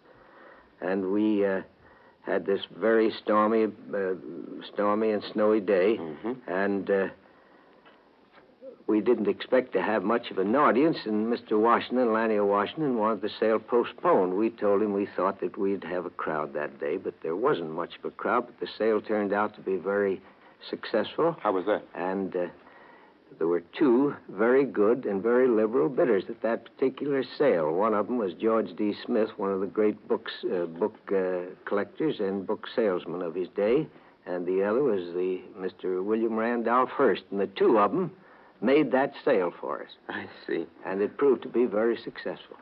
Well, what was the largest audience, skipping over to the other side, the largest audience that you ever was sold? in the Gary sale, which I had the pleasure of conducting at the Hotel Plaza on April 28, 1928. And the ballroom at that time, the capacity, the seating capacity of the ballroom at that time was 1,800. But there were more than 3,600 people in the ballroom had passed through the doors. I imagine you could hardly get up in the stand. It was the sale was scheduled for 8:30, and it was 9 o'clock before I could get to the rostrum. And it was a big started success. the sale, and the sale was a big success. That evening's sale run about $1,400,000. Well, now, I know we're speaking in big terms, and we're speaking of people who buy, big money terms, I mean, of course, people who buy art objects. Have you ever encountered cases of unlimited counterbidding on the same article? Yes, I once had an instance in Philadelphia where I was selling a sale for one of the very wealthy families there in Philadelphia, and one of the most prominent citizens at that time was executor for this particular estate. And just on the eve of the sale, he was called to Brussels and had left me an unlimited bid on a pair of pictures. And the sale came off within a few days, and I was selling these particular pictures, and I noticed that they had run up to considerably more than we thought they were valued at. And the only two that seemed to be bidding at that time was myself as auctioneer and one of my assistants. I called to him and asked him what was... I couldn't ask him his bid exactly, but I asked whether he had had some sort of an unlimited bid left with him, and he said that he had. And I, knowing that I had this unlimited bid from the executor or his representative, I merely stopped the sale of those two pictures, withdrew them from the sale until I could get the two bidders together. And settle it that way. And it was settled in that way, and they were divided, one taking the female portrait and the other the male portrait. I see. Well, thank you very much. You've given us a wonderful story there. You split a family, didn't you? Indeed. Auctioneer of artistic properties, Mr. Parks. Now I'm going to turn around here to Mr. Joseph P. Day, the auctioneer of real estate, who's all set and ready to go. Mr. Day, you've been very quiet. But your fame as an auctioneer runs right along with our other guests this evening, and you're certainly one of the super salesmen of the day. You've never by any chance sold the Brooklyn Bridge, have you? No, but I sold the 6th Avenue elevators. Oh, no, wait a minute. Tell us about it. You sold the 6th Avenue elevated? Yes, sir. Tell me all about that. Oh, that's a short story. Sold it. And after they bought it, they found out that there was cement in the pillars, and so they lost money on it. But that wasn't the fault of the auctioneer or anybody else. Nobody knew about it. How does selling real estate differ from the methods of these other gentlemen? Well, the principles, I think, are the same in all. It's sort of action. It's first attention, and then desire, and then finally it leads up to getting the actual sale. Yes, getting the sale itself. Well, now, what real estate have you auctioned at the highest price? What big package have you sold? What's your biggest package? The Henry Astor estate. How much did that go for? $6 million. Oh, my goodness. $6 million. $6 million. How much? The Commodore Gould estate went for $6.5 million. And the James Gordon Bennett estate, the owner of the late New York Herald before it was taken into the Herald Tribune. Yes.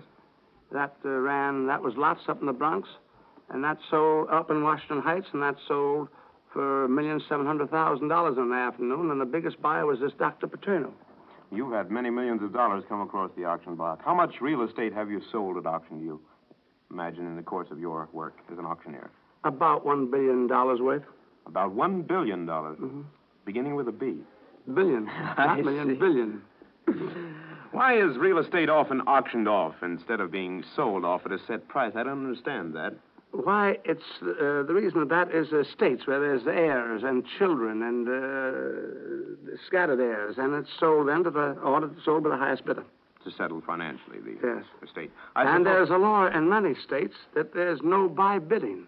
No. In New York State, there's no buy bidding permitted. What do you mean by buy bidding? Why, there's nobody can go in and bid it up? Boost up the sale. No, it must be all. It must be bona fide. I suppose that's the protection. I suppose psychology plays a big part in your auctioneering, doesn't it? It does. Do you have any reminiscences on that subject of psychology? Well, now we're talking about this arms restriction. Yes. Sal Bloom. Yes. I sold him a piece of property one afternoon for $340,000. You really did? Tell us about that. Well, he didn't He thought his bid was only $335, and I said, Sal, you've got to take it. It's $340. That's I took the bid up. And he came back he went out a little bit angry, and he came back 2 hours after, and he said, Joe, is that still open for me? I said, it certainly is. And I expect you to take it, or at least I want to take it. I've just sold the contract for $40,000 profit. I gave him the property at his bid. At the bid I said. What's your hobby, Mr. Day? Well, one of my hobbies is buying Gertie's prayer rugs at auction from that young man Park over there, or the Park brother. Mr. Park, is he a good judge of values?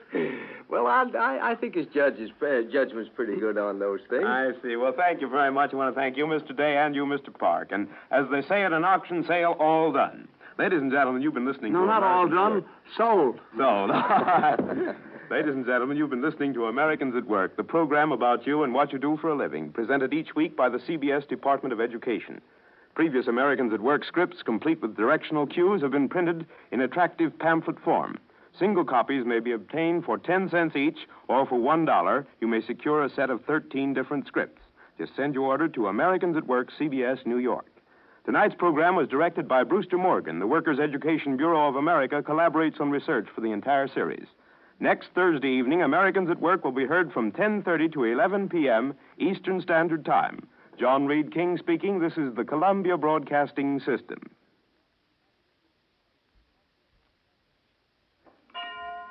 (10 p.m. BULOVA, Bulova Watch Time. Here's a distinguished timepiece, the 21-jewel Bulova President, in the charm and color of natural gold, curved, streamlined, and exceptional value. WJSV, Washington.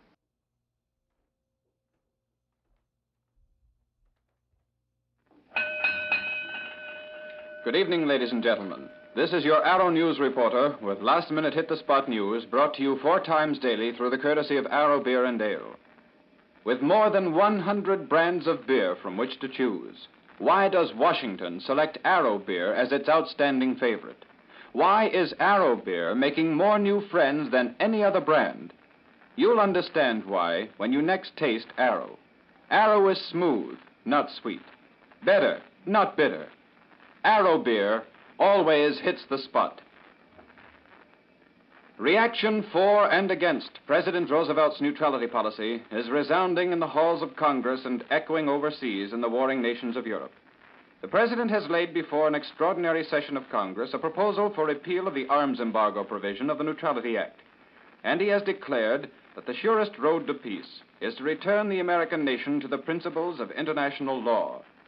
Senate isolationists have answered with a promise to fight Mr. Roosevelt's program to the finish. 24 members of the isolationist bloc held a strategy meeting and pledged themselves to a vigorous stand against the president's policy, but they agreed not to resort to filibuster tactics. On the other side of the fence, Democratic leaders have banded together to push the administration's program. Senate Majority Leader Barkley says the Senate Democratic Steering and Policy Committees will meet at 11 o'clock tomorrow morning. They will attempt to limit the special session to consideration of the neutrality law proposals. This is in accordance with the President's wishes. Overseas, the British people have acclaimed Mr. Roosevelt's appeal for removal of the arms embargo. For to the British and French, such action by Congress would mean that they could arm their troops with American munitions. But sentiments are quite the opposite in Berlin. Nazi diplomatic quarters have welcomed the President's announced determination to keep America out of war. But Nazi leaders are bitterly critical of his demand for removal of the arms embargo. The Germans believe that the proposed cash-and-carry policy would work to the exclusive advantage of France and Great Britain.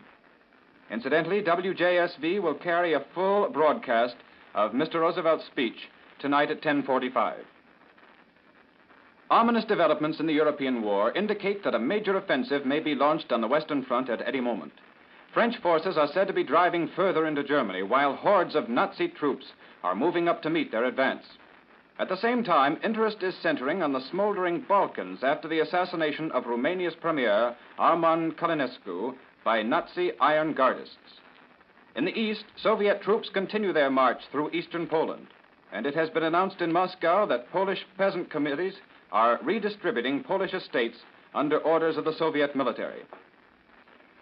The British Admiralty says reports that Great Britain has captured the German liner Bremen are absurd. This denial puts an end to the most recent stories as to the whereabouts of the $20 million German luxury ship. The Bremen has been unreported since leaving New York before the war began. The Admiralty announcement was accompanied by denials of several other rumors. The Ministry of Information says there is no foundation for reports of the loss of the British warships Hood, Renown, and Repulse. Back in this country, the United States destroyer Leary has steamed out on an undisclosed mission. Her crew on shore leave had been rounded up by Boston police prior to the hasty departure. Sailing orders were issued from Rear Admiral Tarrant's office of the Boston Navy Yard. It is understood that the Leary is fully equipped. There is to be no let-up in the federal investigation in Louisiana. Assistant Attorney General Roge, Chief of the Justice Department Criminal Division, has made that clear. Roge said that the inquiry will be carried on after all the cases now scheduled have been handled. And here's some news of local interest. Next year, 1940, is a leap year, but the Palace Theater is jumping the gun on New Year's by more than 3 months. At its midnight preview of the new picture, The Women, tonight, the fair sex of the moviegoers will be obliged to buy the tickets for their doubly fortunate male escorts. Listen in again for the Arrow News Reporter, brought to you by the Globe Brewing Company of Baltimore at 8 o'clock tomorrow morning. And remember, when you order beer, be sure to ask for Arrow, the beer with the famous flavor. Hugh Conover speaking. This is Columbia's station for the nation's capital. The following announcement is electrically transcribed.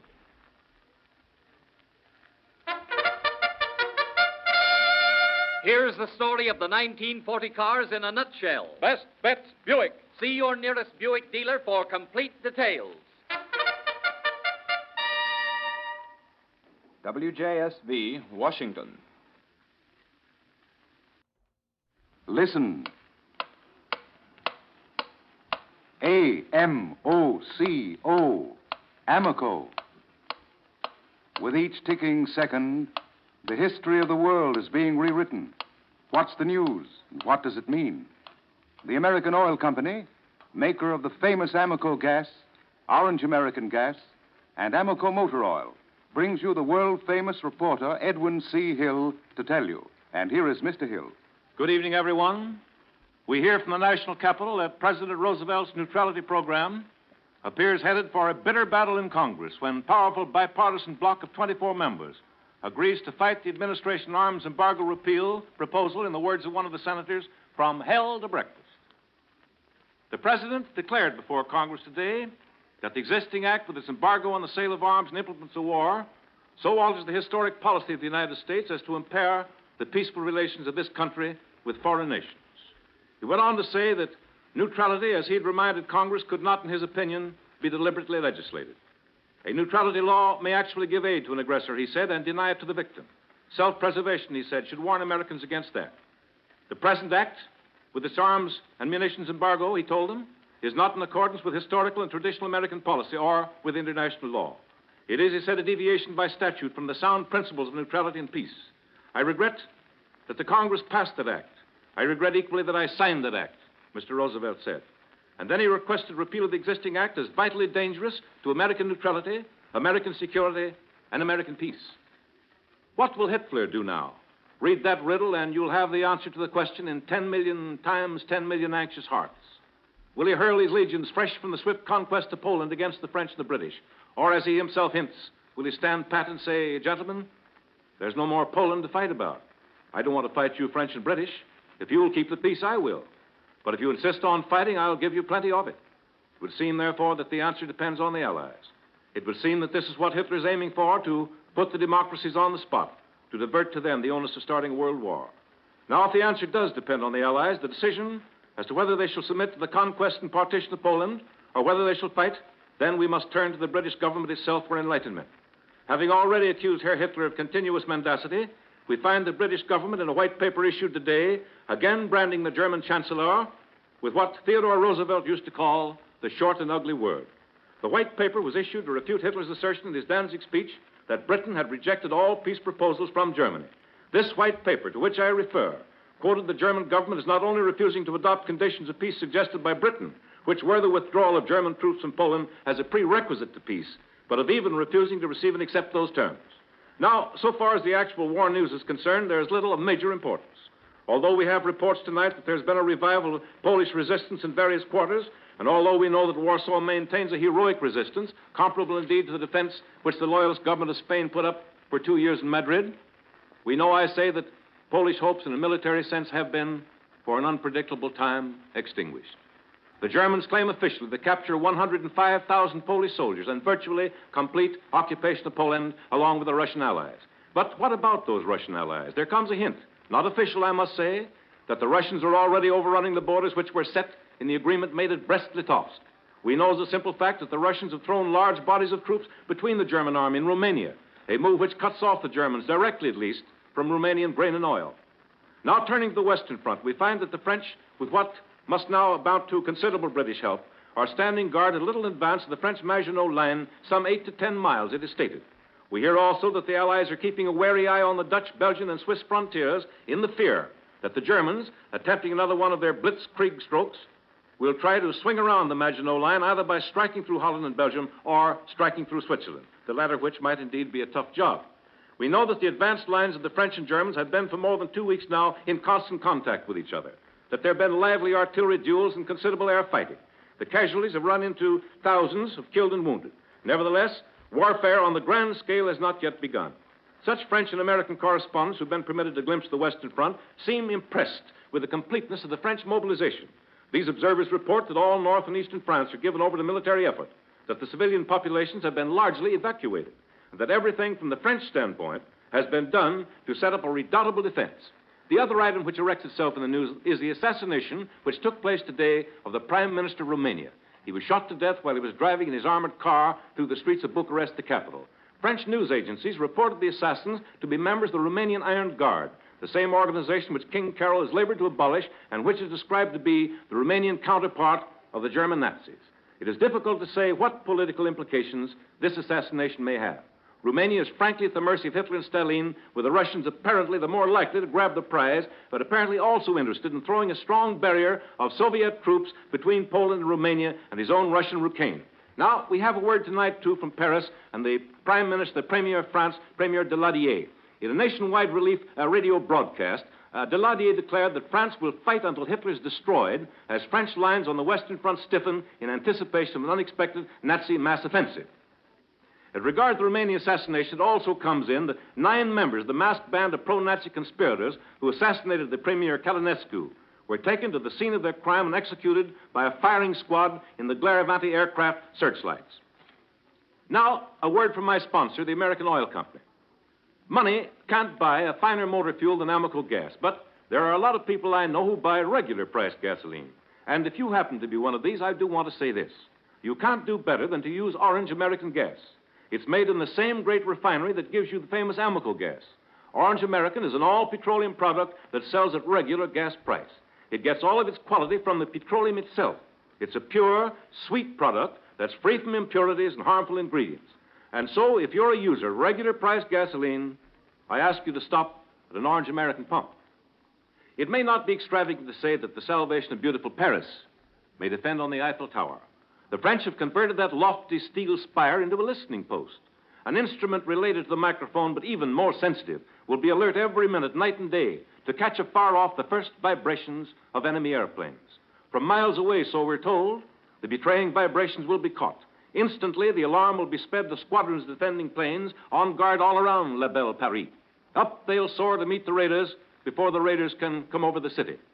There's a curious story about the 1,000-foot tower which old Gustave Eiffel built, and that is that the French have a death ray apparatus secreted there, a fearful weapon which, operated from that great height, according to this story, would destroy an air or land enemy. But you can hear a lot of queer yarns over there about La Tour Eiffel. 6 different Parisian taxicab drivers have cheerfully rattled off to me 6 different fables about it. The one, and it may be true at that, about the secret room in the tower which has never been opened since the day that Gustave Eiffel died in 1923 at the age of 91. After his death, the key was taken to the Department of the Interior.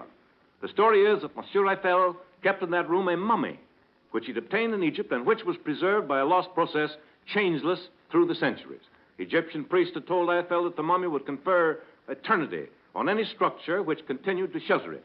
And Eiffel always said that his tower would stand 1,000 years at least. It was the 8th wonder of the world when Gustave Eiffel built it 50 years ago, and then Al Smith came along and topped it with a ninth wonder, the fabulous Empire State Building. The tower that watches over Paris, and the Germans tried their best to plug it in the last war, is not really 1,000 feet tall. It's 983 feet on a cool day and 984 feet on a hot day. It weighs 7,700 tons. It sways like a Cecil DeMille siren, but never tips. Now, why was it built? As an exercise in pure mathematics by a great mathematician. Eiffel played with great steel girders as delicately and fastidiously as Fritz Kreisler employs the bow of his violin. La Tour Eiffel may see wondrous sights, terrible sights in this struggle to save what's decent and humane in civilization. For in those ringing, sweeping words of the Battle Hymn of the Republic, he is trampling out the vintage where the grapes of wrath are stored. But it's also written in that stirring anthem, his truth is marching on. I thank you. One moment, please. This is David Ross, and here is an important announcement. Beginning next Monday, Edwin C. Hill will be heard on the station to which you are now listening at 5 minutes past 6 p.m. Eastern Standard Time. Now, I'll repeat that. Beginning next Monday, Edwin C. Hill will be heard 5 nights a week at 5 minutes past 6 p.m. Eastern Standard Time.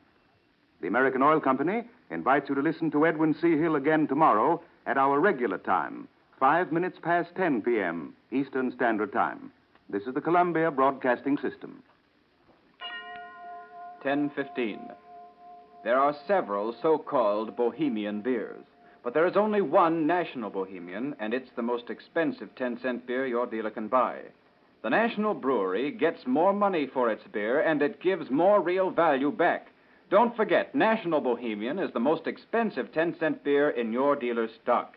This is WJSV, Washington.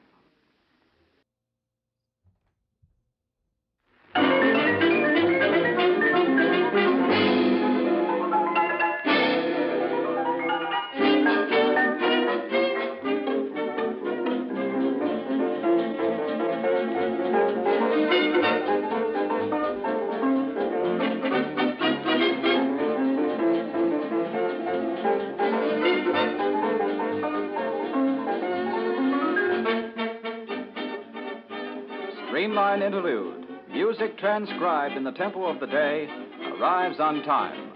Tonight, ladies and gentlemen, it's Freddie Monroe and his orchestra, whose opening selection is Ring Dem Bell Tones.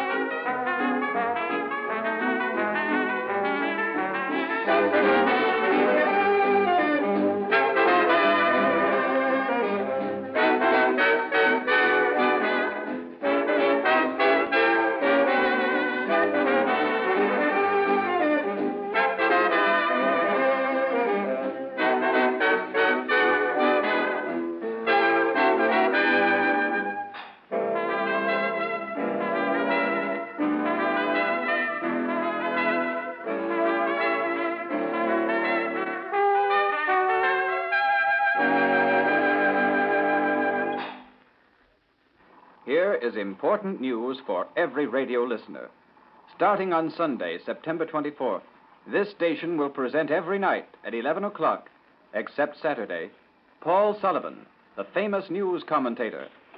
Mr. Sullivan has been making special broadcasts to America from the war zones of Europe for the Columbia Broadcasting System and will return to start his new program on September the 24th.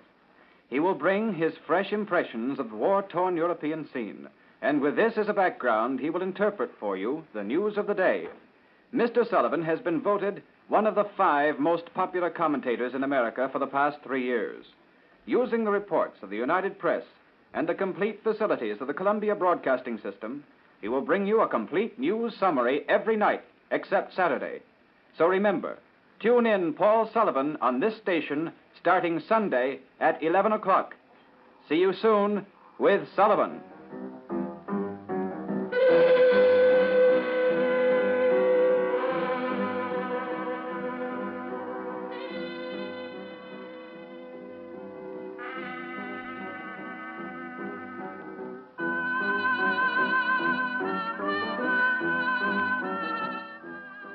Marion Forbes takes the spotlight now in the vocals to The Lamp is Low.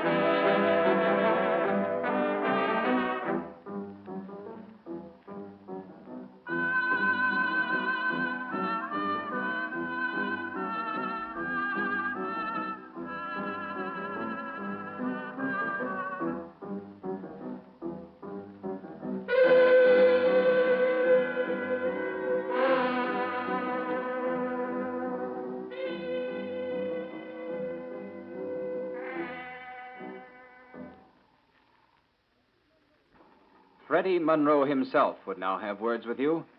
A little expression of his own called "Tain't What You Do." It's the way that you do it.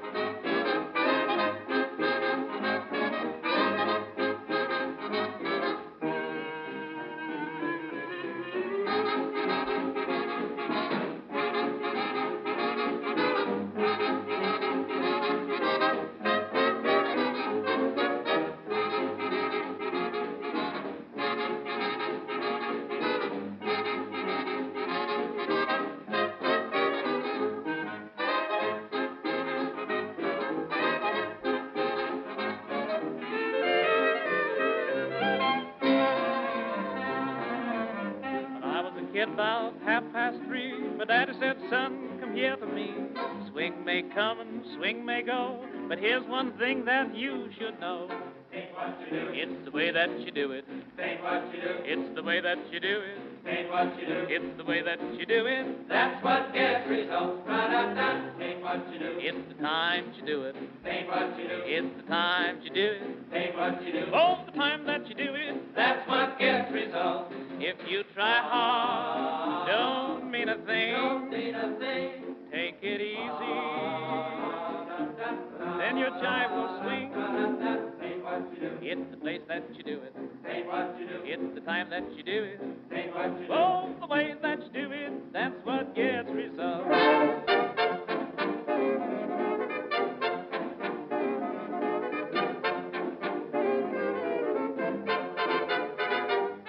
Now, speaking of bands, either sweet or swing, you'll find that the song is not always a thing. Bands may come and bands may go, but here's one thing that you should know. It ain't what they play, it's the way that they play it. Now, Lombardo plays like this.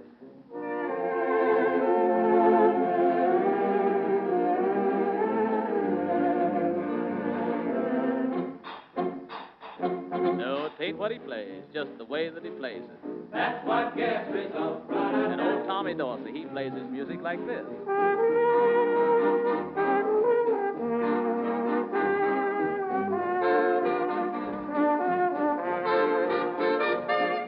Ain't what he plays, just the way that he plays it. That's what gets results. Now there's old Kay Kaiser, who has a great band, and when it comes to music, his Kay's grand.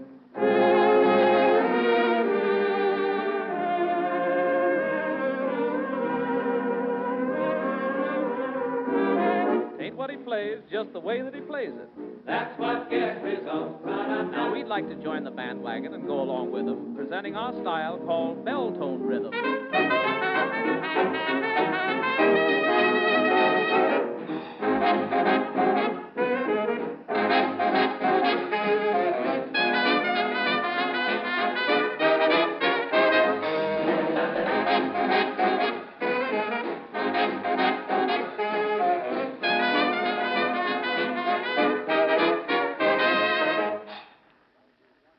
Prices on imported goods are going up.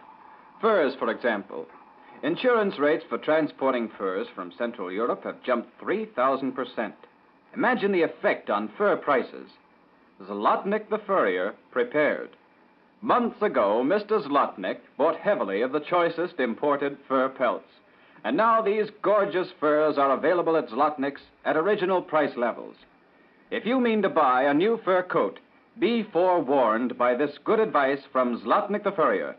Now is the time to buy your furs. Gorgeous furs, original prices, at Zlotnik's. Individual terms may be arranged. Zlotnik the furrier, at the sign of the Big White Bear, 12th and G.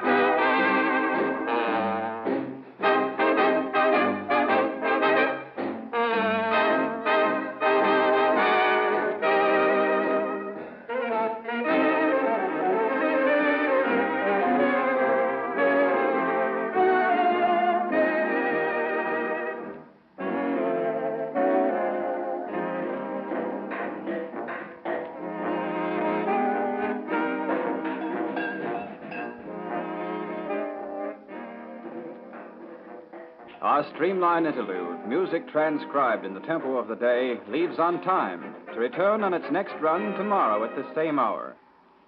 Your announcer, Hugh Conover. This is Columbia's station for the nation's capital. It's 10:30 p.m., BULOVA, Bulova Watch Time. Bulova presents The President, a distinguished watch with the famous 21-jewel movement. In all, the charm and color of natural gold, curved to fit your wrist. The Bulova President is a magnificent example of rich simplicity, exceptionally priced. WJSV, Washington.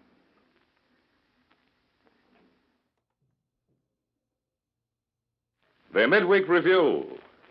The Columbia Broadcasting System presents its Washington news analyst, Albert Warner, to report and review the highlights in the news from the nation's capital. Here is Mr. Warner. The President has spoken. The isolationists in the Senate have responded. They say no, and they say it loudly. The battle is on. Neither the President's argument nor the restraint which characterized his speech converted or restrained his opposition in the Senate. They met together before he addressed the opening of the special session of Congress today. They met after it. They were not changed. National unity may be the slogan of the President and also of his opponents, but a bitter clash to determine on what course we shall be unified became inevitable tonight. As you know, the President pleaded with Congress to repeal the arms embargo, which now prevents the shipment of arms to belligerent countries.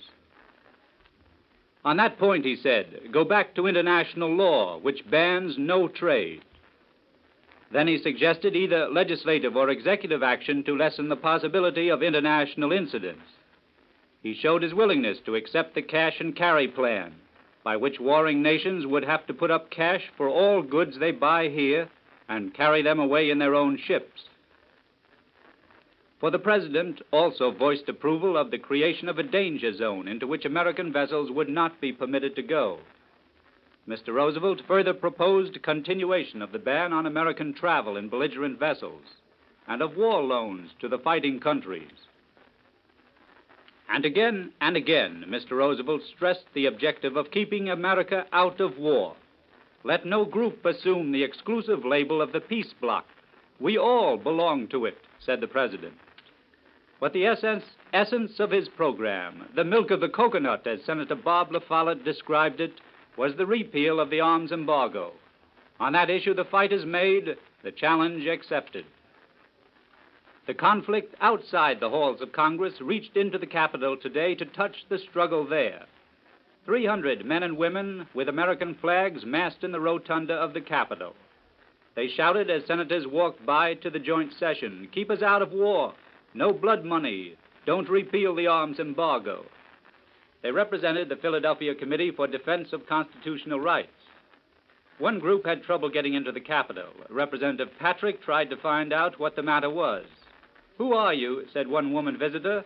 Are you a communist? You look like one. Patrick said he was just a congressman.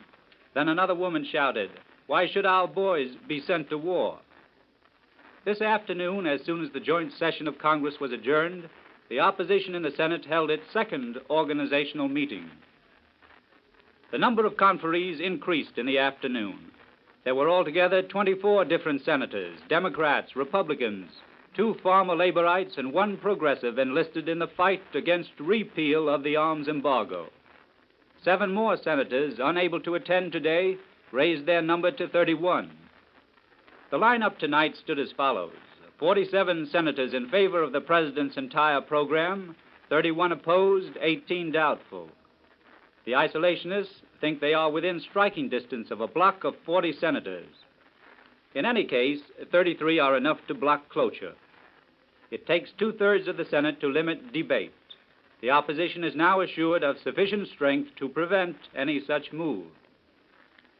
There was no threat of filibuster. In fact, the opposition is anxious to deny any such intent. Just full, thorough, complete discussion, all the facts, all the history, perhaps all the incidents which led to American involvement in the World War in 1917. That's all they want.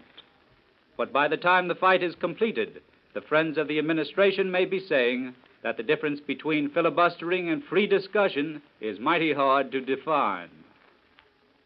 So determined was the group of isolationists which met today that it was decided to set up a permanent organization. A strategy board of 5 members may be named, including perhaps men outside the Senate. Speeches will be made throughout the country. Veterans of the World War may be enlisted for the oratorical battle. There was even discussion of a publicity set up for the oppositionists.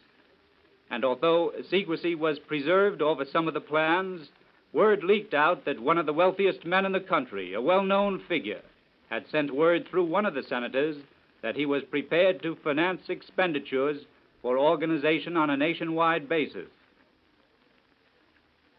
The meeting of this Senate Battalion of Death was held in the catacombs of the Capitol, down in that unique room in the basement occupied by the veteran Senator Hiram Johnson, the California Republican. Today, Senator Johnson tossed 5 or 10 years off his age, flourished his yellow cigar holder, and with fire in his eyes presided at the latest rally of the isolationists.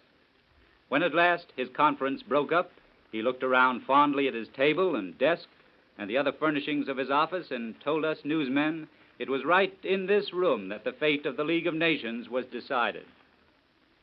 Another League of Nations fight, and 2 veterans of that fateful struggle here to lead the latest battle, Johnson and Bora. Of course, some people say that it was the defeat of the League which helped to bring on the international anarchy which has resulted in the latest war in Europe. But others will tell you that the Senate decision on the League kept the United States out of a series of controversies, and that the fight against the arms embargo is a continuing part of this struggle to keep this nation out of involvement abroad. Johnson and Bora are joined by the son of another isolationist of World War days, young Bob La Follette, and by the grandson of a leader in the fight against the League of Nations. Young Senator Lodge of Massachusetts took a hand in the organization work today. The fight has split parties and smashed all previous alignments. Most of the conservative Democrats have gone back to the president, energetically supporting his program for repeal of the embargo. But now, the so-called left-wingers are against the president, the progressive La Follette, the farmer laborites, Lundin and Shipstead of Minnesota, the agrarian progressives like Frazier and Nye of North Dakota, Democratic Wheeler of Montana, once the running mate of the elder La Follette, is in the opposition also. The isolationist group includes the following Democrats: Clark of Missouri and Clark of Idaho, McCarran, Bulow, Walsh, Holt, Overton, and Downey. Those last 2 were rather surprising. Overton of Louisiana has usually been with the administration. That's been the position also of Downey of California, apostle of bigger and better old-age pensions. George Creel, a Democratic leader of California, the official information chief during the World War, recently visited the White House. He came out wholeheartedly for repeal of the embargo and said there were no isolationists left in the West. It seems that there are at least 2, and they have votes. The 2 senators from his own state, Downey and Johnson, are ranged against the president. Republicans at the isolationist meeting today included Vandenberg, Barber, Gurney, Kappa, Toby, Danaher, Reed, and Bridges, besides those already mentioned. Old alliances have been broken overnight. Again and again, the president has consulted Senator La Follette. This is the first really major issue on which they have split. As he left the isolationist meeting, La Follette said, "The embargo repeal is the issue, and we are absolutely opposed to it. I am convinced this fight can be won. I am satisfied public opinion is with us. The administration," he said, "has been painting its picture of success in much too rosy hue." From the Atlantic to the Pacific, every senator is being swamped by mail. Most of it is against repeal of the embargo, he said. And La Follette added that 96% of his mail was against changing the embargo. It seemed to come from every people in every walk of life. If it was propaganda, he said, he had never seen anything just like it before. Now that huge mail, by the way, is a very real factor in this fight. Many congressmen say it does not represent the sentiment in their districts. but whether it comes from the spur of one or two organizations remains to be seen. The isolationists had no particular criticism of the cash and carry plan. On the contrary, they like it, but they don't want it as a substitute for the arms embargo. For they argue that the repeal of the embargo would be showing favoritism to one side. They mean Britain and France. It would make the United States an arsenal and build up a commercial interest leading toward involvement, so they argue. Senator Vandenberg said, "I continue to disagree that the President recommends the safer non-involvement formula. So far as general international law is concerned, that's the precise code that got us into the last war." That's the oppositionist side. The administration forces also are organized, and they roll toward the battle with as much speed and with more immediate strength. The President counts definitely upon the support of the House, which will await Senate action. And in the Senate, by the admission of even the isolationists, the administration starts with the upper hand. The bulk of the Democrats remain behind the President in his appeal for ending the arms embargo. A group of Republicans has also bolted to the administration position. While the isolationists were meeting in Senator Johnson's office, high administration strategy was mapped at the White House. The Senate Majority Leader, Mr. Barkley, big, broad-shouldered Minton of Indiana, the Democratic whip, and shrewd Senator Burns of South Carolina, the big three of the administration's Senate Strategy Board, conferred with the President. Senator Barkley said later, "We have decided to take the House neutrality bill as a basis for legislation because that is in the interest of speed." The senator said he is calling a meeting of the Democratic Steering and Policy Committee for tomorrow morning to discuss legislative procedure. Effort would be made to follow the President's proposal and limit the session to neutrality, said Barkley. Practically all the opinion that came to me today is in favor of thus limiting the session, he declared. And while the President lost Senator La Follette, he welcomed back to his ranks the Democratic conservatives, even some of those senators who have been on the suspect list as economic Tories. It was that unreconstructed rebel, Carter Glass of Virginia, who swept his colleagues at the last session into a violent rebuff of the White House for the appointment of a federal judge obnoxious to the senator. And on many issues, Senator Glass, drawling out barbed words from the corner of his mouth, has castigated New Deal policies. But this afternoon he was at the White House, and of the President's message he said, "It was fine, pungent, and conclusive to my point of view, and I don't see how anybody can take any other point of view." Senator George of Georgia, who was on the President's purge list in the primary a year ago, made no commitment, but he called Mr. Roosevelt's address a very strong plea. Senator Byrd of Virginia has opposed most of the major policies of the administration, yet he said today that the President's plan was admirably presented.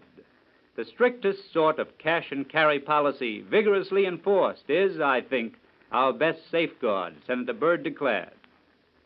He was taken to mean that he would accept repeal of the arms embargo if the cash and carry policy were extended to all belligerent purchases in the United States. The President also drove a wedge into the Republicans. He took with him Senator Taft of Ohio, who is an outstanding candidate for the Republican presidential nomination.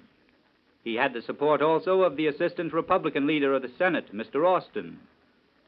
Colonel Knox, who ran for Vice President on the Republican ticket in 1936, said, "I thought it was one of the greatest speeches Roosevelt ever made in his whole career. I thoroughly approve of his proposals." And while the President lost the progressives and former laborites in the Senate, he kept the support of the ultra-New Dealers. Senator Lee of Oklahoma said it was a magnificent appeal from the heart of a great patriot.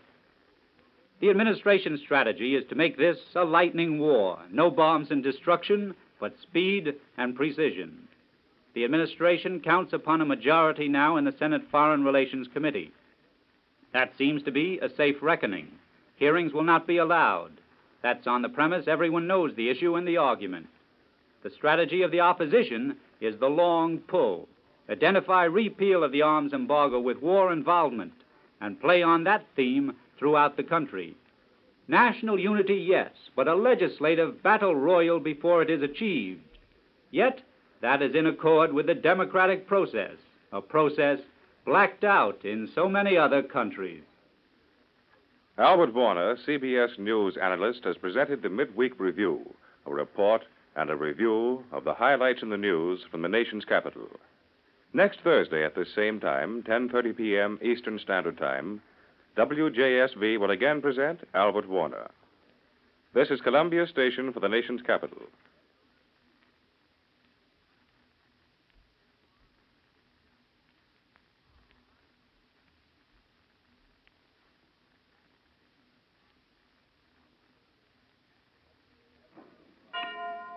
$10:45.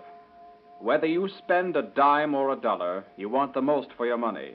You get just that when you order National Bohemian Beer, the most expensive 10-cent beer your dealer can buy. It is sold by quality-minded dealers who are proud that National Bohemian, the most expensive 10-cent beer they can buy, is on their shelves. WJSV, Washington.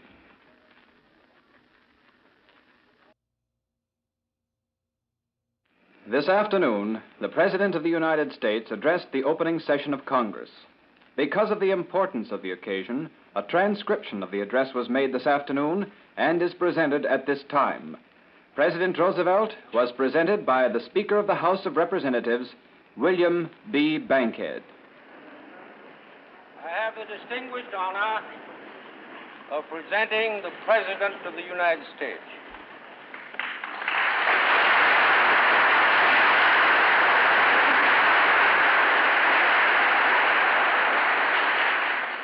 Mr. President, Mr. Speaker, members of the Senate and the House of Representatives,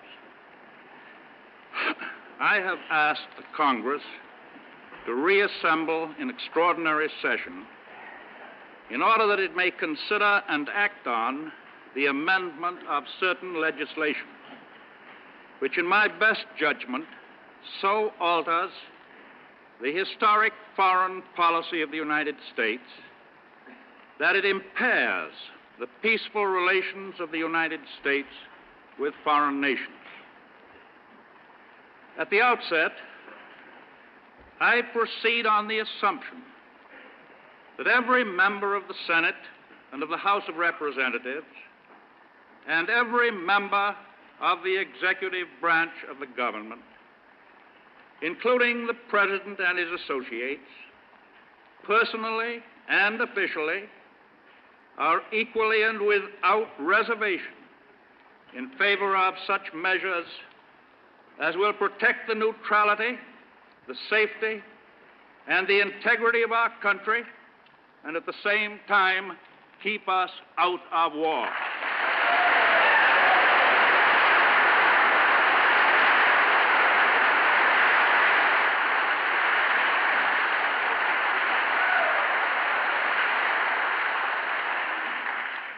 Because I am wholly willing to ascribe an honorable desire for peace to those who hold different views from my own as to what those measures should be, I trust that these gentlemen will be sufficiently generous to ascribe equally lofty purposes to those with whom they disagree.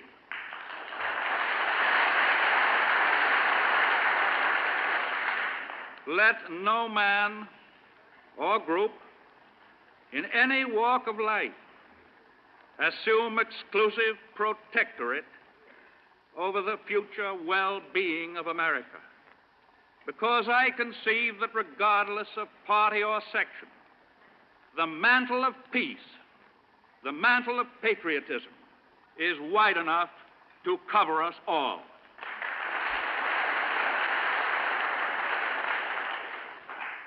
Let no group assume the exclusive label of the peace bloc. We all belong to it. I have at all times kept the Congress and the American people informed of events and trends in foreign affairs. I now review them in a spirit of understatement. Since 1931, the use of force instead of the council table has constantly increased in disputes between nations, except in the Western Hemisphere, where in all those years there has been only one war, now happily terminated. During those years also, the building up of vast armies and navies and storehouses of war has proceeded abroad with growing speed and intensity. But during these years, and extending back even to the days of the Kellogg-Briand Pact, the United States has constantly, consistently, and conscientiously done all in its power to encourage peaceful settlements, to bring about reduction of armaments, and to avert threatened wars. We have done this not only because any war anywhere necessarily hurts American security and American prosperity, but because of the more important fact that any war anywhere retards the progress of morality and religion and impairs the security of civilization itself. For many years, the primary purpose of our foreign policy has been that this nation and this government should strive to the utmost to aid in avoiding war among nations. But if and when war unhappily comes, the government and the nation must exert every possible effort to avoid being drawn in to the war. The executive branch of the government did its utmost within our traditional policy of non-involvement to aid in averting the present appalling war. Having thus striven and failed, this government must lose no time or effort to keep our nation from being drawn in. In my candid judgment, we shall succeed in those efforts.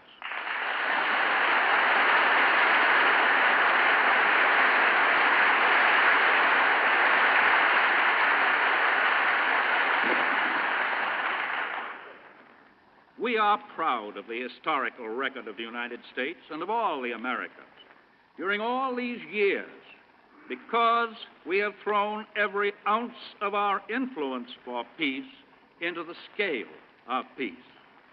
I note in passing what you will all remember, the long debates of the past on the subject of what constitutes aggression, on the methods of determining who the aggressor might be, and on who the aggressor in past wars had been. Academically, this may have been instructive, as it may have been of interest to historians to discuss the pros and the cons and the rights of the wrong and wrongs of the World War during the decade that followed it. But in the light of problems of today, problems of tomorrow, responsibility for acts of aggression is not concealed, and the writing of the record can safely be left to future historians. There has been sufficient realism in the United States to see how close to our own shores came dangerous paths which were being followed on other continents. Last January, I told the Congress that a war which threatened to envelop the world in flames has been averted, but it has become increasingly clear that peace is not assured. By April last, new tensions had developed. A new crisis was in the making. Several nations with whom we had had friendly, diplomatic, and commercial relations had lost or were in the process of losing their independent identity and their very sovereignty. During the spring and summer, the trend was definitely toward further acts of military conquest and away from peace. As late as the end of July, I spoke to members of the Congress about the definite possibility of war. I should have called it the probability of war. And last January also, I spoke to this Congress of the need for further warning of new threats of conquest, military and economic, of challenge to religion, to democracy, and to international good faith. I said an ordering of society which relegates religion, democracy, and good faith among nations to the background can find no place within it for the ideals of the Prince of Peace. The United States rejects such an ordering and retains its ancient faith.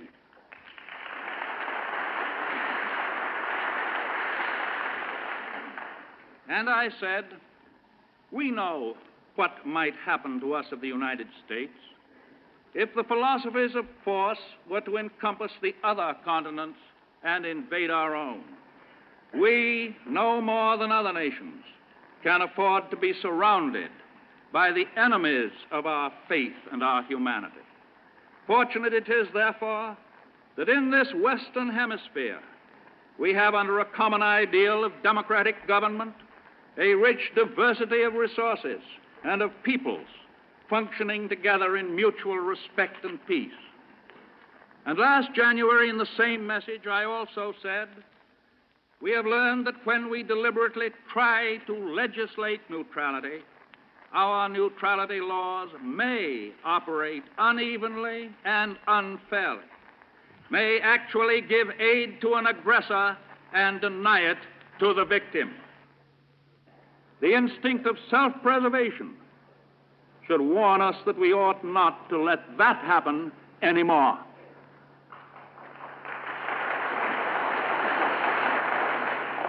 And it was because of what I foresaw last January from watching the trend of foreign affairs and their probable effect upon us that I recommended to the Congress in July of this year that changes be enacted in our neutrality law. The essentials for American peace in this war-torn world have not changed since last January or last July. And that is why I ask you again to re-examine our own legislation. Go back a little. Beginning with the foundation of our constitutional government in the year 1789, the American policy in respect to belligerent nations, with one notable exception, was based on international law. Be it remembered that what we call international law has always had as its primary objectives the avoidance of causes of war and the prevention of the extension of war. The single exception to which I refer was the policy adopted by this nation during the Napoleonic Wars, when, seeking to avoid involvement, we acted for some years under the so-called Embargo and Non-Intercourse Acts. That policy turned out to be a disastrous failure. First, because it brought our own nation close to ruin, and second, because it was the major cause of bringing us into active participation in European wars in our own War of 1812. And it is merely reciting history to recall to you that one of the results of the policy of embargo and non-intercourse was the burning in 1814 a part of this capital in which we are assembled today. Our next deviation by statute from the sound principles of neutrality and peace through international law did not come for 130 years. It was the so-called Neutrality Act of 1935, only 4 years ago, an act continued in force by the joint resolution of May 1st, 1937, despite grave doubts expressed as to its wisdom by many senators and representatives and by officials charged with the conduct of our foreign relations, including myself. I regret that the Congress passed that act. I regret equally that I signed that act. On July 14th of this year, I asked the Congress in the cause of peace and in the interest of real American neutrality and security to take action to change that act. I now ask again that such action be taken in respect to that part of the act which is wholly inconsistent with ancient precepts of the laws of nations, the embargo provisions. I ask it because these embargo provisions as they exist today prevent the sale to a belligerent by an American factory, the sale of any completed implements of war.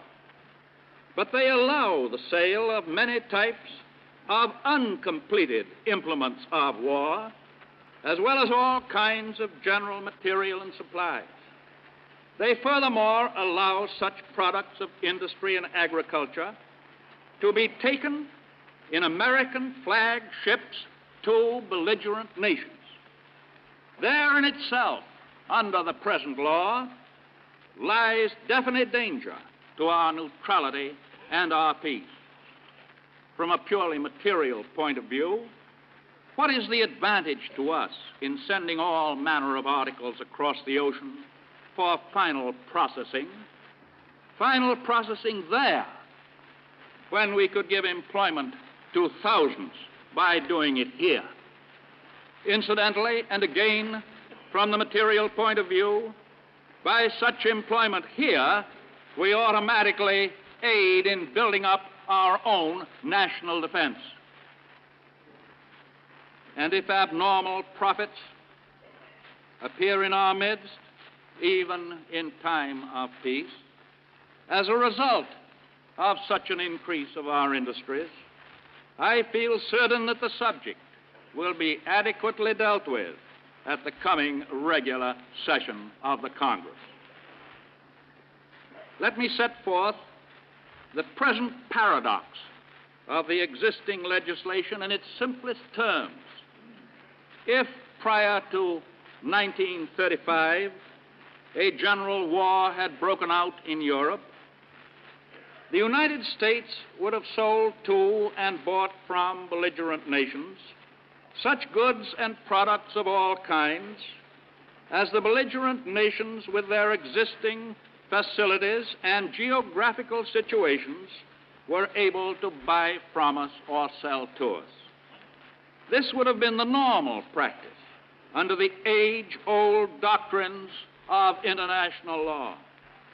Our prior position accepted the facts of geography, the facts of conditions of land power and sea power and air power alike, as they existed in all parts of the world. If a war had broken out in Europe in 1935, there would have been no difference, for example, between our exports of sheets of aluminum and airplane wings. Today, there is an artificial legal difference. Before 1935, there would have been no difference between the export of cotton and the export of gun cotton. Today, there is. Before 1935, there would have been no difference between the shipment of brass tubing in pipe form and brass tubing in shell form. Today, there is. Before 1935, there would have been no difference between the export of a motor truck and an armored motor truck. Today, there is. Let us be factual. Let us recognize that a belligerent nation often needs wheat and lard and cotton for the survival of its population just as much as it needs anti-aircraft guns and anti-submarine depth charges. Let those who seek to retain the present embargo position be wholly consistent. Let them seek new legislation to cut off cotton and copper and meat and wheat and 1,000 other articles from all of the nations at war. Yes, I seek a greater consistency through the repeal of the embargo provisions and a return to international law. I seek reenactment of the historic and traditional American policy, which, except for the disastrous interlude of the embargo and non-intercourse laws, more than a century and a quarter ago, has served us well from the very beginning of our constitutional existence. It has been erroneously said that return to that policy might bring us nearer war.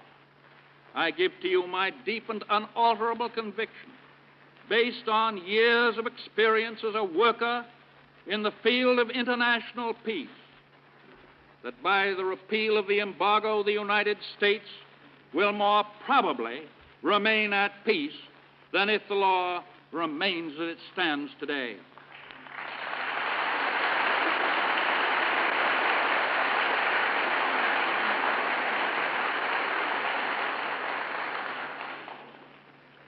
I say this because with the repeal of the embargo, this government clearly and definitely will insist that American citizens and American ships keep away from the immediate perils of the actual zones of conflict.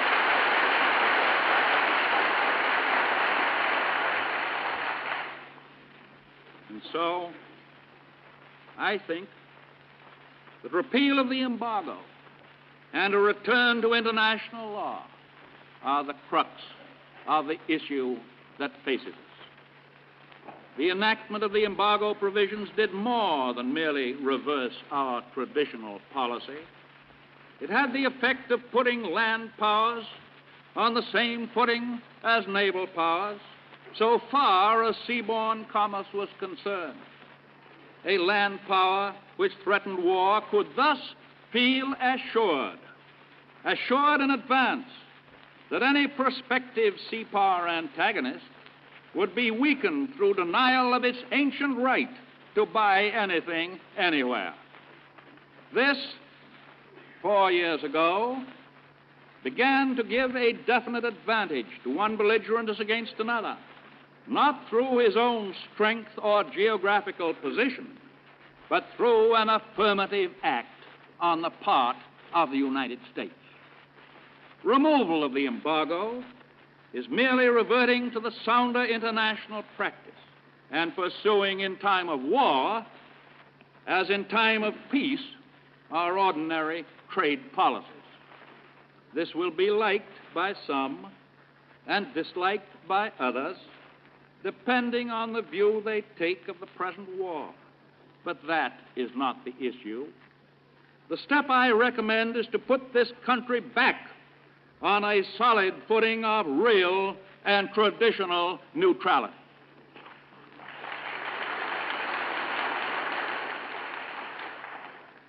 When and if, I don't like even to mention the word if, I'd rather say when the repeal of the embargo is accomplished, certain other phases of policy reinforcing American safety should be considered. And while nearly all of us are in agreement on their objectives, the only question relates to method.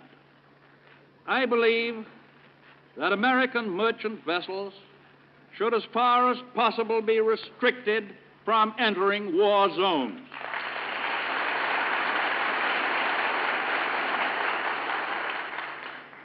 But war zones may change so swiftly and so frequently in the days to come that it is impossible to fix them permanently by act of Congress. Specific legislation may prevent adjustment to constant and quick change. And it seems, therefore, more practical to delimit the actual geography of these war zones through action of the State Department and administrative agencies. The objective of restricting American ships from entering such zones may be attained by prohibiting such entry by the Congress, or the result can be substantially achieved by executive proclamation that all such voyages are solely at the risk of the American owners themselves. The second objective is to prevent American citizens from traveling on belligerent vessels or traveling in danger areas. This can be accomplished also either by legislation, through continuance in force of certain provisions of existing law, or by proclamation making it clear to all Americans that any such travel is at their own risk. The third objective, requiring the foreign buyer to take transfer of title in this country to commodities purchased by belligerents, is also a result that can be attained by legislation or substantially achieved through due notice by proclamation. The fourth objective is the preventing of war credits to belligerents.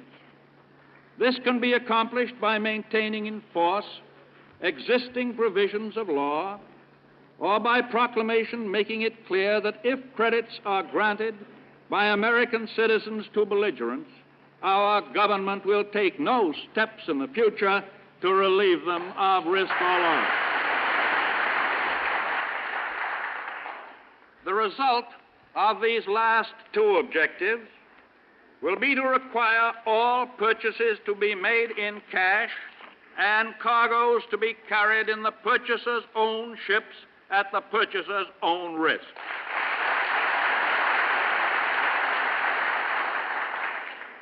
Two other objectives have been amply attained by existing law, namely regulating collection of funds in this country for belligerents and the maintenance of a licensed system covering import and export of arms, ammunition, and implements of war. Under present enactments, such arms cannot be carried to belligerent countries on American vessels, and this provision should not be disturbed. The Congress, of course, should make its own choice of the method by which these safeguards are to be attained, so long as the method chosen will meet the needs of new and changing day-to-day situations and dangers. To those who say that this program would involve a step toward war on our part, I reply that it offers far greater safeguards than we now possess or have ever possessed to protect American lives and property from danger. It is a positive program for giving safety.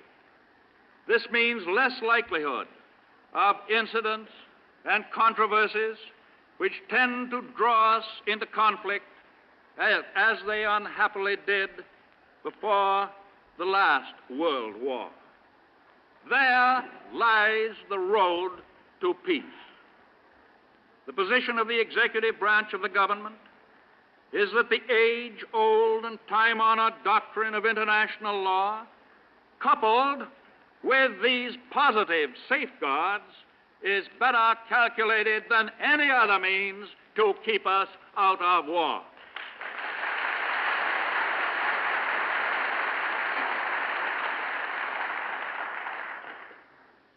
In respect to our own defense, you are aware that I have issued a proclamation setting forth a national emergency in connection with the observance, safeguarding, and enforcement of neutrality and the strengthening of the national defense within the limits of peacetime authorizations. This was done solely to make wholly constitutional and legal certain obviously necessary measures. I have authorized increases in the personnel of the Army, the Navy, the Marine Corps, and the Coast Guard. Increases which will bring all four of them to a total still below peacetime strength as authorized by the Congress. I have authorized the State Department to use for the repatriation of Americans caught in the war zone the sum of $500,000 already authorized by the Congress. I have authorized the addition of 150 persons to the Department of Justice to be used in the protection of the United States against subversive foreign activities within our borders.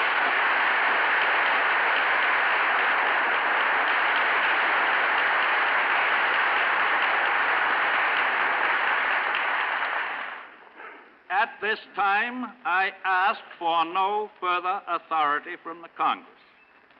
At this time,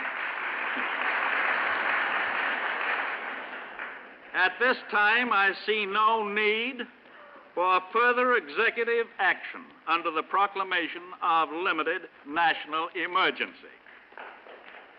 Therefore, I see no impelling reason for the consideration of other legislation at this extraordinary session of the Congress.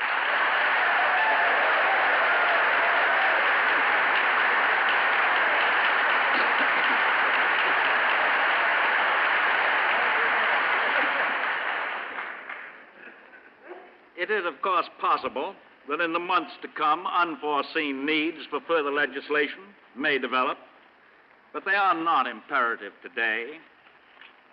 These perilous days demand cooperation between us without a trace of partisanship. Our acts must be guided by one single hard-headed thought: keeping America out of this war.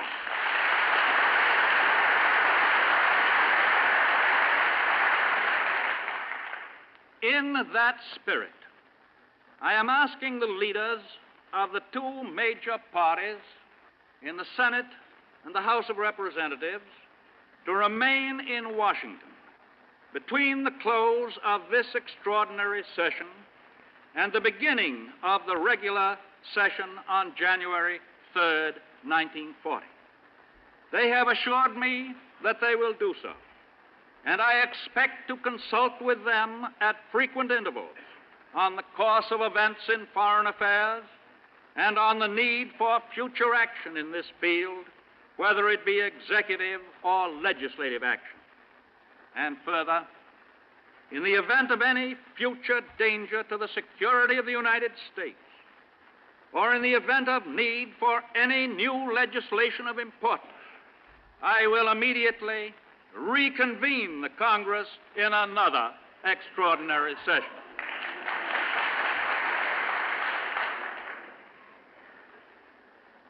I should like to be able to offer the hope that the shadow over the world might swiftly pass. I cannot.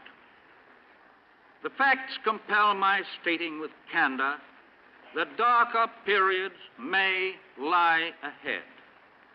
The disaster is not of our making. No act of ours engendered the forces which assault the foundations of civilization. And yet, we find ourselves affected to the core.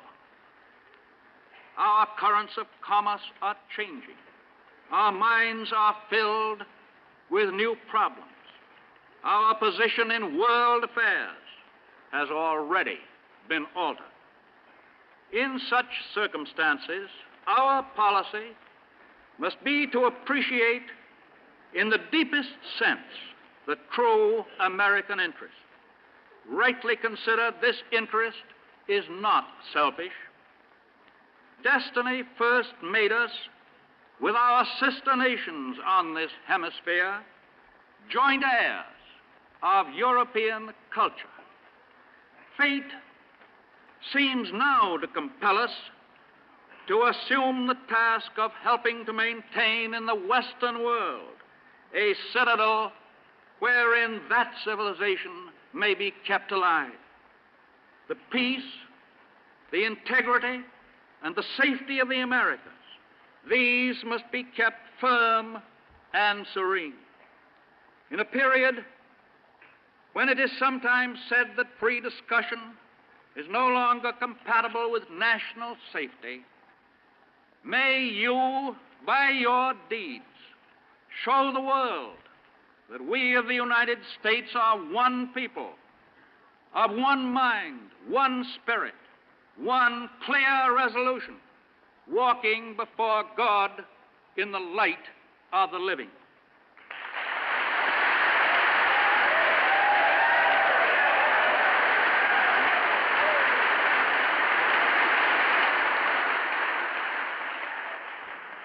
You have heard a transcription of an address made by the President of the United States at the opening of the special session of Congress. This is Columbia's station for the nation's capital. 21 minutes past 11 o'clock, BULOVA, Bolivar Watch Time, courtesy the Bolivar Watch Company, 5th Avenue, New York. WJSV, Washington.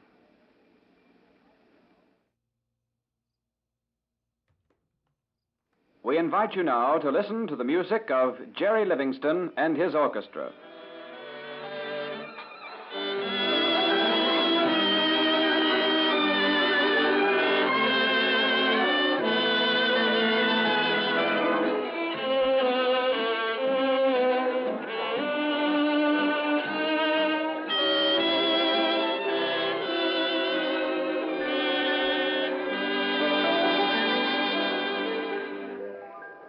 Comes now the spot where Jerry Livingstone salutes a fellow composer from the Miami Room.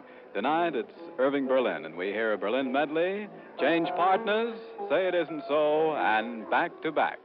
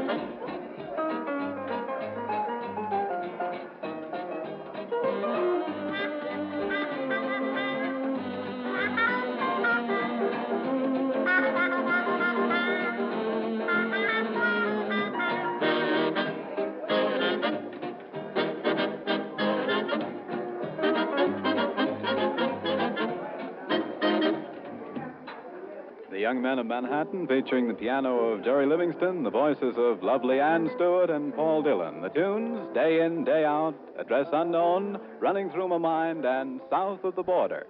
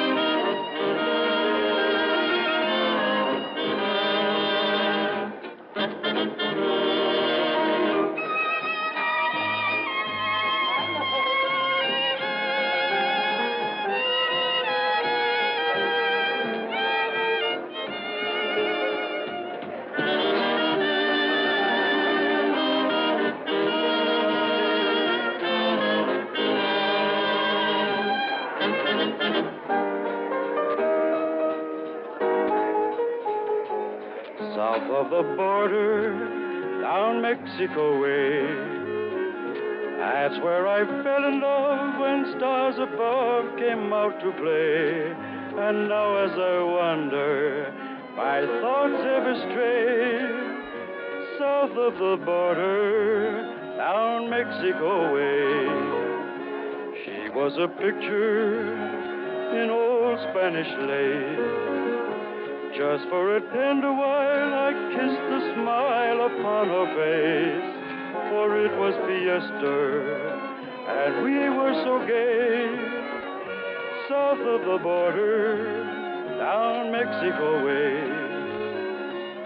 Then she sighed as she whispered, Mañana, never dreaming that we were parting. And I lied as I whispered, Mañana, for our tomorrow never came. South of the border, I rode back one day.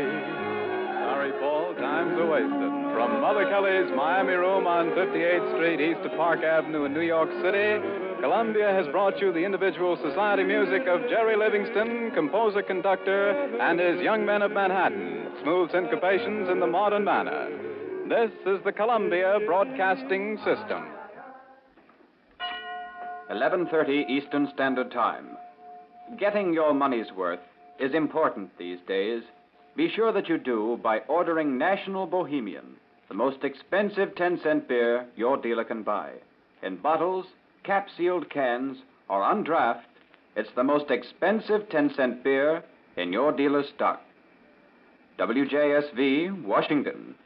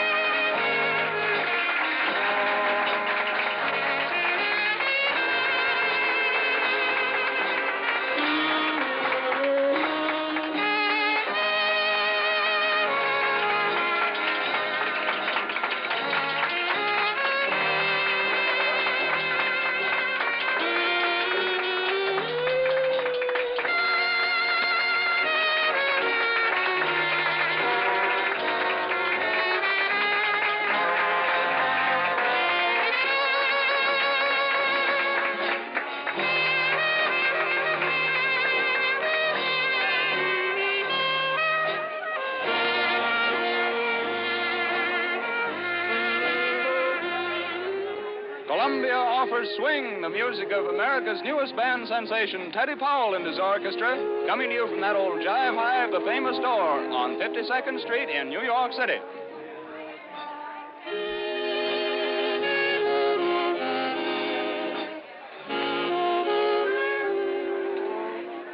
There's jam in our getaway tonight. Here's O Sole Mio.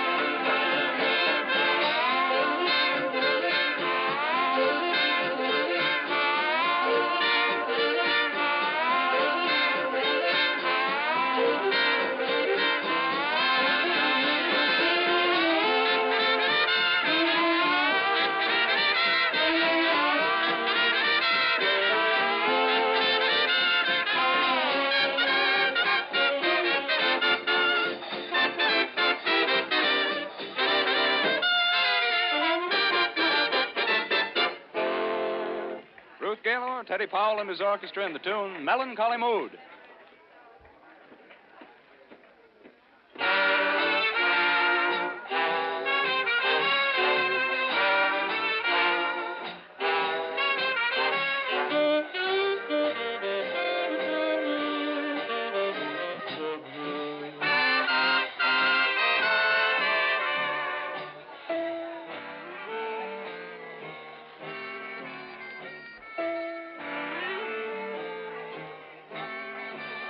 Melancholy mood forever haunts me, steals upon me in the night, forever taunts me. Oh, what a lonely soul am I, stranded high and dry by a melancholy mood.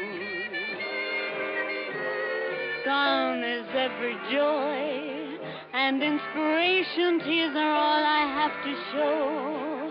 No consolation, all I can see is grief and gloom, till the crack of doom, oh, melancholy mood. Deep in the night I search for a trace of a lingering kiss, a warm embrace, but love is a whimsy as flimsy as lace, and my arms embrace an empty space. Melancholy mood, why must you blind me, pity me, and break the chains that bind me? Won't you release me, set me free, bring them back to me, oh, melancholy mood.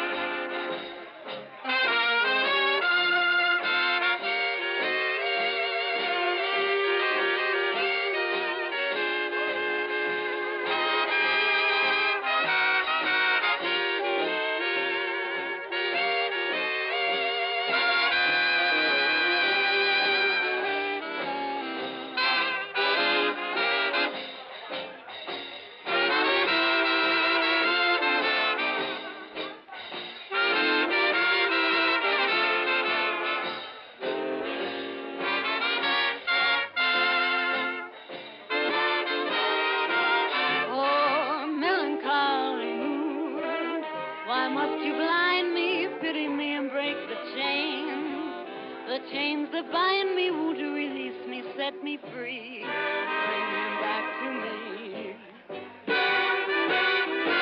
Melancholy mood.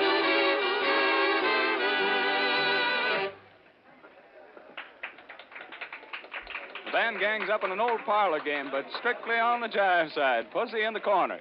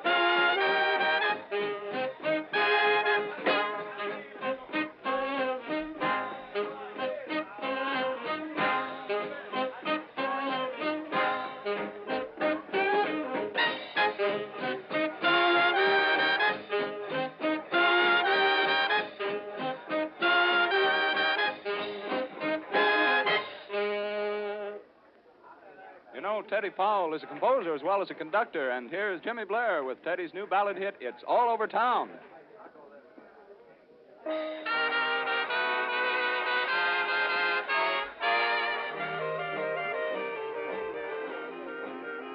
My friends all pass me by, can't look me in the eye. They say I've been a fool for loving you. Am I an old desire? It's all over town, we're through. They say that you're unkind. Could love have made me blind? My heart won't let my mind believe it's true. Yet where there's smoke, there's fire. It's all over town, we're through. I don't mind joining the souvenirs that you put away on your shelf. But if my love dreams must end in tears, then you'll have to tell me yourself. We've never said goodbye. Let's prove it's all a lie. Let's keep that wedding date we planned for two and end this idle gossip. It's all over town we're through.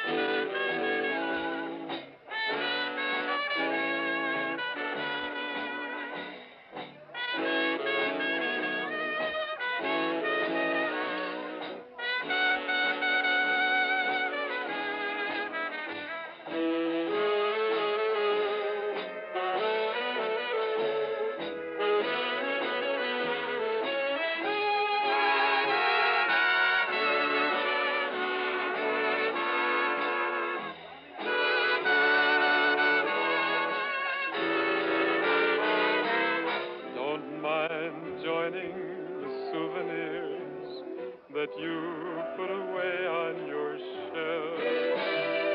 But if my love dreams must end in tears, then you'll have to tell me yourself. We've never said goodbye, let's prove it's all a lie. Let's keep that wedding date we planned for two, and end this idle gossip. It's all over town, we're through. It's all over town, we're through. Columbia is bringing you the music of America's newest dance sensation, Teddy Powell and his orchestra, coming to you from the famous door on 52nd Street in New York City. It's an old tune, but then it's a Teddy Powell arrangement. I Found a New Baby.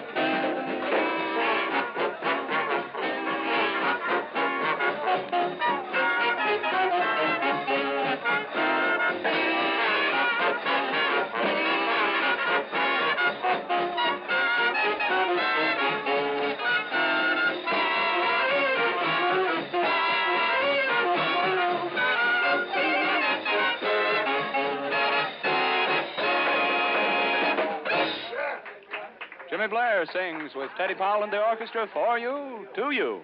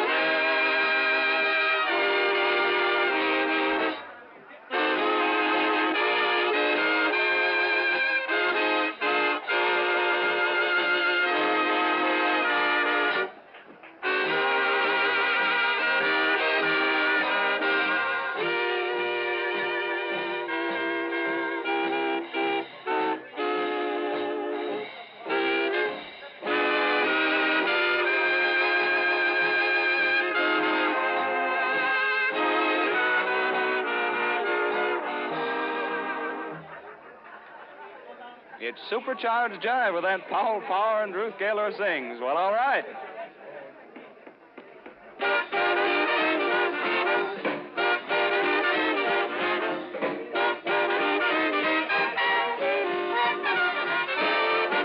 Hello, Joe. What do you know?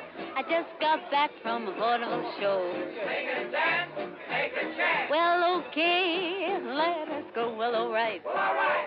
Dig, dig, dig, well, all right. All right. Chop, chop, chop, well, all right. All right. Hi, hi, hi, well, all right, for tonight is a night to be bright. The music's talking to you, you know tonight's the night. Oh, we're going. Don't know where we go, but we're going. Yes, we're going. The only thing I know is we're going. Feel the rhythm running through you, you know tonight's the night. Well, all right. Dig, dig, dig, well, all right. Chop, jump, jump, well, all right. Hi, hi, hi, well, all right, right, well, all right, well, all right. The music's talking to you, you know tonight's the night.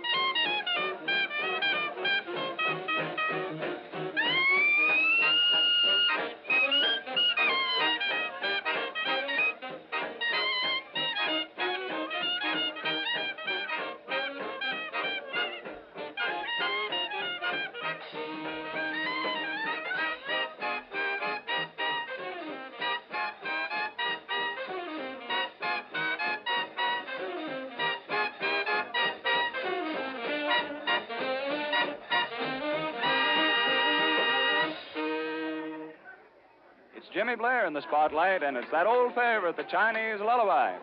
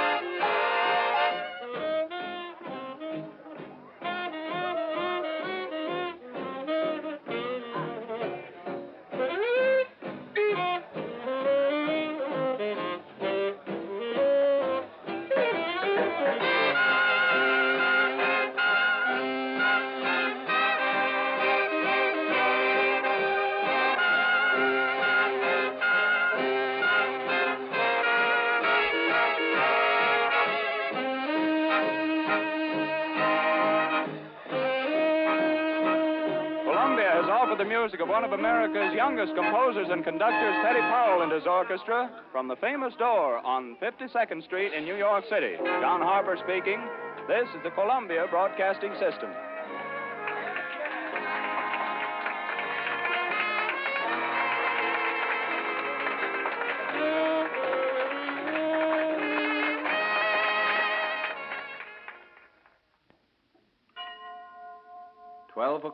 midnight. WJSV, Washington.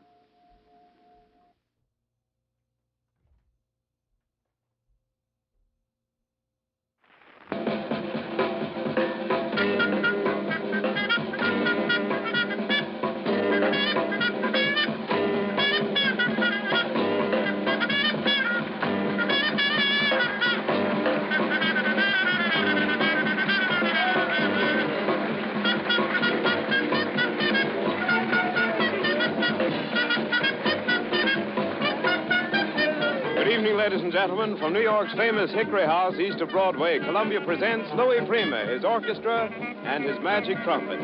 Music in unusual arrangements featuring that real New Orleans brand of swing with the inimitable Prima hot trumpet solos.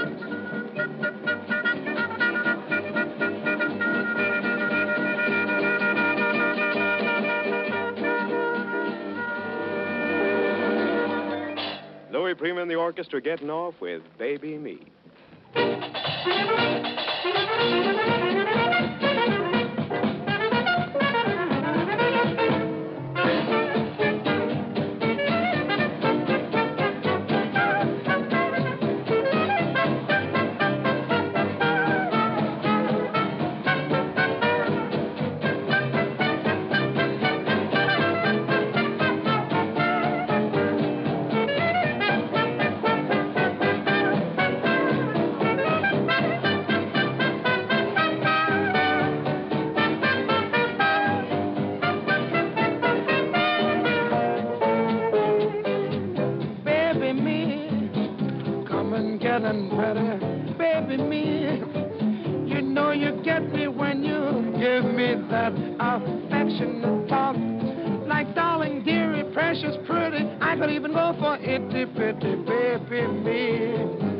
Because I love it when you baby me. The beauty of it is that I love you and you love me too. So baby, won't you baby me?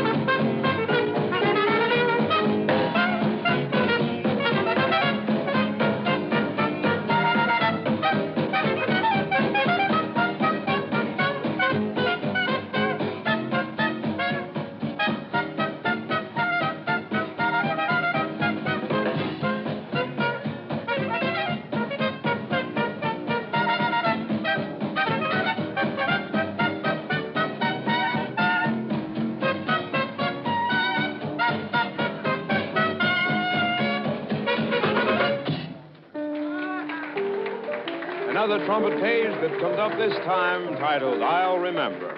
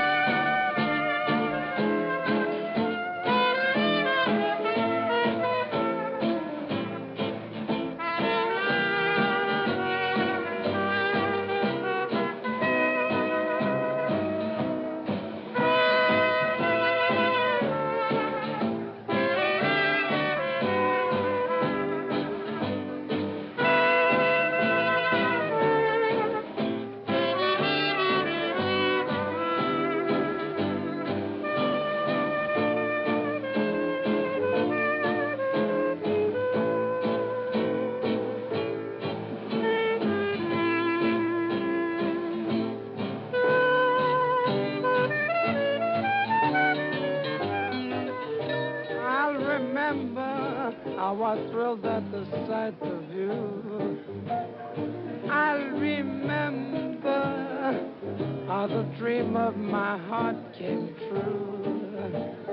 I'll remember how I stood in the moon glow. The moon glow gave me you, so young and free, so glad to be alone. I'll remember cigarettes that we forgot to light, and the sunrise that we miss when we kiss goodnight. All those moments spent in paradise for two, I'll remember, baby, will you?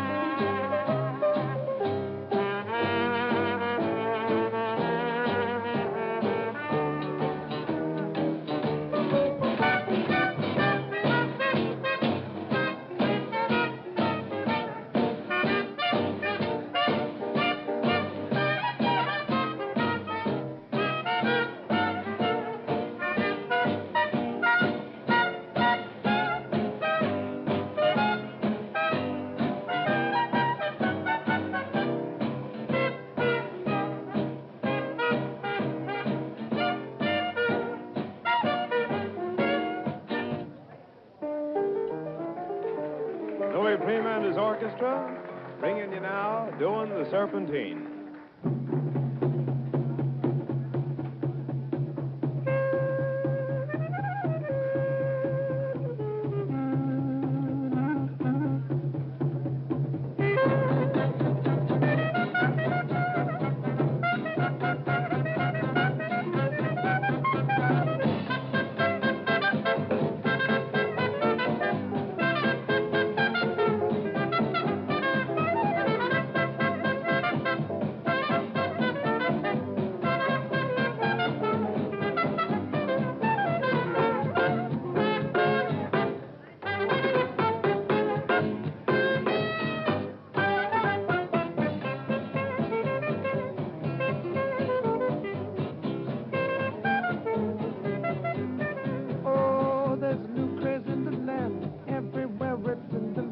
Funniest thing you've ever seen, doing the Serpentine. Even old folks with the gout can't resist their stepping out. Makes you feel like sweet 16, doing the Serpentine. Now when you're tired, sing tra-la-la-la-la, make those rafters ring. Ho, ho, ho, ho, ho. I just heard from Mexico, from the Generalissimo. Mexico has the jumping beat, doing the Serpentine.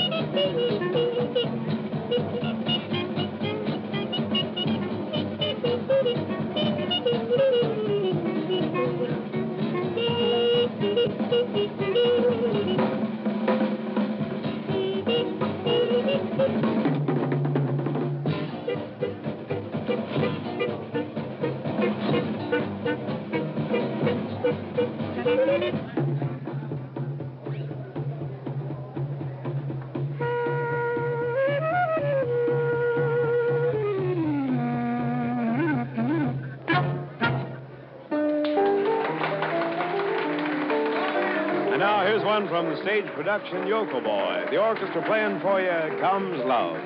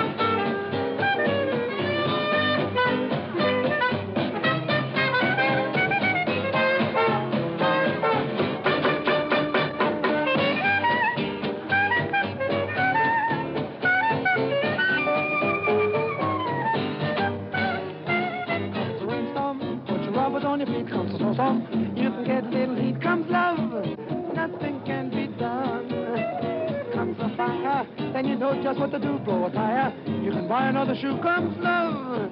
Nothing can be done. Oh, don't try hiding, cause it isn't any use. You'll go sliding when your heart turns into juice. Comes a headache, you can lose it in a day. Comes a toothache, see your dentist right away. Comes love, nothing can be done.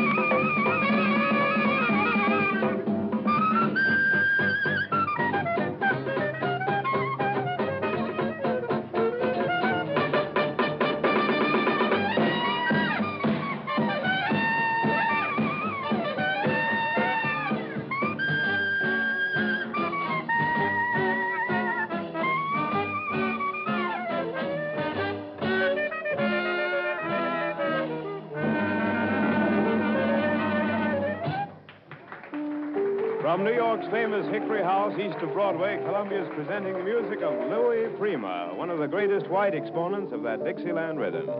Here we have now Valvista Gaily Star.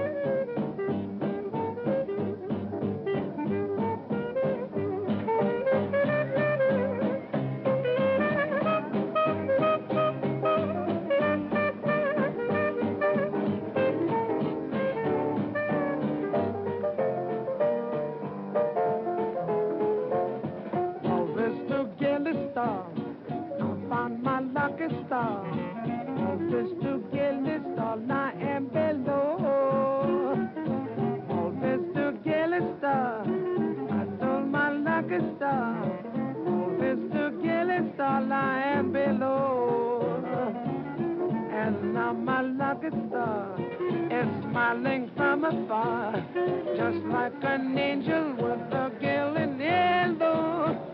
Oh, Manya, Manya, Manya, see, Manya means good luck for me. Manya, all I am below.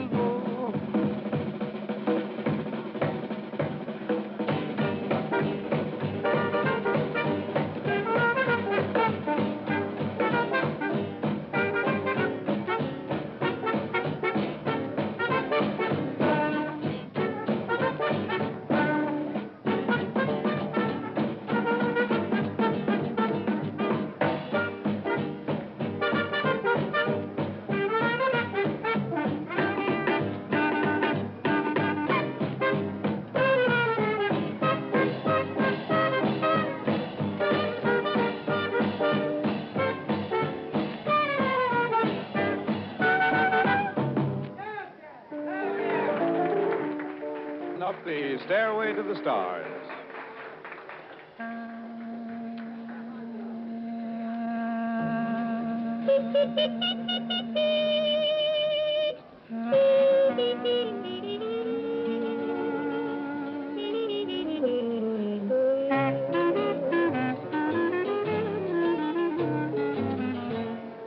Let's build the stairway to the stars. Climb the stairway to the stars, with love to guide us, and fill the night with the song. We'll hear the sounds of violins out yonder where the blue begins. Drifting, drifting, we go drifting along. Can't we sail away on a lazy daisy petal over the rim of a hill? Can't we sail away, darling baby, little high on the crest of a thrill, baby? Oh, we'll build a stairway to the stars, lovely, lovely stairway to the stars. We can be happy, and we can be happy as can be.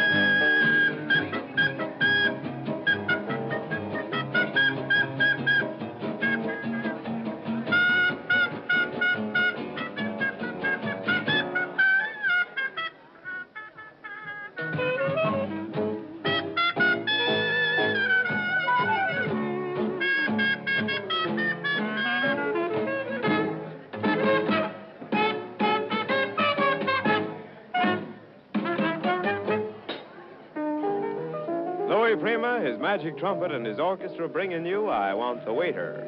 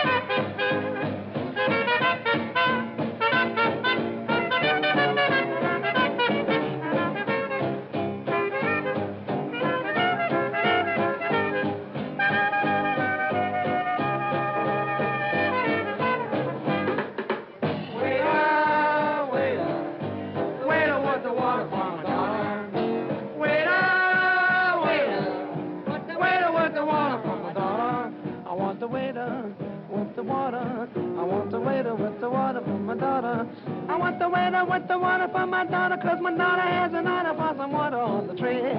He's got a menu, and that he'll send you. He's got a menu that'll send you and befriend you.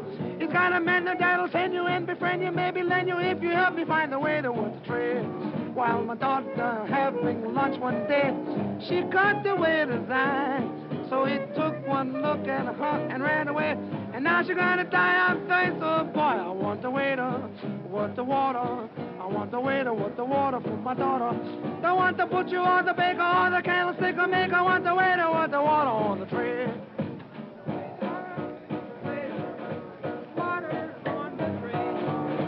Water on the baker or the candlestick or maker. I want the waiter with the water on the tray.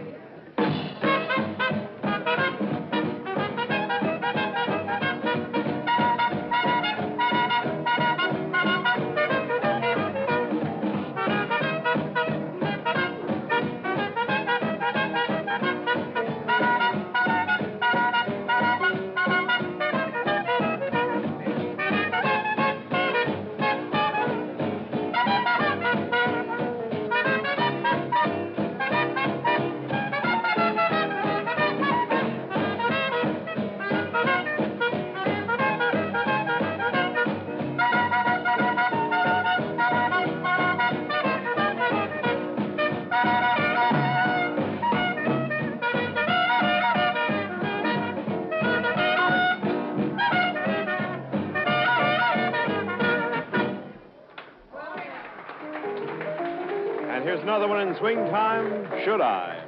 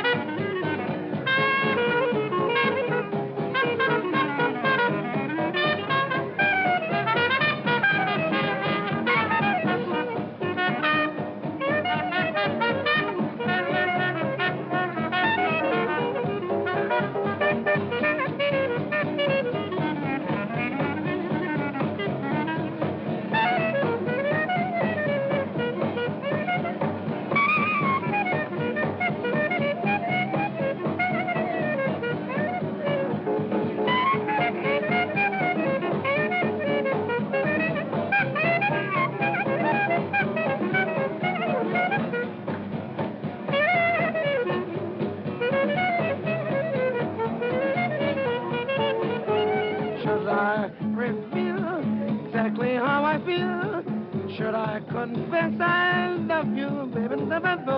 Should I recite beneath the pale moonlight and swear by stars above you? Could I repeat the sweetest story told? Could I entreat? Would it be too bold? Should I reveal exactly how I feel? Should I confess I love you? Should I reveal exactly how I feel? Should I incite beneath the pale moonlight, baby? Baby, boy. Could I repeat the sweetest story told? Could I entreat? Would it be too bold? Could I feel exactly how I feel?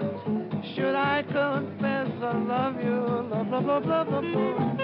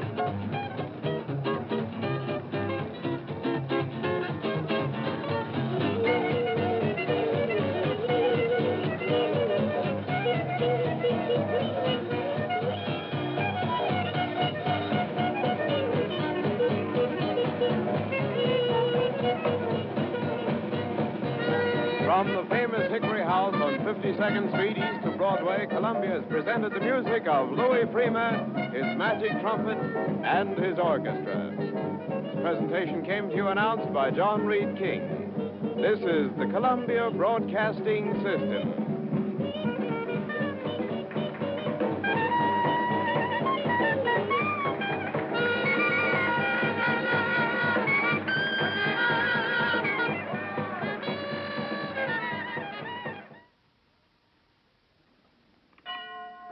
12:30 a.m. Eastern Standard Time, WJSV, Washington.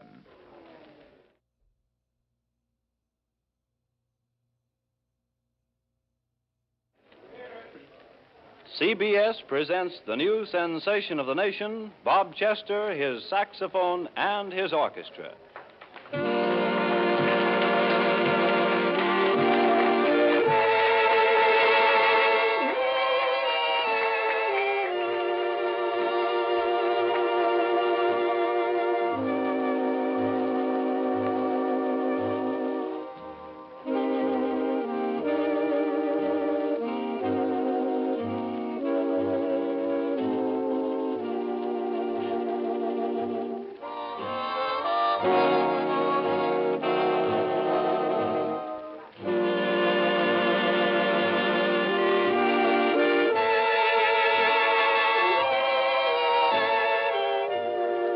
How do you do, everyone? For your dancing or listening pleasure, the Columbia Network presents the dance music of Bob Chester and his orchestra, playing for dancers in the Mayfair restaurant of Hotel Van Cleve in Dayton, Ohio.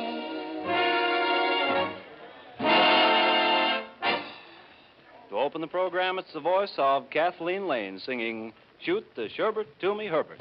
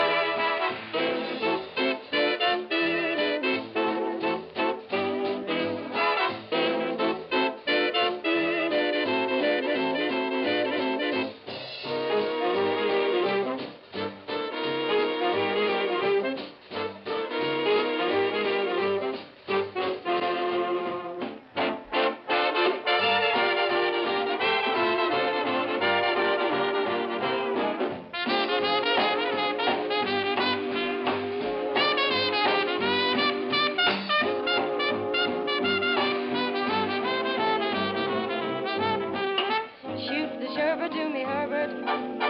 Shoot the sherbet to me, Herbert. Shoot the sherbet to me, Herbert. Shoot it now. Shoot the sherbet to me, Herbert. Shoot the sherbet to me, Herbert. Shoot the sherbet to me, Herbert. Shoot it now. You send me with your jazz, so send me, Herbert, send me. Make me feel the fresh da da da da da da da da da da da. Shoot the sherbet to me, Herbert. Shoot the sherbet to me, Herbert. Shoot the sherbet to me, Herbert. Shoot it now.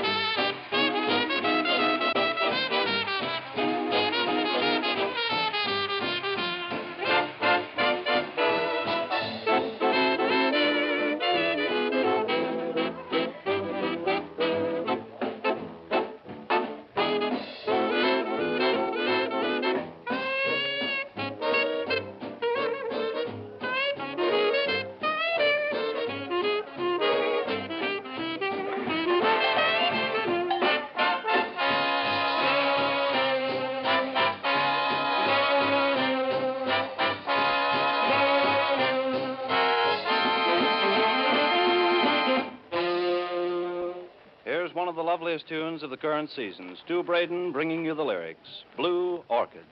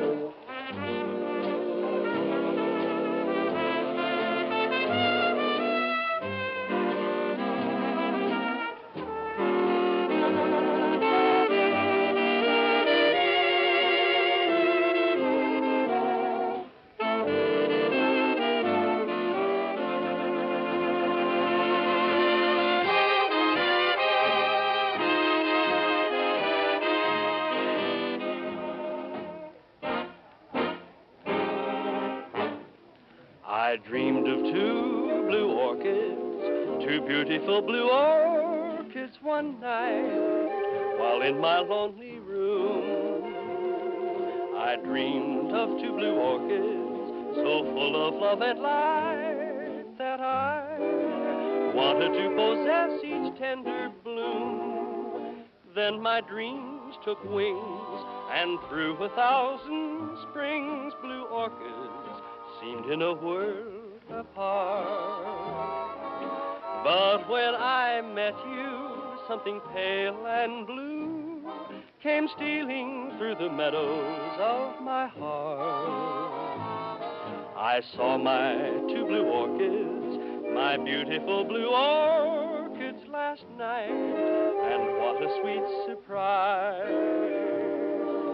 When you looked at me, it was plain to see blue orchids only bloom in your eyes.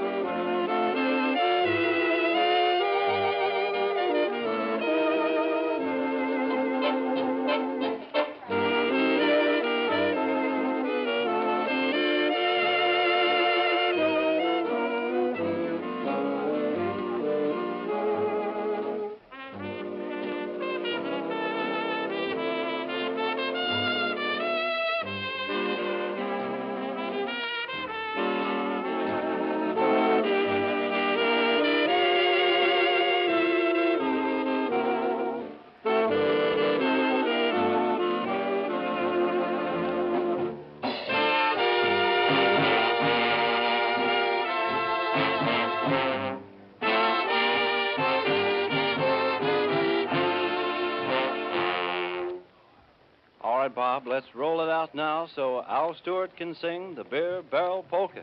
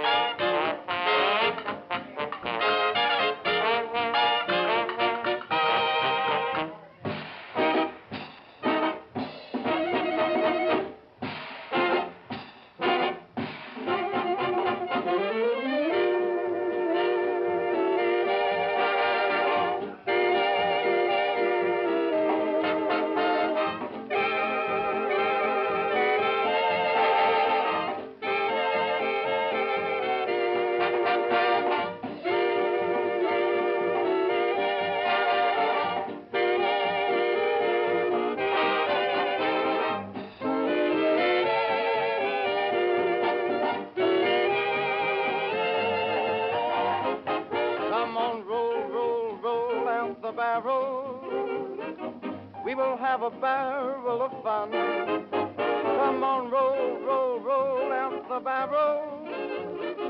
We've got the blues on the run. Oh, baby, sing, boom, tarara. Just sing out a song of good cheer. 'Cause now's the time to roll the barrel. 'Cause the gang's all here.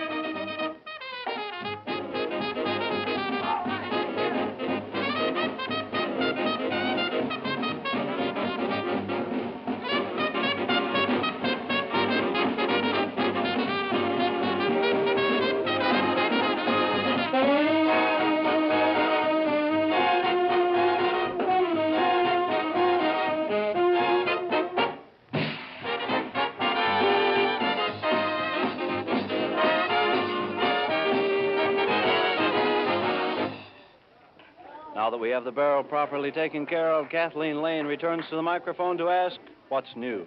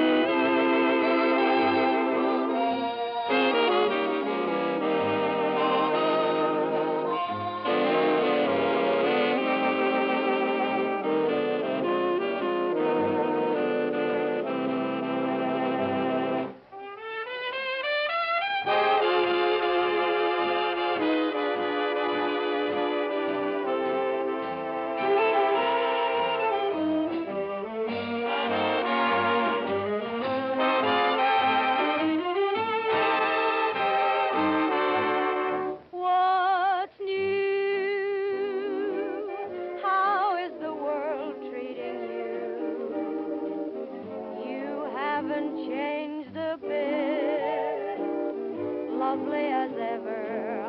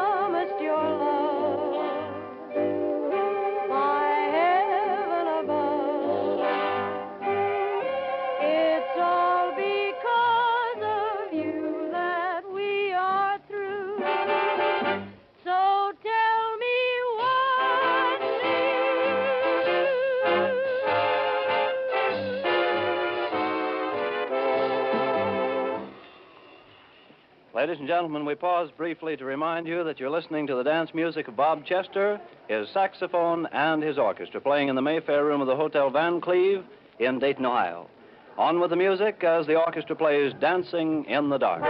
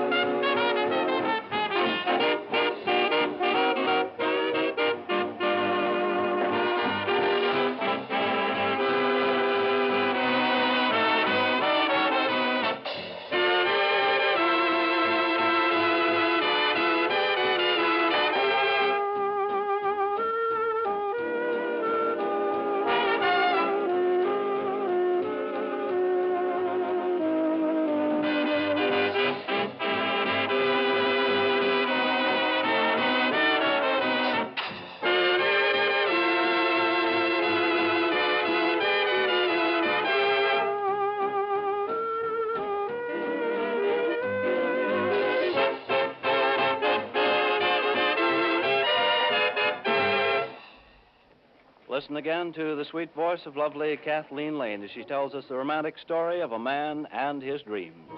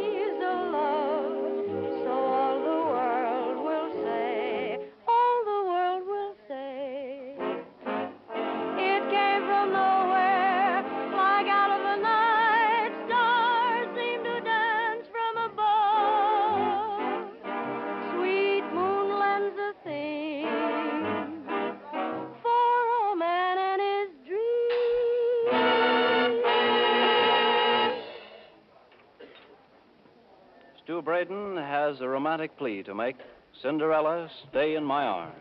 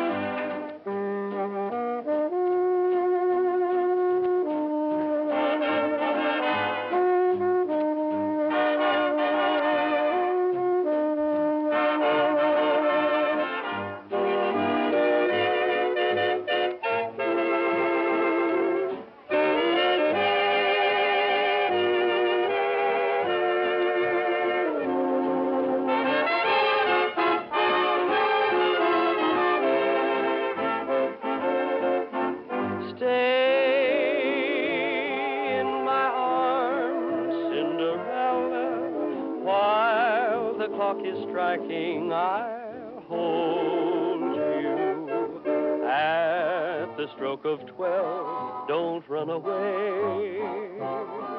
Oh, can't you hear my heart? It begs you to stay in my arms, Cinderella. For maybe I'm that fellow Prince Charming. Since I met you, I've had but one design for your wedding shoes placed next to mine. Midnight of midnights and so divine, Cinderella, stay in my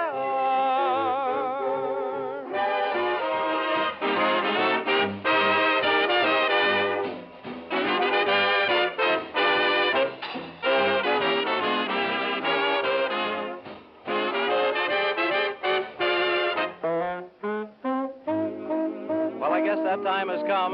Time to bid goodbye to the dance music of Bob Chester, his saxophone, and his orchestra. They've been playing for you, ladies and gentlemen, from the smart Mayfair restaurant of Hotel Van Cleve in Dayton, Ohio. Vocalists on the program were Kathleen Lane, Al Stewart, and Stu Braden. Heard on the program, Dancing in the Dark from Bandwagon, A Man in His Dreams from Star Maker.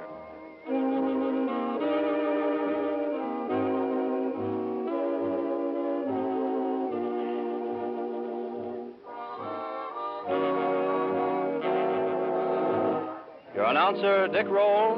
This is the Columbia Broadcasting System.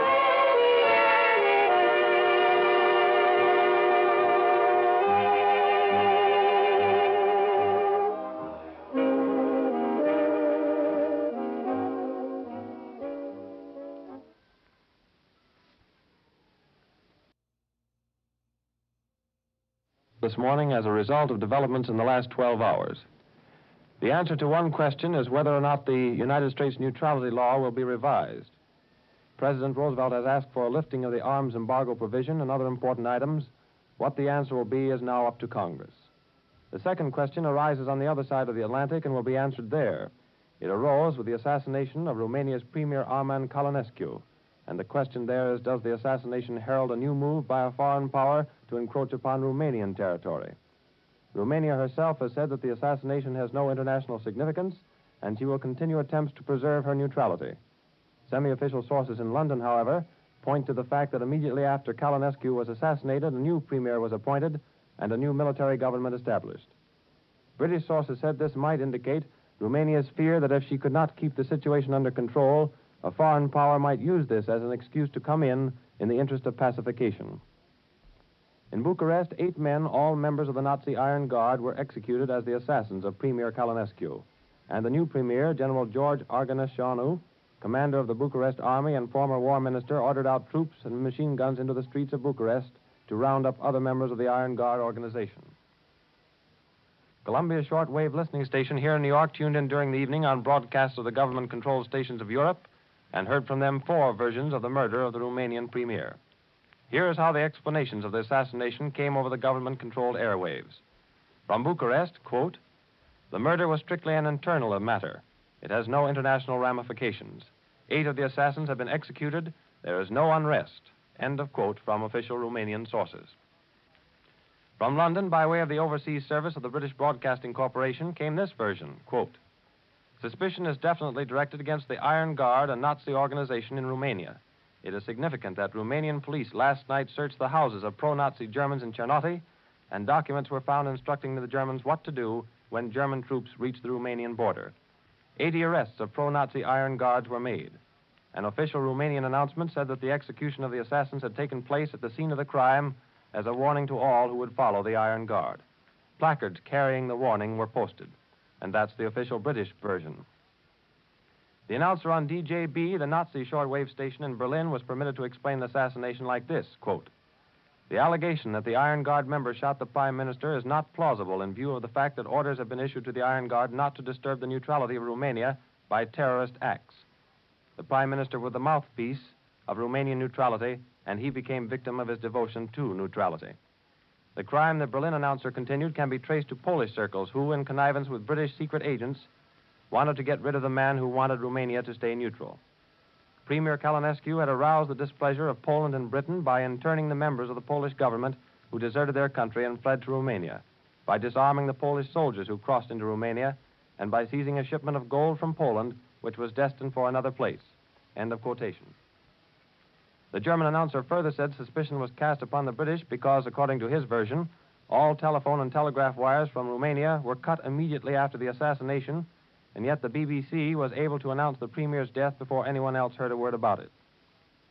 Berlin's announcer answered the British allegations about pro-Nazi espionage activities in Chernoty by charging that the whole story was pure fabrication, concocted by British journalists of whom, the Nazi announcer concluded, there had been a tremendous influx into Chernoty. The version of the shooting which came from Paris Mondial, French shortwave station, was somewhat similar to that from London. In addition, the French pointed out that the technique used by the killers was exactly the same as that used by the Nazi killers of Chancellor Dollfuss of Austria in 1934, when Adolf Hitler was preparing to annex Austria for the Reich. In both instances, Paris Mondial said, the killers immediately seized the radio station and announced the assassination as a signal for general uprising. Public opinion in Paris, the French announced, holds that Kalinescu was the victim of Romanian Nazis. The news you have just heard was a digest of Press Association dispatches. Further details will be found in your newspapers. Your announcer, George Putnam. This is the Columbia Broadcasting System.